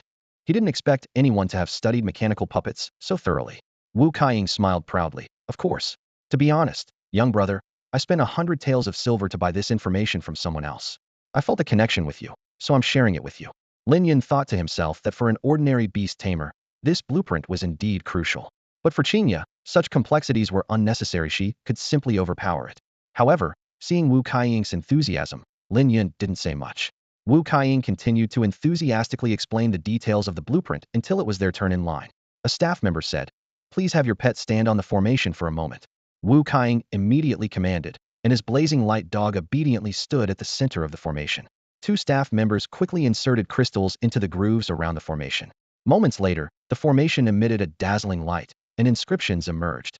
An elder named Duan Zheng approached to interpret. Blazing Light Dog, Command Level 1, qualified for testing. Skills, High-Level Bite, Basic Light Healing, Intermediate Light Wave. Bite is at a high level, meeting the conditions to participate in the bronze level Beast Tamer assessment. Wu Kaiying whistled excitedly, and the blazing light dog promptly returned to its master's side. He patted his beloved pet's head and praised with a smile, "Well done." The blazing light dog barked happily in response. Wu Kaiying turned to Lin Yun, still smiling. "Lin Yun, don't worry. This first test is simple.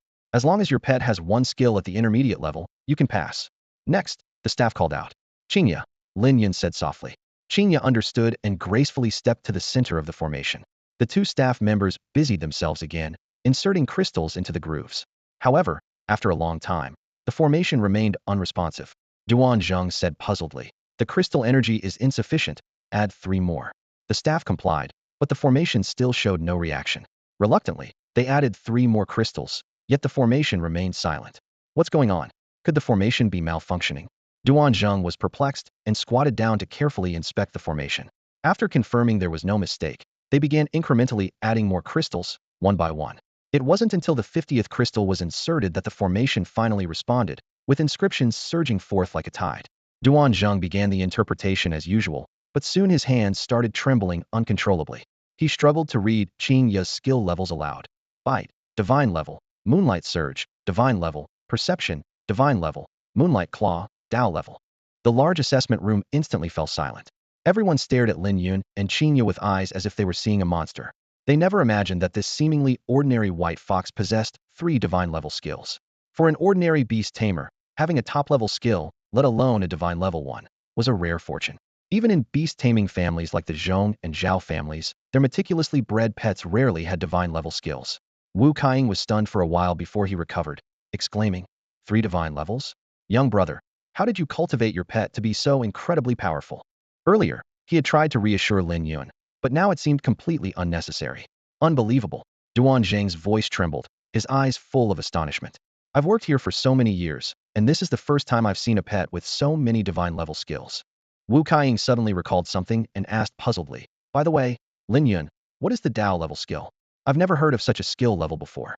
The crowd exchanged bewildered glances, their eyes sparkling with surprise and confusion. The term Dao level skill was like a foreign language to them, completely unheard of. Duan Zheng, known for his extensive knowledge, cleared his throat and explained loudly. A Dao-level skill is several times more powerful than a God-level skill. It can only be comprehended through special opportunities.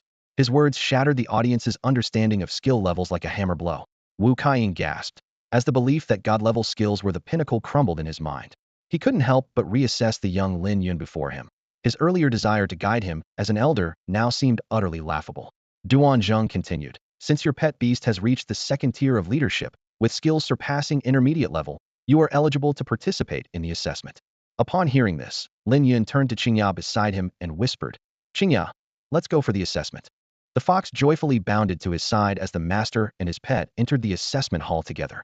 Wu Kaiying quickly called out, wait for me, Lin Yun, and hurriedly followed with his blazing dog. The assessment hall was astonishingly spacious, with a massive combat platform standing in the center. Lin Yun and Wu Kaiying queued up to wait their turn. Soon, it was Wu Kaiying's turn. He crouched down, gently stroking the head of his blazing dog, and softly encouraged, remember what we've practiced, stay calm, and stick to the plan. As long as you keep your composure, you'll be fine. The blazing dog responded with a determined bark, then leaped onto the platform, landing firmly.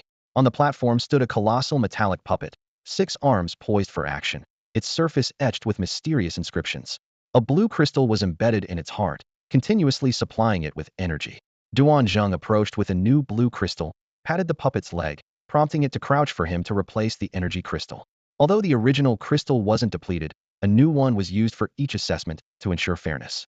After the replacement, Duan Zheng stepped off the platform and asked Wu Kaiying, are you ready, Beastmaster? Wu Kaiying took a deep breath and replied firmly, I am ready. Then let's begin. Duan Zheng commanded, and the giant puppet instantly came to life, its 6 arms attacking the blazing dog like a storm. Wu Kaiying's eyes narrowed as he whispered, just as expected, use the flanking strategy, attack its weakest leg. The blazing dog understood, moving like lightning, deftly avoiding the puppet's ferocious attacks. It quickly maneuvered behind the puppet, targeting its leg, and unleashed a dazzling light beam from its mouth. Boom! The beam hit the puppet's leg precisely, but only left a shallow mark on the metal surface. The puppet was unfazed, turning to strike at the blazing dog again with its massive arms. This time, the blazing dog wasn't so lucky. Despite its best efforts to dodge, it was hit by a powerful blow, its body sent flying like a cannonball. Fortunately, it managed to regain its footing, stopping just at the edge of the platform without falling off. Wu Kaiying's heart was pounding like a drum, sweat beading on his forehead as he narrowly avoided failure. He knew that failing the assessment meant waiting until next year for another chance. The radiant hound emitted a dazzling glow, and its wounds began to slowly heal. Although not completely recovered, at least the bleeding had stopped. The battle raged on, with both sides giving it their all. Suddenly, a blinding light shot from the mouth of the giant mechanical puppet. Realizing he couldn't dodge it, the Radiant Hound bravely charged toward the puppet's leg. With relentless strikes, it finally managed to break the puppet's right leg, causing its massive body to crash to the ground. The Radiant Hound was barely hanging on when two luminous jellyfish flew over to tend to its injuries. Duanzheng nodded slightly, commenting, "Not bad. Though you didn't defeat the puppet, your beast is well trained. Its response and attack were decent. Considering the effort you've put in, I'll give you a score of 60. A score of 60 meant passing the assessment." Wu Kaiying received his badge, overjoyed and repeatedly thanking, "Thank you. Thank you. I'm finally a bronze-level beast master." Duanzheng announced, "Next beast master, Lin Yun, please." Qinya gracefully leaped onto the stage, waiting for the giant mechanical puppet to be repaired. The vast assessment hall fell silent, with everyone's eyes fixed on the white fox. It was well known that this was a beast with a Dao-level skill. Wu Kaiying held his breath, curious about the true combat power of this white fox. Meanwhile, in a warehouse, Gao Ming was checking inventory with a list: 3,000 light grass, 2,500 rainflower grass. Suddenly, he stopped at a crystal, counting again, his face turning grim. Damn it! Who took the polluted crystal? He rushed out of the warehouse, and after inquiries, learned that Duanzheng might have taken the crystal. Gao Ming's expression darkened further. This is bad. Quickly, come with me to check, and hope we're not too late. Gao Ming explained that the twisted crystal was a crystal contaminated by dark matter, with immense but highly unstable energy. Using it on the mechanical puppet could cause issues. A staff member nervously said, "No way. The bronze-level assessments are already halfway through. It might be." Gao Ming could only silently pray that nothing had gone wrong. At that moment, at the assessment site, the staff finally finished repairing the giant mechanical puppet. Duanzheng inserted a crystal into a slot, and the puppet slowly stood up. He asked Lin Yun if he was ready. Lin Yun looked at Qinya, who nodded in confirmation, and replied, "We can begin." The battle was about to commence. The giant mechanical puppet's 6 arms struck like meteors, while Qinya, using moonlight, transformed into a streak of white light, effortlessly dodging the attacks. Wu Kaiying was astounded. "That's incredibly fast." Duanzheng praised, "Impressive." Qinya had already closed in on the giant mechanical puppet, but unlike the Radiant Hound, she didn't focus on attacking the legs. The reason was simple. Her Moonlight Claw was a Dao-level skill, eliminating the need for such complicated tactics. A phantom of sharp claws suddenly appeared. Boom! A massive sound of impact reverberated around, instantly tearing apart the metallic shell of the mechanical puppet, revealing its intricate internal structure. This strike not only breached the puppet's defenses, but also showcased an astonishing level of attack power, leaving everyone present gasping in shock. Wu Kaiying's expression changed dramatically as he stared in disbelief at the scene before him. Duanzheng was equally surprised. As someone responsible for new recruit assessments for years, he was thoroughly familiar with the giant mechanical puppets. The hard Tiangang stone shell, which even the powerful ironclad battle bear struggled to penetrate, seemed as fragile as paper before this white fox. Is this the terrifying power of Dao Yun? Duanzheng muttered to himself, his eyes filled with shock and awe. Qinya didn't give the crowd much time to marvel. It transformed into a beam of moonlight, swiftly moving across the massive body of the giant mechanical puppet. With each strike, claws slashed, sending metal fragments flying. Crack! The puppet's arm was severed in two, followed by its legs and torso. In no time, the colossal entity was reduced to a battered remnant. At that moment, Gao Ming arrived at the scene, panting heavily, and asked anxiously, "Duanzheng, where's the crystal? Where did you place it?" Duanzheng replied with confusion, "Crystal? They're all in the corner. Is there a problem?" Gao Ming, struggling for breath, delivered unsettling news. A contaminated crystal was brought here. Contaminated crystal. Duanzheng's face changed abruptly, and he hurriedly searched the corner. Despite his efforts, he found nothing. A staff member shouted, "Duanzheng, that crystal has probably already been installed." Damn it! Duanzheng's face grew even grimmer. Wu Kaiying curiously asked, "What is a contaminated crystal?" Duanzheng explained, "A contaminated crystal is a special type of crystal, containing 3 to 4 times the power of ordinary crystals. If a mechanical puppet is equipped with such a crystal, its combat power increases by more than 4 to 5 times." Wu Kaiying suddenly understood. Could the mechanical puppet Qinya fought be using a contaminated crystal? Most likely, Duanzheng confirmed with a nod. This news exploded like a bombshell, stunning everyone. They couldn't believe their eyes as they looked at the seemingly petite white fox on stage. It had not only defeated a regular giant mechanical puppet, but had also effortlessly overcome the enhanced version with 4 to 5 times the strength, and it appeared to do so with ease. Just as everyone was caught in shock, an unexpected change occurred. Buzzing sounds erupted from the crystal, and a large amount of black mist spewed forth, shrouding the mechanical puppet like a veil. Under the influence of the black mist, The previously severed arm reattached itself, and the puppet's eyes turned pitch black. Oh no! The contaminated crystal has gone out of control, releasing all its energy, Duan Zheng exclaimed. Wu Kaiying urgently asked, how powerful will this mechanical puppet become? It should be 20 times stronger, Duan Zheng said gravely. 20 times? Can we even stand a chance? Wu Kaiying exclaimed, his face full of concern. The giant mechanical puppet, already formidable, now with 20 times the strength, was truly terrifying. Everyone's gaze shifted simultaneously to the white fox on stage, as the atmosphere grew tense. Boom. The puppet's fist suddenly detached from its body, hurtling toward Qingya like a cannonball. The white fox reacted swiftly, propelling itself with moonlight, deftly evading the lethal strike. The battle continued, with the outcome becoming increasingly unpredictable. As Qingya's fist hit the ground, a deafening explosion echoed across the arena. A black fog mixed with countless metal fragments surged toward her like a torrential rain, blocking nearly all escape routes. In this critical moment, Qingya's quick reflexes allowed her to step precisely on a larger metal fragment.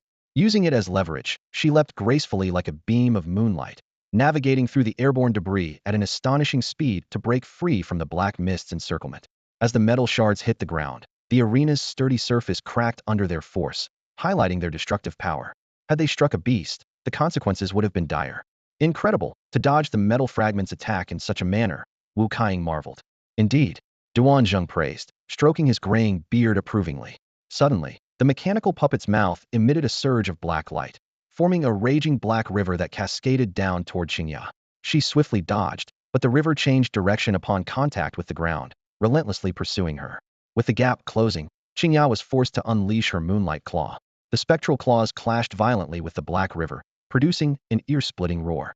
The river shattered, dissipating into countless black energy points in the air. Seizing the opportunity, Qingya dashed like lightning toward the giant puppet's leg. Moonlight claw, she shouted, severing the puppet's right leg.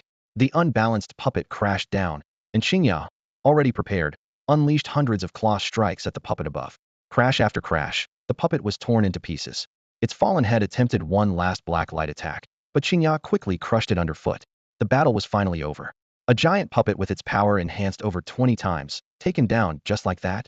Wu Kaiying rubbed his eyes in disbelief, as if dreaming.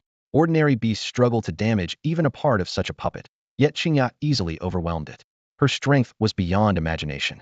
Sensing something amiss, Duan Zheng urgently commanded, everyone leave. Get out of here now. Despite their confusion, the crowd obeyed his authority and began to evacuate the building.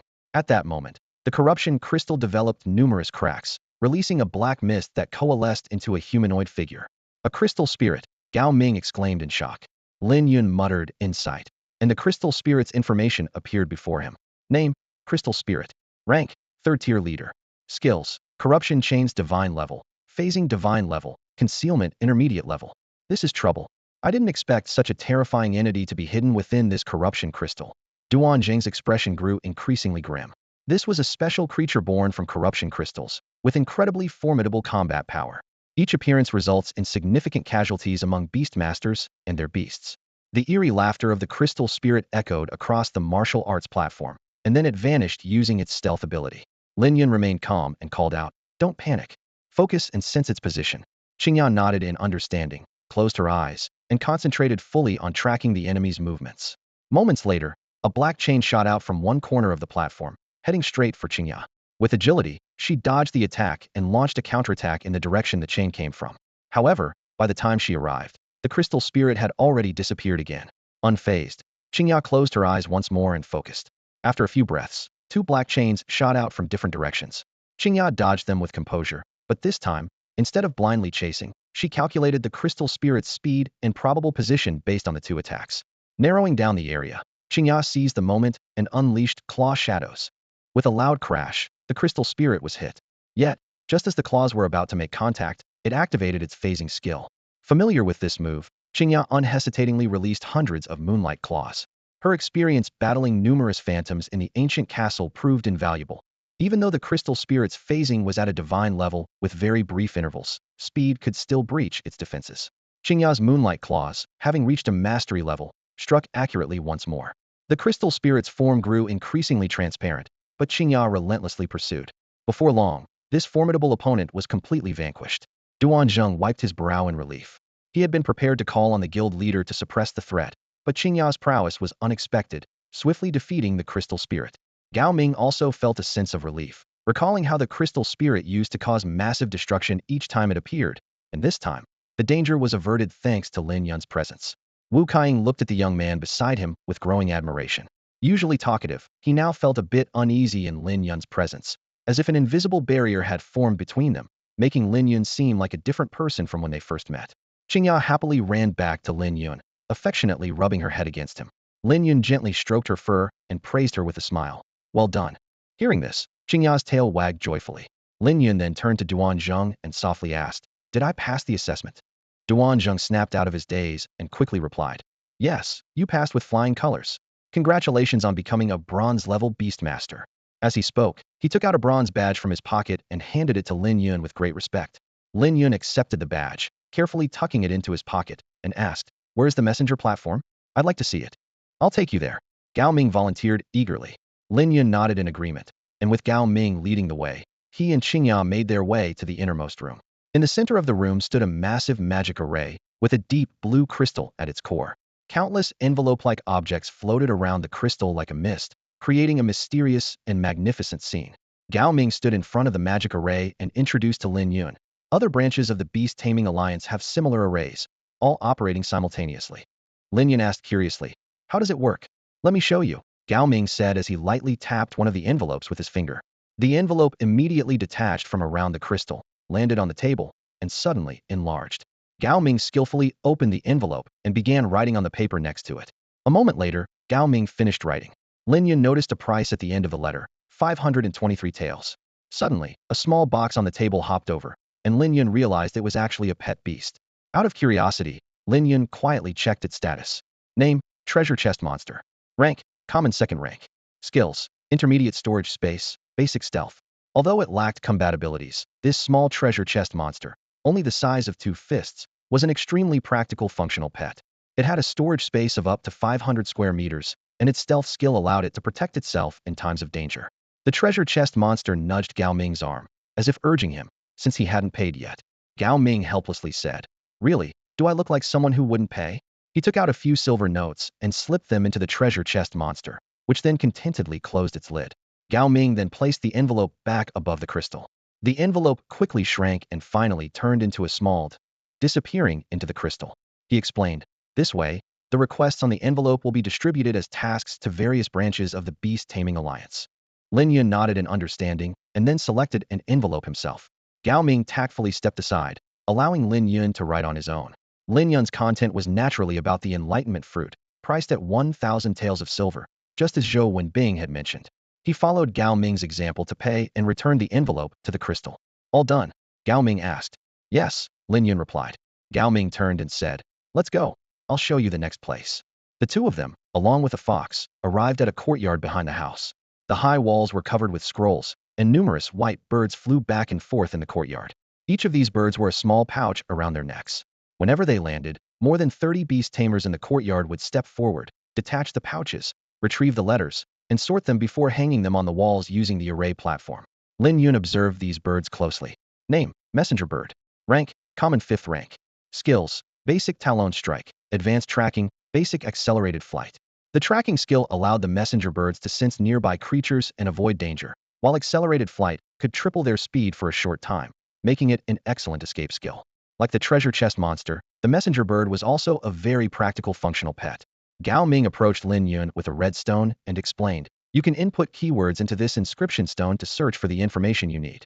If you find something suitable, just pay those beast tamers. The Alliance will take a service fee and transfer the remaining money to the person who provided the information." It's actually quite similar to buying something in a store, except here you're buying information, not snacks. Lin Yun found this quite interesting. After Gao Ming stepped aside, he wrote, "Enlightenment fruit," on the inscription stone and began searching for related information. The stone remained silent, and Lin Yun understood that there was no news about the enlightenment fruit. However, he wasn't disheartened. After all, the enlightenment fruit was no ordinary herb. It was closely linked to Dao-level skills, making its rarity self-evident. Such treasures naturally wouldn't have news circulating all the time. On the way back, Gao Ming suddenly asked, "Lin Yun, now that you've advanced to a bronze-level beastmaster, have you considered acquiring a second pet beast?" Upon hearing this, Lin Yun thought for a moment before responding, "I have thought about it. Do you have any suggestions?" Gao Ming explained, Previously, the beast imprint had limited capacity, allowing a contract with only one pet beast. Forcibly contracting a second one would cause the beast imprint to collapse, endangering the beastmaster's life. However, as the pet beast's strength increases, the beast imprint's capacity also grows. Your Qingya has reached the leader level, and now the beast imprint can accommodate 2 pet beasts. He continued, there's still some time before the sacred fire baptism. Whether it's 1 or 2, the baptism process is the same. If you miss this opportunity, you'll need to complete special tasks from the Beastmaster Alliance to undergo the baptism later. Naturally, Lin Yun didn't want to miss such a great opportunity. Gao Ming suggested with a smile, there's a special small market in Haoyue City. If you're looking to contract a second pet beast, you might want to check it out. Small market? Lin Yun asked curiously. Gao Ming then explained in detail. Lin Yun realized that most pet beast markets in Haoyue City were run by wealthy merchants, with pet beast cubs mainly sourced from beastmaster families in nearby towns. The small market, on the other hand, was run by individuals, offering a wide variety, but with mixed quality. The downside was that these cubs were not professionally bred and might have physiological defects, such as digestive issues, weak combat abilities, or congenital diseases. The upside was the diversity. With strong identification skills, one might find a pet beast cub with extraordinary potential. Therefore, many knowledgeable beastmasters frequently visited the small market. Lin Yun's beastmaster talent, the Eye of Insight, allowed him to view the status and all evolution paths of pet beasts, making his identification skills exceptional. This small market was practically tailor-made for him. Gao Ming added with a smile. I found my pet beast, the black magic sunflower, in the small market. Lin Yun sincerely thanked him. Thank you for the guidance.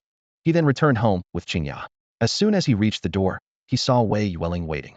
Before Lin Yun could speak, Wei Yueling said, Lin Yun, I was wrong to scold you last time, and I apologize. Lin Yun recalled the previous incident. The last time Wei Yueling visited, she inexplicably lost her temper and called him a fool. However, he had long since forgotten about it and didn't expect Yueling to come specifically to apologize. Seeing Lin Yun silent, Wei Yueling misunderstood his reaction. She regretted her past actions, thinking she shouldn't have been so capricious.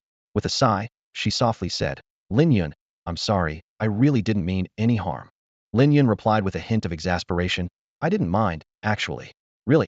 Wei Yueling's face lit up, and she watched Lin Yun's expression closely. Seeing that he truly wasn't bothered, she breathed a sigh of relief. Lin Yun reiterated, really, it's no big deal. As he spoke, he gently patted Wei Yueling's head. Wei Yueling responded softly, her face glowing with a relieved smile. Wei Yueling, with a face full of joy, took out a carefully woven scarf and handed it to Lin Yun. I made this for you. Do you think it suits you? Lin Yun tried it on and casually said, it's okay. What do you mean by okay? Wei Yueling puffed out her cheeks, looking displeased. Lin Yun quickly corrected himself. It's great, really nice. That's more like it, Wei Yueling muttered. I spent a long time making it, and my hands even got hurt. Lin Yun changed the subject and asked, by the way, Yueling, have you decided what your second pet beast will be? Wei Yueling shook her head gently. I haven't thought about that yet. Lately, I've been focused on understanding the Tao rhythm and don't want to get distracted. Compared to a second pet beast, the Tao rhythm is more important. Once I grasp it successfully, and if I have enough Tao fruits, I can upgrade all my skills to the Tao level. Tao level skills are even more powerful than divine ones. Incredibly formidable. The two chatted a bit more before Wei Yueling rode off on her Firecloud Sparrow. Back inside, Lin Yun found Li Yuyu arranging flowers. Xiaoyan, what did Yueling want?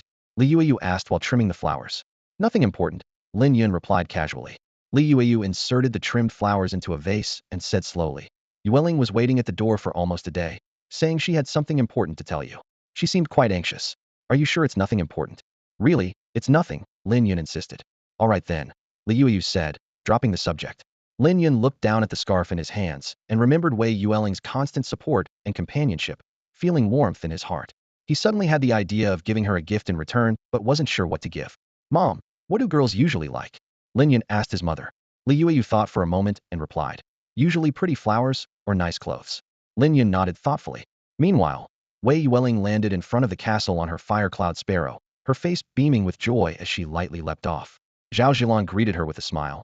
Miss, what makes you so happy? Nothing much, Wei Yueling replied, trying to act calm. Zhao Zhilan teased with a knowing smile. You left looking worried and came back all smiles. Firecloud Sparrow, where did you take her? The Firecloud Sparrow was about to point to a spot on the map when Wei Yueling quickly stopped it. Silly bird, stop. The Firecloud Sparrow was about to enter the house, but noticed the terrifying look Wei Yueling gave it and quickly flew away. Wei Yueling ran to her room, saying as she went, I'm going to focus on understanding the Tao rhythm tonight, so don't disturb me. I want to grasp the Tao rhythm soon, and then contract my second pet beast. Zhao Zhilan watched her go and shook her head gently. Having watched Wei Yueling grow up, she knew her well. Such unusual behavior surely had something to do with that person again. The next day, Lin Yun brought Qingya to a small, secluded market. The roads were muddy, the stalls were simple, and the pet beast cages looked a bit worn. But Lin Yun didn't care about these external conditions. His attention was entirely on the various rare pet beast cubs. As soon as he entered the market, Lin Yun spotted several pet beast cubs he had never seen before and felt a thrill. He immediately used his insight eye to carefully examine these rare little creatures. A small light mouse, about the size of a palm, sat in front of the stall, holding sunflower seeds in its tiny hands and nibbling slowly. Its body emitted a faint glow, not particularly strong. Lin Yun glanced at the information provided by the stall owner. A small light mouse, ordinary level 1, with skills including basic illumination and basic incisor. It had 23 evolution paths, with the best route being light mouse glimmer, mouse sunlight mouse. Lin Yun turned to the second stall and noticed the difference from the pet beast market.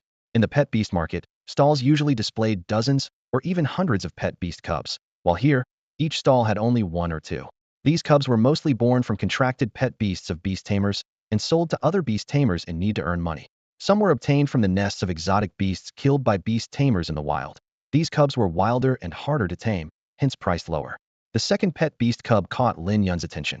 The stall owner's introduction showed a small fire wolf, ordinary level 2, with skills including basic flame, bite and tear, and basic claw strike. It had as many as 457 evolution paths, with the best route being small fire wolf flame wolf blazing wolf. The stall owner enthusiastically approached, smiling. Young man, this small fire wolf is of good quality. Wouldn't you consider it? Lin Yun politely declined. No, this small fire wolf doesn't quite suit me. The stall owner persisted, continuing to pitch. I'll cut the price in half for you, just 350 taels, and this small fire wolf is yours. Young man, this price is already very fair. Lin Yun declined again. Really, there's no need. With that, he turned and walked away. The stall owner watched Lin Yun's back and couldn't help but sigh. These pet beast cubs obtained from the wild are really hard to sell. Even with the price cut in half, no one is willing to buy. If this continues, I'm going to lose money. Lin Yun did not respond. He knew deep down that being obtained from the wild wasn't the key issue. The real reason was the limited evolutionary potential of this small fire wolf, which did not meet his standards. But he chose not to say it out loud and quietly left. Just a few steps away, a well-dressed man approached him. Lin Yun, I didn't expect to run into you here. Lin Yun recognized the man. It was Zhong Ming, the eldest of the Zhong family. Although they had only met twice, once at the pet beast market and another time when the Zhong family came to the slums to hire him, Lin Yun still greeted him out of courtesy. Zhong Ming, long time no see.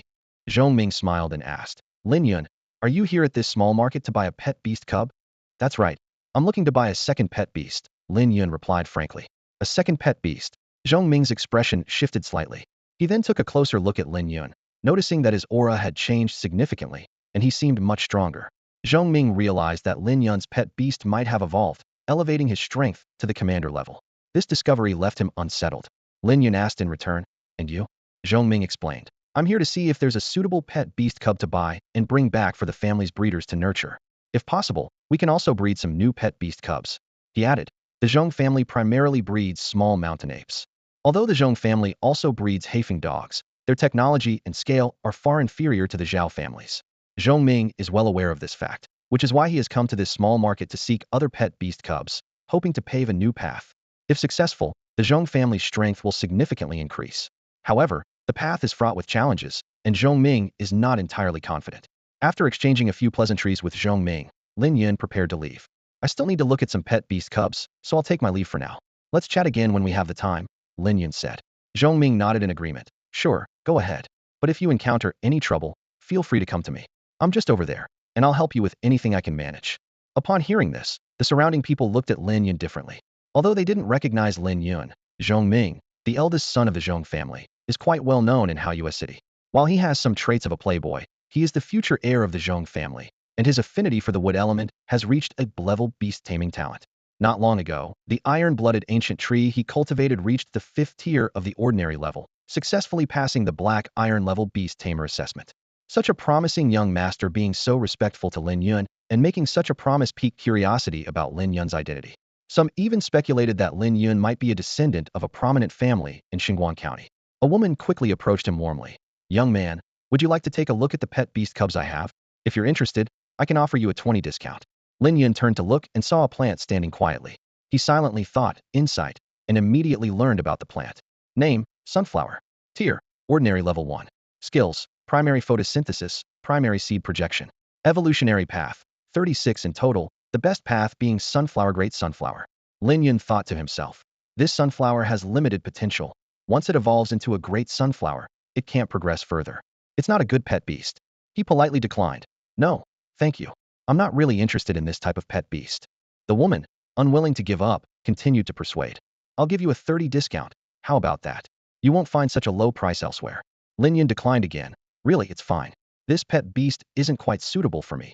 You should try another customer. The woman nodded, disappointed, and Lin Yun continued to browse the market. The variety of pet beasts was indeed abundant, but Lin Yun also noticed a drawback of this small market. Many of the pet beast cubs appeared weak due to improper breeding, with some even being sick. Compared to prominent families, these small vendors have limited breeding techniques and resources, making it difficult to breed strong pet beast cubs. Half an hour later, Lin Yun's attention was caught by a particularly unique pet beast cub. Unlike other flesh and blood creatures, this was a metal being, an extremely rare body structure among pet beasts. Lin Yun silently thought, insight, again to carefully examine the state of this pet beast cub. A glimmer of joy flashed in his eyes as he thought to himself.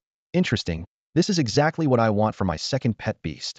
In a bustling marketplace, a young girl named Rao Kur clutched a silvery metal block, anxiously hoping someone would stop to notice. However, the passers-by hurried along, uninterested in pausing. Gathering her courage, Rao Kur approached a man walking by. Sir, would you like to take a look at this pet beast? She asked timidly. The man stopped, eyeing the metal suspiciously. This is a pet beast? Where did you find this scrap metal and dare to call it a pet beast? It's really a pet beast, Rao Kur insisted, her voice urgent. A pet beast? The man laughed derisively. Little girl, how old are you to be out here trying to deceive people? It really is a pet beast, sir. Please believe me. I'm not lying, Rao Kur pleaded, her voice tinged with tears. The man sneered. All right. If you say it's a pet beast, then make it move. If you can make it move, I'll believe you.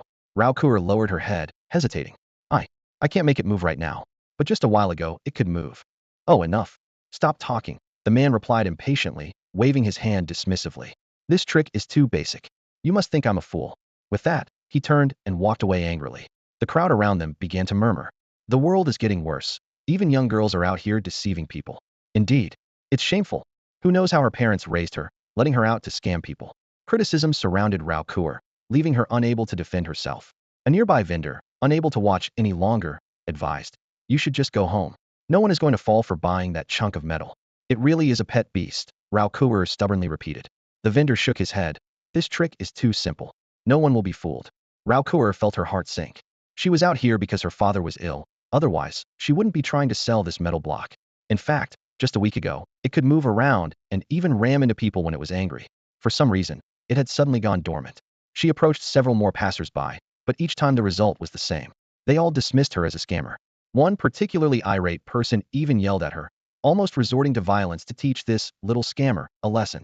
As Rao Kur was about to leave empty-handed, a young man approached. Pointing at the metal block, he asked, how much are you selling this pet beast for? A plump woman quickly pulled the young man aside, whispering, don't be fooled, young man. This is just a piece of metal. It's worthless. Don't let her pitiful appearance deceive you. The young man smiled slightly. His name was Lin Yun. Using his insightful eye, he had already discerned the true nature of the metal. Name, steel core. Grade, ordinary tier 1. Skill, impact beginner.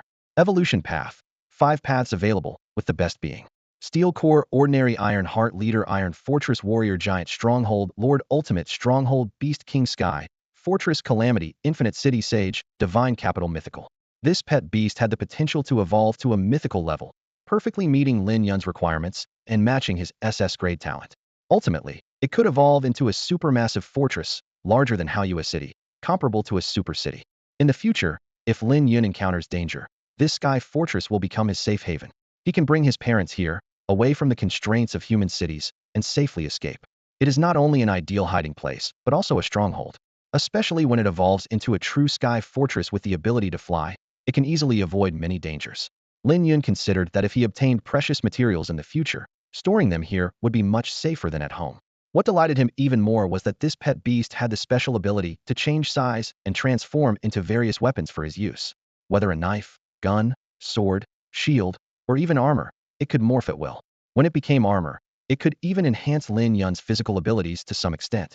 Recalling the difficulty of finding suitable weapons during his battle with Zhao Ziqiang, Lin Yun couldn't help but feel grateful. This pet beast was undoubtedly more powerful than most human-made weapons, as if it was tailor-made for him. I know what to do, Lin Yun said with determination. The plump lady saw this and said no more. Lin Yun turned to Rao Kuer and asked again, "How much for this pet beast?" Rao Kuer asked in surprise, "Don't you think it's just a useless piece of metal?" Lin Yun confidently replied, "I know whether it's just a piece of metal." Using the eye of insight, he had already seen the real reason for the pet beast's dormancy. It lacked energy crystals. Unlike ordinary pet beasts that rely on meat, this iron core needed special energy crystals for power. "I don't want money," Rao Kuer shook her head lightly. "I want 15 fresh swamp flowers. As long as you bring me the swamp flowers, I'll give you this pet beast." Swamp flowers are a rare herb growing in swamps, guarded by ferocious swamp crocodiles, making them very risky to pick. For ordinary beast tamers, this would undoubtedly be a dangerous task. But for Lin Yun, with Qingya's strength, it was a piece of cake. The plump lady exclaimed upon hearing this, "Swamp flowers? That's too dangerous. Just for a metal block, you're asking someone to take such a big risk." She always considered Rao Kuer a swindler. Lin Yun ignored the plump lady's doubts and directly asked, "Once I get the 15 swamp flowers, where should I find you?" "West of Haoyue City, on Falling Moon Street." Rao Kuer provided the address in detail. "All right, I'll come find you then," Lin Yun agreed. "However, before that, we must agree that you can't sell this pet beast to anyone else." "Of course, I will keep my promise," Rao Kuer said, overjoyed. Now, her father's illness could be treated. Swamp flowers only had the best medicinal effect when freshly picked. She had initially planned to hire a bronze-level beast tamer from the city, but they charged as much as 300,000 silver taels, far beyond her means. Desperate, she came to the small market with this metal block to try her luck. Just when hope seemed dim, she met Lin Yun, her benefactor. Others thought Lin Yun was helping out of kindness and sympathy for the poor girl. Lin Yun did not offer further explanation. The next morning, he set off with Qingya, heading to the depths of the Black Knight Forest to find the swamp. The Blackwater Swamp lay hidden within the shadowy forest, exuding a foul stench and an air of deathly silence. Few creatures dared to venture into this perilous area, for the swamp was home to hundreds of ferocious swamp crocodiles, ready to devour any creature that approached. Lin Yun remained calm and unafraid, fully aware that Qin Ye's current strength was more than capable of handling the threat posed by the swamp crocodiles. Soon, they reached the edge of the swamp. Lin Yun stood by a sturdy ancient tree, cautiously surveying the surroundings. The apparent tranquility was deceptive, and Lin Yun keenly sensed the lurking danger beneath the mud. Activating his insight ability, he quickly acquired crucial information. Swamp Crocodile, Rank 1 Leader. Skills, Spiral Attack Intermediate, Bite Intermediate, Water Jet Attack Advanced. Qinya stepped forward, eyes gleaming with determination as it gazed at the swamp, brimming with fighting spirit. It longed for a thrilling battle. Not so fast. Lin Yun gently stroked Qinya's smooth neck, feeling the silky fur flow through his fingers. "First, use your sensing ability to locate the swamp flowers. We need to avoid harming them during the fight." Upon hearing this, Qinya closed its eyes and concentrated fully on its sensing ability. Moments later, it accurately pinpointed the location of the swamp flowers. Following Qinya's guidance, Lin Yun stood on a protruding rock and gazed out, spotting the target at the deepest part of the swamp. Counting quickly, Lin Yun found nearly 100 swamp flowers. He calculated that he only needed to collect 15 for Rao Kuer, and the rest could be sold at the Haoyue City medicinal market. Fresh swamp flowers were in high demand, fetching as much as 20,000 silver taels each. This unexpected windfall would perfectly cover his recent expenses, filling him with excitement. Just then, Qinya let out a low growl and pointed its paw in another direction. Though puzzled, Lin Yun followed its lead and searched carefully. With Qinya's shared power, his vision was greatly enhanced, and he soon made a new discovery: a cluster of deep blue grass growing proudly on a distant mound. Ice crystal grass. Lin Yun's mind flashed with the herbal knowledge he had recently learned, immediately recognizing this valuable herb. It was highly beneficial for enhancing the strength of ice attribute pet beasts. Lin Yun was struck by the thought of gifting it to Wei Yueling, who had helped him before. The ice crystal grass seemed like a perfect choice. As Lin Yun contemplated, he heard footsteps approaching. Turning to look, he saw a group heading their way. This team consisted of 10 beast tamers, with pet beasts including 2 steel shell turtles, 3 12-ringed venomous snakes, 4 big black wind dogs, and 1 fiery light dog. Lin Yun quickly assessed that most of these pet beasts were around rank 2 leader level, with skills mostly at intermediate and beginner levels, except for the fiery light dog, which had advanced skills. Even combined, they would struggle against Qinya. Leading the group was a woman with sun-kissed skin. She stepped forward and introduced herself. "I'm Huang Xiaoying, captain of the Giant Shield Mercenary Squad." Lin Yun searched his memory but found no recollection of this mercenary squad, quickly realizing they were likely just ordinary mercenaries. A man named Zhu Lai glared angrily at Lin Yun and demanded, "Kid, we've all introduced ourselves, but you haven't. Don't you have any manners?" Lin Yun remained composed, though he was inwardly cautious. Zhu Lai seemed impulsive, but Lin Yun knew he was being tested to reveal his true identity. However, Lin Yun was no fool and decided to conceal the truth, casually replying, "I'm called Pengu." Huang Xiaoying asked curiously, "Pengu, are you here to collect swamp flowers too?" "That's right." Lin Yun nodded in agreement. "Don't you have any help?" Huang Xiaoying frowned. "If you're alone, it might be hard to handle so many swamp crocodiles." "No, I don't," Lin Yun answered briefly. Huang Xiaoying's brow furrowed. She knew this mission was dangerous. Even the 10-member giant shield mercenary squad had prepared for possible casualties after rehearsing countless times.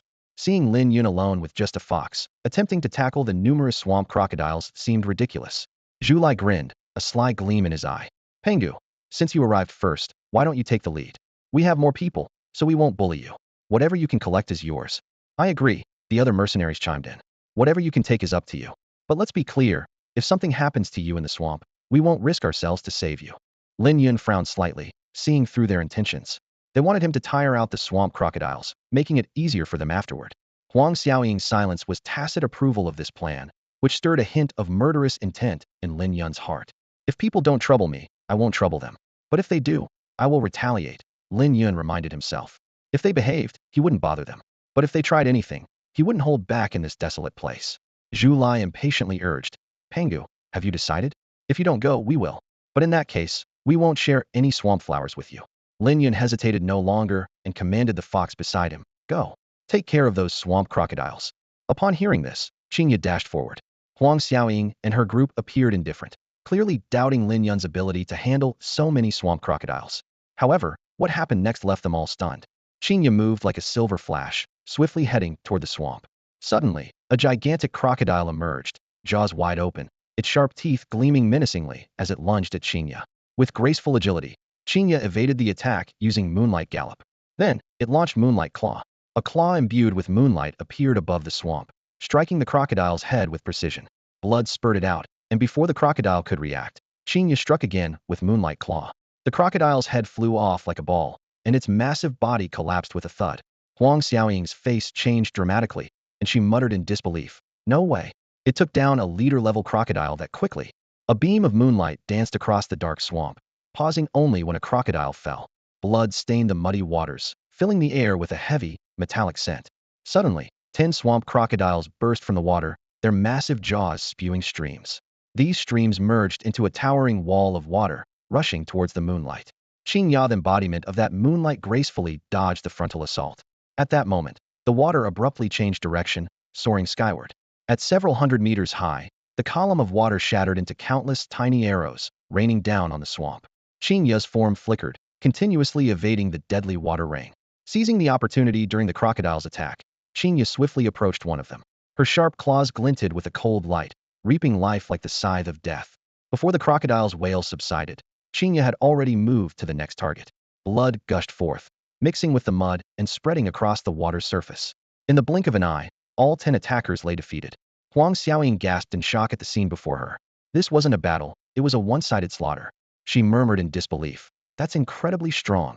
The pet beast trained by that young man is so powerful that it can kill commander-level swamp crocodiles as easily as slicing vegetables." Zhu Lai was equally astonished, thinking to himself, if my pet beast were to face it, it wouldn't last even a single round.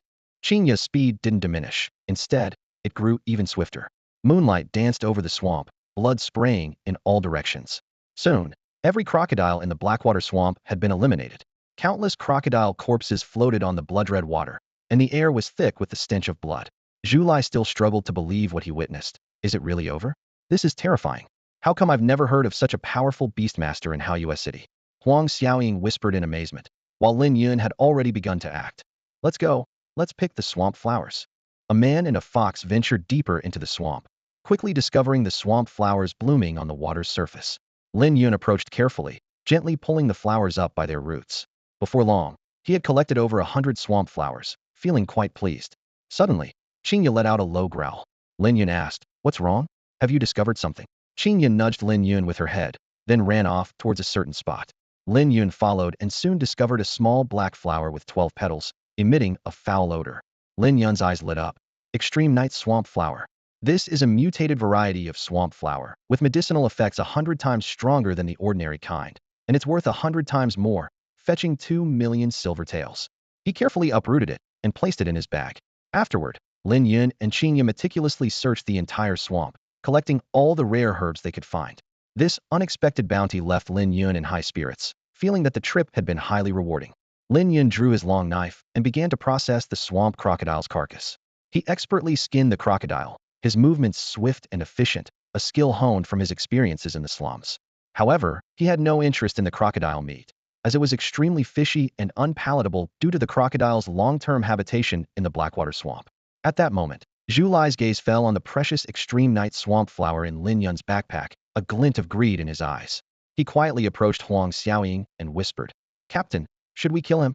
Huang Xiaoying frowned slightly at the suggestion. "Kill him?" She hesitated. "But his pet beast is incredibly powerful. We might not be able to defeat it." Zhu Lai retorted with a sinister grin. "Captain, think about it. His pet beast just went through a fierce battle. It must be exhausted by now. Besides, we're in the middle of nowhere. Even if we take action, no one will know." The other mercenaries chimed in, with one saying, "Fortune favors the bold." Another reminded her, "Captain, this is an opportunity worth millions of silver taels." A flicker of coldness crossed Huang Xiaoying's eyes, and she finally made up her mind. "You're right. But to be safe, let's test it first. If it's truly out of strength, we'll strike." Just then, a dog's bark interrupted their conspiracy. Huang Xiaoying looked up to see a figure, swift as moonlight, rushing towards them. Her face changed dramatically as she exclaimed, "So fast." Seeing this, Zhu Lai immediately shouted, "In that case, take it down. Everyone, attack the pet beast." Before the words were out, a massive shadow of a claw appeared. The steel-armored turtle rolled into a shield, attempting to block Qinya's attack. However, all defenses crumbled under Qinya's formidable power. With a crisp crack, the claws easily shattered the turtle's defense, tearing through its innards in a lethal strike. "We're in trouble. Let's get out of here," Huang Xiaoying shouted in panic. In the flickering moonlight, Qinya's moonlit claws cut through the mercenaries' pet beasts like a reaper's scythe. In no time, all the pet beasts lay on the ground, and the members of the giant shield mercenary group writhed in agony from the backlash of their beast marks. Lin Yun walked over slowly, looking coldly at the group. He had already instructed Qinya to keep an eye on these restless individuals. Though they were a kilometer apart, Qinya's divine-level perception caught every word of their plot. "I gave you a chance, but you blew it," Lin Yun said, shaking his head, his tone filled with disappointment. Zhu Lai, enduring the excruciating pain from the beast mark's backlash, crawled on the ground and pleaded, "Pengu, I was wrong. I shouldn't have targeted you. Please spare me." Lin Yun looked down at them indifferently and said, "Speak. If your terms are reasonable, I might spare your lives. This is obsidian, containing powerful energy, 20 times that of a regular energy crystal." Zhu Lai carefully took out a fist-sized black stone from his pocket and handed it to Lin Yun. The stone's surface was smooth like a mirror, cool to the touch, and emitted a faint glow. Lin Yun frowned slightly and glanced at Qinya beside him. Qinya understood and nodded gently, indicating she could sense the energy fluctuations within the stone. This silent exchange confirmed Zhu Lai's claim. "It seems this obsidian is indeed ideal nourishment for the steel core," Lin Yun thought to himself. Although it is a type of crystal mineral, its energy content far exceeds that of ordinary energy crystals. Seeing this, Zhu Lai quickly took out more than 20 pieces of obsidian of various sizes from his bag and carefully piled them on the ground. Lin Yun scanned the others with a cold gaze and said, "What about you? Aren't you going to contribute?" The group exchanged glances, a hint of despair in their eyes. Their pets had been killed by Qinya, leaving them without any chance of victory. Reluctantly, they handed over their precious materials to Lin Yun, their faces filled with pain and unwillingness. "These are all our years of accumulation." Someone couldn't help but mutter quietly. Lin Yun laughed coldly. "Is that all?" They all shook their heads, indicating they had handed over everything they had. A glint of coldness flashed in Lin Yun's eyes as he turned to Qinya and said, "Since that's the case, Qinya, kill them all." Upon hearing this, Qinya moved like a flash, her claws gleaming with a chilling light. Zhu Lai's face changed dramatically as he cursed. "Pengu, you break your promises. You said you'd spare us if we handed over the goods." Lin Yun sneered. "Whatever Pengu promised has nothing to do with me, Lin Yun." His eyes flashed with ruthlessness. "If you dare to plot against me, then be prepared to die." Qinya moved like a silver lightning bolt among the group. Without the protection of their pets, they were nearly powerless. In no time, the ground was littered with bodies. Lin Yun, expressionless, packed the obsidian into his bag, and carefully placed the ice crystal grass, swamp flowers, and other rare herbs into specially made small pouches. After completing these tasks, he left the bloody scene with Chinya without looking back. Soon after, Lin Yun and Chinya returned to Haoyue City. After a brief wash, they immediately set off for Rao Kuer's home. Inside a modest house on Luoyue Street, a pale-faced, middle-aged man lay on a bed. This man, named Rao Guang, was Rao Kuer's father. Once a caravan guard, he had been attacked by a black steel boar during an escort mission. That disaster not only resulted in heavy casualties for the caravan, but also claimed the life of Rao Guang's contracted pet beast.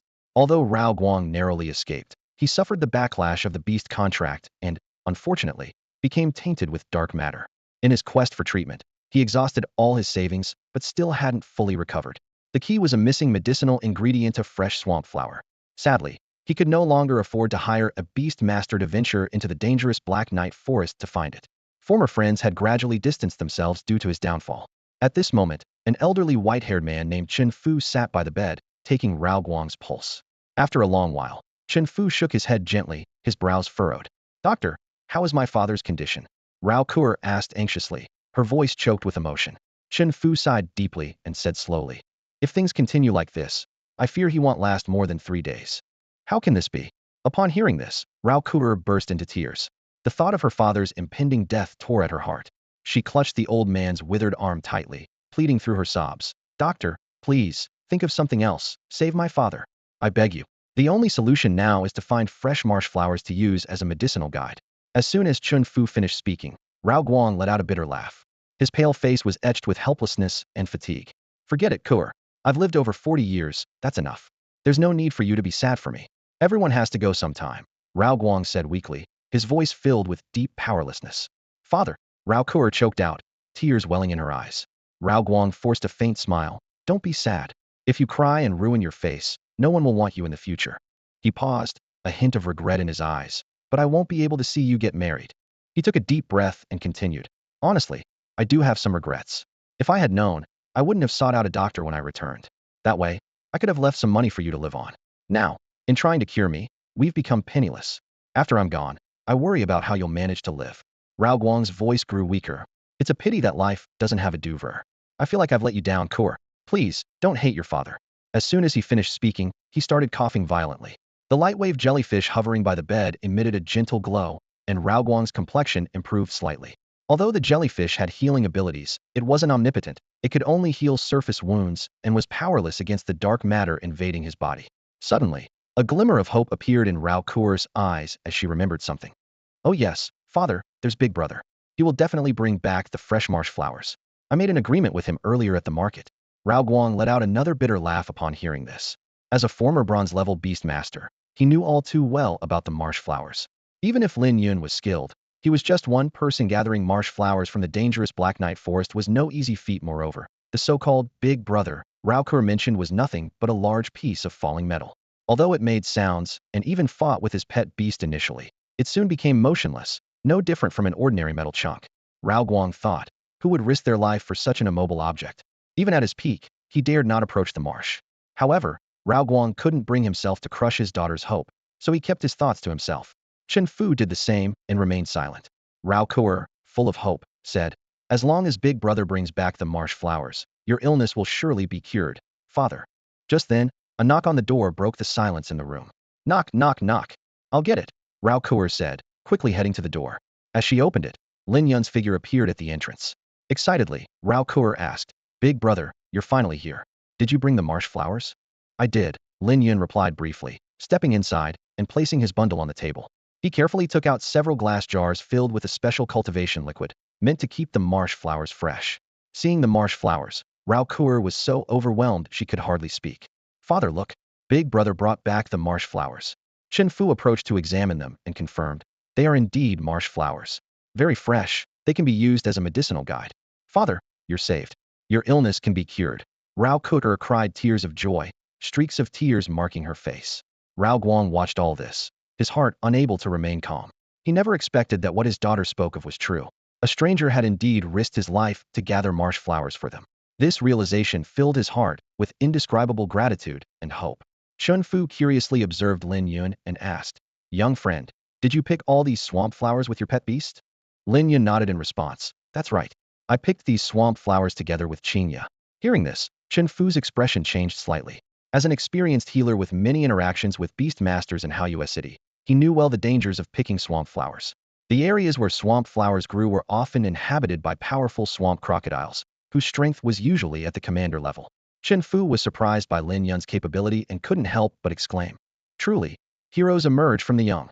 I never expected our Haoyue City to have such a remarkable beast master. Yao Guang was equally astonished. As a bronze-level beast master, he was very aware of the strength of swamp crocodiles. When he was a caravan guard, the first reaction to spotting swamp flowers was to quickly steer clear of the area, not to pick them. Lin Yun not only managed to pick the swamp flowers, but also to cultivate his pet beast to such a level, which was truly impressive. What was even more surprising was that Lin Yun seemed quite young, suggesting a limitless future ahead. Yao Kuer looked at Lin Yun with admiration in her eyes and excitedly said, Big Brother is amazing. Kuer will also work hard to become a beast master like Big Brother. At that moment, the sound of barking was heard. A fluffy little dog wagged its tail excitedly, drawing everyone's attention. This entirely gray puppy was Yao Kuer's pet beast. Lin Yun immediately recognized the breed, thinking to himself, is this a greyhound pup?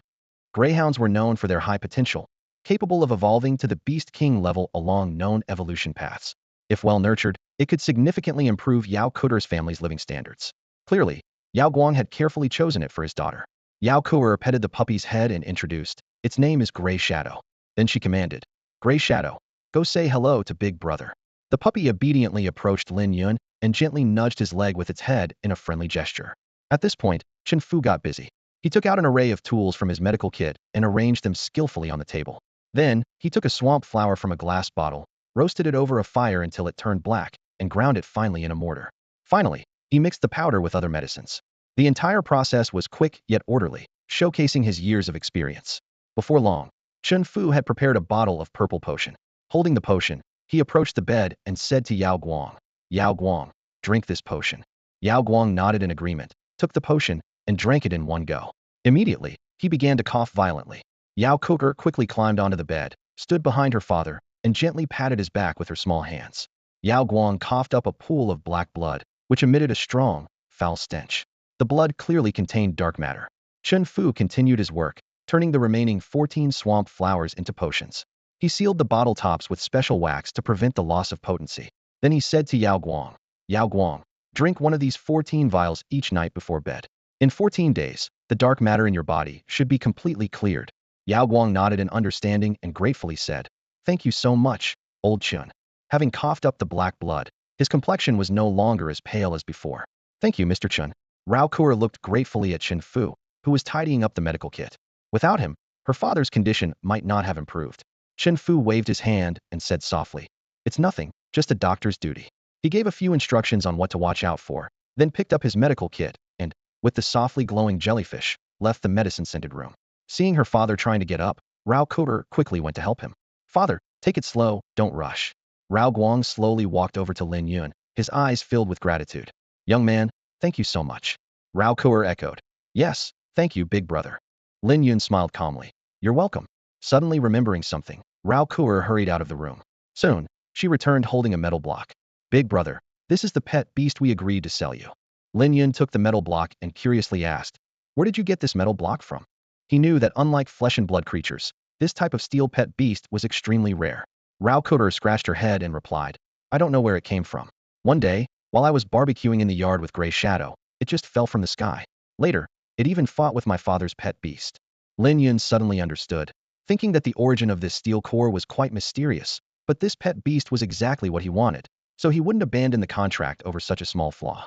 As they were chatting, Rao Guang brought out a few small dishes from the kitchen, containing simple meals. Young man, if you don't mind, please have a meal with us. The food is plain. Lin Yun looked around, noticing that the house was quite spacious. Living in such a large house in Haoyue City suggested the family was quite well off. However, seeing the simple meal before him, he guessed they might have spent all their savings on Rao Guang's treatment. Lin Yun politely declined. As for the meal, there's no need. I need to deal with this steel pet beast, so I won't disturb you further. He was calculating that activating the steel core and signing the contract might take some time. Realizing this, Rao Guang said, In that case, I won't insist. Kuer, see the young man out. Okay, big brother, follow me. Rao Kuer responded promptly. Lin Yun, holding the steel core, followed Rao Kuer out of the room, with Qinya trailing behind. After Lin Yun left, Rao Kuer crouched down and said to the little dog, Gray Shadow, we have to work hard too. Gray Shadow barked excitedly in response. Rao Guang looked at his diligent daughter, his face full of a satisfied smile. Lin Yun didn't go straight home. Instead, he took Qinya to the Beast Alliance store. As soon as he entered, he ran into Gao Ming. Lin Yun's purpose for this visit was clear: to sell swamp flowers and purchase energy crystals. Gao Ming greeted him warmly, smiling as he asked, Lin Yun, have you found a suitable second pet beast at the small market? I have, Lin Yun replied succinctly. Gao Ming nodded and continued to inquire. Are you here to buy or sell something at the Beast Alliance? Or is there something else you need from me? To sell something, Lin Yun said, following Gao Ming further into the store. Lin Yun carefully placed his bundle on the table and began to take out its contents one by one. At first, Gao Ming didn't think much of the swamp flowers, as they were only somewhat rare and valuable. However, as jar after jar of swamp flowers appeared, Gao Ming's expression turned to one of surprise. There were 90 swamp flowers, including one extremely rare night swamp flower, valued at over 100 times that of a regular swamp flower. This astonishing quantity suggested that there must have been a large number of swamp crocodiles guarding them nearby. Sure enough, Gao Ming then saw over 100 crocodile skins, leaving him utterly stunned. These crocodile skins silently told a shocking story. More than 100 commander-level swamp crocodiles had been slaughtered by Qinya. Such power was truly terrifying. Gao Ming, calculate how much these things are worth. Lin Yun's voice brought Gao Ming back to reality. Gao Ming snapped out of his daze and began calculating carefully. The night swamp flower is 2 million silver taels. Each crocodile skin is 30 taels. Each swamp flower is 20,000 taels. Altogether, that's 3,831,150 taels of silver. He quickly gathered the silver notes and handed them to Lin Yun. Lin Yun accepted the silver notes and carefully tucked them into his pocket. The substantial feel of the notes greatly lifted his spirits. Do you have energy crystals here? I'd like to buy some, along with some herbs, Lin Yun inquired. Yes, we do, Gao Ming replied promptly. As Lin Yun was about to leave, his gaze was drawn to a crystal-clear necklace. Lin Yun, do you like this? Gao Ming asked, a bit surprised. How much? Lin Yun inquired. 3 million silver. Gao Ming named a high price. 1 tael, Lin Yun countered without hesitation. Gao Ming nearly choked. Lin Yun, you can't haggle like that. 1 tael doesn't even cover the transport cost. 2 taels, Lin Yun slightly raised his offer. Fine, I give up. 180,000, that's a clearance price. If you don't want it, forget it, Gao Ming said, resigned. Deal, Lin Yun agreed without hesitation. With that, Lin Yun left the Beast Alliance with a box full of items and headed straight for Wei Yueling's house. Before he got close, a fiery red bird flapped its wings, letting out a loud caw. This was the Firecloud Sparrow, which Lin Yun and Wei Yueling had always referred to as the silly bird. Wei Yueling poked her head out of the window and, upon seeing Lin Yun, quickly ran downstairs. Lin Yun, you're here. Wei Yueling greeted him with a smile. Lin Yun gently set down the box and placed a steel core on top of it, asking, Yueling, how is your mastery of the Guardian Dao rhythms coming along? I've successfully grasped the Guardian Dao rhythms. Let me show you, Wei Yueling said, flashing a pair of small tiger teeth as a glow emanated from her fair palm. In the center of the glowing light, a small shield suddenly appeared. Lin Yun's eyes lit up with delight as he exclaimed, not bad. You've successfully grasped the Dao rhythm. Wei Yueling, however, seemed a bit dejected and murmured, but I failed when I tried to enhance my skills with the enlightenment fruit. Lin Yun gently patted her head and comforted her warmly. Don't be discouraged. There will be more opportunities in the future. Consider this a learning experience. Failure is the mother of success. Yeah, I know, Wei Yueling replied, brightening up and smiling again. Lin Yun took out 2 exquisite brocade boxes from his pocket and handed them to Wei Yueling. These are gifts for you. Eagerly, Wei Yueling opened the boxes, her eyes sparkling with surprise. They're beautiful. Are these really from you? She asked as she quickly put the necklace around her neck. I thought it would suit you, so I bought it, Lin Yun replied with a smile. In high spirits, Wei Yueling's attention was caught by a piece of metal on the box, and she curiously asked, Lin Yun, what is this?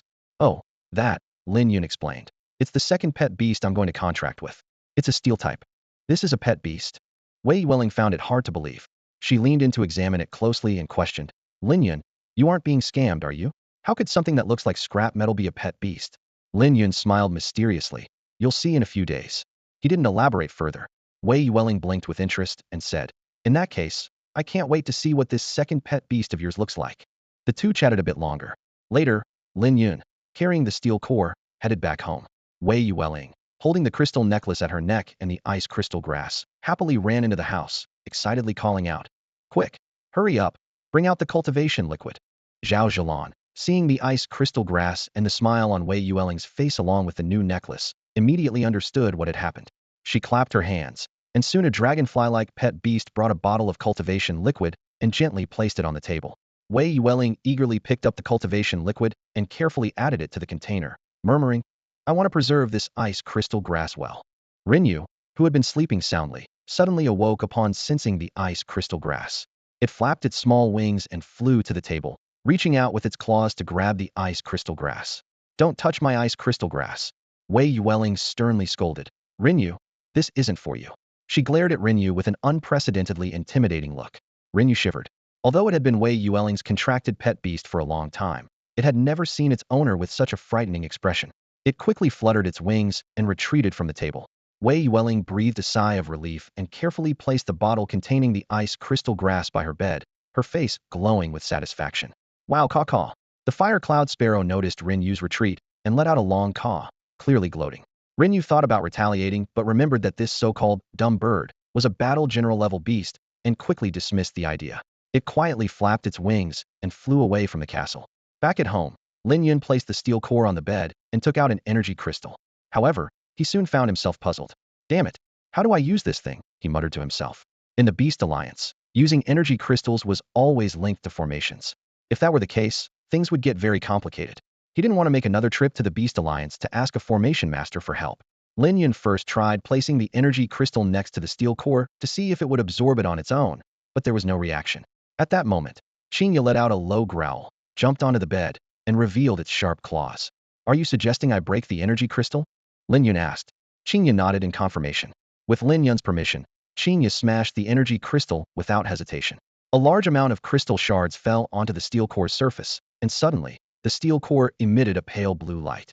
Lin Yun was overjoyed. "It works." Seeing this, Qinya intensified its efforts, breaking one energy crystal after another. When the 10th crystal fragment landed on the steel core, it finally showed signs of activity. The blue light gathered in the center, forming a screen-like structure resembling an eye. It also emitted a zzz sound. Lin Yun was ecstatic. The steel core flew towards the remaining energy crystals, clearly eager to devour them. After all, it had been dormant for too long. Lin Yun quietly observed the scene before him, filled with curiosity. He wanted to see how this mysterious steel core would use the energy crystals. The steel core lightly landed on a crystal, and its surface began to emit a faint blue glow. This glow, like a living creature, started to wriggle and gradually formed into tentacle-like shapes, tightly wrapping around the crystal. In no time, the crystal was drained and lost its original luster. Zzz. The steel core buzzed with excitement, as if saying, "Delicious." It eagerly flew to the next energy crystal, greedily absorbing its energy. Lin Yun watched as the crystals he had painstakingly purchased disappeared one by one, sighing inwardly. In the blink of an eye, only 3 out of 10 crystals remained. With a wry smile, he thought, "Darn it. I thought I was regaining some resources, but now I'm broke again." As a beast tamer, Lin Yun knew that while the profession could be lucrative, it was also very costly. Those sparkling energy crystals were worth a lot of money. Fortunately, he had previously acquired a substantial amount of obsidian stones from the Giant Shield mercenary group, enough to sustain him for a while. When the steel core was finally satiated, it leisurely flew over to Lin Yun and the white fox, Qinya. A faint electrical sound emanated from it, seemingly expressing curiosity. Lin Yun asked directly, "You don't have a beast tamer yet, do you? Would you like to form a contract with me?" The steel core remained motionless, as if contemplating. Lin Yun had an idea and pointed to the remaining energy crystals, saying, "If you become my contract beast, you'll have plenty of those crystals." The moment he said this, the steel core nodded repeatedly, as if worried Lin Yun might change his mind, and quickly flew over to lightly touch his hand. Understanding the gesture, Lin Yun smiled and said, "Another foodie." With a thought, the beast mark, shining with golden light, appeared. Half an hour later, Lin Yun successfully formed a contract with the steel core. He felt a surge of strength, not only sharing Qinya's power, but also the steel core's power. The fatigue from a busy day vanished, leaving him full of energy. "Now, I should give you a name," Lin Yun said, looking at the steel core and pondering. Various names flashed through his mind. Steel core? Iron Head Kid? Iron Egg? Shield Mountain? Fishing Helmet? He shook his head abruptly. No, no, wait, what nonsense am I thinking? After calming his thoughts, Lin Yun tentatively asked, "How about I call you Titan? When you evolve, you'll become like a Titan beast. I think this name suits you well." The steel core nodded in agreement. Lin Yun turned to the white fox. "Qinya, you'll be partners from now on." Qinya stepped forward and softly greeted Titan with a whimper. Titan responded with a zzz sound. Afterward, Lin Yun began tidying up the mess in the room. He noticed that Qinya seemed to be contemplating something. After a while, Qinya appeared to make up her mind and brought a bottle of electric sheep milk to Titan, clearly wanting to share with a new partner. Zzz. Titan shook its head vigorously, indicating it didn't eat such things. Lin Yun couldn't help but laugh, gently patting the white fox's head. Silly fox. Titan's diet is different from ours. It only eats energy crystals. Hearing this, Qinya awkwardly took the electric sheep milk and left the room. Meanwhile, the steel core also flew out of the room and into the living room. Lin Chun returned home, dusty and weary from his travels, and was taken aback by the sight that greeted him. A massive, metallic creature dominated the living room, about the size of a small car, with strange currents of electricity flowing across its surface. Lin Chun couldn't help but blurt out, "Xiao Yun, what is this metal contraption?" Lin Yun smiled slightly and calmly introduced, "This is Titan, the second pet beast I've contracted with." As soon as he finished speaking, Li Yuru hurried out of the room, her eyes wide with disbelief as she stared at Titan. "Xiao Yun, is this really a steel-type pet beast?" Her voice was filled with surprise and a hint of excitement. "This type is extremely rare." At that moment, Titan suddenly unfurled its hidden wings and gracefully flew above Qing Ya's cozy nest. Its body emitted a faint humming sound, reminiscent of flowing electricity. Sensing a mental connection with Titan, Lin Yun tentatively asked, "Do you want a little nest too?" Titan nodded immediately, its movements mechanical yet full of anticipation. Without hesitation, Lin Yun rolled up his sleeves and approached Titan, a confident smile on his face. "Let me handle it," he said. "I built Qing Ya's nest from scratch, and making one for Titan will be no problem at all." Lin Yun spent the entire afternoon busily crafting a new home for Titan. By the time night fell, Titan's nest was finally complete. Unlike Qing Ya's ground-level nest, Titan's new home was a tall metal pillar topped with a spacious tray. The tray was made from sturdy red pine wood, surrounded by meticulously designed metal railings. Titan eagerly settled into its new home, emitting a contented electrical hum before entering a state of rest. "Dinner's ready," Li Yueru's voice called from the kitchen, and soon the aroma of delicious food filled the air as it was placed on the dining table.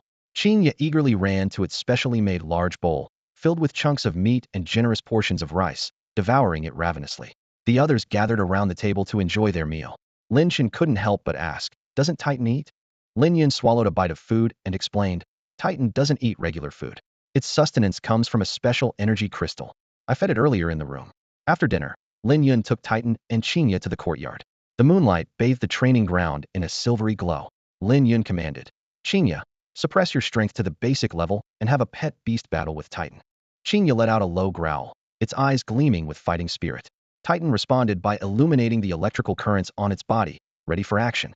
The night enveloped the outskirts of the forest as Lin Yun stood at the dappled edge of the trees, holding a skill stone that glimmered softly in his hand. He turned to the Titan floating beside him, his voice tinged with anticipation. "Try absorbing this. If it works, enhancing skills will be much easier in the future." At his words, the Titan floated lightly above Lin Yun's right hand. In an instant, blue tendrils flowed out like water, wrapping tightly around the skill stone.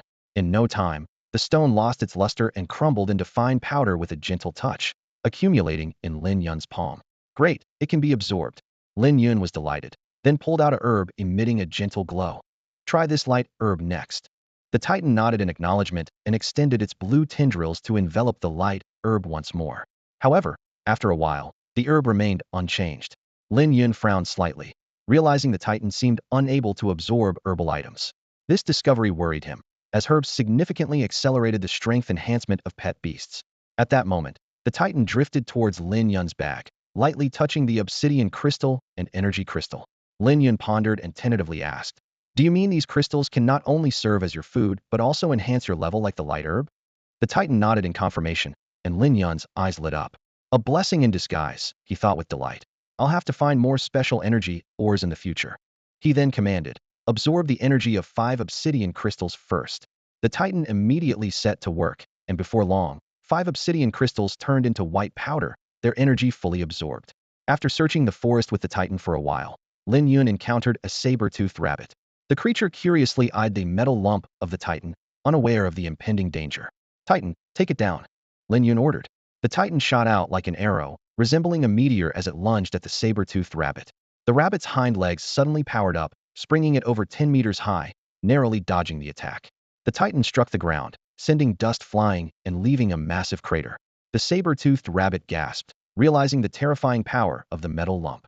It didn't give up and leapt again, its sharp teeth slashing towards the titan like swords. However, with a clang, the titan remained unscathed, while the rabbit's gums began to bleed. Realizing it was no match, the saber-toothed rabbit turned to flee. The titan followed closely, delivering a precise blow to the rabbit's abdomen, sending it flying. Then, the titan soared into the air, crashing down like a meteor and crushing the rabbit into a pulp. The battle concluded, and the titan returned to Lin Yun, emitting a sizzling sound to signal the task's completion. Qinya leaped over to inspect the rabbit's remains and let out a dissatisfied cry, indicating the titan had rendered the food inedible. The light on the titan's face shifted to show an apologetic expression. After the battle, the titan successfully digested the energy within and advanced to the second level of the ordinary tier. The impact level had advanced from beginner to intermediate. As the morning sun filtered through the dark forest, Lin Yun and his pet beasts were already deep into their daily training. Compared to Qingya's previous experiences here, their efficiency had significantly improved. This was no coincidence. Lin Yun now possessed resources far beyond what he had before, and with his SS grade talent, his strength was naturally rising rapidly. Before long, Titan advanced to an ordinary tier 3, and its impact skill reached the top level. Even more exciting was that it awakened 2 new traits, hardness and bounce. The hardness trait reinforced Titan's body during an impact, increasing its destructive power, while the bounce trait allowed Titan to rebound like a ball, greatly enhancing its hit rate. Lin Yun silently invoked insight to carefully examine Titan's status. Name: Steel Core. Tier: Ordinary Tier 3. Skills: Impact Top Level, Hardness, Bounce. He was particularly intrigued by this newly awakened bounce trait and was eager to test it out. Soon, they found a suitable opponent, a Tier 5 Dark Boar. Known for its aggressive nature, the boar charged forward the moment it sensed intruders in its territory. Titan faced it head-on without fear. With a loud bang, the two collided. Although the Dark Boar's charge was formidable, Titan's impact was no less powerful. More importantly, Titan's body was much tougher than the boar's. The collision brought the Dark Boar to a halt. It shook its head vigorously, its eyes burning with even more fury. Titan seized the opportunity to launch another impact, this time utilizing its bounce trait. Titan first struck the boar's belly, then rebounded off the ground, quickly bouncing back to hit the boar again. Repeating this cycle, with dozens of fierce attacks, the Dark Boar eventually collapsed, unable to withstand the blows. While the boar showed no visible wounds, its bones and internal organs were shattered by Titan's relentless impacts. Lin Yun couldn't help but praise. Well done, Titan. Delighted by the compliment, Titan danced around joyfully, emitting a zzz sound. Lin Yun continued training with his 2 pet beasts in the dark forest until evening, preparing to return home. During this time, Qingya was not idle either, seizing every opportunity to engage in battles and hone her skills. Through persistent efforts, she successfully advanced from Leader Tier 2 to Leader Tier 3, though still some distance from evolving to Leader Tier 9. In the baptism of the sacred fire, pet beasts can not only master exclusive skills, but also enhance their strength with the power of the sacred fire. The extent of improvement is closely related to the beast's aptitude and the Beastmaster's talent. With Lin Yun's top-tier SS grade Beastmaster talent, his pet beast's progress was extraordinary. Titan also experienced a breakthrough, advancing to Ordinary Tier 4. It flew to Lin Yun's side, emitting an urgent zzz sound, as if it had something important to convey. Lin Yun pondered for a moment and silently invoked insight, and Titan's information appeared before him. At death's door, Lin Yun was thrilled to discover that Titan had awakened such a powerful skill, feeling a surge of excitement. Lin Yun eagerly checked the attributes of Titan. It had a Steel Core level, with Ordinary Tier 4 skills including Impact, Top Hardness, and Bounce. The most surprising was a special life-saving skill called Near-Death Line, with a 10 chance to trigger when Titan suffers fatal damage, granting it temporary immunity to all damage. I can't believe Titan has mastered such an amazing skill. Lin Yun was overjoyed, quickly packed up the day's game, and hurried back to Haoyue City. As soon as he reached his doorstep, Lin Yun saw the fiery red bird, the fire cloud sparrow, waiting there. Wei Yueling soon noticed Titan and exclaimed, "Lin Yun, is this hunk of metal the second pet beast you mentioned? I thought you were joking." "It's called Titan," Lin Yun introduced. Wei Yueling smiled and said, "Hello, Titan."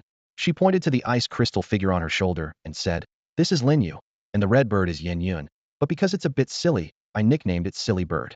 The fire cloud sparrow seemed to understand and gently flapped its wings, emitting a sharp cry to greet Titan. Lin Yu also waved at Titan. Titan, having met new friends, was in a good mood, and its eyes turned into a cheerful expression. "Lin Yun, I'm not here just to hang out," Wei Yueling said seriously. "My father sent me to find you. He has something important to discuss." "Uncle Wei, what's the matter?" Lin Yun asked in surprise. Although he had visited Wei Yueling's house many times, he rarely met Wei Qingwang. In his impression, Wei Qingwang was always extremely busy and rarely at home. Yes, my father mentioned it's about the sacred fire baptism and wants to teach you some special techniques, Wei Yueling explained. Come on, my father is really nice and spoils me. Once you get to know him, you'll definitely like him. With that, Wei Yueling took Lin Yun's hand and headed towards the fire cloud sparrow. Lin Yun obediently climbed onto the bird's back and brought his pet along. Wei Yueling gave him a glance, and Lin Yun wisely shifted his gaze to the blue sky. Once Wei Yueling was also seated, the fire cloud sparrow flapped its massive wings and flew towards the castle. After a long flight, the fire cloud sparrow gently landed in the courtyard. Wei Qingwang was already waiting near the rockery. Lin Yun greeted him politely. Uncle Wei. Wei Qingwang nodded and said, impressive, indeed a talented young man. To have contracted a second pet beast in such a short time, and this hunk of metal is quite interesting. I didn't expect you to contract it. You know about Titan's origins? Lin Yun asked curiously. I know a bit, Wei Qingwang replied. Wei Qinggang awkwardly coughed, furrowing his brows with a hint of dissatisfaction in his heart. He looked at his daughter, Wei Yueling, thinking she was quick to side with outsiders. The group arrived at an open area, where Wei Qinggang explained the process of the sacred fire baptism in detail. Lin Yun listened intently, finally understanding the mystery. Beast tamers absorb the power of the sacred fire through a beast seal and channel it into their pet beasts, enhancing their strength. During this process, the pet beasts have a chance to comprehend exclusive skills. Wei Qinggang emphasized that the duration of the sacred fire baptism is limited and depends on the beast tamer's willpower and talent. He added, exclusive skills are just the beginning. They're an important gateway for your pet beasts to surpass their limits. To help Lin Yun and Wei Yueling adapt, Wei Qinggang commanded, Lin Yun, simulate the power of the sacred fire. The fire cloud sparrow let out a long cry, engulfed in flames. The scorching heat wave swept over, causing Lin Yun to sweat profusely, but he did not feel uncomfortable. Wei Qinggang noticed this, and a look of approval flashed in his eyes. He demonstrated guiding the power of the flames, forming a red fireball in front of his chest. This isn't the real sacred fire and can enhance the abilities of Qingya and Titan, Wei Qinggang explained. Over the next few days, Lin Yun and Wei Yueling continued to adapt to the process, gradually extending their endurance. One evening, Wei Qinggang announced, you both have almost fully adapted. Lin Yun expressed his gratitude sincerely. Thank you, Uncle Wei, for your guidance during this time. Wei Qinggang was about to say something when Wei Yueling suddenly approached and pinched her father's waist. As a doting father, Wei Qinggang immediately changed his tone.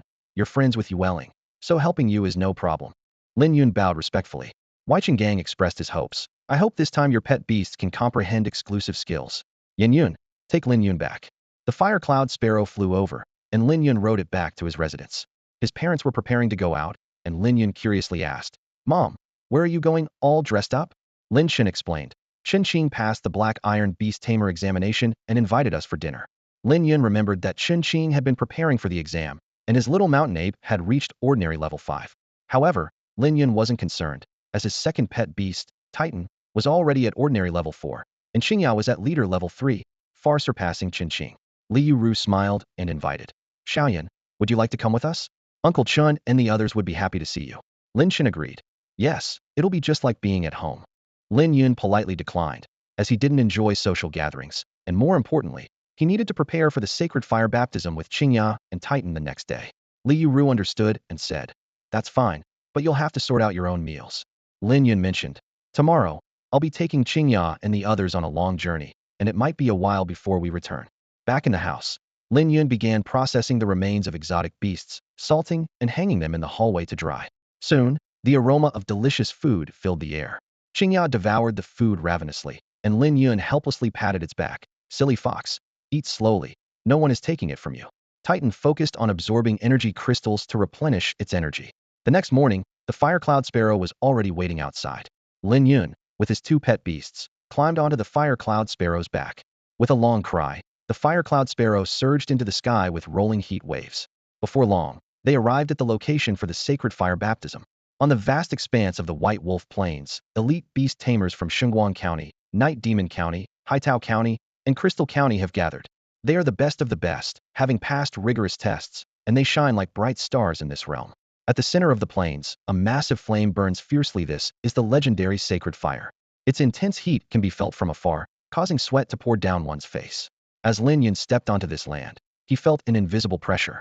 He silently attempted to discern it, only to realize that this mysterious flame was not a beast, and its secrets were beyond his grasp. Scattered around the flames are numerous small houses, prepared as places of baptism for Lin Yun and the others. The closer one gets to the sacred fire, the higher the temperature rises, as if threatening to melt anyone who approaches. Walking side by side, Lin Yun and Wei Yueling hadn't gone far before several men approached them with attempts at conversation.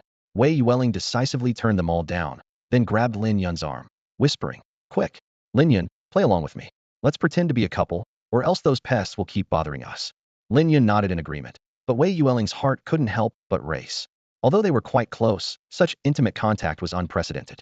Her heart felt like it was about to leap out of her chest, with countless thoughts swirling in her mind. Soon, however, Wei Yueling noticed Lin Yun was continuously turning his face away. Her heart sank, worried that Lin Yun might dislike her. Just as she was at a loss, Lin Yun explained helplessly, "Your hair is tickling my nose, and that perfume scent is making me want to sneeze. If I sneeze on you, you'll definitely pinch me." Wei Yueling secretly breathed a sigh of relief, and the two of them proceeded into White Wolf City. The walls were surrounded by a formation that provided a cool breeze, dispelling the outside heat. At this moment, a familiar voice called out, "Lin Yun, Yueling, we meet again. You two really make a great couple, haha. I knew it. If those other people knew, they'd be even more hopeless." The speaker was Zhang Liangong, another beast tamer who had passed the Yunming's test, though his ranking was a bit lower. Wei Yueling quickly let go of Lin Yun's hand and hastily explained, "No, no, Lin Yun and I are just good friends, nothing more. Don't get the wrong idea, Liangong." Lin Yun echoed, "Liangong, we're just putting on an act. Don't overthink it." Zhang Liangong laughed and said, "Good friends, sure, sure." Wei Yueling was flustered. "Really?" Zhang Liangong, with a serious expression, said, "Really, of course, it's true. Zhang Liangong, swear on it. What you just said is true. Otherwise, may I be struck by lightning and fall into a pit." As the explanations only seemed to complicate matters further, Lin Yun and Wei Yueling decided to drop it. Lin Yun changed the topic, asking, "Liangong, do you know these people? Can you tell us about them? Please." Zhang Liangong, being a well-informed person, had a thorough understanding of the visiting beast tamers. He eagerly explained the various factions to Lin Yun, who listened intently, cherishing this rare opportunity to gather intelligence. "In our Saint Light County, without a doubt, the most powerful beast tamer is you, Lin Yun," Zhang Liangong said with a smile before moving on to describe the situation in the other three counties. Curious, Lin Yun asked, "What about the other three counties?" Zhang Liangong began explaining. "The strongest in Night Demon County is Yi Xiaoshuang, whose pet beast is a creature known as the Shadow Snake. In Sea Wave County, the standout is Zhao Tao, who commands a pet beast called the Wave Bull. As for Crystal County, Qian Chen leads, with his pet beast being a massive creature known as the Giant Rock Shield." Zhang Liangong detailed the locations of these powerful figures. Eager for information, Lin Yun carefully examined the detailed descriptions of their pet beasts. The Shadow Snake is entirely black, coiled around Yi Xiaoshuang's arm, exuding a chilling aura. It is a second-tier leader pet beast, mastering 3 skills: Black Light Wave, Night Escape, and Tail Whip. Among them, Black Light Wave and Tail Whip have reached the divine level, while Night Escape is at an advanced level. The Wave Bull, though small, merely the size of 2 fingers, has blue patterns on its wings resembling turbulent waves, with 4 antennae and pincers that signify its uniqueness. This first-tier leader pet beast possesses 3 skills: Transform into Sword, Summon Waves, and Flight. Transform into Sword and Flight are top level, while Summon Waves is advanced. The Giant Rock Shield resembles a massive moving shield, giving an impression of being indestructible. This second-tier leader pet beast excels in 2 skills: Energy Absorption and Impact. Energy Absorption is top level, while Impact has reached the divine level. Among them, Yi Xiaoshuang is probably the most formidable, Zhang Liangong said with admiration in his voice. Her pet beast has 2 skills that have already reached the divine level. Lin Yun listened, remaining calm. He was well aware that his own pet beast, Qingya, had all its skills at the divine level, with Moonlight Claw even surpassing to the Tao level. However, he chose to remain silent to avoid unnecessary trouble. The group took a short break in the city. The Beast Tamer Alliance's president delivered a series of grandiose speeches on stage, but Lin Yun showed little interest, closing his eyes to rest. The reactions of others were similar, with some bold beast tamers even falling asleep. Half an hour later, the lengthy speech finally ended, and the sacred fire baptism officially began. The crowd surged towards the outskirts of the city, faces filled with anticipation and anxiety. "I hope this sacred fire baptism will allow my pet beast to learn a special skill," one beast tamer said hopefully. "Don't dream too big," another immediately retorted. "Forget special skills. Lasting 3 days would be an achievement." "I agree," a confident man interjected. "Only someone as outstanding as I am has the right to have their pet beast learn an exclusive skill.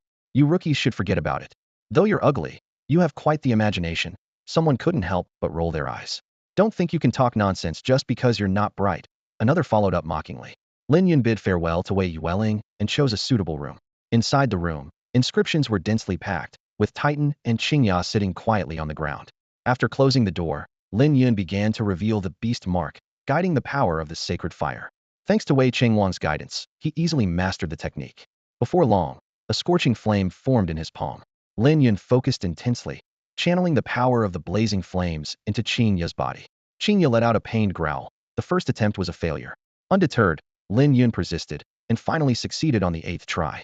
Qingya's strength surged, and Lin Yun was secretly delighted the effect of the sacred fire infusion far exceeded expectations. Half an hour later, Qingya broke through her limitations, advancing from the 3rd to the 4th rank of leadership. Such a rapid breakthrough underscored the terrifying power of the sacred fire.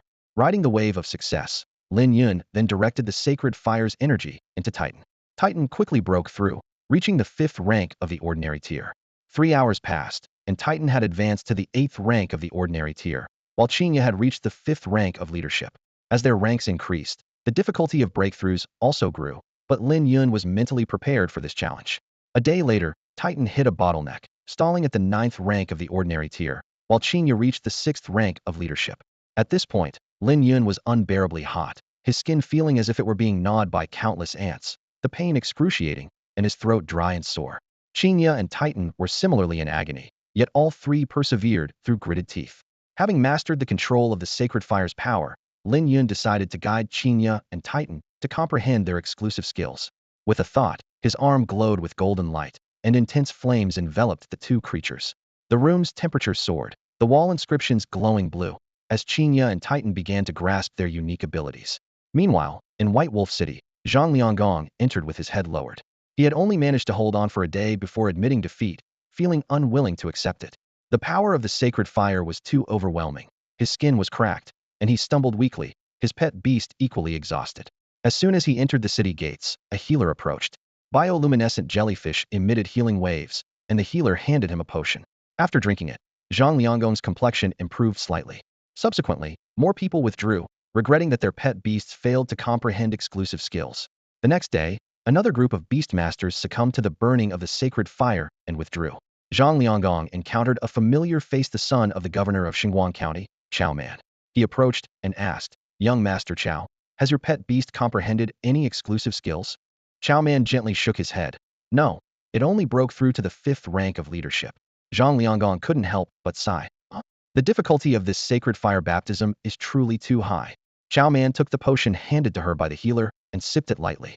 She felt slightly better, but her brows remained furrowed. "Yes, it's really tough," Zhang Lianggong sighed. "But Chao, you're doing well, managing to hold on for 2 days. I couldn't last even a day." Chao Man shook her head gently, a hint of frustration in her voice. "What's the point of lasting 2 days? If you don't grasp the exclusive skill, it doesn't matter how long you endure. With our beast taming talents, raising our pet beast's ranks is only a matter of time."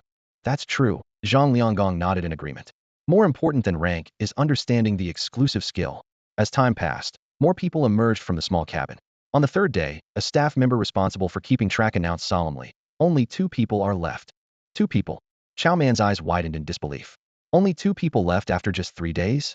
Zhang Lianggong gave a wry smile. "It seems the burning of the sacred fire is too terrifying. No one can hold on." Chao Man's eyes sparkled with curiosity. "But who are these 2 people?" The surrounding crowd began to buzz with speculation about the identities of the last 2 standing. "That little cabin is the scariest place I've ever been." Someone shivered.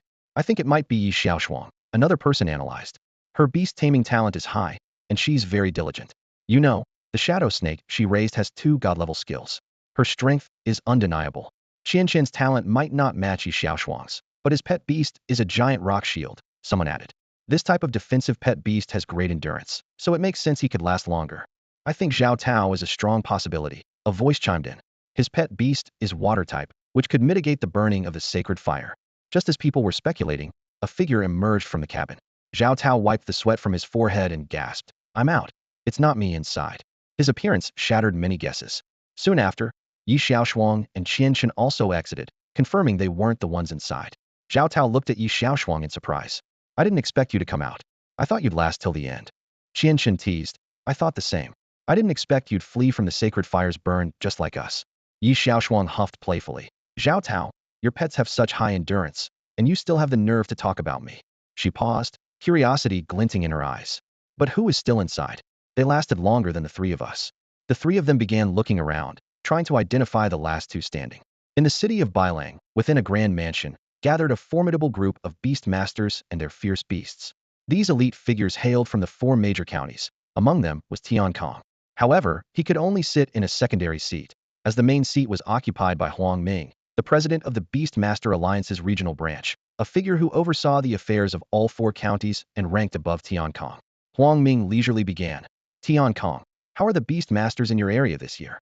Tian Kong promptly handed over a list, replying, quite well. The ones with the highest potential are Lin Yun, Wei Yueling, Feng Yu, Chao.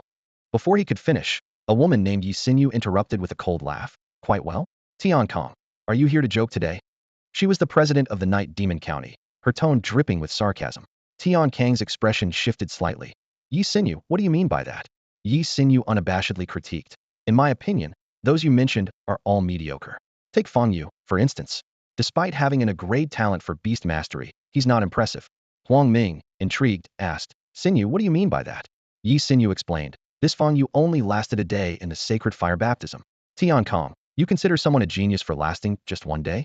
Are you trying to avoid having Xinguang County rank last, at the cost of your dignity? Others chimed in with agreement, their mockery unrelenting.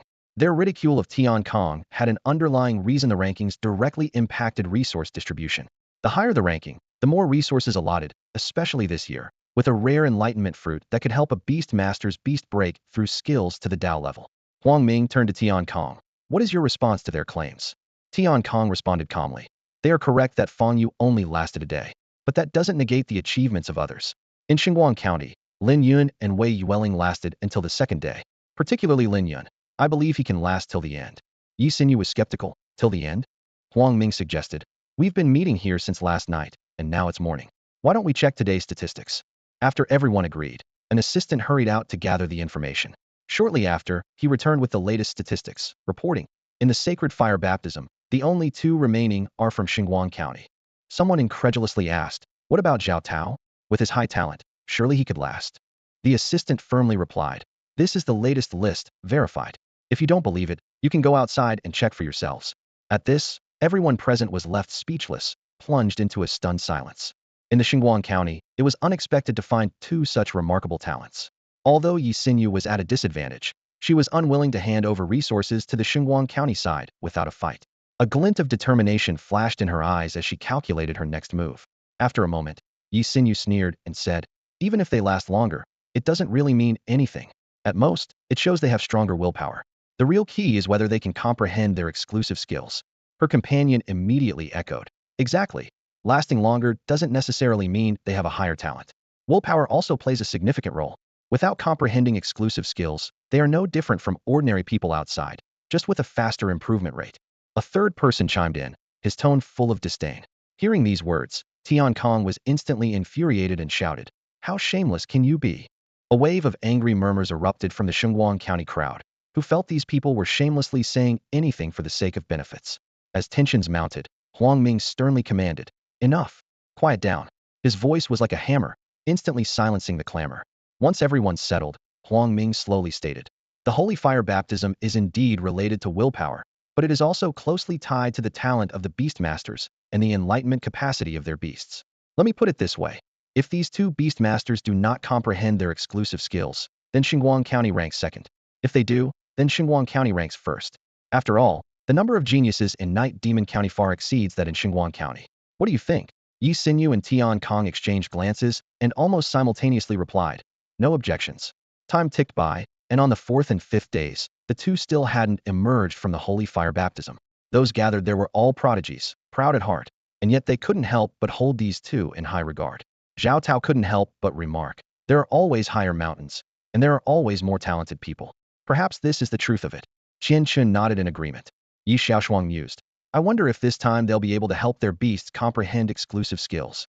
Zhao Tao shook his head slightly, with a hint of doubt in his voice. I don't think the chances are very high. Just because they've lasted longer doesn't mean their beasts will comprehend exclusive skills. Qian Chun disagreed. I believe they can comprehend exclusive skills. Zhao Tao scoffed. It's not that easy. Exclusive skills aren't like cabbages you can just pick up. It depends on talent, willpower, and luck. Qian Shun, with a sly glint in his eye, proposed. Zhao Tao, since you think so, why don't we make a bet? If any of them comprehends an exclusive skill, you give me a Saint Night grass. If none do, I'll give you one. Zhao Tao dismissed the idea. Just one? That's too little. How about 100? Do you dare? Qian Shun accepted without hesitation. Let's do it. I'm not afraid. At that moment, the sky suddenly changed colors, and two massive beams of light shot up into the sky, reaching the clouds. This was the sign of comprehending exclusive skills. A white fox and a steel course circled the beams, ascending towards the sky, with countless runes flickering on them. The people of Bailang City were stunned, as this not only meant that exclusive skills had been comprehended, but both beasts had achieved it. Even more astonishing was that both beasts belonged to the same beast master Lin Yun. The burning of the sacred fire forced Zhang Liangong and Chao Man to stay bedridden to recover, and their pets were in the same condition. Zhang Liangong was in excruciating pain, and any slight movement would cause his skin to crack and bleed. He breathed carefully, fearing his wounds would reopen. However, more distressing than the physical pain was his disappointment that his pet hadn't mastered its unique skill. Chao Man shared the same regret. Suddenly, there was a commotion outside. Despite his curiosity, Zhang Liangong dared not move. It wasn't until he heard that someone had comprehended a unique skill that he struggled to turn his head to look out the window. He saw two massive beams of light shooting into the sky, with Lin Yun's pets, Qingya and Titan, at their centers. Zhang Liangong gasped, a mix of awe and envy in his heart. Chao Man, noticing the light beams, couldn't help but feel envious as well. He thought with a bitter smile how wonderful it would be if it were his own great flame dragon lizard. Unfortunately, it was just wishful thinking. Chao Man realized that their gap with Lin Yun had widened. Previously, although they were ranked lower than Lin Yun, they were at least on the same starting line. Now, with unique skills, Lin Yun's pets would undoubtedly become significantly stronger. They would need a long time before attempting a second sacred fire baptism, or their pets might explode from the fire's power. Yi Xiaoshuang and her companions were also drawn to the light beams. Yi Xiaoshuang remarked, surprised, "That's Lin Yun's cabin, isn't it? It's amazing that such a powerful beast tamer has emerged from Xinguang County." Zhao Tao's voice was full of envy. Two beams of light mean two pets have mastered unique skills. That's far more difficult than just one. Qian Shun extended his hand proudly. "I won the bet this time." Zhao Tao frowned. Although others had endured long during the sacred fire baptism before, the awakening probability remained low. He hadn't expected Lin Yun to succeed. Qian Shun chuckled. "Zhao Tao, I hope you keep your promise. Once we return, deliver 100 Saint Night grass to my home." Despite feeling the pinch, Zhao Tao agreed to honor the deal. Meanwhile, in the mansion within Bailang City, the high-ranking officials were fiercely discussing resource allocation. Suddenly, a man rushed in, nearly stumbling. Huang Ming said irritably, "What's so urgent?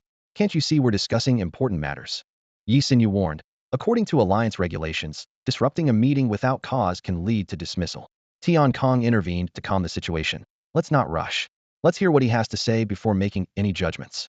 The man wiped his sweat, panting heavily as he reported the situation outside in detail. The large room fell into a dead silence, and the same thought arose in everyone's mind. They had to see it for themselves. In no time, the leaders of White Wolf City gathered outside the city. The sight before them was astonishing. Two massive beams of light shot up into the sky, dazzling and bright. Everyone's gaze instinctively focused on one of the beams. The white fox. That's Lin Yun's place. Tian Kong nodded slightly, a gleam of approval in his eyes.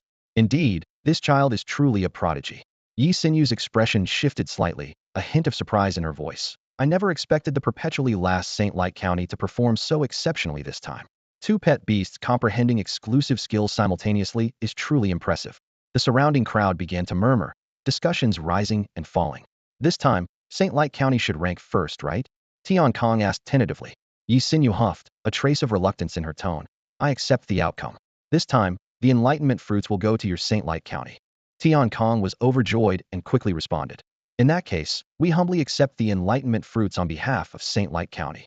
Huang Ming made a swift decision, issuing an urgent order. "Quick, have the healers of White Wolf City prepare to receive Lin Yun." A subordinate immediately took the order and rushed into the city. Lin Yun and the others have stayed around the sacred fire for so long. Their bodies must be severely damaged, Huang Ming said gravely. With such talented beast tamers, any mishap would be an immeasurable loss to humanity. Soon, a large number of healers emerged, ready and waiting. Healing-type pet beasts were poised to perform their healing arts at any moment.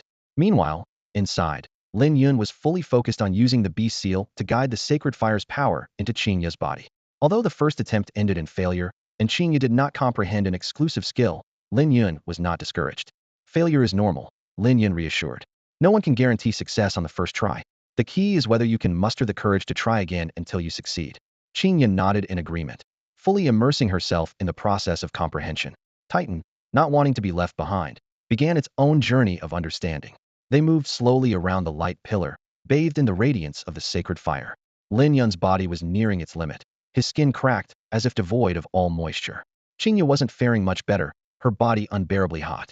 Titan's surface was covered in fissures, resembling cracked earth. Time ticked by slowly as everyone held their breath, patiently waiting. Suddenly, Qingya seemed to have an epiphany and let out a low growl to Lin Yun. Lin Yun smiled knowingly. Go ahead with your idea. Qingya sprang into action, the inscriptions on its body seemingly coming to life, burrowing inside. The light grew even more dazzling, forcing everyone to squint. Excitement filled the air as this indicated that Lin Yun's white fox had successfully comprehended an exclusive skill. Seeing this, Titan was not to be outdone and seemed to have its own realization. The light around it began to converge, slowly infusing into its body. The two beams of light intertwined, illuminating the entire room. Soon after, Titan and Qingya gently landed. Lin Yun gently patted Qingya's head, smiling in praise. Well done. Titan came over, making a dissatisfied buzzing sound. Lin Yun got the message and also patted its head. You did great too. Only then did Titan lift its head in satisfaction. Lin Yun whispered insight, beginning to closely examine the state of his two pet beasts. His heart was filled with curiosity, eager to discover what exclusive skills they had comprehended. Lin Yun eagerly checked the description of Titan's new skill, Divine Force Field. This basic skill creates a massive energy barrier around Titan once activated. Any type of energy attack, like dark light waves or fire jets, is absorbed by this force field and reflected back at double strength against the enemy. Lin Yun was secretly pleased, knowing the more powerful the attack, the more terrifying the reflected damage. However, Lin Yun also noticed the limitations of this skill. It works exceptionally well against opponents of similar level, but struggles against cataclysmic level beasts. Additionally, like Qingya's radiant movement, the divine force field consumes a lot of energy. Yet, with Lin Yun's excellent beast mastery talent, he was confident he could soon enhance this skill to reduce its consumption. Titan, use divine force field, Lin Yun commanded. In an instant, a pale blue light burst from Titan, rapidly forming a honeycomb-shaped shield that enveloped it securely. Turning to Qingya, Lin Yun was curious about her newly acquired skill. Moon Dance. This basic skill significantly boosts Qingya's speed, attack, and defense, with effects that grow stronger as her level increases. Lin Yun was delighted, as this was undoubtedly a huge enhancement for Qingya, who excelled in close combat. If she used Moon Dance first, followed by other powerful skills like Moon Claw and Moon Rush, the impact would certainly be tremendous. Let's go. We should head out, Lin Yun said with a smile. As soon as they stepped outside, a group of medics arrived with a stretcher. Lin Yun obediently lay down, allowing them to conduct their examination.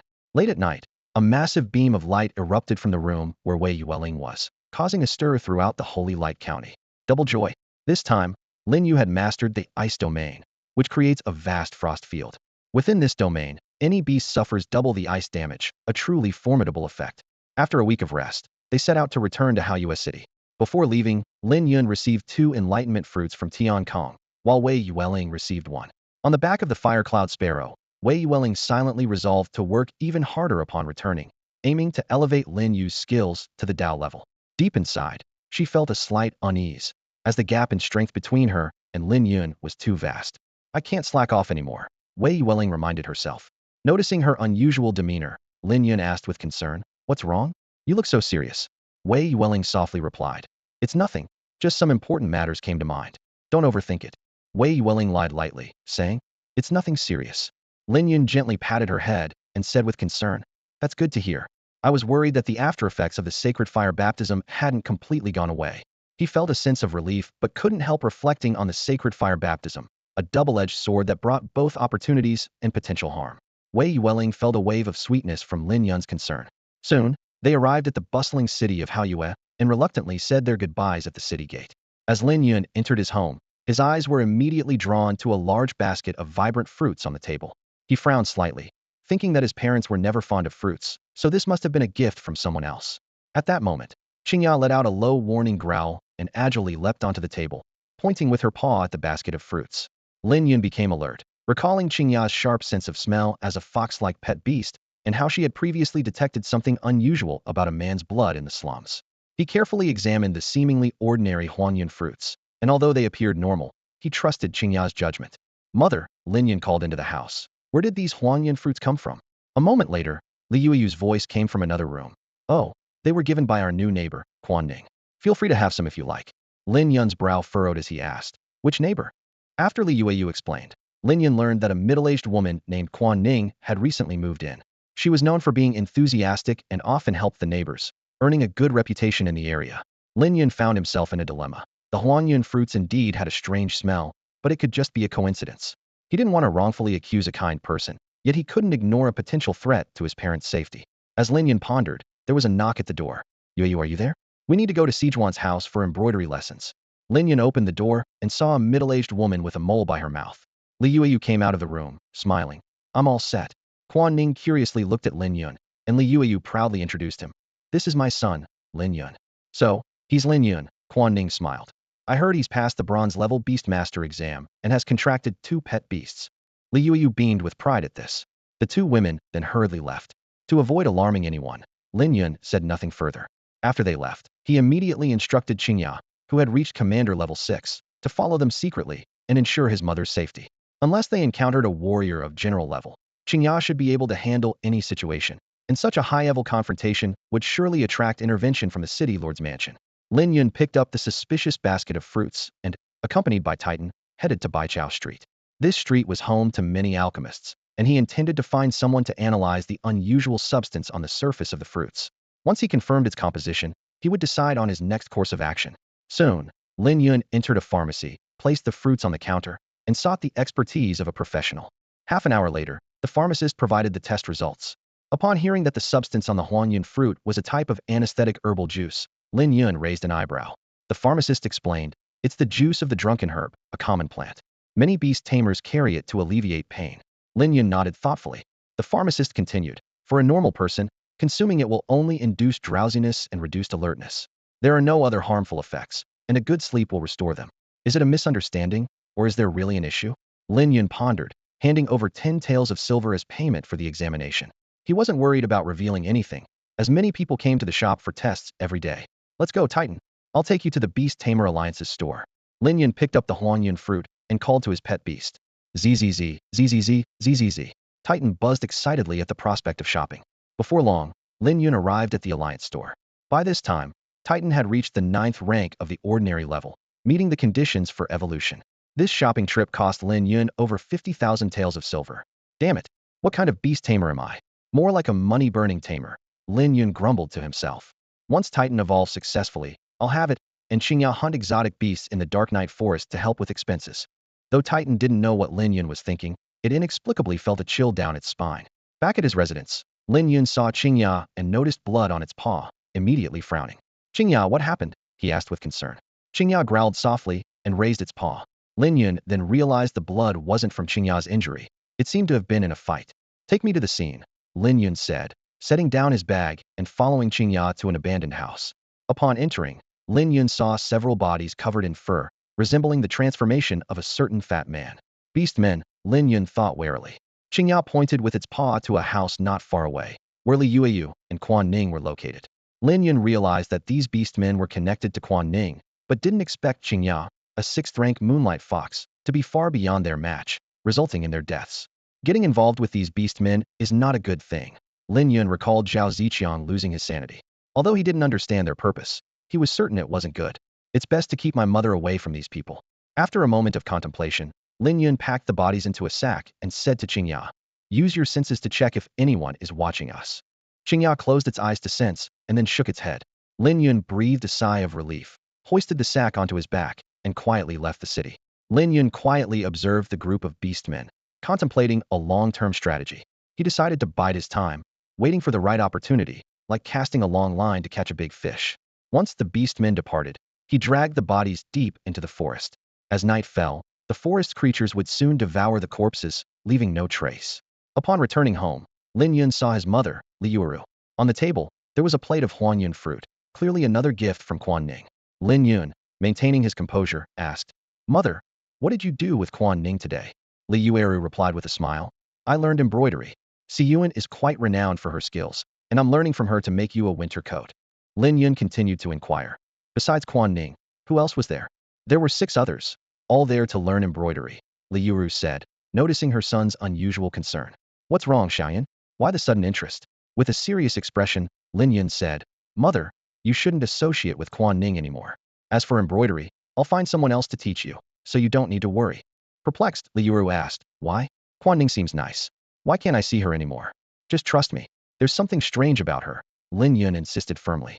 Seeing her son's seriousness, Li Yuru, though puzzled, chose to trust him and agreed to stop seeing Quan Ning. Relieved, Lin Yun threw the Huangyun fruit into the fire. Although the intoxicating grass wasn't harmful, it could cloud one's mind, and he couldn't take any chances. As night fell, after dinner, Lin Yun went to the warehouse to start making the evolution potion. Despite having no prior success, he followed the alchemist's manual and kept trying. He experimented throughout the night until dawn, barely approaching success. After 4 days of hard work, Lin Yun finally succeeded in creating the evolution potion specifically for Titan. Looking at the vial glowing with a yellow light, he was thrilled and muttered, finally, I did it. Titan and Qingyao were still asleep. With heavy dark circles under his eyes, Lin Yun quietly woke Titan. Titan made a puzzled zzz sound, and Lin Yun explained, this is your evolution potion. Upon hearing this, Titan became excited, its body glowing and tendrils extending into the potion. In no time, the potion was fully absorbed. Titan's body began to emit a yellow glow, a sign of impending evolution. Lin Yun stood by vigilantly, knowing how crucial the evolution process was for his pet. Any interruption could have dire consequences. Half an hour later, Titan completed its evolution. Its overall shape changed from blocky to conical, with shiny white protrusions at the base, covered in soft white fur. A pair of steel-like ears stood up, resembling rabbit ears. 4 silvery white shields surrounded Titan, detached from its body but closely linked by a magnetic field. Titan remained still, and Lin Yun knew it was undergoing a skill transformation. He waited patiently until Titan finished its transformation. Eagerly, Lin Yun checked Titan's new state, filled with anticipation. The impact evolved into a powerful collision. Titan's body, as hard as steel, was already capable of delivering an astonishing force, and now this power had increased several times over. Lin Yun couldn't help but marvel at this new evolved skill. Upon closer inspection, he discovered another new ability, the heavy cannon attack. Titan could compress and concentrate its internal energy, launching it like a cannonball at the target, causing massive damage. The emergence of this long-range attack skill delighted Lin Yun. He gently patted Titan's head and immediately felt a surge of excitement, like an electric current, emanating from Titan. Clearly, this evolution had filled it with power, and its excitement was palpable. Exhausted, Lin Yun yawned and, without bothering to shower, jumped straight into bed. The soft bedding instantly drew him in, and he soon fell into a deep sleep. When he awoke, 3 days had passed. You're finally awake. I'll make you something to eat, Li Yueru said as she saw Lin Yun awake, immediately setting aside her work. Lin Yun stretched and went to take a shower, shaking off the previous exhaustion. He noticed that Qingya and Titan were not in the house. During this time, they had been taking turns monitoring Quan Ning's movements and, in their free time, heading to the dark forest for training. As mature companion beasts, their strength had significantly improved. Qingya successfully broke through to Commander Level 7, just 2 levels away from the evolution conditions required for the next form. Not to be outdone, Titan advanced to Commander Level 2. Its powerful collision skill had reached Divine level, and its holy force field had been honed to a high level, producing 2 effects, radiation and micro-light particles. The radiation effect could double the range of the holy force field, and as Titan's strength increased, the benefits of this enhancement would become more and more significant. Micro-light particles could slow down the enemy, reducing their attack power. At that moment, Qingya was resting in its little nest, while Titan was in charge of surveillance. Lin Yun quickly found it in a hidden corner and inquired about the situation. Titan shook its head to indicate that there had been no unusual findings during this time. When Qingya awoke, it gave a similar response. Lin Yun wasn't in a hurry and continued to observe patiently. Based on his tracking, Quan Ning behaved like an ordinary resident, warm and friendly, often chatting with older women and going out for activities. But Lin Yun knew all too well that the more normal someone appeared, the more likely there was something amiss. The fox would eventually reveal its tail. 5 days passed with no new discoveries. During this time, Qingya's strength advanced rapidly, reaching Commander Level 8, just a step away from Level 9. With the help of 2 enlightenment fruits gifted by Tian Kong, Lin Yun elevated Qingya's Moonlight Gallop and Divine Moon Dance to Dao level. Titan didn't slack off either, breaking through to Commander Level 3. The heavy artillery attack was upgraded to an advanced level, causing the Titan's combat power to soar instantly. Even more exciting, it awakened a new trait called Frenzy Barrage. This divine ability allows the Titan to release all its internal energy at once, when using its heavy artillery attack. The released photon stream bombards the forward area indiscriminately from all angles, with astonishing power.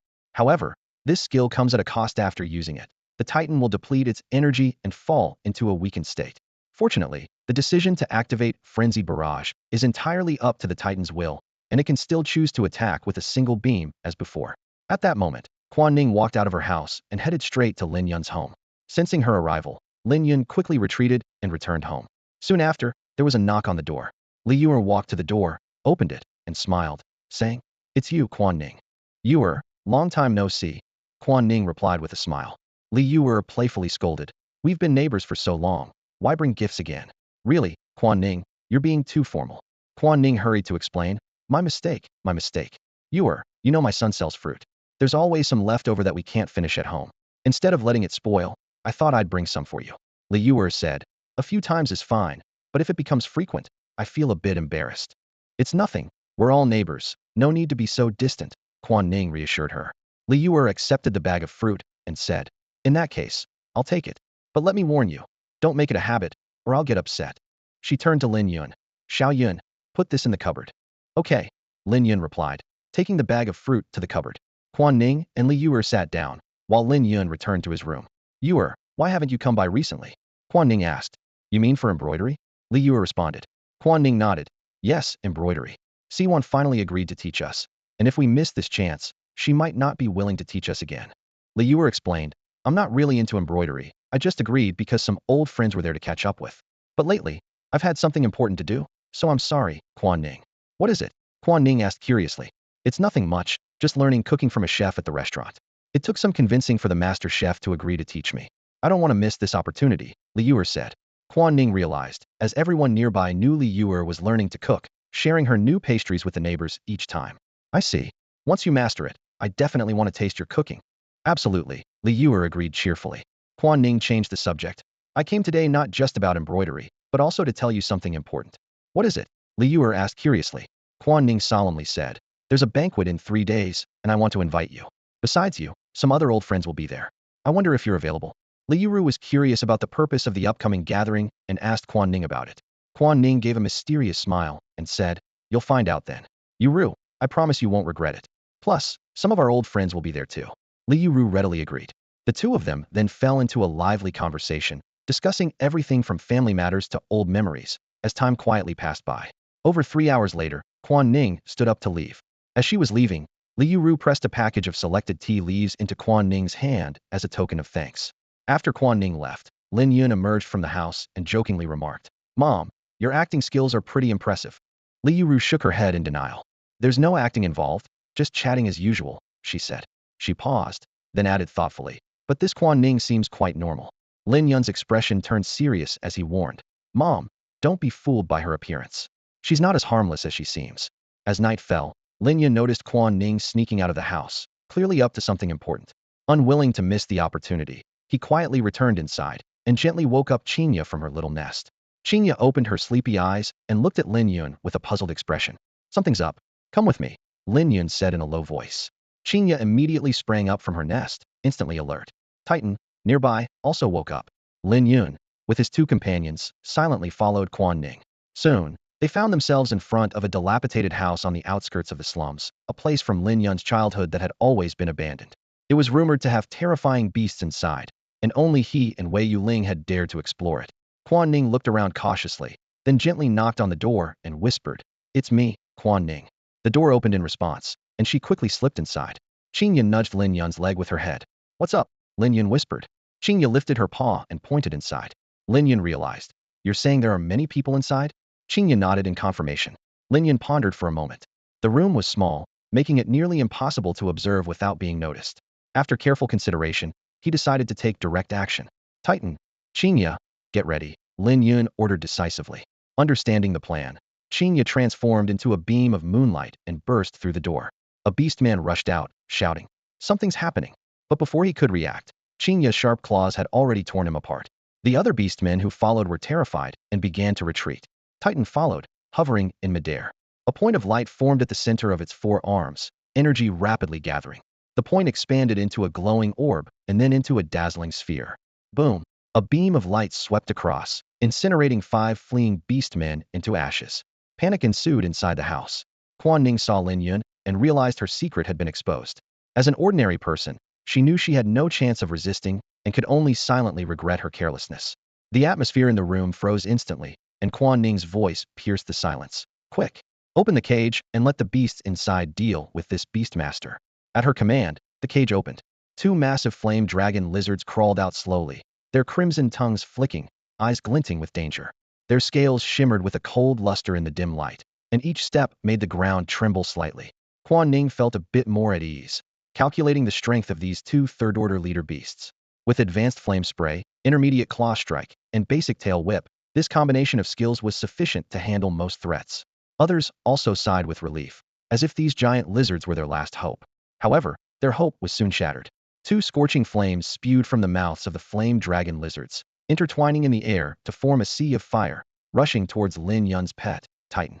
Titan stood motionless, and suddenly a honeycomb-like shield the sacred field appeared around it.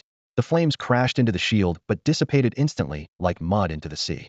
Kuan Ning rubbed her eyes in disbelief, not yet comprehending the scene before her when an even more shocking event occurred. The field suddenly radiated a brilliant light, and an even more powerful flame burst forth from it, directly hitting the 2 flame dragon lizards. The counterattack was twice as strong as the initial attack, severely injuring the 2 beasts instantly. Titan seized the opportunity to strike, releasing a dazzling stream of light that accurately hit the already injured flame dragon lizards. Everyone present watched in shock as the 2 mighty beasts fell, lifeless. The room was plunged into a deathly silence. Kuan Ning's heart pounded wildly as she realized the magnitude of her mistake. Li Yuru's son was not only a formidable beastmaster, but his pet was also terrifyingly powerful. 2 leader-level flame dragon lizards had been killed so effortlessly. Even more frightening was that this seemingly indestructible pet was only his second pet. She dreaded to imagine how terrifying his first pet might be. Lin Yun walked forward slowly, his voice cold and piercing. All right, now it's your turn. Qinya and Titan stood on either side, completely blocking their escape route. Kuan Ning's legs gave way, and she fell to her knees, her voice trembling. Please, don't kill me. Lin Yun replied coldly. Whether you live or die depends on whether you're willing to answer my questions honestly. Tell me, what was the purpose of that banquet? A person answered shakily. No, I can't say. If I do, the people from the sacred sect will hunt me to the ends of the earth. My family will suffer because of me. A flicker of coldness crossed Lin Yun's eyes, and he spoke softly. Titan. Titan understood and immediately launched a heavy cannon attack. The person was killed instantly, without even a chance to scream. Fear spread like a tide through the hearts of the people, yet they still dared not speak, deeply afraid of the sacred sect's retaliation. Lin Yun remained expressionless as he began questioning them one by one. Those willing to answer were spared. Those who refused were executed on the spot. As the death toll rose, the fear among the survivors grew even stronger. Before long, only 3 people remained in the room. Kuan Ning's legs were weak, her whole body trembling. She had never imagined that this seemingly young beastmaster could be so ruthless and decisive, like an unyielding demon. Lin Yun's gaze finally settled on Kuan Ning, his voice still icy. All right, Kuan Ning, it's your turn. If you're willing to answer, then answer me. If not, your fate will be the same as theirs. Kuan Ning struggled internally for a long time, ultimately driven by her survival instinct to speak, trembling. It was a leader of the sacred sect. He gave us money and told us to do this. Lin Yun pressed further. What was the purpose? Kuan Ning hurriedly added. He didn't tell us the specific purpose. Fearing Lin Yun would be dissatisfied with her answer, she quickly said, but I can take you to where you can find him. Lin Yun considered for a moment, then finally nodded in agreement. All right. Lin Yun's icy gaze swept over the other 2 men, and they were instantly intimidated by the chilling intent of murder it carried. Their knees buckled and they fell to the ground, begging for mercy. However, Lin Yun merely uttered 2 cold words, kill them. Qinya and Titan moved in unison, their figures flashing by, and the 2 men fell heavily to the ground, lifeless. Kuan Ning shivered at the sight of the still warm corpses, a chill running down his spine. Lead the way, Lin Yun ordered curtly. Yes, Kuan Ning replied, not daring to delay, and quickly walked ahead, nervously guiding Lin Yun. They arrived at a cliff where over 30 men and women were gathered around a roaring bonfire. The group was feasting lavishly, with food and drink flying, creating a lively atmosphere. A man in a yellow robe sat in front of the flames, gnawing on a succulent wild boar leg. He was Zhou Bangchong, the leader of the sect. At that moment, a werewolf approached, looking slightly anxious. Kuan Ning and the others haven't returned yet. Could something have happened? What could possibly happen? A boar-headed beast man replied dismissively. They have 5 beastman guards with them, along with 2 semi-beastified giant flame drakes. But it's been half an hour, and there's no sign of them. The werewolf insisted, still worried. Maybe something delayed them. The boar man said unconcernedly. Leader. The werewolf turned to the man in the yellow robe, his eyes full of inquiry. Zhou Bangchong pondered briefly and then instructed the boar man. Old pig, go check the slums. The boar man was reluctant, but stood up to leave. Just then, he spotted Quan Ning and Lin Yun approaching. Quan Ning, what's going on? Where are the others? The boar man demanded sharply. And what's with these 2 pets? What about the 2 giant flame drakes? The werewolf quickly followed up, his tone filled with caution. Lin Yun's lips curled into a faint, indifferent smile. What do you think? Zhou Bangchong stood up, his gaze sharp as he scrutinized Lin Yun. Are you a beastmaster? Yes, Lin Yun admitted calmly. Realizing the gravity of the situation, Zhou Bangchong shouted, attack. Kill him. Before the words had fully left his mouth, the boar man let out a thunderous roar. He crouched on the ground, his body rapidly expanding, transforming into a 5-meter-long black wild boar, its 4 pairs of sharp tusks gleaming ominously. The werewolf howled at the sky, his muscles swelling, his body doubling in size as he charged at Lin Yun. The other beastmen also fully transformed, launching a ferocious assault. Titan, Lin Yun called out firmly. Titan responded, its body crackling as it floated gracefully into position. Lin Yun commanded, unleash your barrage. Titan understood, and its surface suddenly erupted with countless glowing dots, resembling fireflies that hovered around its robust frame, a mesmerizing sight. Suddenly, the dots expanded and transformed into blinding beams of light, launching a fierce bombardment ahead. Heavy artillery attack. Barrage mode. In an instant, countless beams rained down on the beastman camp like a storm. The black wild boar was pierced by the beams, blood gushing out. One beastman after another fell to the ground, unable to rise again. The earth shattered into powder, and grass and trees splintered and flew. Under the terrifying energy, the shattered vegetation and dust turned red hot, beginning to dissolve. Boom, boom, boom. The deep blue beams continued to fall, and apart from Zhou Bangchong, the rest of the beastmen perished in this hellish onslaught. As Titan's energy was finally depleted, Lin Yun quickly took out 2 obsidian crystals to replenish its power. Quan Ning watched in shock, unable to speak. This metal titan, named Titan, was truly terrifying. Zhou Bangchong couldn't believe the Beastmaster's pet was so powerful, and his face showed a look of utter shock.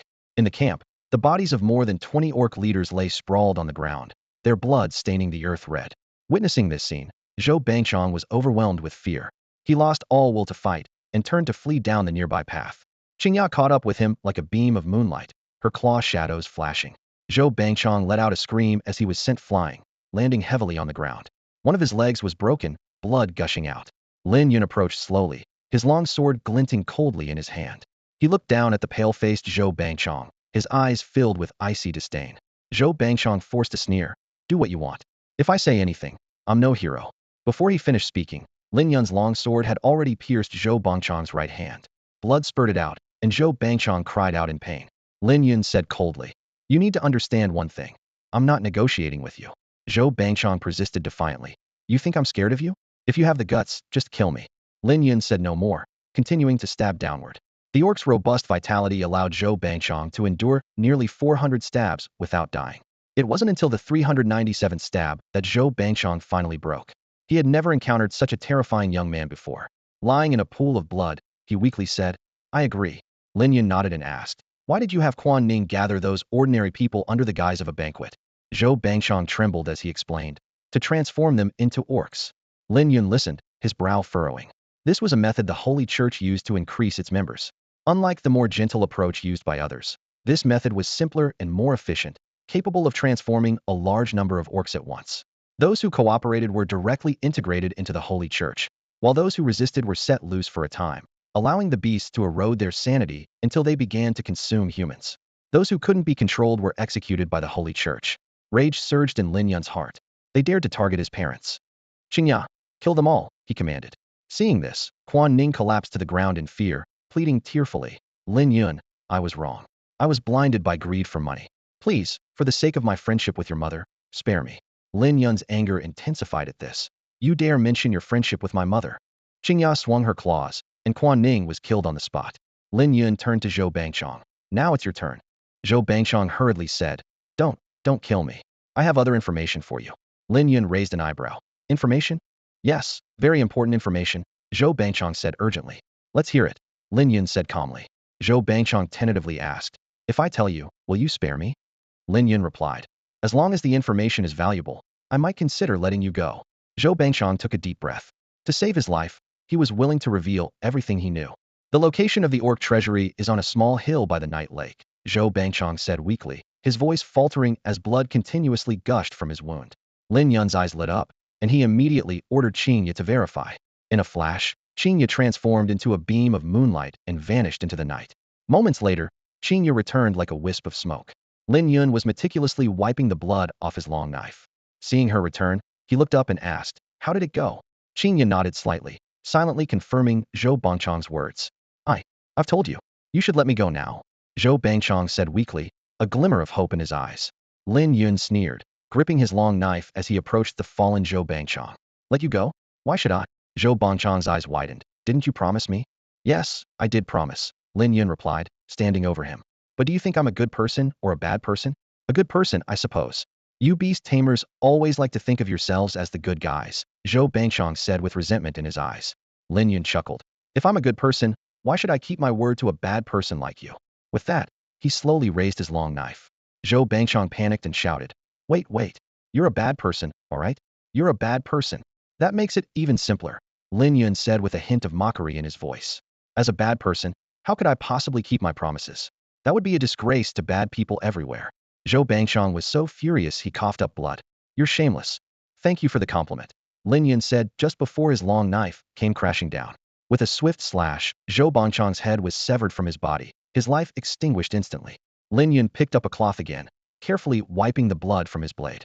Once clean, he tossed the cloth aside and left with his two beast companions. The cliffside was already surrounded by a horde of beasts, eyeing them menacingly, but they dared not approach due to Qingye and Titan's formidable presence. Soon after, Lin Yun and his companions arrived at the orc treasury. Qingye slashed through the treasury doors effortlessly. Two venomous snakes lunged out, but were instantly turned to ash by a beam from Titan. Qingye, sense the area, Lin Yun said, gently stroking Qingye's large head. Qingye closed her eyes to sense the surroundings, then nodded to indicate that the treasury was safe. Lin Yun was the first to enter the treasury, and the sight before him filled him with joy. Piles of gold and silver, along with various rare herbs, were neatly arranged on the shelves. This treasury was several times more abundant than the previous castle's outer warehouse. Qingye eyed the herbs, her tail wagging so vigorously that she nearly drooled. Titan sprawled over the energy crystals, visibly excited. You've all fought hard. Eat whatever you like, Lin Yun said with a smile. Hearing this, Qingye transformed into a moonbeam and dashed towards the herbs, devouring an entire shelf in no time. Titan extended his blue tendrils, greedily absorbing the energy from the crystals, his eyes narrowing in satisfaction. Lin Yun noticed a corner filled with beast transformation potions, which were neither useful nor valuable to him. After a brief consideration, he turned his attention to the other, more valuable treasures. He instructed Qingye to dig a pit, throw everything in, and then ordered Titan to destroy the evidence with heavy artillery. Lin Yun began to carefully inventory the materials he acquired. 100 g of time sand, 20 pieces of divine moonstone, 10 glowing herbs. Everything was present, except the time sand was somewhat lacking. He made a mental note to inquire with Tian Kong later. By now, Qingye had grown to the 8th rank of leadership, on the verge of breaking through to the 9th rank, with evolution in sight. Both pet beasts were well fed, and Lin Yun took out a machete and got busy in the dark night forest. He constructed a large cart, loaded all the spoils onto it, and transported them home. He then returned to the scene to meticulously clean up all traces and dealt with the bodies in the slum area. This operation was highly profitable, with the money alone amounting to 10 billion Shen Chuan Empire silver notes. Not long after, Qingye successfully broke through to the 9th rank of leadership, and Titan reached the 5th rank, mastering the skills of near-death line, holy force field, and heavy artillery attack to a divine level. In the evening, Lin Yun returned home with his two pet beasts, only to find a large black lizard Tian Kang's pet beast. He walked into the house and asked, Chairman Tian, what brings you here? Tian Kong approached with a smile, saying, Lin Yun, I have good news for you. Remember the enlightenment fruit? Since you comprehended the Tao rhyme last time, I've been keeping an eye out for related information. Now, an old friend of mine has a lead. Lin Yun was immediately intrigued and asked eagerly, Chairman, where is the enlightenment fruit? In the deepest part of the dark night forest. There will be a team, but they require the pet beasts to be at least at the warrior level. You're Qingye. Tian Kong hadn't finished when Lin Yun interrupted. Qingye is already at the 9th rank of leadership. Tian Kong was slightly taken aback, surprised at the rapid advancement of Lin Yun's pet beast. Lin Yun seized the moment to ask. Chairman, I have something to ask as well. Do you know where I can buy time sand? Tian Kong thought for a moment and replied. The Zhong family in Bright Moon City has some in storage, but it's quite expensive. How much? Lin Yun pressed. 500 silver notes per 100 grams, Tian Kong stated. 500. That's not too much, Lin Yun calculated internally. After parting with Tian Kong, he immediately sought out Zhong Ming to purchase the time sand. What followed was a lengthy process of pharmaceutical preparation. Repeated failures left Lin Yun exasperated. 5 days later, he finally succeeded in creating Qing Ya's evolution potion. After Qing Ya consumed it, its body was quickly enveloped in light. Lin Yun and Titan stood guard nervously. 3 hours later, Qing Ya completed its evolution. Its body grew slightly larger, its tail split into 3, and its claws became incredibly sharp, with a time-space vortex symbol appearing in the center of its 4 paw pads. Lin Yun looked at the rejuvenated Qing Ya with joy, feeling a deep sense of pride in its growth. The radiant fox, Qing Ya, has transformed into a first-tier warrior. Her skills have also been upgraded. Moonlight Claw has evolved into Radiant Claw, greatly increasing its power. Her bite skill remains unchanged, and Moonlight Rush has upgraded to Radiant Slash, which not only increases speed, but also possesses formidable attack power. When Xingya performs Radiant Slash, her body emits a blade-like glow, inflicting significant damage on any direct contact. Meanwhile, Titan has advanced to the 6th tier leader. Its skills include Divine Charge, Toughness, Bounce, On the Brink, Holy Field, Radiation, Glimmer Particles, Heavy Cannon Attack, and Divine Bombardment. After witnessing Xingya's successful evolution, Titan returned to its small den to rest, while Xingya also fell asleep. Lin Yun immediately reported the good news to Tian Kong, who was overjoyed.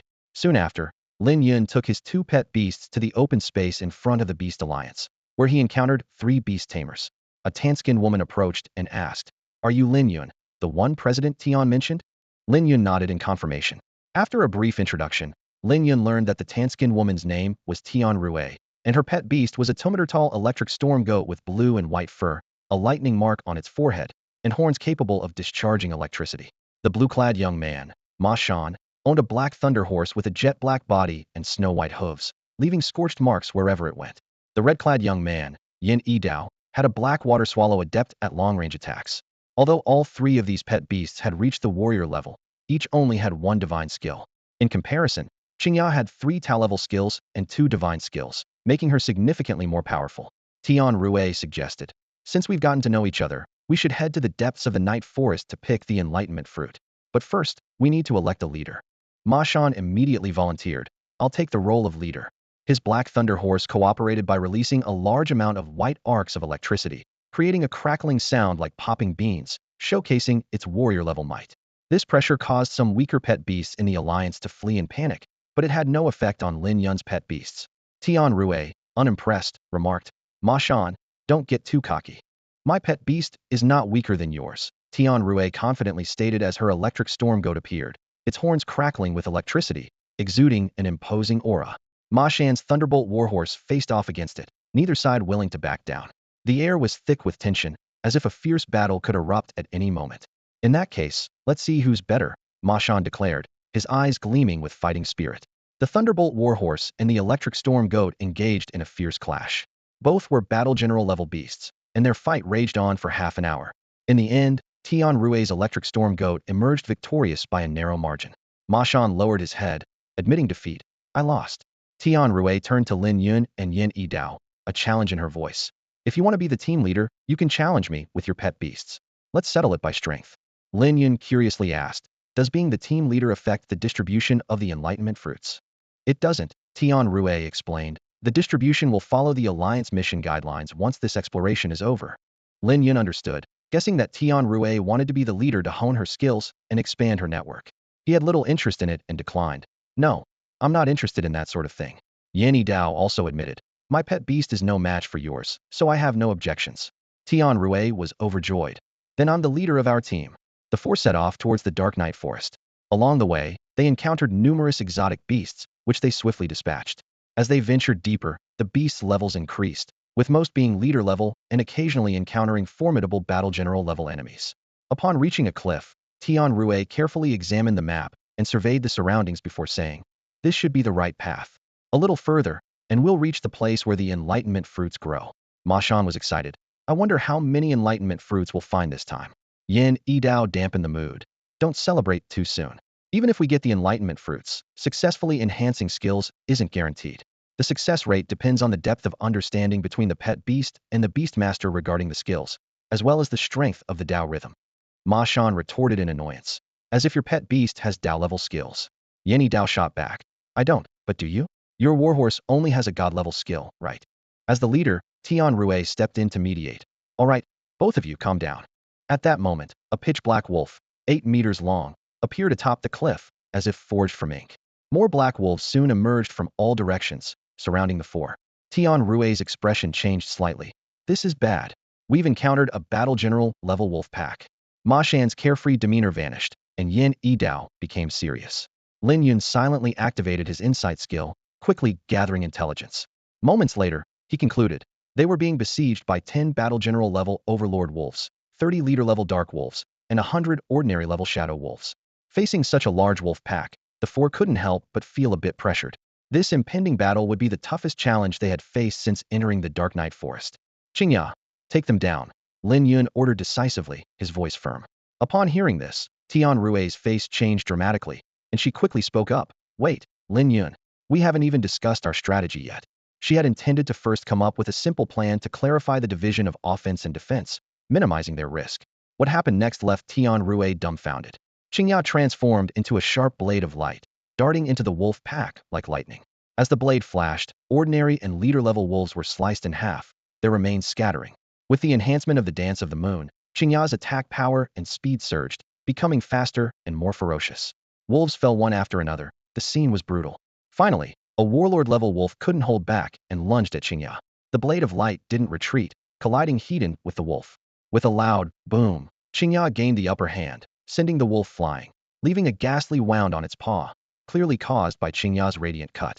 The damage from a single strike was truly terrifying. Qingya once again became a blade of light, relentlessly pursuing and slashing. In the blink of an eye, the warlord-level wolf was dead.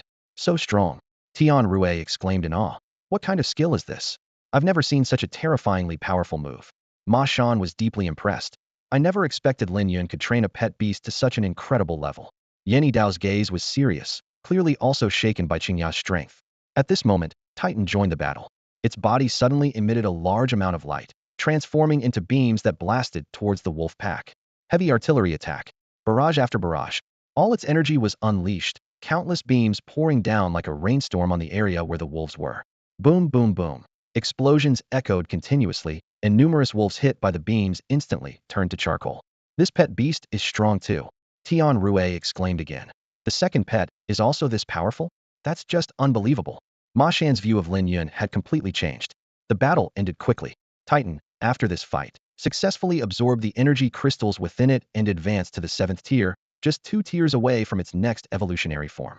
Lin Yun took out 2 energy crystals from his bag and placed them beside Titan. Titan immediately began absorbing them, while the 3 waited patiently. Soon, Titan regained its strength. Although it couldn't use the bombardment mode again today, it still had considerable combat power. The group continued on, encountering some warlord-level beasts along the way, but they were few and manageable. Before long, they reached the foot of a large mountain. Lin Yun suddenly smelled a strong stench, nauseating and unbearable. Qingya, with her keen sense of smell, found it particularly intolerable, while Titan seemed unaffected. Tian Rue took a bottle of potion from her belongings and explained, drinking this will temporarily make you lose your sense of smell, so you won't be affected by the stench. The 3 drank the potion and fed it to their pets. Soon, they felt better and were no longer troubled by the foul odor. Ma Shan couldn't help but frown as a nauseating stench hit him. Covering his nose, he complained, Ugh, what is this smell? It's horrifying. Tian Rue's expression was serious as she explained, this mountain must be the corpse of that mythical beast. Hearing this, Lin Yun scanned the massive mountain in front of them, his face changing slightly. Upon closer inspection, he was surprised to find that it was indeed the body of an enormous turtle-like creature. Ma Shan shook his head with a wry smile. After seeing this, I probably won't be able to eat for a month. Yenny Dao agreed. Same here. The stench from this corpse is truly unbearable. Suddenly, Ma Shan thought of something and asked, puzzled, but why aren't there any beasts coming to feed on this mythical creature's body? Tian Rue patiently explained. The body of a mythical beast is much tougher than that of ordinary creatures. If any beast tried to bite into it, they'd probably break their teeth. Plus, inside a mythical beast, there's something called divine essence. If this hasn't completely dissipated, not only is it inedible, but even attempting to tear it apart would result in a terrifying backlash. Hearing this, the three of them looked worried. The backlash from a mythical beast was something ordinary creatures couldn't withstand. Even those at the level of natural disasters might not be able to bear it. Ma Shan began to worry. If we step onto it, will we have any problems? Yen Yidao also looked anxiously at Tian Rue. Tian Rue reassured them. No worries. As long as we don't use large-scale attacks like the heavy artillery Lin Yun's second pet uses, we'll be fine. Ma Shan sighed in relief. That's good. I thought we'd be making this trip for nothing. Tian Rue emphasized again. Don't worry. We'll be alright. The group continued forward. Along the way, they encountered several battle-level beasts. These creatures came to the corpse to absorb the power of the divine essence to enhance their own strength. This method was similar to using herbs, but the absorption process was much more complicated and ineffective for pets. They killed many battle-level beasts, but the intensity of the fights was noticeably less than before. Clearly, everyone was wary of triggering any changes in the mythical beast's corpse. Suddenly, Ma Shan excitedly pointed ahead and shouted, "Look over there, so many Dao fruits." Following his direction, Lin Yun saw a cluster of Dao fruits, 6 in total. He swallowed hard, not expecting to find so many at once. However, near the Dao fruits, a sword about 1 meter long hovered in the air. Tian Rue's face changed. That's the ice sword. We're in trouble now. I didn't expect to encounter such a difficult beast. Lin Yun silently invoked his insight ability, and the information about the beast appeared before him. Name, Ice Sword. Rank, Battle Level, Tier 5. Skills, Swordsmanship Divine, Rapid Movement Divine, Sword Shadow Attack Top Tier. This was Lin Yun's first time seeing a sword-type pet beast. Ma Shan's expression turned grim. This is bad. The Ice Sword swordsmanship is incredibly powerful. Should we continue? I feel the risk is too high. Tian Rue decisively said, I'm giving up. I've encountered ice swords before, and unless you're several tiers above them, you won't even have a chance to confront them heathen, let alone win. Ma Shan quickly made up his mind. I'm backing out too. He knew well what was worth pursuing and what wasn't. He wouldn't risk his pet's life with a 90 chance of death. Tian Rue turned her head and asked expectantly, Yen Yidao, what about you? Yen Yidao sighed deeply and shook his head. I've given up too. Lin Yun frowned, puzzled. You've all given up? What about the enlightenment fruit? Tian Rue shook her head slightly, a hint of disappointment in her voice. Forget it. Eating that fruit doesn't necessarily enhance a pet's skills to the Dao level. Ma Shan chuckled bitterly in agreement. Exactly. I've eaten several before, and they didn't work. My pet's skills are still stuck at the divine level. Suddenly, Tian Rue turned to Lin Yun with concern. Lin Yun, you're not thinking of going, are you? That beast is the ice sword, and it's very powerful. I advise against letting your pet take the risk. Lin Yun didn't answer immediately. He was lost in thought. He recalled what he'd observed earlier with his inside eye and felt confident. Since the three of them didn't want the fruit, it was an opportunity for him.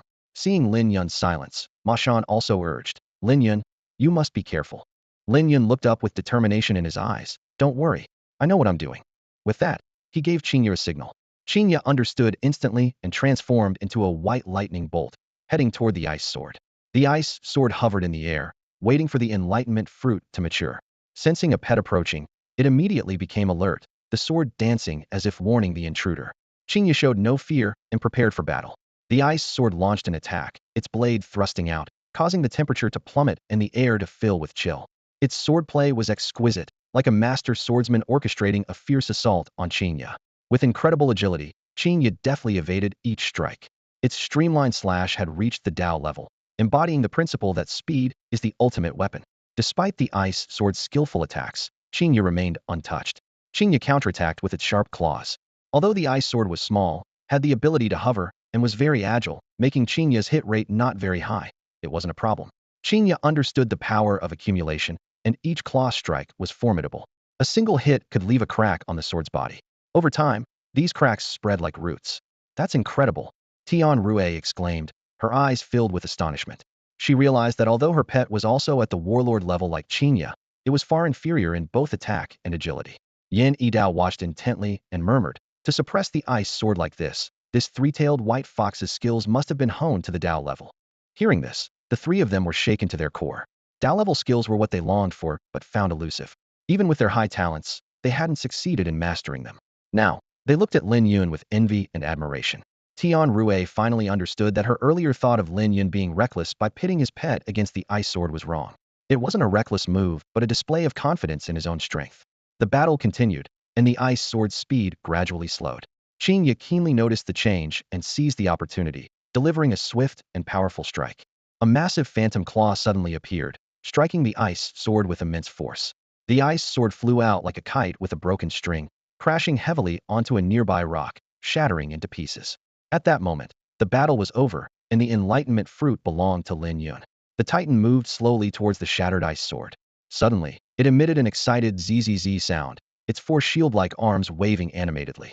Lin Yun asked, somewhat irritated, "What's got you so happy?" A blue glow surged from within the Titan, writhing like a living creature as it enveloped the broken sword. Lin Yun realized that the Titan was absorbing the remnants of the ice sword. After all, weapon-type beasts were originally weapons crafted by humans, making them a type of mineral, so it wasn't surprising that the Titan could absorb it. With Lin Yun's permission, the Titan began to absorb it in full force. The sword's fragments transformed into countless light particles, continuously flowing into the Titan. This process lasted for half an hour before it concluded. Then, the Titan closed its eyes, concentrating as it started to digest and absorb. Before long, the Titan became active again. A blue light covered its entire body, and its solid form gradually turned into light. In an instant, it transformed into a sword over a meter long. This newly formed sword was incredibly sharp, its blade mirror-like, reflecting the surroundings clearly. Its edge was so keen that it could effortlessly slice through hard rock, leaving a smooth, mirror-like surface. Lin Yun silently invoked Insight to check the Titan's latest status. Name, Steel Heart Sword Form. Rank, Commander Level 7. Skill, Starry Sky Swordsmanship Beginner. Other skills are temporarily unavailable. Lin Yun speculated that the Starry Sky Swordsmanship might be similar to the Ice Sword skills. The Titan flew into Lin Yun's hand, and instantly, a flood of images about the Starry Sky Swordsmanship filled Lin Yun's mind. He carefully memorized this information and noticed the appearance of small blue dots on his wrist, knees, and arms, which allowed him to wield the sword technique with ease. Ma Shan watched Lin Yun perform the sword dance, dumbfounded, and exclaimed, "That's amazing." Tian Rue couldn't help but marvel. What kind of pet beast is this that it can absorb a sword's body? Yen Yidao, with his martial arts background, immediately recognized, this swordsmanship is strong. It's on par with the ice sword's techniques. Ma Shan enviously said, "I wish I had such a powerful pet beast." After completing a set of Starry Sky swordsmanship, Lin Yun was in high spirits. He looked forward to encountering other weapon-type beasts in the future that the Titan could absorb. Then, the Titan returned to its original form, nudging Lin Yun's pack to indicate that its energy was depleted. Lin Yun understood and quickly took out a crystal for it to absorb, as the earlier intense battle had consumed a lot of energy. "Let's go. It's time to pick the enlightenment fruit," Lin Yun said, leading his two pet beasts into the giant corpse's interior. Ma Shan couldn't help but wonder, how did such a massive creature die? Yen Yidao, deeply moved, replied, "There's always a bigger fish. Even at a mythic level, nothing is guaranteed." Soon, they finally laid eyes on the much-coveted enlightenment fruit. The group stepped into the beast's intestines, the sticky sensation underfoot making them nauseous. Thankfully, they had taken a potion to block out the smell beforehand, or the stench would have overwhelmed them. Scattered along the path were numerous corpses, clearly those unlucky souls who had come seeking the Dao fruit, but were defeated by the formidable ice sword at the warlord level. Suddenly, Ma Shan exclaimed, "Look, there's a beastman corpse here." Lin Yun quickly stepped forward and indeed found 3 werewolf bodies, their chests pierced by a long sword, unmistakably the work of the ice sword. Ma Shan's expression changed slightly. "This ice sword is truly terrifying." Yen Yidao agreed. Indeed, so many warlord-level beasts and beastmen have fallen to it.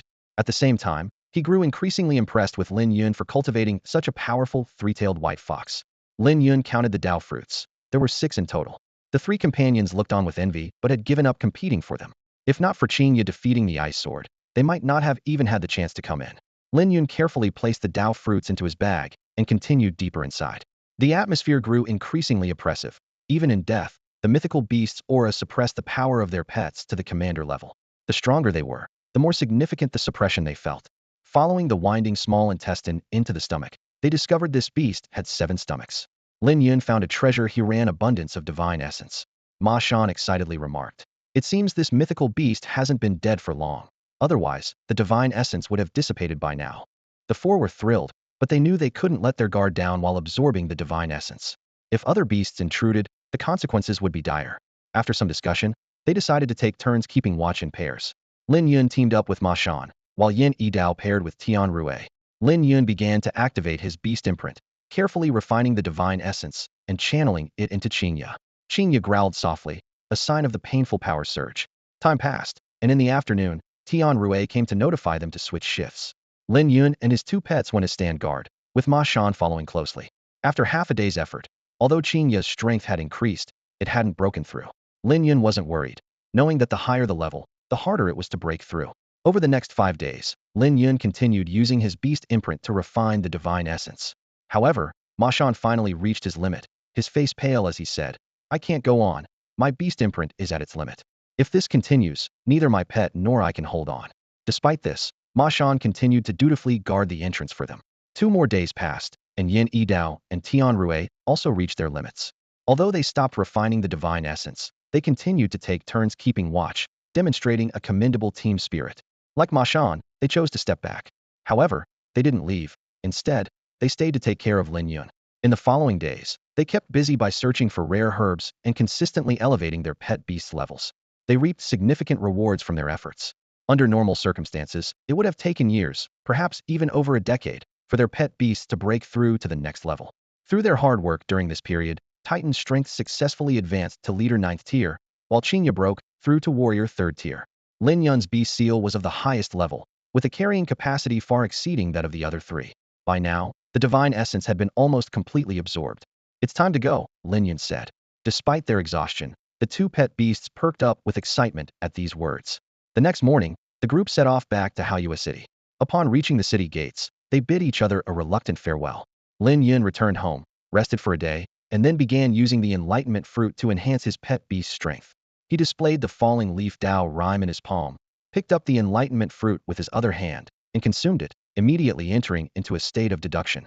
Luck was on his side, and the deduction was successful. Qingya's perception advanced to the Dao level, now capable of sensing things over 10,000 meters away, significantly boosting her strength. With 5 enlightenment fruits remaining, Lin Yun wasted no time in advancing Titan's skills.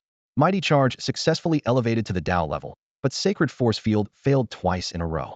Lin Yun wasn't discouraged, knowing that success was never guaranteed. With the last 2 enlightenment fruits, Titan's heavy cannon attack successfully reached the Dao level, but Sacred Force Field failed again. Not bad at all, Lin Yun murmured to himself. He then proceeded to the warehouse to begin crafting evolution potions, while sending Titan and Qingya to the Dark Night Forest for training to hone their skills and enhance their strength. Lin Yun stared at the materials on the table, his brow furrowed. He knew the upcoming process would be long and arduous, endless days and nights of potion crafting, repeated failures, learning from mistakes, and trying again until finally achieving success. Fortunately, his finances were still sufficient, and after a week of relentless effort, he successfully produced the potion. By this time, the diligent Titan had refined the Starry Sky swordsmanship to the divine level, while Qingya's strength remained at warrior 3rd tier. Lin Yun was unconcerned and had Titan drink the evolution potion. Under the watchful protection of Lin Yun and Qingya, Titan began its evolution. Before long, it successfully evolved, growing several times larger and changing in form.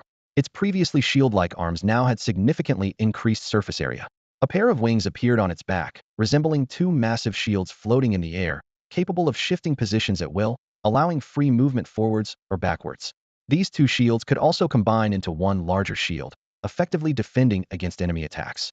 Titan's new form was named Iron Bastion, ranked at warrior 1st tier.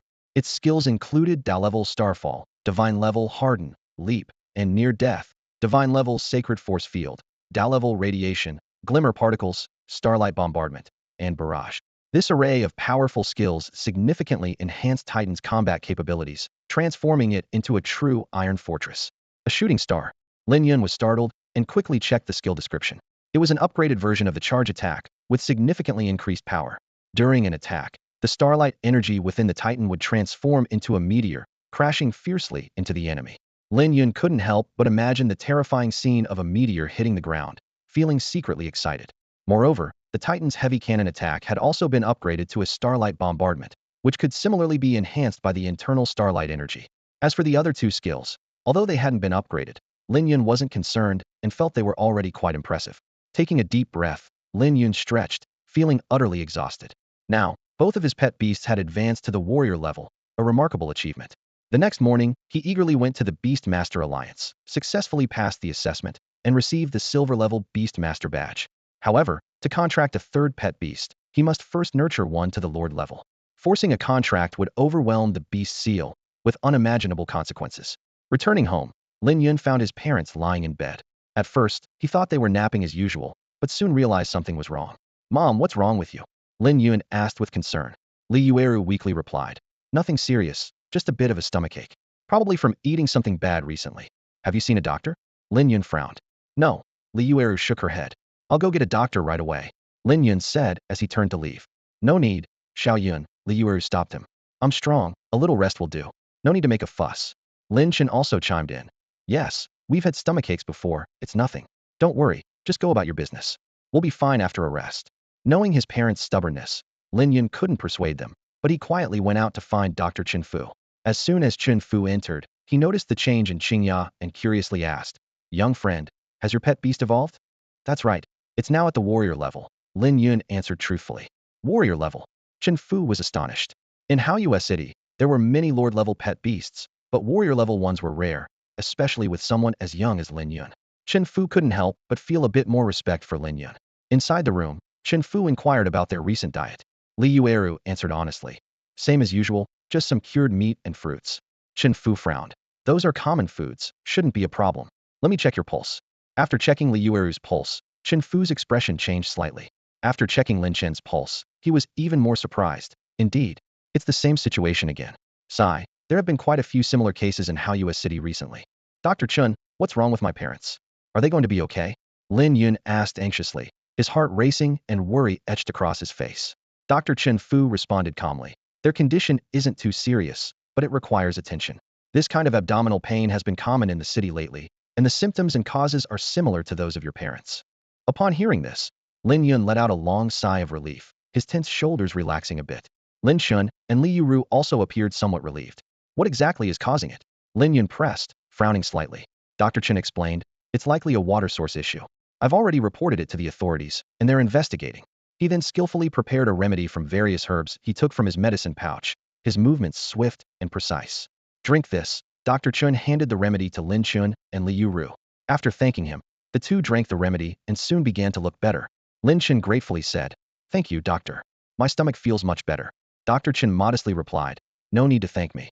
It's my duty as a physician. Seeing his parents' condition improve, Lin Yun finally felt a sense of relief. Dr. Chun prepared the medication for the evening and instructed them to pick up the remaining doses from the pharmacy. What exactly is wrong with the water source? Lin Yun couldn't help but ask. Dr. Chen's expression turned serious. We found poison from the gelsemium flower in the water. It seems someone deliberately contaminated it, but I don't know their motive. Deliberately? Lin Yun frowned, realizing this issue could significantly impact his life in Haoyue City. When Dr. Chun took his leave, Lin Yun politely saw him to the door. He then summoned Titan and Qingya, deciding to investigate the water source himself. The drinking water for Haoyue City comes from a river outside the city, transported by a specialized water delivery team. These team members are all beast tamers, as the route is often plagued by exotic beasts, making it unsuitable for ordinary people. Digging wells is also avoided due to the threat of subterranean beasts. Lin Yun originally intended to find Wei Yuling first, but upon learning she had gone out for training with her father, he headed alone to the water delivery team's headquarters. Located in the southern part of the city, the headquarters had a large number of water barrels stacked outside. A massive cart, pulled by a black buffalo over 8 meters long, stood in the yard, loaded with countless barrels. Taking a deep breath, Lin Yun stepped through the headquarters' main door. The mighty buffalo, a massive creature with incredible strength, is ironically hampered in combat by its own bulk. Its formidable horn attack, though powerful, often misses its target. Worse yet, after each charge, its huge body takes time to change direction, a fatal flaw often exploited by opponents. However, this brute strength makes it an excellent choice for hauling goods. In the city of Haoyue, there are even families dedicated to breeding these highly reproductive buffalo. Lin Yun stepped into the cattle shed and looked around, asking, Who is in charge here? No sooner had he spoken than a middle-aged man with a handlebar mustache approached. I'm Lu Chong, the manager here. May I ask who you are? My name is Lin Yun. The young man calmly introduced himself. I am a silver-level beastmaster. Upon hearing this, Lu Chong's mustache twitched slightly, and a hint of surprise flashed in his eyes. If not for the badge on Lin Yun's chest, he would never have believed that the young man before him had reached such a high level of mastery. Instantly, the entire shed fell silent, with all eyes focused on Lin Yun, now filled with a mix of awe and respect. A silver-level beastmaster meant his battle pet had grown to a warrior level, a rarity in Haoyue City. Lu Chong respectfully inquired, May I ask what brings such a distinguished beastmaster to our humble abode? Lin Yun briefly explained the large-scale poisoning incident in the city, expressing his intent to gather information. Upon hearing this, Lu Chong immediately turned and called out to the others. Everyone, tell this gentleman what you know. The crowd began to chatter, each adding their piece. We're not sure about the specifics either. We took the buffalo to the river to fetch water, as usual, and suddenly heard someone got poisoned. That's right. We were shocked to hear it too. We've been drinking from the river for years, and now there's poison from the hook vine flower. Everything seemed normal on the way. Didn't see anyone suspicious. The river water looked clear, no strange smell. Who could be so malicious to poison the river? The cooperative attitude of the crowd was a benefit of Lin Yun's status. If he were just an unknown figure, he might have been dismissed with a few words. At that moment, Qi Miaoyun entered the shed with a long-haired man. Qi Miaoyun showed her badge and stated, "We're from the city lord's mansion, here to investigate." Lu Chong nodded respectfully and introduced, "This is the silver-level beast master, also here to gather information. Perhaps you can share clues."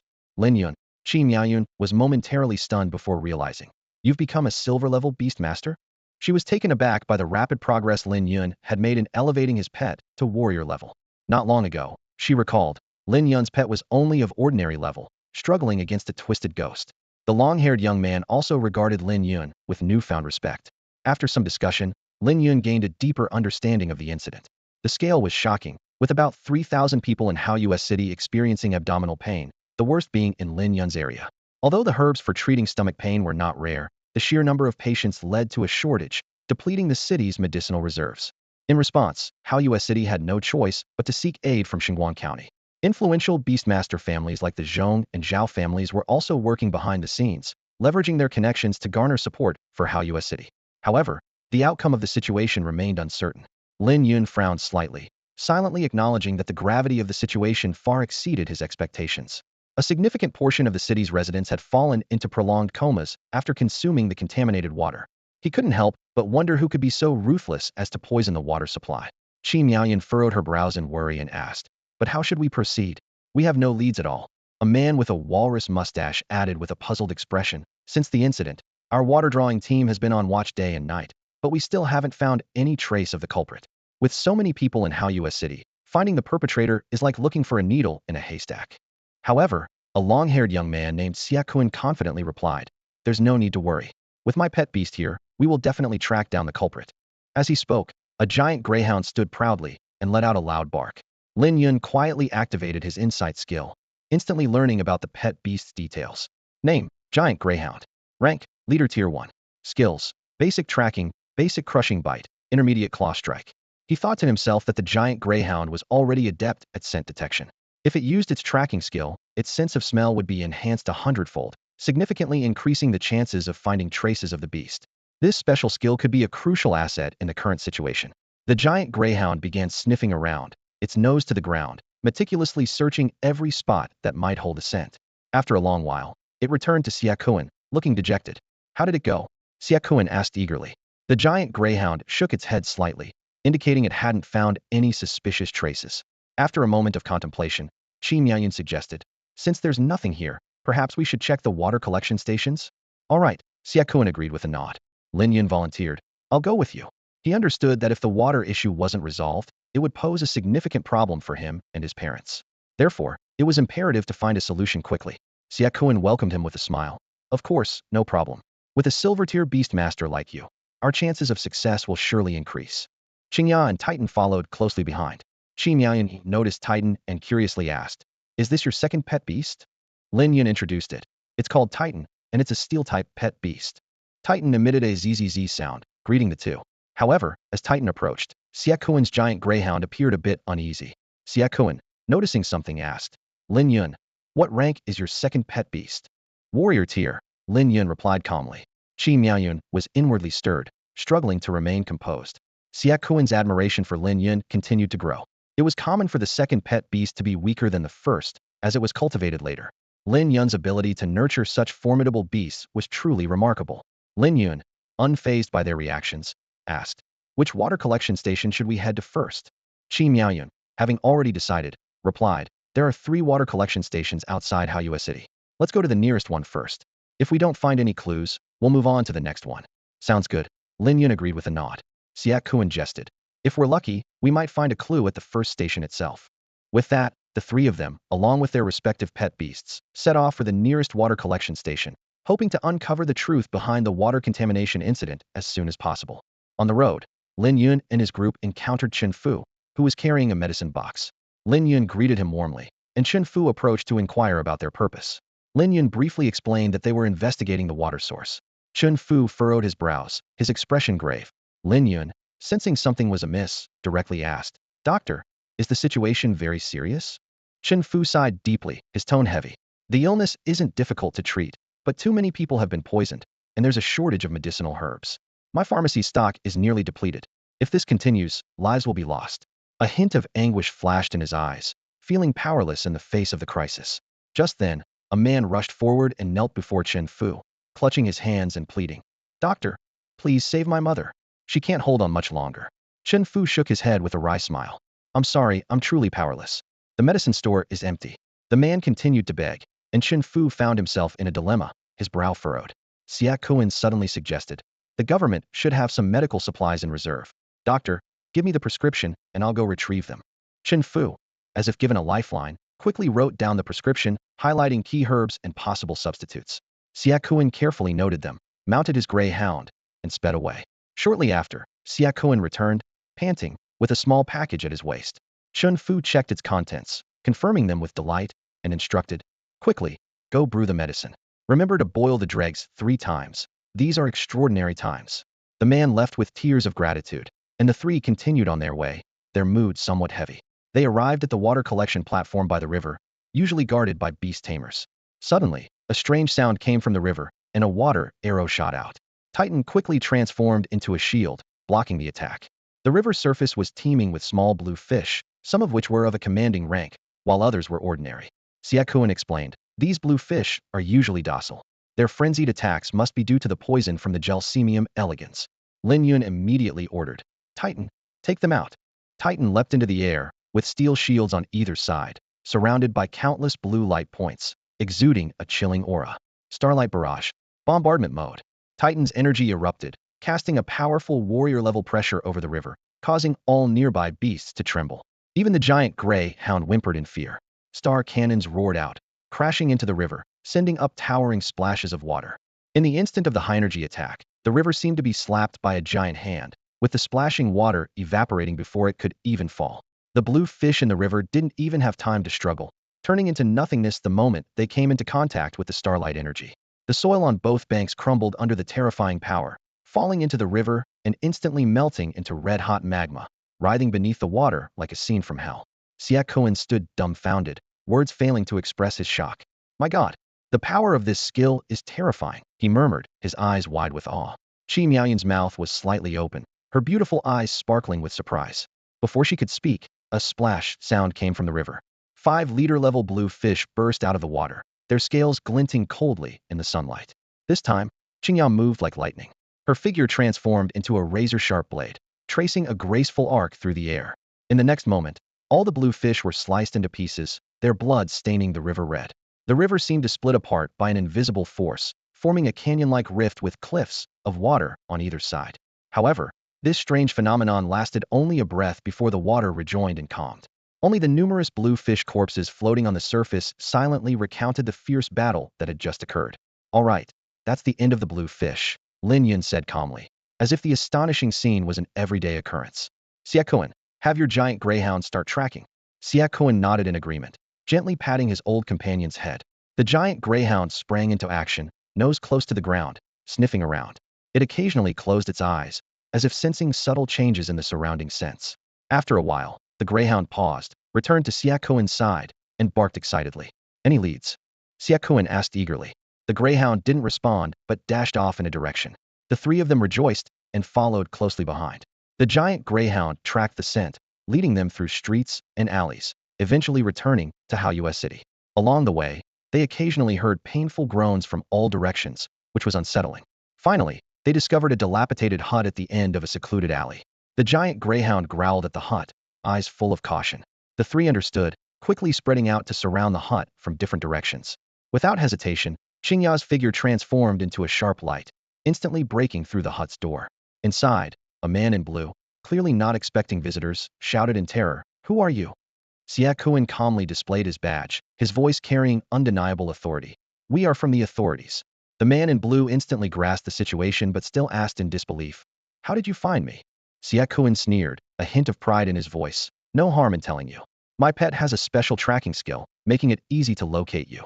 Upon hearing this, the man's face twisted with rage, and he shouted, "Damn it! I'll fight you all." Before he finished speaking, a long knife materialized in his hand. Lin Yun quietly muttered insight, quickly analyzing the long knife's information. A fairly ordinary 6th-tier power. Nothing special. However, like the ice sword we encountered earlier, this long knife is also a weapon-type pet. Titan can absorb it, and possess both sword and knife forms, which is quite nice. Titan seemed to understand Lin Yun's thoughts, emitting an excited electrical sound before soaring into the sky. Its body suddenly shone with dazzling blue light, plummeting like a meteor towards the man's location. Starfall. The strike was swift and fierce, and the long knife pet couldn't withstand such a powerful force, shattering instantly. The man in blue was directly blown away by the terrifying shockwave, crashing heavily against the wall, unconscious. With a single strike, it was a one-hit kill. The man in the blue attire widened his eyes in disbelief at the scene before him. That seemingly ordinary piece of iron turned out to be so terrifying. Titan excitedly flew towards the long blade, absorbing it with a surge of blue light. After a brief digestion, it successfully transformed into the shape of a long blade, acquiring the Starlight Blade Technique skill. Lin Yun only needed to pick up Titan to skillfully wield this powerful blade technique. Lin Yun approached the man in blue and coldly demanded, "Speak. Who are you? Why did you poison the river?" The man pressed his lips tightly together, refusing to speak. Titan flashed with blue light, instantly piercing the man's shoulder blade. Overwhelmed by pain, the man quickly surrendered, confessing, "It was a woman in a black robe. She gave me the hooked tiger flower toxin to dump into the river." "Did you see what she looked like?" Lin Yun pressed further. "No, she always covered her face when we met," the man replied, trembling. "But she was tall and carried a distinctive floral scent. Very pleasant." "What kind of floral scent?" "Blood. Blood, Roland." Lin Yun silently noted this information while Xiaokuan, furious, asked, "What did she offer you? Do you realize how many people you've harmed?" The man sighed. "She promised to help my pet beast reach the leader level. I was blinded by her offer. I didn't expect to be found by you." Xiaokuan snorted. "If you don't want people to know, don't do it." Lin Yun continued to inquire about the woman's whereabouts, but the man claimed to know nothing. At Xiaokuan's request, a giant gray hound was sent to search, but returned empty-handed, its ears drooping and tail hanging low. Xiaokuan sighed. "She might have used something to block tracking. We'll have to wait for her to show up." Then, Xiaokuan placed a special crystal on the man, requiring his cooperation. The group worked to restore the scene, erasing traces left by Titan. Qi Miaoyun and Xiaokuan stayed behind to watch and wait for the mysterious woman to appear. As night fell, Lin Yun placed the exhausted Titan into his backpack and set off homeward with Qinya. He planned to seek out other weapon-type pet beasts to expand Titan's transformation options. On the way, they encountered members of the Zhong and Zhao families distributing medicine for free to the sick. The patients were moved to tears with gratitude. It was said that soon, family caravans would bring more medicinal supplies, and support from other counties was on the way. Although there had been some losses, it wasn't as bad as it could have been. Lin Yun was walking briskly on his way home, contemplating recent events. Suddenly, he stopped in his tracks, his gaze fixed on a familiar figure standing in a dimly lit alley ahead. It was Pongzi. Frowning slightly, Lin Yun cautiously approached. "Pongzi, what are you up to? Didn't you say you weren't coming back?" he asked in a low voice, a hint of wariness in his eyes. Pongzi looked serious and replied quietly, "I came back this time for something important." Lin Yun breathed a sigh of relief and said, "Don't worry. Your mother is fine. The poisoning incident didn't cause much harm to the people in the slum." "I know," Pongzi nodded. "I secretly visited my mother before meeting you. But I'm not back for that reason. There's something more important." "What is it?" Lin Yun asked curiously. Lowering his voice and with a serious expression, Pongzi said, "The poisoning incident was orchestrated by the Holy Order." "The Holy Order?" Lin Yun's brow furrowed, having no fondness for those words. Although these people were initially pitiable, their actions greatly repulsed him. Pongzi continued, "After Zhao Zicheng's death, the Holy Order didn't know the details. So I'm still one of them. This time, I've received a special mission." "What mission?" Lin Yun pressed. "To create a large-scale beastification event in Haoyu City, increasing the Holy Order's numbers." Pongzi's voice was barely audible. Lin Yun suddenly understood. The poisoning was just to divert the authorities' attention? Pongzi nodded in confirmation. "That's right. Now, with the manpower stretched thin to handle the poisoning, the remaining forces are bound to be insufficiently prepared. My designated area is the south of the city." Lin Yun felt a sinking feeling, realizing the Holy Order's chances of success had significantly increased. If successful, they could recruit a large number of new members. Pongzi continued to divulge information. There are two leaders in charge this time. One is Shui Luolan, responsible for the poisoning incident. The other is He Maoding, a plant-type beastman. Shui Luolan is a spider-type beastman who can spray venom. If you encounter her, be very careful. Lin Yun was grateful for Pongzi's crucial information, now knowing the specific locations of the two beastmen. Pongzi suddenly pulled out a stack of silver notes from his pocket and handed them to Lin Yun. Here is 10,000 liang, the money I saved through hard work. Lin Yun, please give it to my mother. Not going to see her? Lin Yun asked with a hint of doubt in his voice. Pongzi shook his head with a bitter smile. Not for now. Things are too tense, and I'm afraid of causing more trouble. We used to say, the sharper Uncle Guang's big dog's nose, the safer we felt. Now, I wish that dog's nose wasn't so sharp, so I could go back. Lin Yun took the silver notes and promised. All right, I'll deliver it to her. Thank you, Pongzi said gratefully. Lin Yun asked with concern. Have you been able to suppress the beast's consciousness during this time? Pongzi extended his scarred hand, speaking with a bit of pride. I have. See these scars? They're from the battles back then. But as time goes on, that consciousness will grow stronger, and I don't know what will happen. Just then, a large number of footsteps suddenly echoed from outside the alley. Pongzi's face changed dramatically, and he whispered urgently. Damn, judging by the sound, it must be the city guards. This time, Fatty hurried back at great risk just to inform Lin Yun of important information, preventing any potential danger to Lin Yun's family. This selfless act brought no tangible benefit to Fatty, yet it showcased his loyalty. Don't worry, I'll go out and cover for you, Lin Yun said in a low voice, and Fatty nodded silently. Lin Yun, accompanied by his two pet beasts, stepped out of the alley and came face to face with a unit of heavily armed city guards. Leading them was Shishou, the same person who had led the pursuit of Fatty in the slums last time. Shishou, long time no see, Lin Yun greeted with a cupped fist. He had once served briefly in the city guard while trying to comprehend the Tao of falling leaves and was somewhat familiar with these soldiers. Seeing Lin Yun, Shishou returned the greeting with a smile. So it's you, Lin Yun. I didn't expect to run into you here.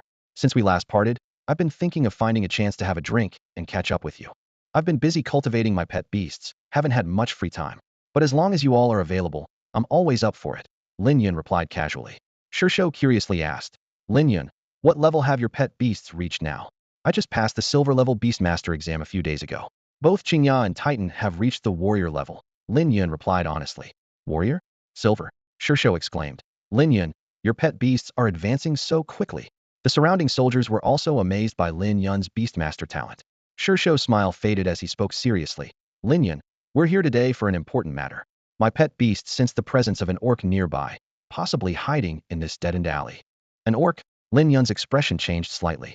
Shishou nodded in confirmation, and the soldiers immediately became serious, gripping their weapons tightly and preparing their pet beasts for battle. Right now, that orc is probably trembling inside, Shishou sneered. These filthy, long-haired beasts are nothing but trouble for humans. They all deserve to die. Lin Yun remained silent. Lin Yun, you're not planning to stop me, are you? Shishou suddenly asked. Stop you? You're overthinking it. I'm just passing by, Lin Yun deflected casually. Good. Shishou's voice turned icy.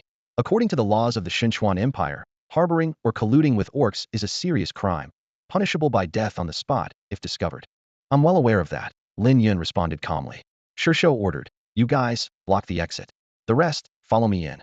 The soldiers gripped their spears and charged into the alley, followed by a swarm of three-tailed shadow lizards. Shishou snorted, it can't escape. This is a dead end with only one way out, unless it grows wings. After a while, a soldier came out to report to Shishou, there's nothing inside. How is that possible? Shishou was incredulous. There's truly nothing. You can go in and see for yourself, the soldier replied. After the soldier finished speaking, Shishou strode into the room with a piercing gaze, scanning every corner. However, the sight that met him left him momentarily stunned. The room was completely empty, with no trace of anything unusual. Impossible. Absolutely impossible. Shishou's voice was filled with disbelief. How could my pet beast sense wrong? His brow furrowed, eyes flickering with confusion and anger. A soldier nearby, gathering his courage, spoke with a slightly trembling voice. Maybe it was a mistake? Shishou spun around sharply, his gaze as sharp as a blade. He quickly made a decision, his voice carrying an undeniable command. You, go see the city lord immediately and request a search warrant. The rest of you, come with me to the city gate. It must still be in the city, it can't have gone far. Yes, sir. The soldier responded and rode off on a black windhound, disappearing down the street like a shadow. Turning to Lin Yun, Shishou bowed slightly, his tone apologetic yet firm. Lin Yun, I have official duties today and can't stay to chat. I must take my leave. Lin Yun gave a calm smile and softly replied, no problem. Let's move. Shishou ordered, and a large group of beastmasters followed him out like a tide, clearly heading to block the city gate. Hours passed quietly. Once Lin Yun was sure no one was around, he approached an inconspicuous floor tile deep in the alley. He tapped it lightly and whispered, "Fatty, it's safe now, come out." The tiles slowly shifted, and a chubby man emerged from a hidden passage, complaining with a face full of lingering fear. "Damn it, I almost got caught." Lin Yun curiously examined the hidden passage and asked, "What's the deal with this secret passage?" The chubby man explained, "The holy sect prepared it. Whenever there's an emergency, they hide in here to avoid patrol detection." "Are there similar passages elsewhere?" Lin Yun inquired further. The chubby man didn't hold back, detailing the locations of 5 other secret passages. Lin Yun memorized them, a gleam flashing in his eyes. The chubby man suddenly frowned and said, "But there's one downside to these passages. Sometimes, when you hide in them, you might encounter exotic beasts. For some beasts, these passages are like ready-made homes." Lin Yun's eyes lit up, and he laughed. "That's actually a good thing. Fatty, you don't know how lucky you are." The chubby man was momentarily puzzled, looking at Lin Yun in confusion. Lin Yun teased, "If you're lucky, you might just pick up a wife." The chubby man finally caught on and retorted with a hint of annoyance, "Get lost. I'm a beast man, not an exotic beast. My tastes aren't that heavy." Lin Yun continued to tease him. "Really not considering it? I could find you a she-wolf. Maybe she'll find you handsome and fall in love at first sight, then give you a litter of wolf pups." The chubby man waved his hands dismissively. "No need, no need." Lin Yun added, "Or maybe you have a peculiar taste and prefer giant lizards?" The chubby man grimaced at the thought of lizard-like exotic beasts. The two chatted idly for a while longer. When it was time to part, the chubby man's expression turned serious. "Lin Yun, those 2 hall masters have reached the lord level. You'd better be careful.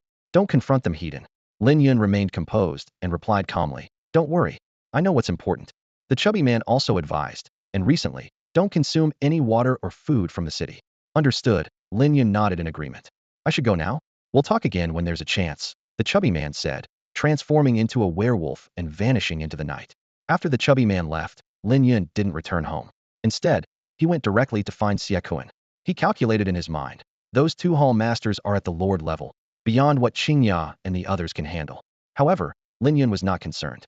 When the sky falls, there are taller people to hold it up. Let the city lord of Hao City worry about such matters. He just needed to prepare clean water and food and ensure his parents' safety. Soon after, Lin Yun hurried to the home of the man where Xiaokuan and Qingya were staking out. Upon seeing Lin Yun, Xiaokuan frowned slightly and asked in surprise, "Lin Yun, why have you returned? Is there something urgent?" Lin Yun, with a serious expression, spoke directly, "I've uncovered the truth behind this incident." "The truth?" Qingya's eyes widened in astonishment. "What do you mean?" Xiaokuan was momentarily taken aback, his brow furrowing in confusion. Lin Yun took a deep breath and briefly explained the large-scale beast transformation, revealing the specific locations of the 2 hall masters. His words were like a heavy blow, leaving the 2 present utterly shocked. Qingya, after hearing this, felt a chill run down her spine and said with a slight tremor in her voice, "I never expected the poisoning incident to be like this. Damn it, those people from the sacred sect are truly despicable. If they succeed, our Hao City will cease to exist." Xiaokuan's expression turned grim, his brow deeply furrowed, with a flicker of anger in his eyes. Qingya turned to Lin Yun, urgently asking, "Lin Yun, are you sure about the locations of those 2 hall masters?" Lin Yun nodded solemnly. "Absolutely certain." Qingya made a swift decision. "We must go to the city lord immediately and stop them before they act." Xiaokuan bowed and said hurriedly, "There's no time to lose. We must take our leave." The 2 left in a rush, leaving Lin Yun standing alone, deep in thought. Lin Yun returned home with Qingya and Titan, finding that his parents' condition had improved. Out of caution, he carefully checked every item of food in the house, and after ensuring there were no issues, he took Qingya out to hunt and gather water, ensuring their future meals were safe and clean. By nightfall, Titan had awoken and was focused on absorbing energy crystals. Qingya was curled up in her little nest, resting. Suddenly, a loud noise from outside startled all 3 of them. Curious, they stepped outside to see a large number of city guards swarming towards the city gate. Leading them was Zhao Tianzhong, the lord of Hao City, riding a giant rhinoceros, appearing imposing and majestic. The rhinoceros was massive, like a small house, clad in layers of blue-gray armor, which was impenetrable. Flames seeped through the gaps in the armor, forming a sheet of red flames covering the rhinoceros's body. On its head were 3 sharp horns, marking it as Zhao Tianjing's trusty companiona triangular flame rhino, a lord-level pet beast. Lin Yun whispered a spell of insight, and detailed information about the triangular flame rhino appeared before him. Name: Triangular Flame Rhino. Rank: Lord level 5. Skills: Horn Charge top tier, Impact Force high level, Flame Breath high level, Flame Cage top tier, Hardened Skeleton top tier. Lin Yun assessed it quietly. Very powerful. The surrounding residents were abuzz with speculation. I wonder what the city lord is up to this time, making such a commotion. Maybe they've discovered some incredible treasure outside. Could be. Otherwise, why mobilize so many soldiers? Only Lin Yun knew the true purpose behind Zhao Tianjing's mobilization. However, he chose to remain silent, not revealing anything. After the city guard left, everyone returned to their homes. Lin Yun also went back to his residence, his mind filled with thoughts. The next day at noon, Qi Miaoyun came to find him. Lin Yun eagerly asked, "What happened last night?" Qi Miaoyun replied, "Those two hall masters from the sacred sect were indeed where you said they'd be. The vine-like beast man was killed by the city lord." Lin Yun pressed on, "What about the other one?" Qi Miaoyun sighed and shook her head. "She escaped." Escaped? Lin Yun's expression changed slightly. Qi Miaoyun added, "However, she was severely injured by the city lord's triangular flame rhino. Now, the city guard is searching everywhere for her. It's only a matter of time before she's found. If you have any information, notify me immediately." Lin Yun nodded in agreement. "All right." Lin Yun nodded in agreement and watched as Qi Miaoyun hurried away. With so many patients in the city and a shortage of staff, he understood her busyness. Before long, a little girl he didn't know came skipping up to Lin Yun. She looked up with big, bright eyes and said, "Big brother, I have something for you." Although Lin Yun didn't know the child, her innocent demeanor put him at ease. He crouched down and asked gently, "What is it?" The little girl gave a mischievous smile. "You give me candy first, then I'll tell you." Amused by her cleverness, Lin Yun agreed. He turned towards the commercial street and soon returned with 2 colorful candies. The little girl accepted the candy happily and handed Lin Yun a note. "Fatty asked me to give this to you," she said. "He wants to meet you in the Dark Night Forest." Lin Yun frowned slightly and asked cautiously, "Did you tell anyone else about this?" The little girl shook her head. "No." Lin Yun took out another candy and said seriously, "Remember, don't tell anyone about this." Her eyes lit up, and she nodded eagerly. Lin Yun, accompanied by his 2 pet beasts, arrived at a lake in the Dark Night Forest and met up with Fatty. Fatty got straight to the point. The Spider Queen isn't dead, but she had 3 ribs broken by a rhino and is barely hanging on. Lin Yun nodded. "I know that. But you didn't call me here just to tell me this, did you?" Excitement flashed in Fatty's eyes. "Lin Yun, why don't we go big this time?" Lin Yun immediately caught on. "You mean we should work together from inside and out to finish off the Spider Queen?" Fatty nodded enthusiastically. "Exactly. I've tested it. She's very weak now, and someone with the strength of a war general could take her down." Lin Yun pondered for a moment. "What's in it for us?" Fatty lowered his voice and quickly explained. "She has 3 enlightenment fruits, a lot of precious herbs, and a storage bag. It's a spatial treasure, very convenient for carrying many items. If you agree, the storage bag and enlightenment fruits are yours, and I just want some herbs." Lin Yun, opportunities like this don't come often. Lin Yun was intrigued. The storage bag was exactly what he needed. Every expedition was a hassle due to the lack of space, and last time at the castle warehouse had been particularly troublesome.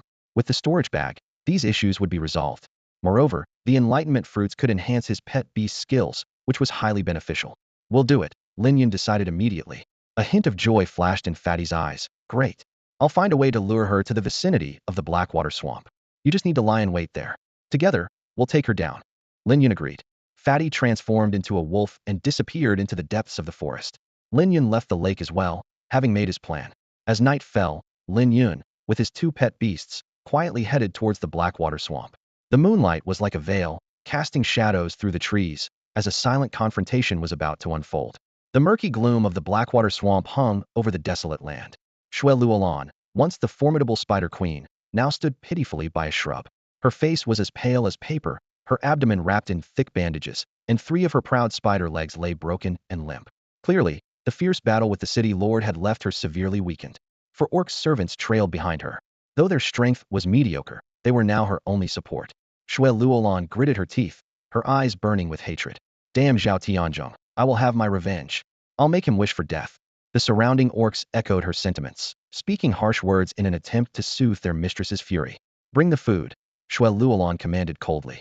One of the orcs hurried away and soon returned with a trembling little boy. Seeing this, Xue Luolan licked her cracked lips, a cruel glint in her eyes. "Fatty, roast him." She ordered a corpulent orc nearby. However, Fatty remained motionless. Xue Luolan frowned, displeasure in her voice. "What?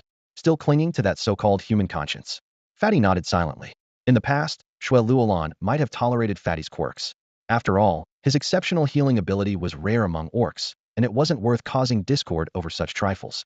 But today, Xue Luolan was in an exceptionally foul mood. Her brows knitted tightly, her tone brooking no argument. "I said roast him." Fatty still didn't move, which infuriated Xue Luolan. At that moment, a pigman approached the boy, his rough tongue licking the boy's cheek. "Tastes good." Tender and fresh. I think we should eat him raw and marinated. That would be delicious. Raw and marinated? I like it, a nearby tiger man agreed. The boy cried out in fear, but his cries only excited the orcs further. Step back, all of you, Shue Luolon commanded sharply.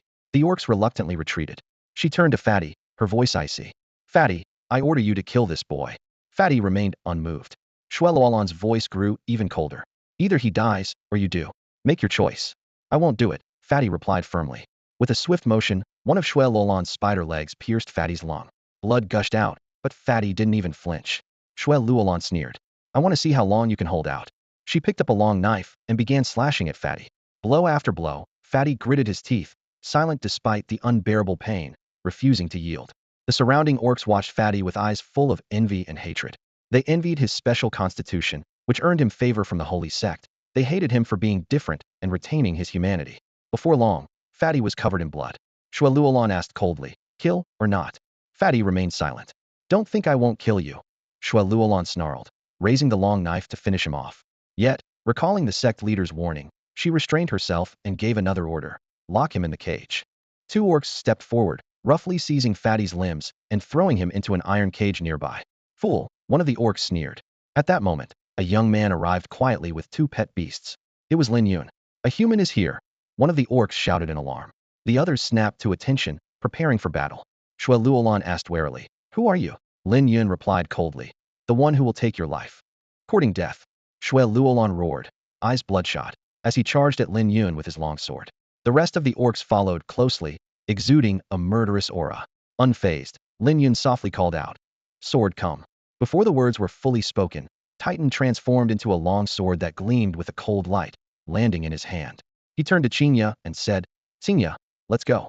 In Lin Yun's hands, the sword moved with precision, creating a flurry of silver light. In the blink of an eye, 3 orcs lay in pools of blood, decapitated. Shue Luolon roared as he reached Lin Yun, their weapons clashing with a deafening metallic sound. Lin Yun gripped his sword tightly, pressing down hard. The sword blade and the sword edge ground against each other, producing an ear-piercing screech. At that moment, Lin Yun's sword seemed to come alive, snaking around Shue Luolon's long sword to target a vital spot.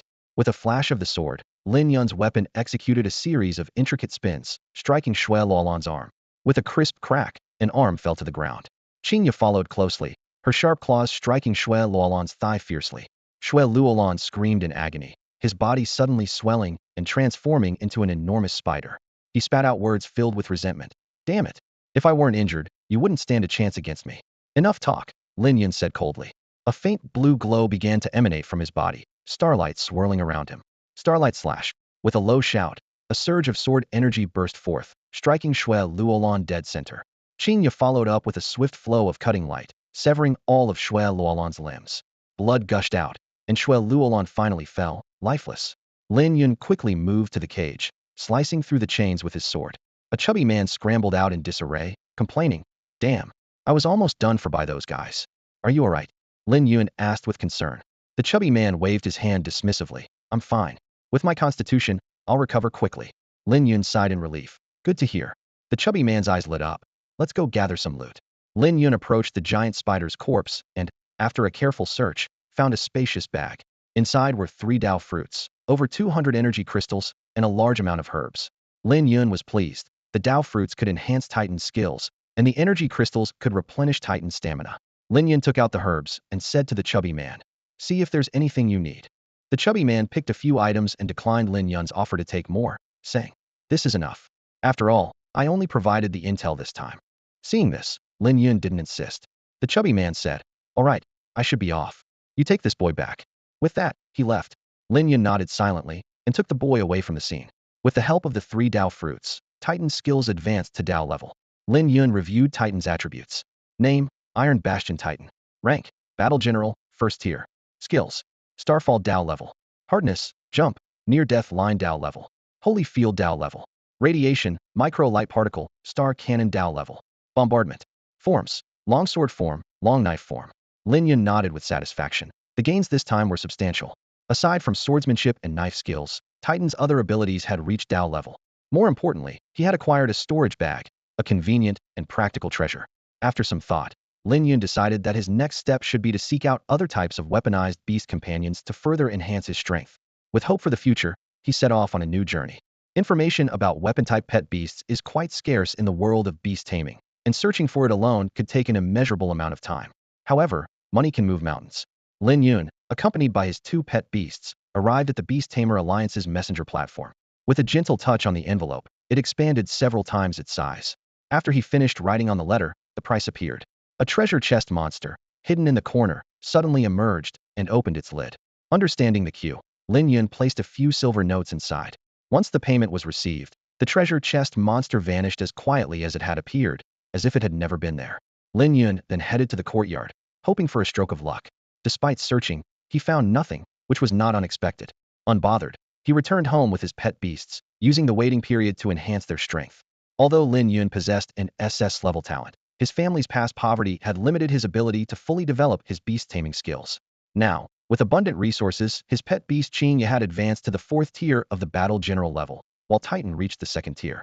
One morning, Gao Ming arrived with a well-dressed man. Lin Yun, there's news about the weapon-type pet beast you wanted, Gao Ming said straightforwardly. Lin Yun's interest was piqued. Let's hear it. Gao Ming introduced the man.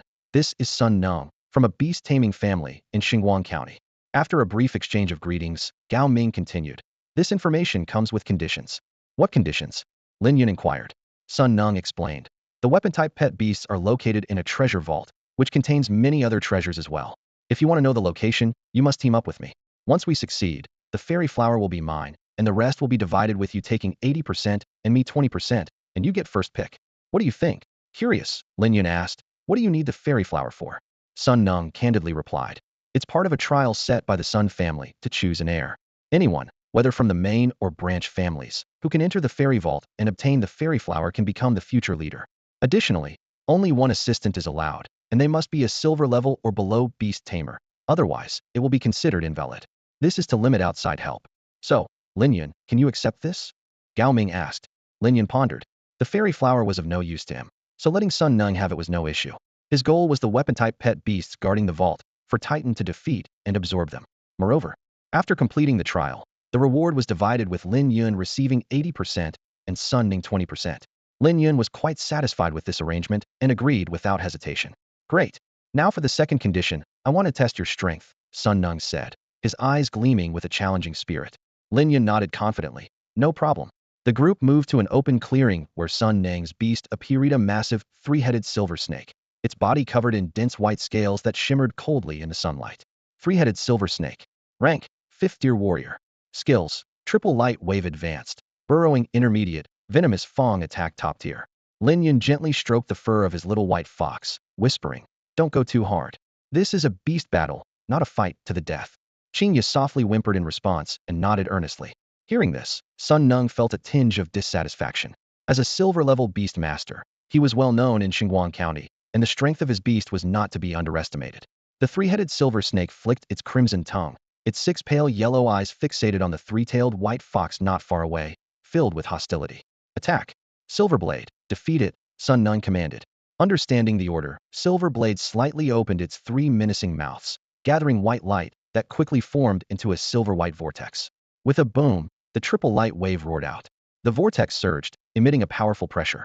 Gao Ming felt the intensity of it, causing his breathing to quicken. The spectators around the clearing also showed signs of discomfort. Boom! The triple light wave struck heavily in the area where Qingya was, instantly filling the clearing with dust. It's over, Sun Nung smiled confidently, thinking the little white fox was indeed no match, clearly overestimating Lin Yun. However, Lin Yun gently shook his head. Over? Yes, it is over. As the dust settled, Sun Nung was shocked to find that the 3-tailed white fox had not only easily dodged Silverblade's triple light wave, but had also silently approached Silverblade. Its speed was unbelievably fast. Qingya's claws swung. A giant phantom appeared, striking Silverblade heavily.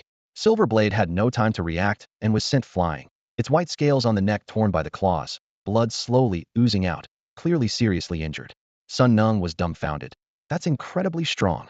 Lin Yun calmly walked over. Qingya has defeated your beast. Can we cooperate now? Yes, Sun Ning agreed quickly. Gao Ming took out a parchment scroll and began writing the contract terms. He announced, if you have no issues with the terms, go ahead and sign. Lin Yun glanced over it briefly, then signed his name on the scroll. Sun Ning followed suit. With the Beast Alliance as a witness, anyone daring to violate the contract would face severe punishment. I'll take Silverblade to heal first, Sun Ning said. In 3 days, I'll find you and take you to the fairy treasure vault and tell you its exact location. All right, Lin Yun agreed readily. Then, Sun Ning picked up the unconscious three-headed silver snake and hurriedly left the clearing.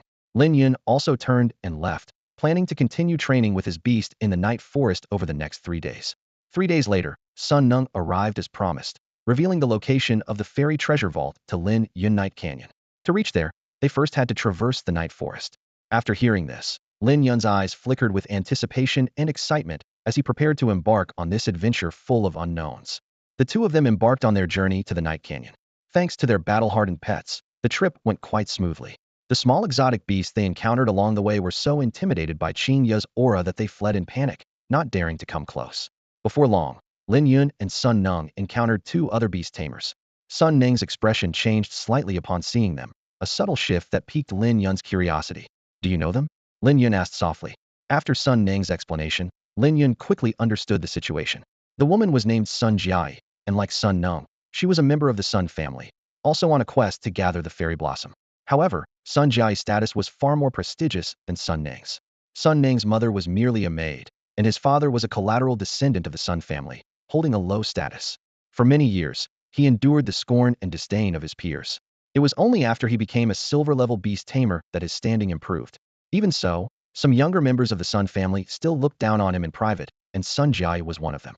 In contrast, Sun Jiai was born with a silver spoon in her mouth. Her father was the current head of the Sun family, and her mother hailed from another prominent family of beast tamers. Sun Jiai approached with a cold smile on her lips. Sun Nung, I didn't expect you to dare come here. Sun Nung responded with dignity. According to family rules, any member of the Sun family can compete. You really don't know your place, Sun Jiai said with a hint of disdain in her eyes. Your mother was just a maid. With your skills, I advise you not to waste your efforts. We'll see who prevails in the end, Sun Jiai. Don't be too smug, Sun Nung retorted, refusing to back down.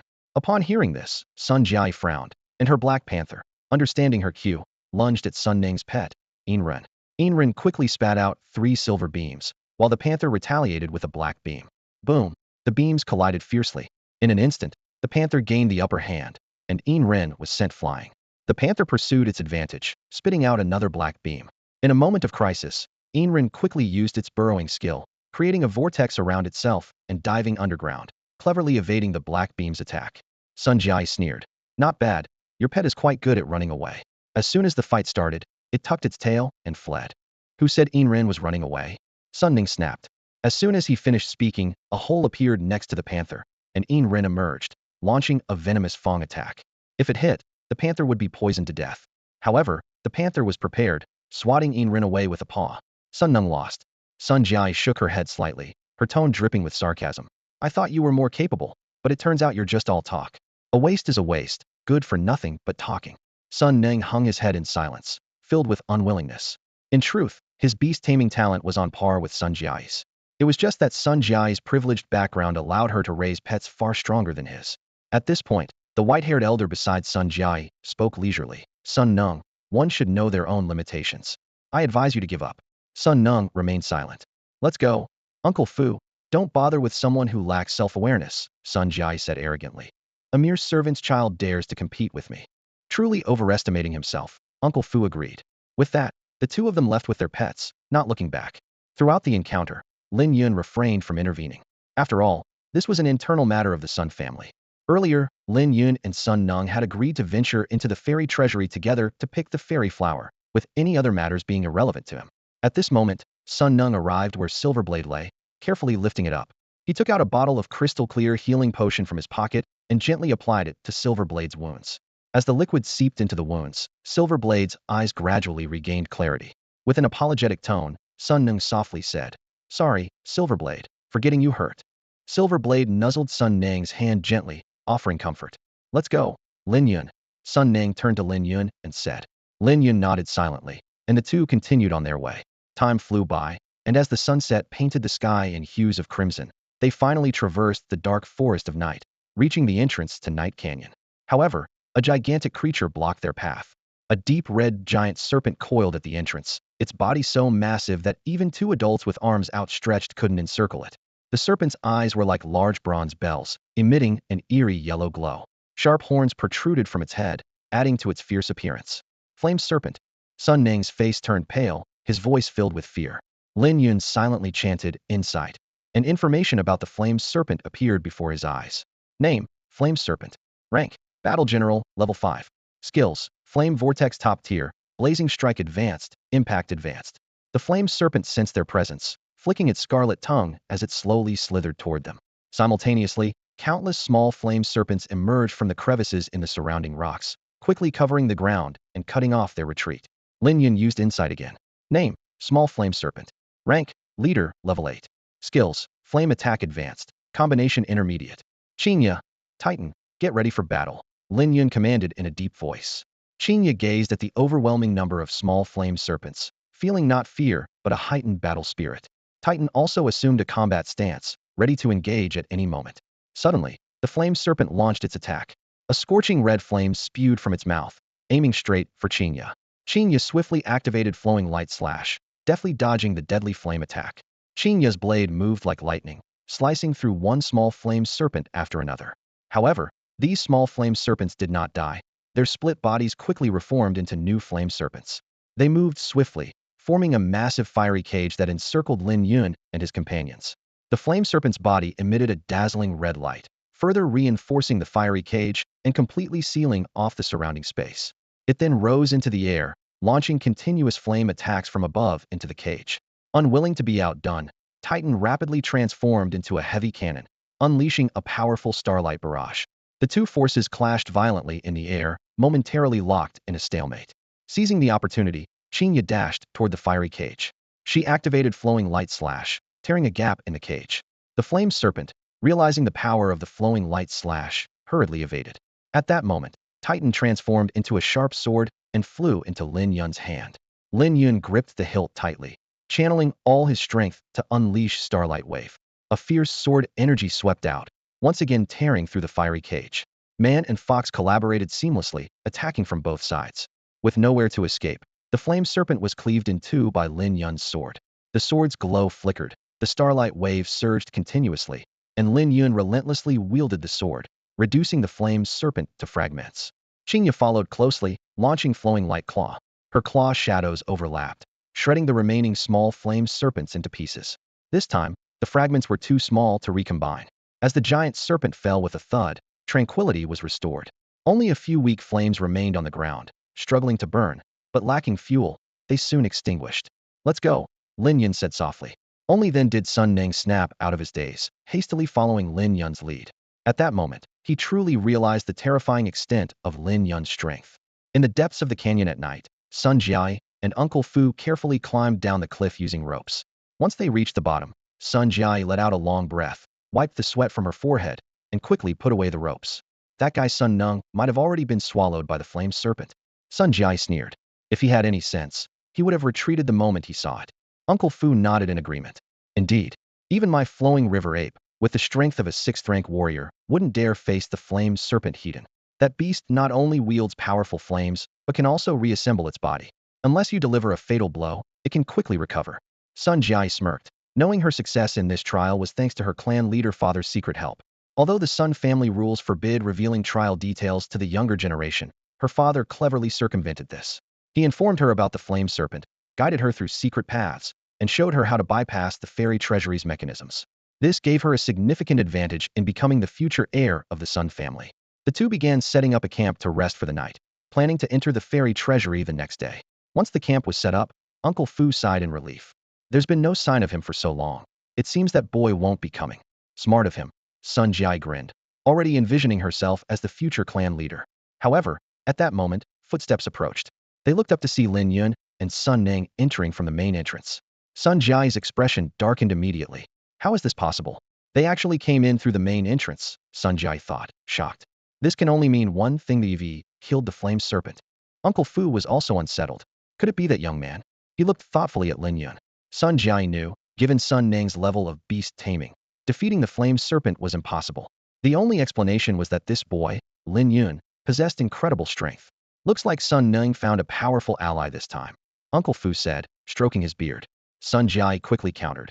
Uncle Fu, they might not have come through the main entrance. Maybe they snuck in like us, down the cliff. Uncle Fu had a realization. Miss, you might be right. Still, we should test their strength. What do you mean? Sun Jai asked. It's simple, Uncle Fu explained. We challenge them to a match. If he wins, we should be cautious. If he loses, we have less to worry about. Sun Jai nodded in agreement. Let's do it your way. Uncle Fu then approached Lin Yun and issued a challenge. Young friend, care for a match? His flowing river ape clenched its fists, signaling its readiness to fight. Lin Yun calmly asked, a match? What's in it for me? Uncle Fu hesitated before offering a wager. How about a few rare herbs? However, to Lin Yun, these herbs were insignificant. He didn't see the point in wasting time on this and showed a dismissive expression. Without hesitation, Lin Yun declined Uncle Fu's invitation. No, I'm not interested in battling, he said firmly, with a hint of impatience in his eyes. Seeing this, Uncle Fu raised the stakes, trying to entice the young beast master. However, Lin Yun remained indifferent and politely refused again. Left with no choice, Uncle Fu walked away, somewhat dejected. Sun Jai had been observing everything from the shadows.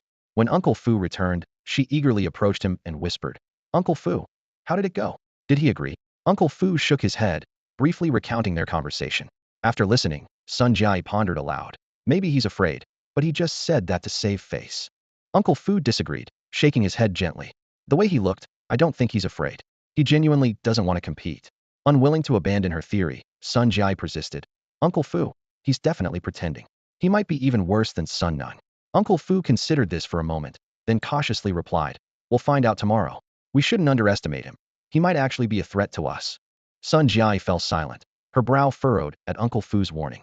As night fell, Lin Yun quietly left Black Knight Canyon with his two pet beasts. Clearly, he was off to hunt exotic beasts. Sun Jai noticed and sneered. Is he crazy? Running around at night? Many exotic beasts are nocturnal and don't come out much during the day. Uncle Fu also looked worried, speaking softly. There are only two types of people who dare to train at night. Lunatics and the strong. To Sun Jai, it was clear Lin Yun was the former. Too risky. Uncle Fu sighed, shaking his head. However, not long after, Lin Yun triumphantly returned with several exotic beast corpses. Uncle Fu examined the prey closely, astonished. A warlord-level thunder warhorse, how long was he gone before he dealt with it? And the warlord-level death cat demon, also killed. That's incredible. Sun Jai was equally unsettled. She realized Lin Yun wasn't a madman, but a formidable beast master with absolute confidence in his strength. His two pet beasts must have been trained to terrifying levels. Suddenly, Sun Jai noticed something and quickly nudged Uncle Fu. Uncle Fu, the corpse of the flame serpent is in several pieces. It seems the flame serpent guarding the canyon entrance was indeed killed by his pet beast. Uncle Fu was taken aback by this revelation. Sun Jai sighed wryly. This complicates things. She had been confident in securing the clan leader position, not expecting Lin Yun to emerge as a contender. Seeing her concern, Uncle Fu reassured her. Miss, don't worry. He leaned in, speaking in a mysterious tone. The master had preparations for any changes in the situation before we came. Sun Jai's face lit up with excitement. In that case, no matter how powerful his reinforcements are, he won't be able to claim the clan leader position. Uncle Fu smiled smugly. Exactly. The master has everything under control. After eating some beast meat, Lin Yun lay down to rest. Exhausted from the day's activities, he quickly fell asleep. The next morning, Lin Yun awoke and, with his two pet beasts, joined Sun Ning in stepping into the mysterious fairy treasure vault. At the entrance, two enormous statues stood like guardians on either side. Sun Nung approached without hesitation, biting his finger to let blood drip onto the surface of the statues. Instantly, light patterns flickered, and a soft glow emanated from the statues as a mysterious door slowly opened. This treasury of mystical creatures was created by the Sun family, and only those with Sun's bloodline can open it. Sun Nung explained to Lin Yun. Let's go. Lin Yun nodded and followed, feeling a surge of anticipation. As soon as they stepped into the treasury, he excitedly spotted their target, a pair of weapon-type mythical beasts, a spear and a shield. Titan emitted an excited buzzing sound, sensing the impending battle. In addition, Lin Yun noticed two shimmering plants, entirely golden and emitting a faint glow. They had 3 leaves at the top that rotated gently like propellers, keeping them afloat. Suddenly, Sun Ning's expression turned serious. Lin Yun, something's off with these 4 pet beasts. Off? Lin Yun asked, puzzled. After careful observation, Sun Nung explained. They've been fed a berserk potion, making them extremely fierce and several times more powerful.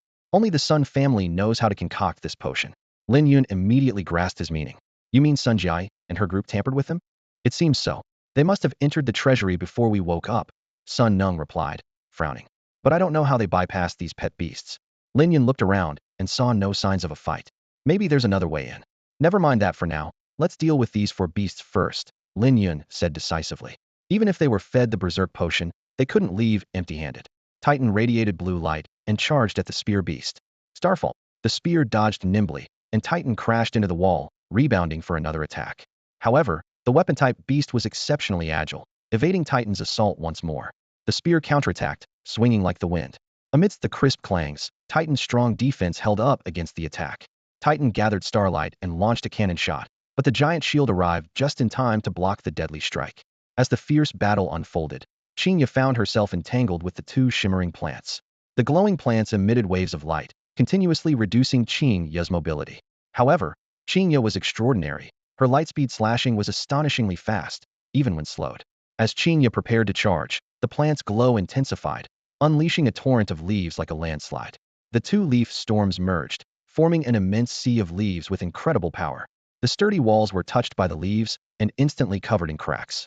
Qinya faced the fierce attack without flinching, her claws slashing through the air like a storm, launching a powerful counterattack against her opponent.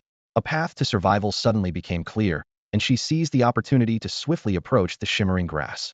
With a lightning-fast swipe of her claws, the plant was instantly torn in half. She pressed her advantage, quickly dealing with another shimmering grass. Meanwhile, Titan's assault grew even more ferocious, repeatedly using its starfall skill. The spear and shield fought valiantly, clashing intensely with the Titan. For ordinary weapon-type pet beasts, such heating collisions would be daunting. However, they faced Titan, whose body was far tougher than one could imagine. After more than 10 fierce impacts, the spear was the first to give way, its body covered in cracks. The shield was in no better condition. Titan seized the moment, sweeping out with starlight, completely annihilating both the spear and the shield. The two defeated pet beasts returned to Lin Yun's side in disarray. Lin Yun smiled and praised them. Well done. Elated by their master's compliment, they seemed particularly excited. Sun Nung was left dumbfounded, unable to believe what he had just witnessed. Even 4 berserk warlord-level pet beasts were easily dealt with by Titan and Qinya, a testament to their formidable strength.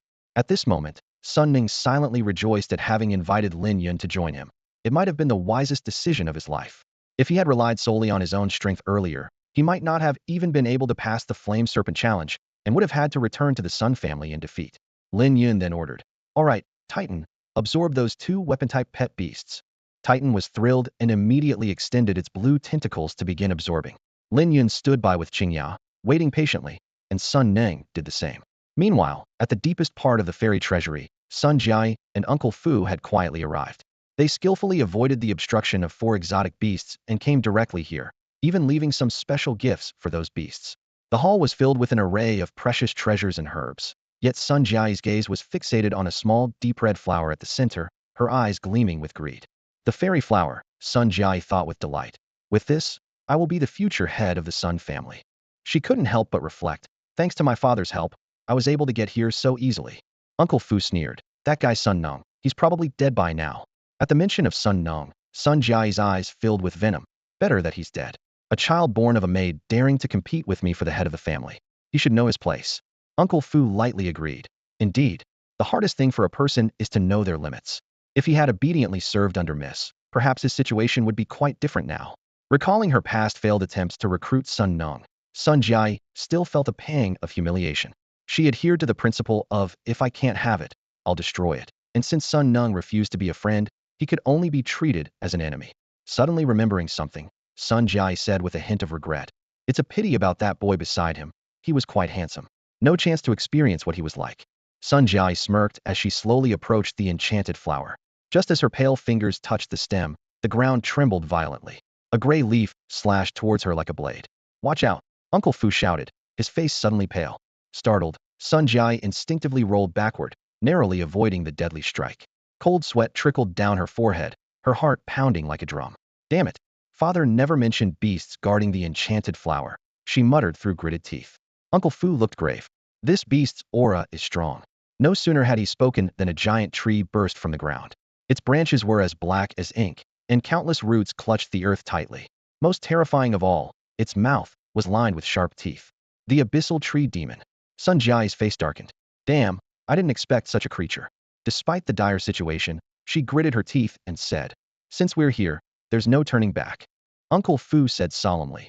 Miss, on the count of 3, we'll attack together. All right, 1, 2, 3. As Uncle Fu counted down, a stream of water burst from the mouth of a swift monkey, enveloping its body as it charged at the tree demon. A panther let out a low growl and followed closely behind. The abyssal tree demon's leaves shook violently, transforming into a gray storm that enveloped it. The swift monkey punched through the swirling leaves, creating an opening for the panther. Seizing the opportunity, the panther bit off a large chunk of the demon's body. The swift monkey followed up, raining blows on the tree demon. The demon retreated, and Sun Jiai felt a surge of hope. However, Uncle Fu frowned and said, "Miss, I'm afraid it's not that simple. This abyssal tree demon seems to be luring us in." Sure enough, countless mouths suddenly appeared on the demon's trunk, shooting beams of light. The two beasts were too close to dodge and were struck, sent flying by the impact. The tree demon pressed its advantage, unleashing an even more violent storm of falling leaves. The gray leaves slashed through the air like blades, wounding the two beasts further until they could hardly stand. The panther was the first to fall, slain by the leaves. Sun Jiai suffered a backlash, coughing up blood. In disbelief, she murmured, "My beast dead? How could this be?" The situation deteriorated rapidly, and before long, Uncle Fu's swift monkey also succumbed to the tree demon, collapsing in a pool of blood. Uncle Fu, too, suffered a backlash, his face pale. "It's over this time," Uncle Fu said in despair. Sun Jiai was filled with unwillingness. She had been so close to the enchanted flower, only to fall into despair just as her hopes were about to be realized. The feeling of plummeting from heaven to hell left her with an unprecedented sense of defeat and hopelessness. "Miss, let it go? Give up? We don't stand a chance anymore." Fu Bo's voice carried a tone of resignation and advice. Sun Jiai gritted her teeth. A trace of unwillingness flickered in her eyes, but she eventually nodded. "Fine, I give up." She pulled out a token from her bosom and crushed it with force. With a crack, the token shattered into pieces. As the token broke, the abyss tree demon, which had been primed to attack, suddenly halted, as if it had lost its target, and stood motionless. At that moment, Lin Yun and Sun Nung appeared not far away. Their expressions were serious, clearly aware that something unusual was happening. Sun Nung turned to Lin Yun, a hint of inquiry and concern in his eyes. "Lin Yun, do you have confidence?" Lin Yun responded calmly. "It's just a tree demon, nothing difficult." His tone exuded a composed confidence. Qinya and Titan were already prepared for battle. Especially Titan, which now had both spear and shield forms, seemed eager to test its newly acquired power. Sun Jiai noticed Lin Yun and Sun Nang's arrival, her expression slightly changing. "Damn it, they actually got past those four beasts. Looks like I underestimated them." Fu Bo nodded in agreement. "Indeed impressive. However, defeating this abyss tree demon won't be that simple. Its strength is far greater than those four beasts." Sun Jiai added. "And they've just been through a fight. Their stamina must be depleted. Their chances of winning are slim. In the previous battle, their beasts were all killed." The abyss tree demon seemed to sense a new threat and launched another attack. Countless sharp leaves swept in like a storm. Titan quickly transformed into a massive shield, blocking the front. Bang, bang, bang. Countless leaves struck the shield, but failed to leave a mark. Taking advantage of Titan's cover, Qinya successfully approached the abyss tree demon. "Luminous slash," she shouted, and a sharp blade of light severed one of the demon's thick branches. The abyss tree demon let out a piercing scream. Titan followed up with a dazzling starlight cannon blast. At such close range, the cannon's power was terrifying. Another large section of branches shattered under the fierce attack. The two beasts coordinated perfectly, completely suppressing the abyss tree demon. However, the demon did not concede. Countless grotesque mouths suddenly appeared on its surface, each spewing black light. Titan was prepared, once again transforming into a shield to block the deadly strike for Qinya. Seizing the opportunity, Qinya transformed into a light blade once more, delivering a fatal blow to the abyss tree demon. Shortly after, the abyss tree demon collapsed with a crash, lifeless. The scene fell into silence. Only then did Fu Bo truly realize the terrifying strength of Lin Yun's two beasts. Even a powerful being like the abyss tree demon was easily vanquished. Sun Jiai was overwhelmed with shock, never expecting Lin Yun's beasts to be this powerful. Lin Yun turned to Sun Nung and said, "The fairy flower is yours. I'll pick the rest as we agreed before." Sun Nung was overjoyed, quickly responding, "But let's change the split ratio to 9-1. You 9, I 1. Lin Yun, what do you think?" Without Lin Yun, he wouldn't have had the chance to be here. According to the Sun family rules, if none of them succeeded this time, they would have to wait 3 more years for another chance. Sure, Lin Yun agreed readily. He wouldn't refuse the chance to gain more benefits. At this moment, Sun Jiai approached, her gaze turning cold. "Lin Yun, when we were fighting the abyss tree demon, you were already here, weren't you?" "Yes," Lin Yun admitted directly. "So you just watched as our beasts were killed and never stepped in?" Sun Jiai's voice carried a hint of anger. Lin Yun unflinchingly replied, "Yes, I waited until your beasts were dead before choosing to act." Sun Jiai sneered repeatedly, her eyes blazing with anger. She glared at Lin Yun, her voice dripping with sarcasm. How heartless you both are, to such a disgusting extent. Lin Yun remained silent, looking at her with a blank expression. Seeing this, Sun Jiai became even more agitated and continued her aggressive tirade. You are utterly shameless. Watching our pets fall into danger without lifting a finger. Lin Yun's voice turned icy, as cold as a blade. I did it on purpose, so what? You? Sun Jiai was taken aback by Lin Yun's bluntness, momentarily at a loss for words, her face flushed with anger. Smack! A sharp sound shattered the silence. Lin Yun slapped Sun Jiai without hesitation, the force sending her sprawling, her cheek instantly swelling red. Sun Jiai clutched her face, her eyes ablaze with fury. How dare you hit me? I won't let you get away with this. Lin Yun looked at her with disdain, his voice filled with scorn. You've never understood the situation. Who do you think you are? Why should I go out of my way to help you? I could help you, but why waste my time? I have no obligation to assist you. Not everyone is like your parents, ready to pamper and indulge you. Not everyone revolves around you.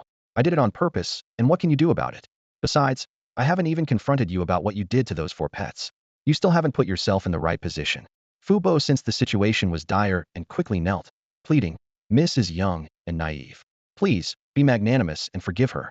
Only then did Sun Jiai wake up to the reality of her situation, realizing she was in the middle of nowhere, with only Sun Ning for company. Their pets had been killed by the abyssal tree demon during the battle. At this moment, Lin Yun could kill them more easily than squashing an ant, and no one would ever know. Fear surged over Sun Jiai, and she too knelt, her voice trembling. I'm sorry, I was wrong. I apologize. Lin Yun shook his head gently, his eyes void of any pity. Too late. Titan understood and released 2 beams of starlight, instantly taking the lives of Sun Jiai and Fu Bo. Their bodies slumped to the ground, lifeless.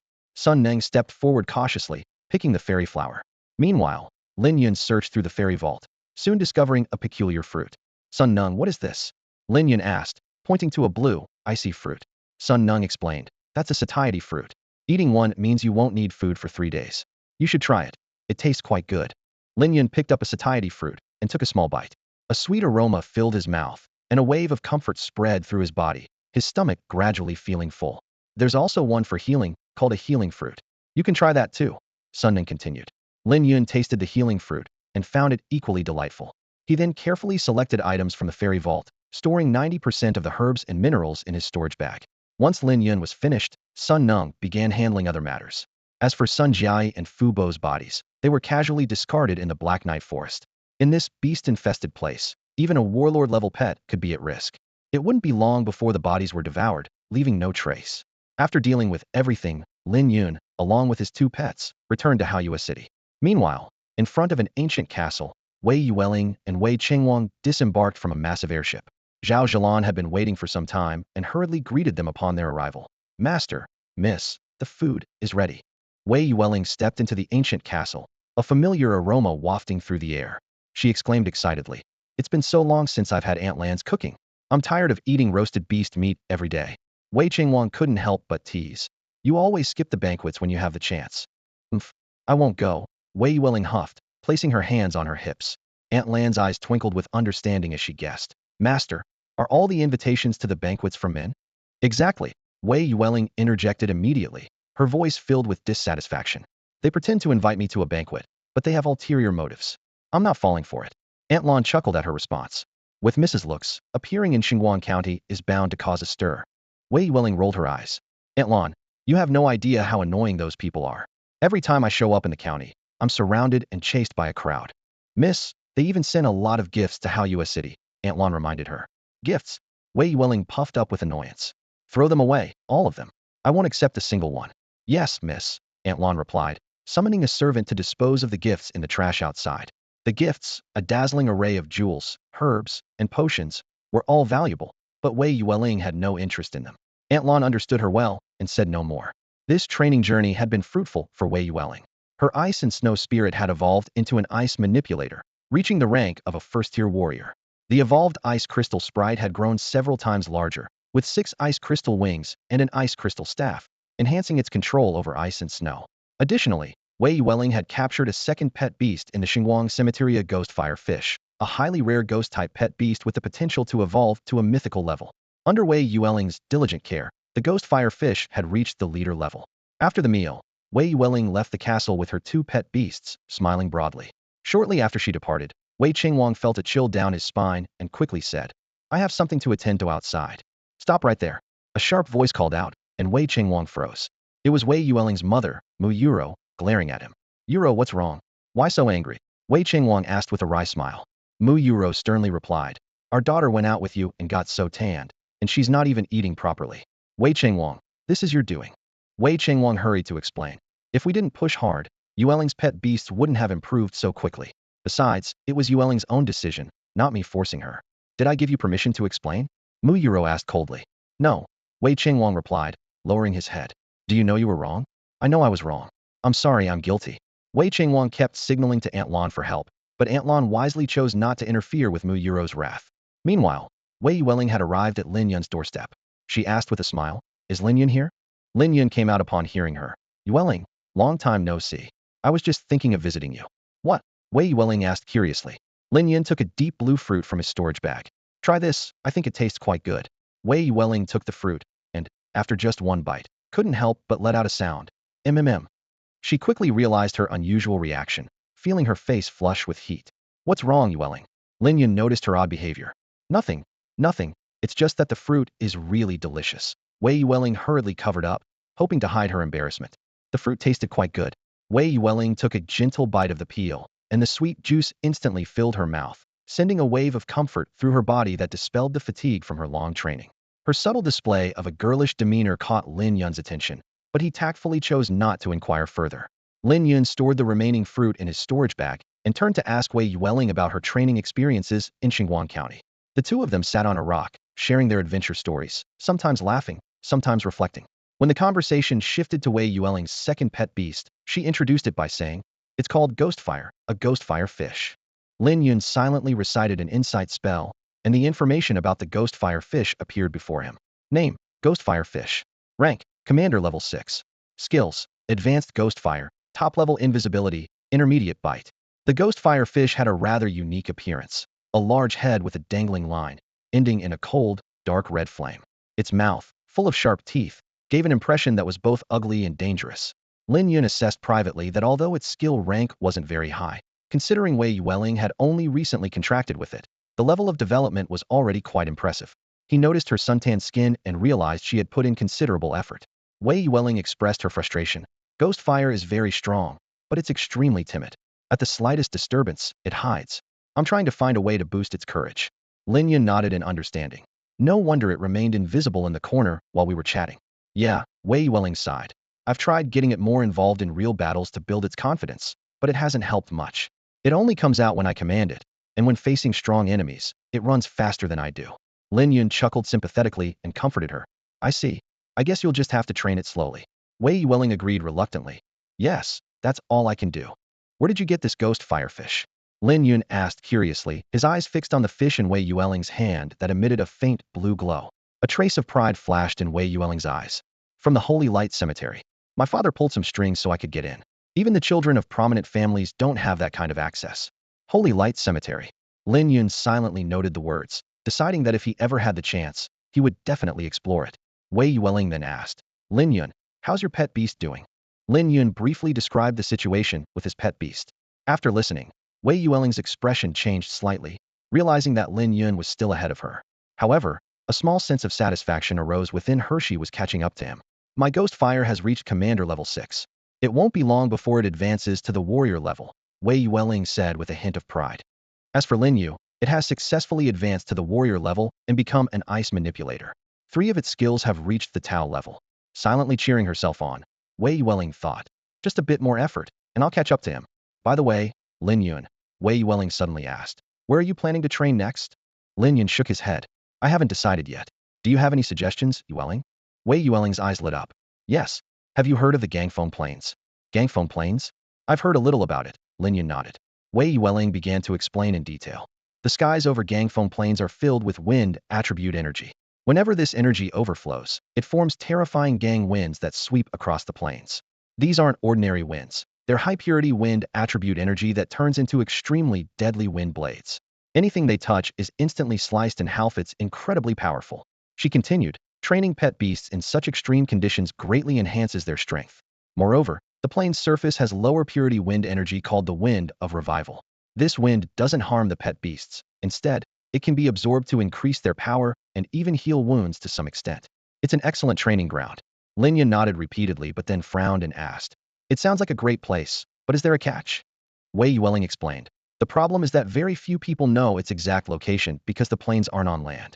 They're suspended in the sky by wind forces, and their coordinates are constantly shifting." Seeing Lin Yun's disappointed expression, Wei Yueling quickly added, "But don't worry. My father has already pinpointed the location. We can follow the designated route tomorrow to reach the Gangfeng Plains." "That's great." Lin Yun's eyes brightened. "I'll come find you tomorrow then." Wei Yueling quickly shook her head. "No need. No need. I'll come find you." Lin Yun couldn't help but tease. "Yueling, you're not going to sleep in again, are you? I don't want to wait half the day like last time." Wei Yueling blushed, recalling the embarrassing incident when she overslept and missed their meeting. She hurriedly promised, "I definitely won't this time. I'll be up on time, don't worry." Seeing Wei Yueling's determined look, Lin Yun smiled and nodded. "All right then, it's settled." The next morning, before dawn, Wei Yueling was already at Lin Yun's doorstep, keeping her promise to wait for him. The two, accompanied by their respective beasts, set off on their journey to the Gale Plains. On their way, they passed by the colossal carcass of the mythical beast once again. The stench was even more overwhelming than before, nauseatingly noticeable from a distance. Lin Yun sharply observed that the suppressive force near the corpse had significantly diminished. He mused that this change was not just due to the passage of time causing the energy to dissipate, but also because the Beast Alliance had already extracted valuable materials, and the frequent visits of beasts in the forest further accelerated the energy loss. Despite this, the massive remains still exuded an intimidating aura. Lin Yun couldn't help but wonder, how did such a huge beast meet its end? Wei Yueling chimed in, "I know a little about that." She began recounting her experiences traveling with her father, Wei Qingwang, from Haoyue City to Xinguang County. It turns out, deep underground in the Black Night Forest, resides a terrifyingly powerful giant black snake. This mythical beast attempted to challenge the black snake, but was instantly killed. Lin Yun's expression changed slightly upon hearing this. He hadn't expected such a formidable creature to be hidden within the depths of the Black Night Forest. Wei Yueling added, "However, the big snake is mostly in a dormant state, which is actually a good thing for Haoyue City." Lin Yun agreed.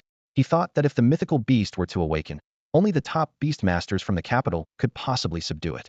But in such a remote area, beastmasters of that caliber would never appear. Soon, they arrived at the Gale Plains. More than a dozen beastmasters had already gathered there, some finding the place by luck, others through family connections. Wei Yueling's arrival immediately drew everyone's attention. A man named Bao Yuan approached them with a smile and said, "Looks like it's your first time here. How about I give you an introduction to the Gale Plains for 5,000 silver coins? It's a fair price, don't you think?" Lin Yun readily paid, thinking it wise to gather more information. Bao Yuan began to explain the details of the Gale Plains, and the two listened intently. The Gale Plains are divided into 5 major areas, with the fiercest winds at the center.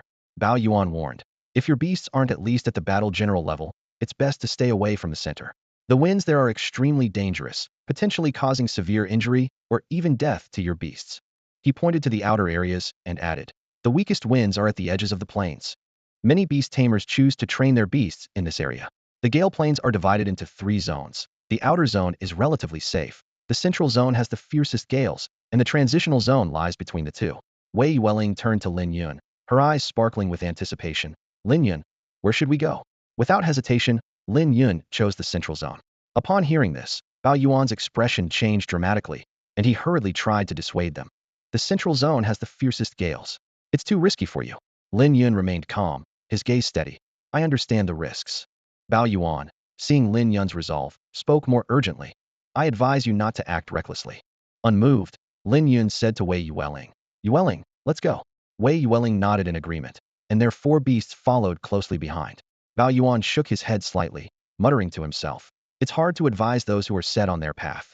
As a seasoned veteran of the Gale Plains, he knew well the power of these gales. Lin Yun and Wei Yueling's actions sparked discussions among the onlookers. Someone exclaimed, "Are they crazy? They're taking such a big risk just arriving at the Gale Plains." Another person expressed concern. "If they get hit by the gales, the consequences could be dire." Some were puzzled by their confidence. "These two seem a bit overconfident to me." However, Lin Yun ignored the chatter around him. He remained composed and issued a command. "Let's go." Qingya swallowed a few herbs and was the first to face the gales. The gales roared in with incredible speed, but to Qingya, they were trivial. Utilizing its glimmering slicing skill, it easily evaded the onslaught of the gales. Bao Yuan's eyes widened in surprise.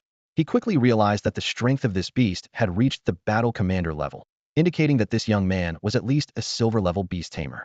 Titan and Lin Yu followed closely. Although not as fast as Qingya, they too could easily dodge the gale's attacks. The ghostly firefish, being weaker and more timid, trained itself in the zone where the gales were weakest. Bao Yuan's unease grew as he witnessed 3 battle commander-level beasts present in one place. The surrounding crowd began to view Lin Yun and Wei Yueling differently. These young silver-level beast tamers clearly had significant potential for future growth. As the beasts continued to evade, their strength was gradually increasing. Suddenly, Lin Yun said, "Qingya, Titan, don't just dodge. Try to confront them heat-in." The 2 beasts understood and immediately launched a counterattack. Bao Yuan exclaimed, "Is he crazy?" letting his beasts face the gale's heat-in. However, he quickly fell silent when he realized that Lin Yun's actions stemmed from absolute confidence in their abilities. Qingya swung its sharp claws. The 4 pets rapidly adapted to their surroundings, destroying more and more fierce winds.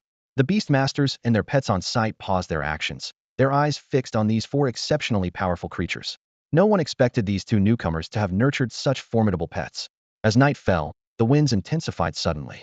Most beastmasters chose to stop their training, as letting their pets practice in such conditions now carried much higher risks.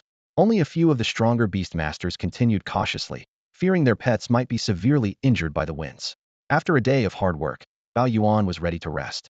He had been training on the wind plains for over 3 years, and his pet's strength had increased by 2 levels, which he considered a decent achievement. At this moment, he was gently applying a healing potion to the wounds of his monkey pet lying on the ground, watching them heal slowly. Despite his experience, Bao Yuan's pets still got injured, reminding him of the difficulties when he first arrived, when even the weakest winds would leave his pets covered in bruises. Bao Yuan couldn't help but think of the 2 beastmasters he encountered today, inwardly remarking, "They are monsters among monsters." Just then, a man exclaimed, "Those 2 are still training in the central area." Everyone was stunned by this news, including Bao Yuan, who quickly rushed out to see for himself. Indeed, Lin Yun and Wei Yueling were helping their pets train in the central wind zone. Bao Yuan stared at the scene in disbelief, amazed at the vast difference between himself and these fellow beastmasters. After so much time here, he could barely handle the outermost winds, let alone the central ones. Suddenly, Bao Yuan's eyes widened as he noticed something unusual. A large mass of winds converged to form a giant rock, the Wind Rock. This special creature only appeared when a large amount of wind was destroyed, formed from the concentrated power of the winds, possessing incredible combat strength. Bao Yuan never expected these 2 newcomers to trigger such a phenomenon. The Wind Rock let out a loud cry and swooped towards Qingya. However, Qingya showed no fear and confronted it heat-in. A massive blade of light appeared, illuminating the entire plain. In the blink of an eye, Qingya sliced the Wind Rock in 2. The entire scene fell into a stunned silence, with everyone staring in disbelief. They were well aware of the Wind Rock's difficulty. There was an unwritten rule on the wind plains that when a wind rock appeared, all beastmasters would stop and join forces to eliminate it, because fighting it alone could result in casualties. Yet, this 3-tailed white fox effortlessly defeated it with a single move, completely overturning everyone's understanding. At that moment, the sky echoed with a long cry once again. This time, the number of gale rockbirds appearing was astonishing. There were as many as 30. Bao Yuan's expression turned grim instantly, thinking to himself, "With so many gale rocks, how can we possibly handle this?" He decisively made a swift exit, knowing that staying any longer would be courting death. Others also retreated quickly, fearing unexpected danger. Lin Yun, however, remained unfazed and calmly issued a command. 30 of them? Interesting. Each of you handle 10. His 3 pet beasts understood immediately and entered battle mode. Titan's body emitted a dazzling blue light, with energy fluctuations intensifying. Beams of starlight cannon fire rained down like a storm, striking each gale rock with precision. The power was astounding, with each hit capable of taking down a gale rock, demonstrating remarkable efficiency. Qingya opted for a more direct approach, unleashing a stream of cutting light like an invisible blade, instantly vanquishing 10 gale rocks at once. The scene was like meteors streaking across the night sky, fleeting, yet immensely powerful. Lin Yu wielded her staff, summoning gusts of cold wind. Countless ice crystals formed in the air, attacking the gale rocks like a barrage of tiny swords. Before long, these majestic birds were shattered by the power of ice, falling to the ground as ice sculptures. The battle concluded with lightning speed. The 2 of them, along with their pet beasts, trained late into the night before stopping. The next morning, they resumed their relentless practice. During this time, Qingya's strength advanced rapidly, reaching the 6th tier of the warrior class. Titan was not to be outdone, achieving the 4th tier. Lin Yu also saw improvement, reaching the 3rd tier.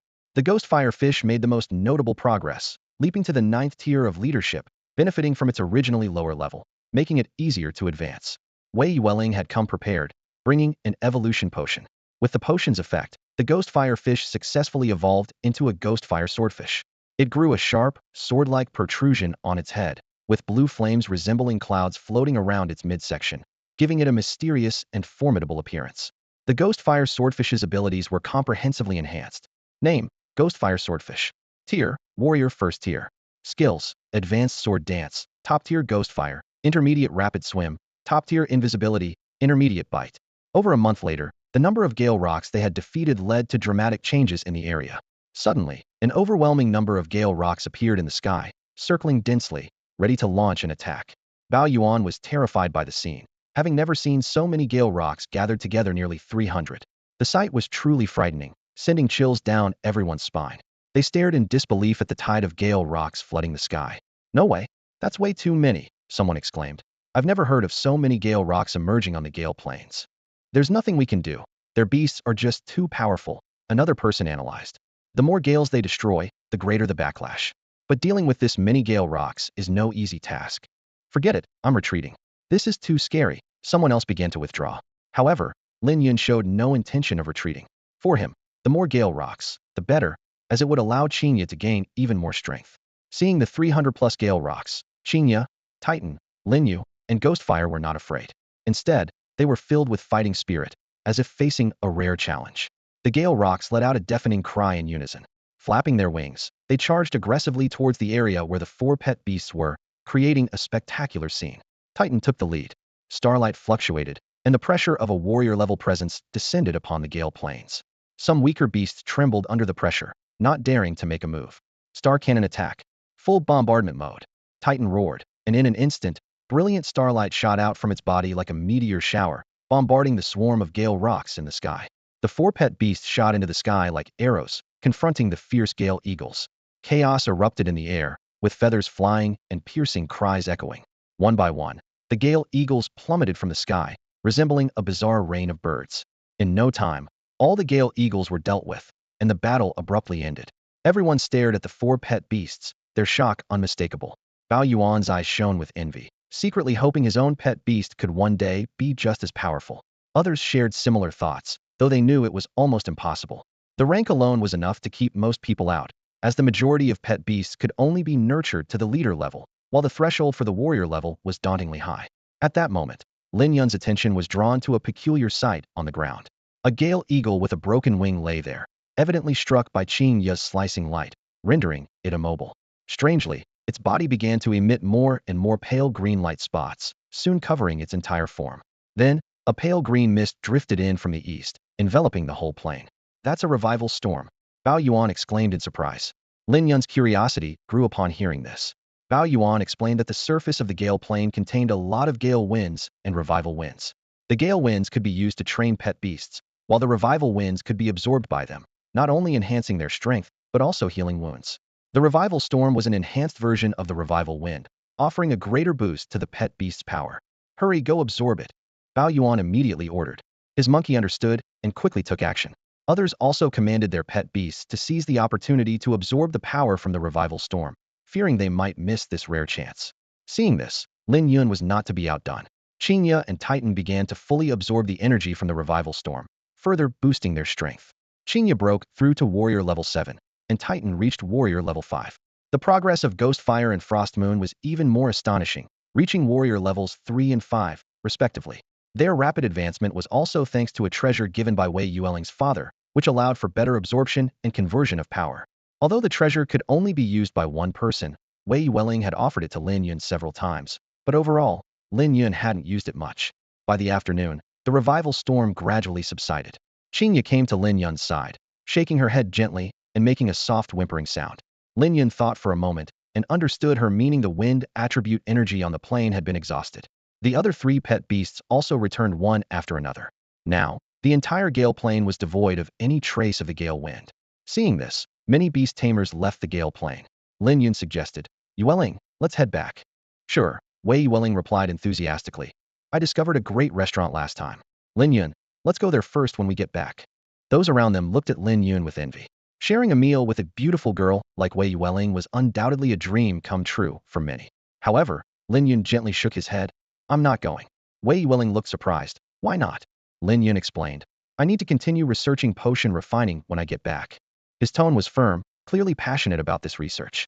Wei Yueling, not giving up, held Lin Yun's hand and pleaded. Just this once, Lin Yun. Her eyes sparkled with anticipation. Lin Yun shook his head and said seriously, really, I won't go. We can eat anywhere. There's no need to go to a restaurant. Although we're not short on money, we shouldn't waste it like this. Upon hearing this, Wei Yueling pouted and glared at Lin Yun angrily. The people around them were surprised by Lin Yun's refusal, secretly envying his position, wishing they could dine with Wei Yueling instead. However, they knew it was impossible. Seeing this, Lin Yun gently patted Wei Yueling's head and asked, What's wrong? Are you upset again? Humph. Wei Yueling turned her face away, unwilling to respond. Lin Yun was a bit puzzled. What's going on? Wei Yueling sulked. Humph. I don't want to talk to you right now. Lin Yun said helplessly. It's just a restaurant visit. Is it worth getting upset over? Besides, haven't we been before? It's not like we're missing out. Wei Yueling huffed again, still unwilling to explain. Seeing this, Lin Yun hurried to appease her. All right, don't be mad. I was wrong. When I have time, I'll go with you. Anywhere you want. Hearing this, Wei Yueling's anger dissipated, and she burst into laughter. Her smile was as breathtaking as a blooming flower, embodying the phrase, beauty that can sink fish and make birds fall from the sky, making it seem not exaggerated. Many men present were left in a daze. Seeing her no longer upset, Lin Yun asked, Not angry anymore? Wei Yueling playfully stuck out her tongue. Silly. Lin Yun feigned displeasure. Calling me names again. Fine, call me whatever you want. By the way, is it that time of the month? You're so grumpy. Ouch, stop pinching, stop. Just then, they suddenly felt the ground trembling. It turned out to be a beast riot, with a large number of beasts charging out from the Dark Night Forest, ranging from ordinary to leader level, and even a few at the warrior level. Everyone tensed up, but Lin Yun seemed excited. For him, this was a perfect training opportunity. He immediately ordered, Qingya, Titan, clear out these beasts. Qingya and Titan quickly took action, leaving a trail of fallen beasts in their wake, carving a path through the horde. Wei Yueling also commanded her two pet beasts to join the battle. Ghostfire, using its stealth ability, appeared instantly before a dark wild boar and pierced it with a sword.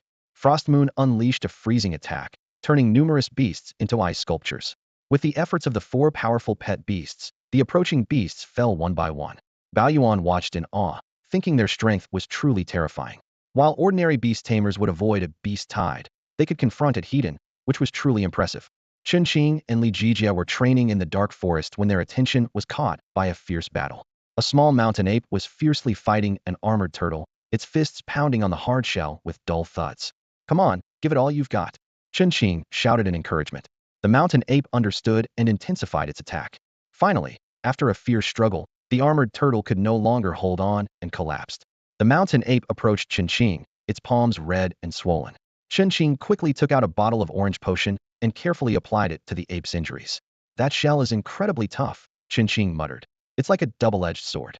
Li Jijia examined the turtle's body closely and shook his head, saying, Brother Qing, this armored turtle is no good. Its internal organs are ruined. Chunqing shrugged indifferently. No worries. These armored creatures never have much meat anyway. Every time you crack open the shell, the insides are heavily impacted. The liver might be okay, but once the stomach contents spread into the meat, just thinking about it made him nauseous.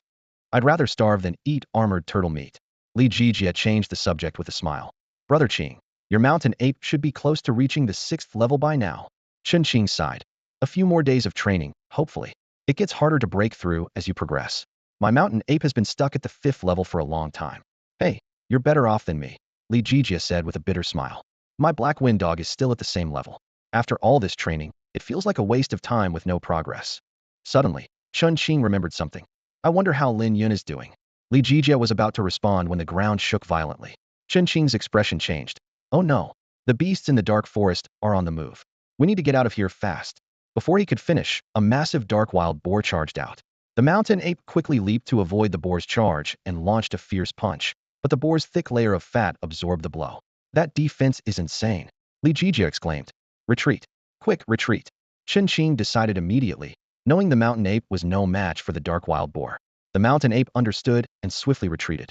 Surprisingly, the dark wild boar didn't chase after them, but hurried away. It turned out more beasts were approaching from behind it. Chunqing and Li Jijia breathed a sigh of relief, but the danger wasn't over. The herd's coming, we need to run, Chunqing urged. They both knew that stronger beasts, possibly even at the warlord level, could be following, which would spell disaster for them. Just then, a thunderous roar echoed from the south. A gigantic black bull burst through the forest, heading straight for them. This beast was entirely black with blue patterns on its belly that resembled flowing water. Most striking were its 4 pairs of sharp horns, gleaming coldly and sending chills down their spines. The inner side of the horn was lined with sharp, tooth-like protrusions. Chen Qing's face changed drastically as he exclaimed, "It's a torrent battle bull." The appearance of this warlord-level beast filled Li Jijia's heart with fear. Chen Qing quickly spotted a hiding place and shouted, "Jijia, quick! Let's hide in this cave." Overjoyed at the suggestion, Li Jijia and Chen Qing rushed towards the cave. However, the cave was already occupied. A saber-toothed rabbit suddenly leaped out, brandishing its sharp teeth. This was clearly its den. In an instant, the little mountain ape and the black wind hound sprang into action, one delivering a heavy punch and the other pouncing, killing the saber-toothed rabbit instantly. The two squeezed into the narrow cave with their pet beasts, ignoring the foul stench inside. After an unknown period, silence finally fell outside. Li Jijia whispered, "Brother Qing, I'll go out and check the situation. Be careful," Chen Qing cautioned. "I will," Li Jijia replied. Not long after, Li Jijia's scream echoed from outside. Chen Qing's face turned pale with fear, and he didn't dare make a move until Li Jijia returned, at which point he mustered the courage to step out of the cave. "Damn it, Li Jijia, you scared me half to death with your screaming," Chen Qing said irritably. Li Jijia quickly explained, "Brother Qing, I didn't mean to scare you. Look over there." Only then did Chen Qing notice the ground outside was littered with the corpses of various beast saber-toothed rabbits, black wind hounds, magic light tigers, and others of different ranks. "Brother Qing, come check it out. The torrent battle bull is dead too," Li Jijia exclaimed in surprise.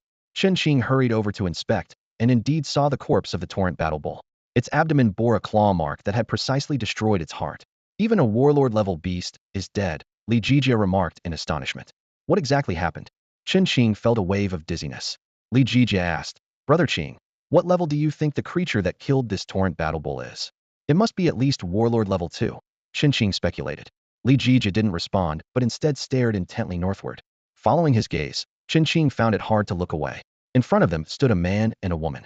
The man was tall and handsome, and the woman was beautiful.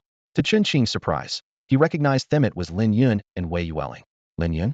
What's he doing here? Did they kill all these beasts?" Chen Qing felt a storm of shock inside. "No way."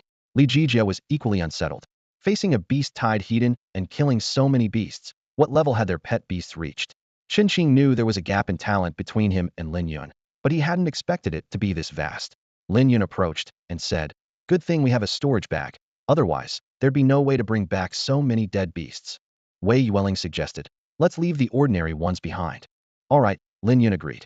Chen Qing stepped forward and asked, "Lin Yun, did your pet beasts kill all these creatures?" "That's right," Lin Yun confirmed with a nod.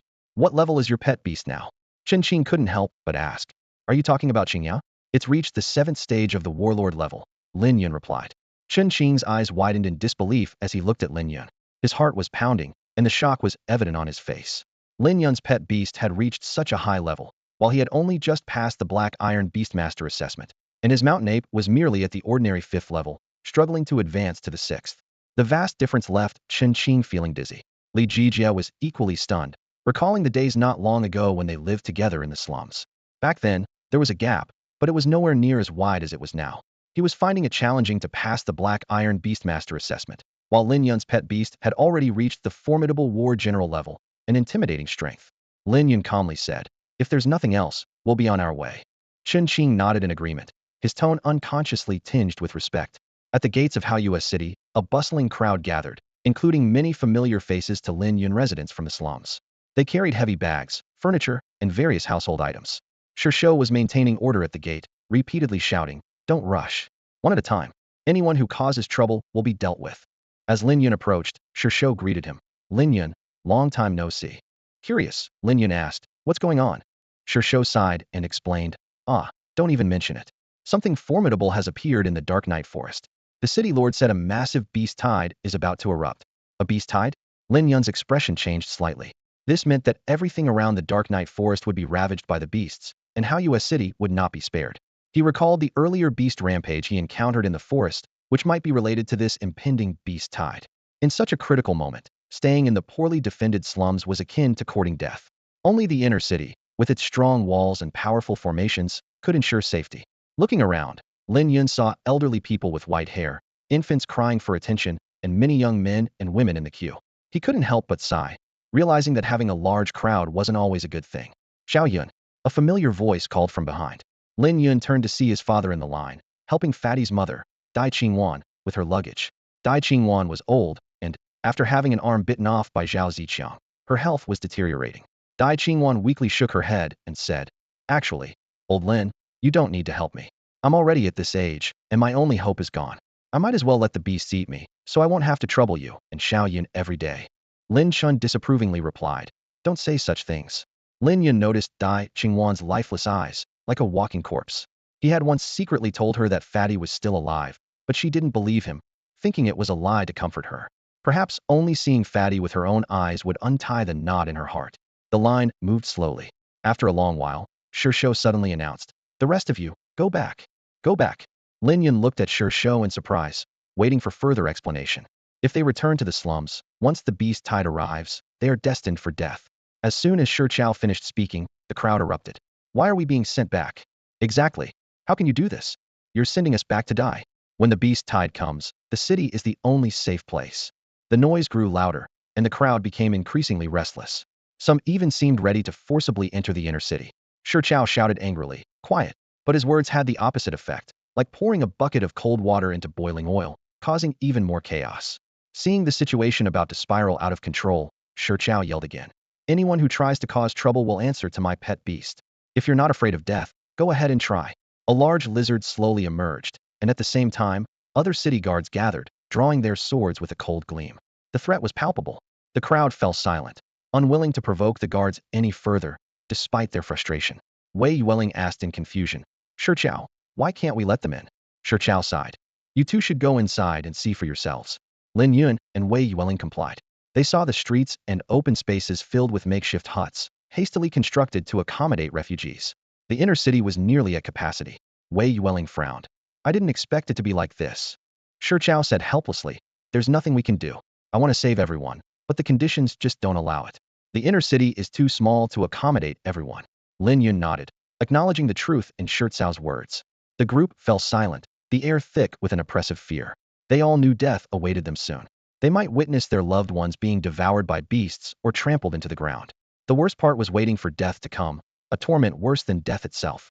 A baby's cry pierced the silence, perhaps because the mother couldn't feed her child after waiting too long.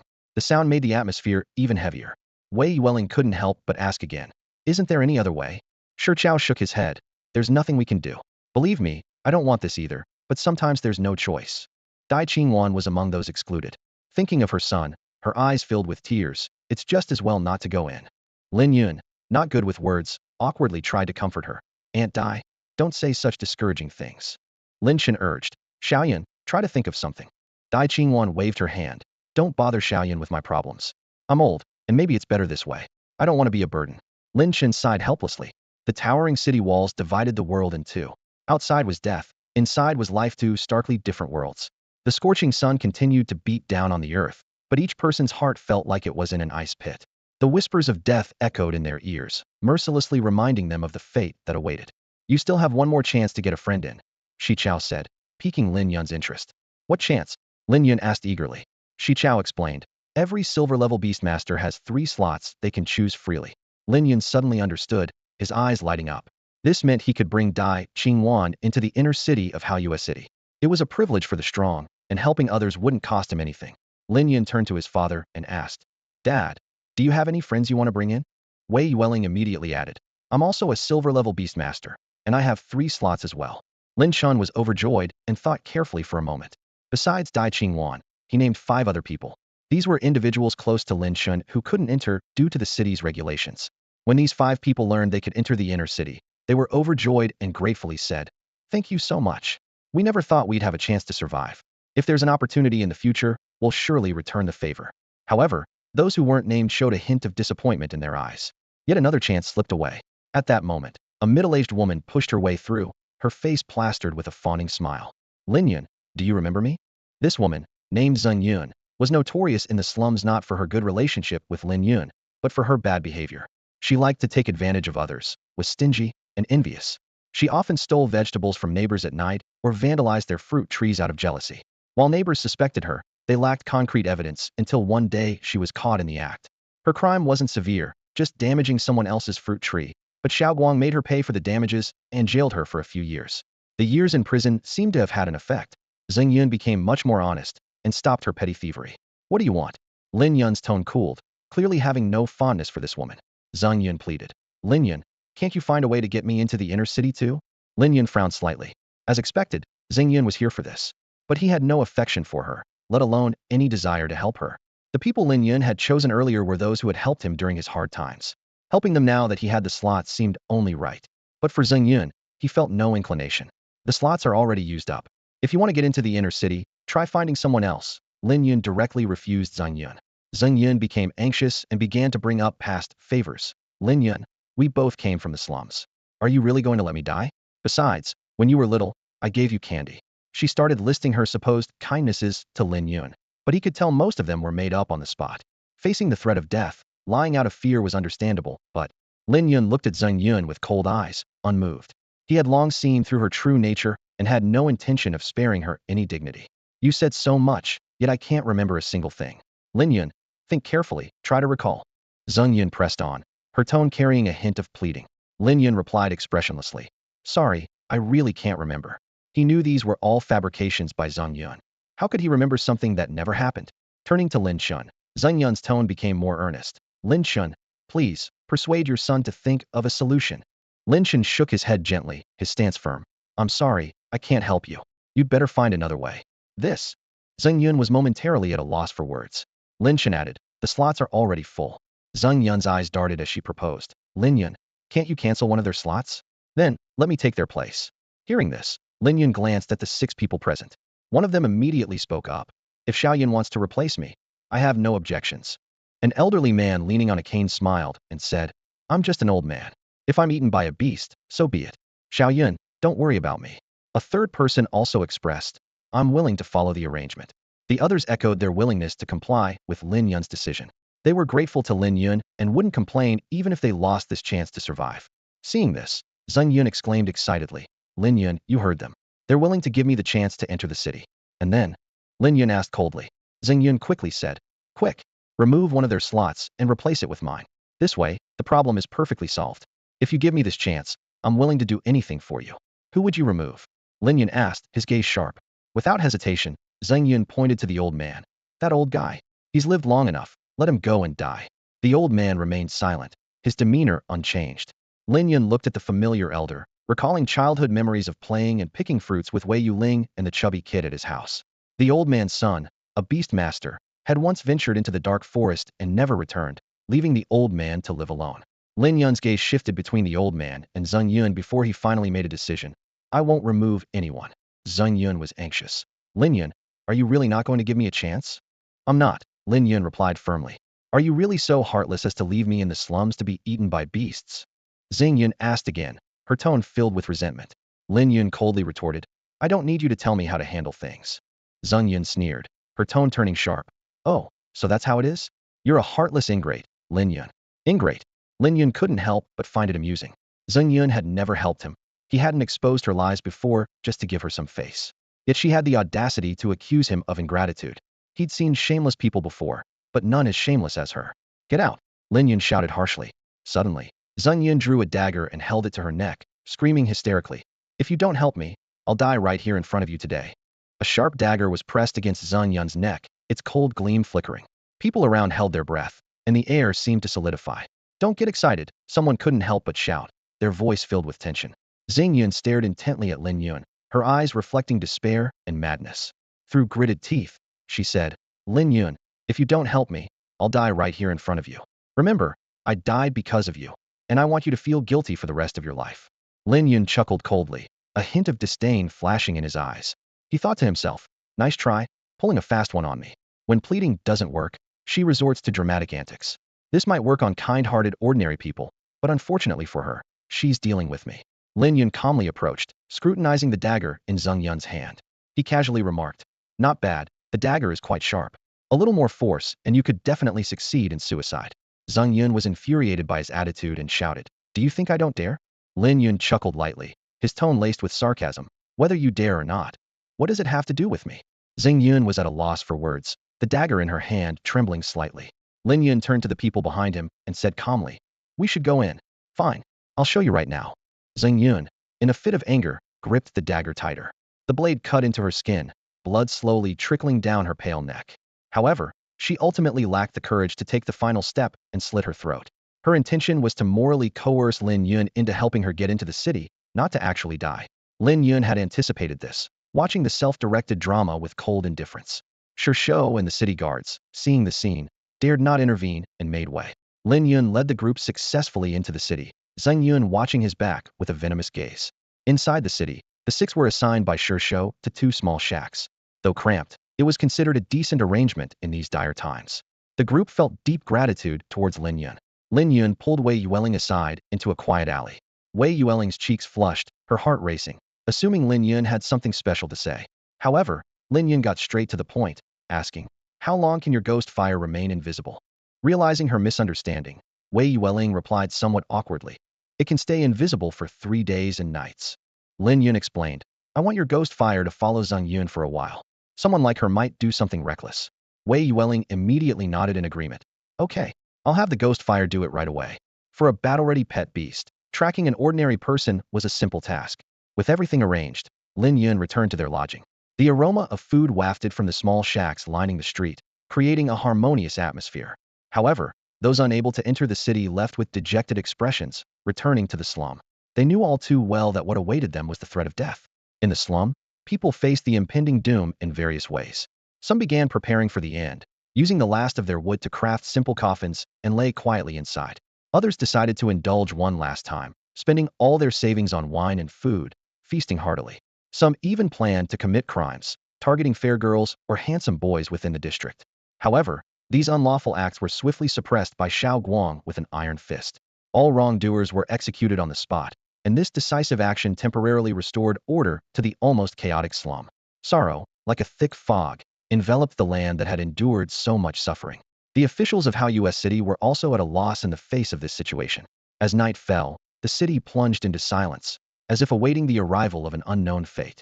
Lin Yun and Li Yuru sat at a simple wooden table, discussing the sudden beast tide with grave expressions. Sunlight streamed through the window, casting a glow on their weary faces. Who would have thought such a massive beast tide would occur? Times like these make life so hard. Lin Yun sighed, his brow furrowed. He began recounting his encounter at the city gate, his voice tinged with frustration. After listening, Li Yuru frowned slightly, a flash of disgust crossing her eyes. "I can't believe Zhang Yun is still as repulsive as ever. I thought a few years in confinement would calm her down, but she's still the same. Some people never change." Lin Yun nodded in agreement, recalling a recent incident. Not long ago, some rabbit meat that Xiaoyan brought back from hunting went missing because of her. The two reminisced about their past experiences working with Zhang Yun. Back then, they often went out to work together, and Zhang Yun always shirked her duties, making excuses to leave her post, like needing the restroom or having a stomachache. This forced others to work late, and eventually, everyone began avoiding her, unwilling to collaborate. 3 mornings later, the gentle sunlight bathed the streets. Wei Yueling arrived at Lin Yun's house, wearing a blue dress and sporting twin ponytails, looking especially cute. Her fair skin glowed with a hint of pink under the sun. "Lin Yun, how do I look?" Wei Yueling asked with a smile, revealing her small canine teeth. Lin Yun looked puzzled. "What do you mean? Look at me." Wei Yueling spun around, her dress slightly twirling. Lin Yun took a closer look. "You've changed your hairstyle and are wearing new clothes." "Humph." Wei Yueling pouted, appearing a bit displeased. Lin Yun quickly added, "But you look really nice." Wei Yueling's expression softened. She then turned to the main topic. "Earlier, didn't you have Ghostfire follow Zhang Yun? What is she up to?" Ghostfire said she seems to be discussing something with a beast man, but I don't know the details yet, Wei Yueling whispered. "A beast man?" Lin Yun frowned slightly, recalling previous encounters with the Holy Church, feeling wary. "Yeah, let's go check it out tonight," Wei Yueling suggested, her eyes sparkling with excitement. "All right, let's do it," Lin Yun agreed. That evening, Lin Yun and Wei Yueling quietly made their way to the slums, their pet beasts trailing behind. The entire area was eerily silent, with no one in sight. Normally, this place was filled with chatter and laughter, but now it was unsettlingly deserted. "Sigh, it's so quiet now, it feels strange," Wei Yueling murmured. Lin Yun reassured her. "Some things are just beyond our control." Wei Yueling spoke softly about recent tragedies she had heard. "I heard someone went home and drank themselves to death. The next day, they were found dead. Others even poisoned their food, resulting in entire families perishing." Lin Yun gently patted her head, offering silent comfort. They cautiously approached the courtyard where Zhang Yun lived, hiding in the shadows, waiting patiently. Time passed slowly, and the night deepened. Just as they were about to lose patience, a mysterious woman quietly appeared at Zhang Yun's doorstep. That's all for today. Thank you so much for watching.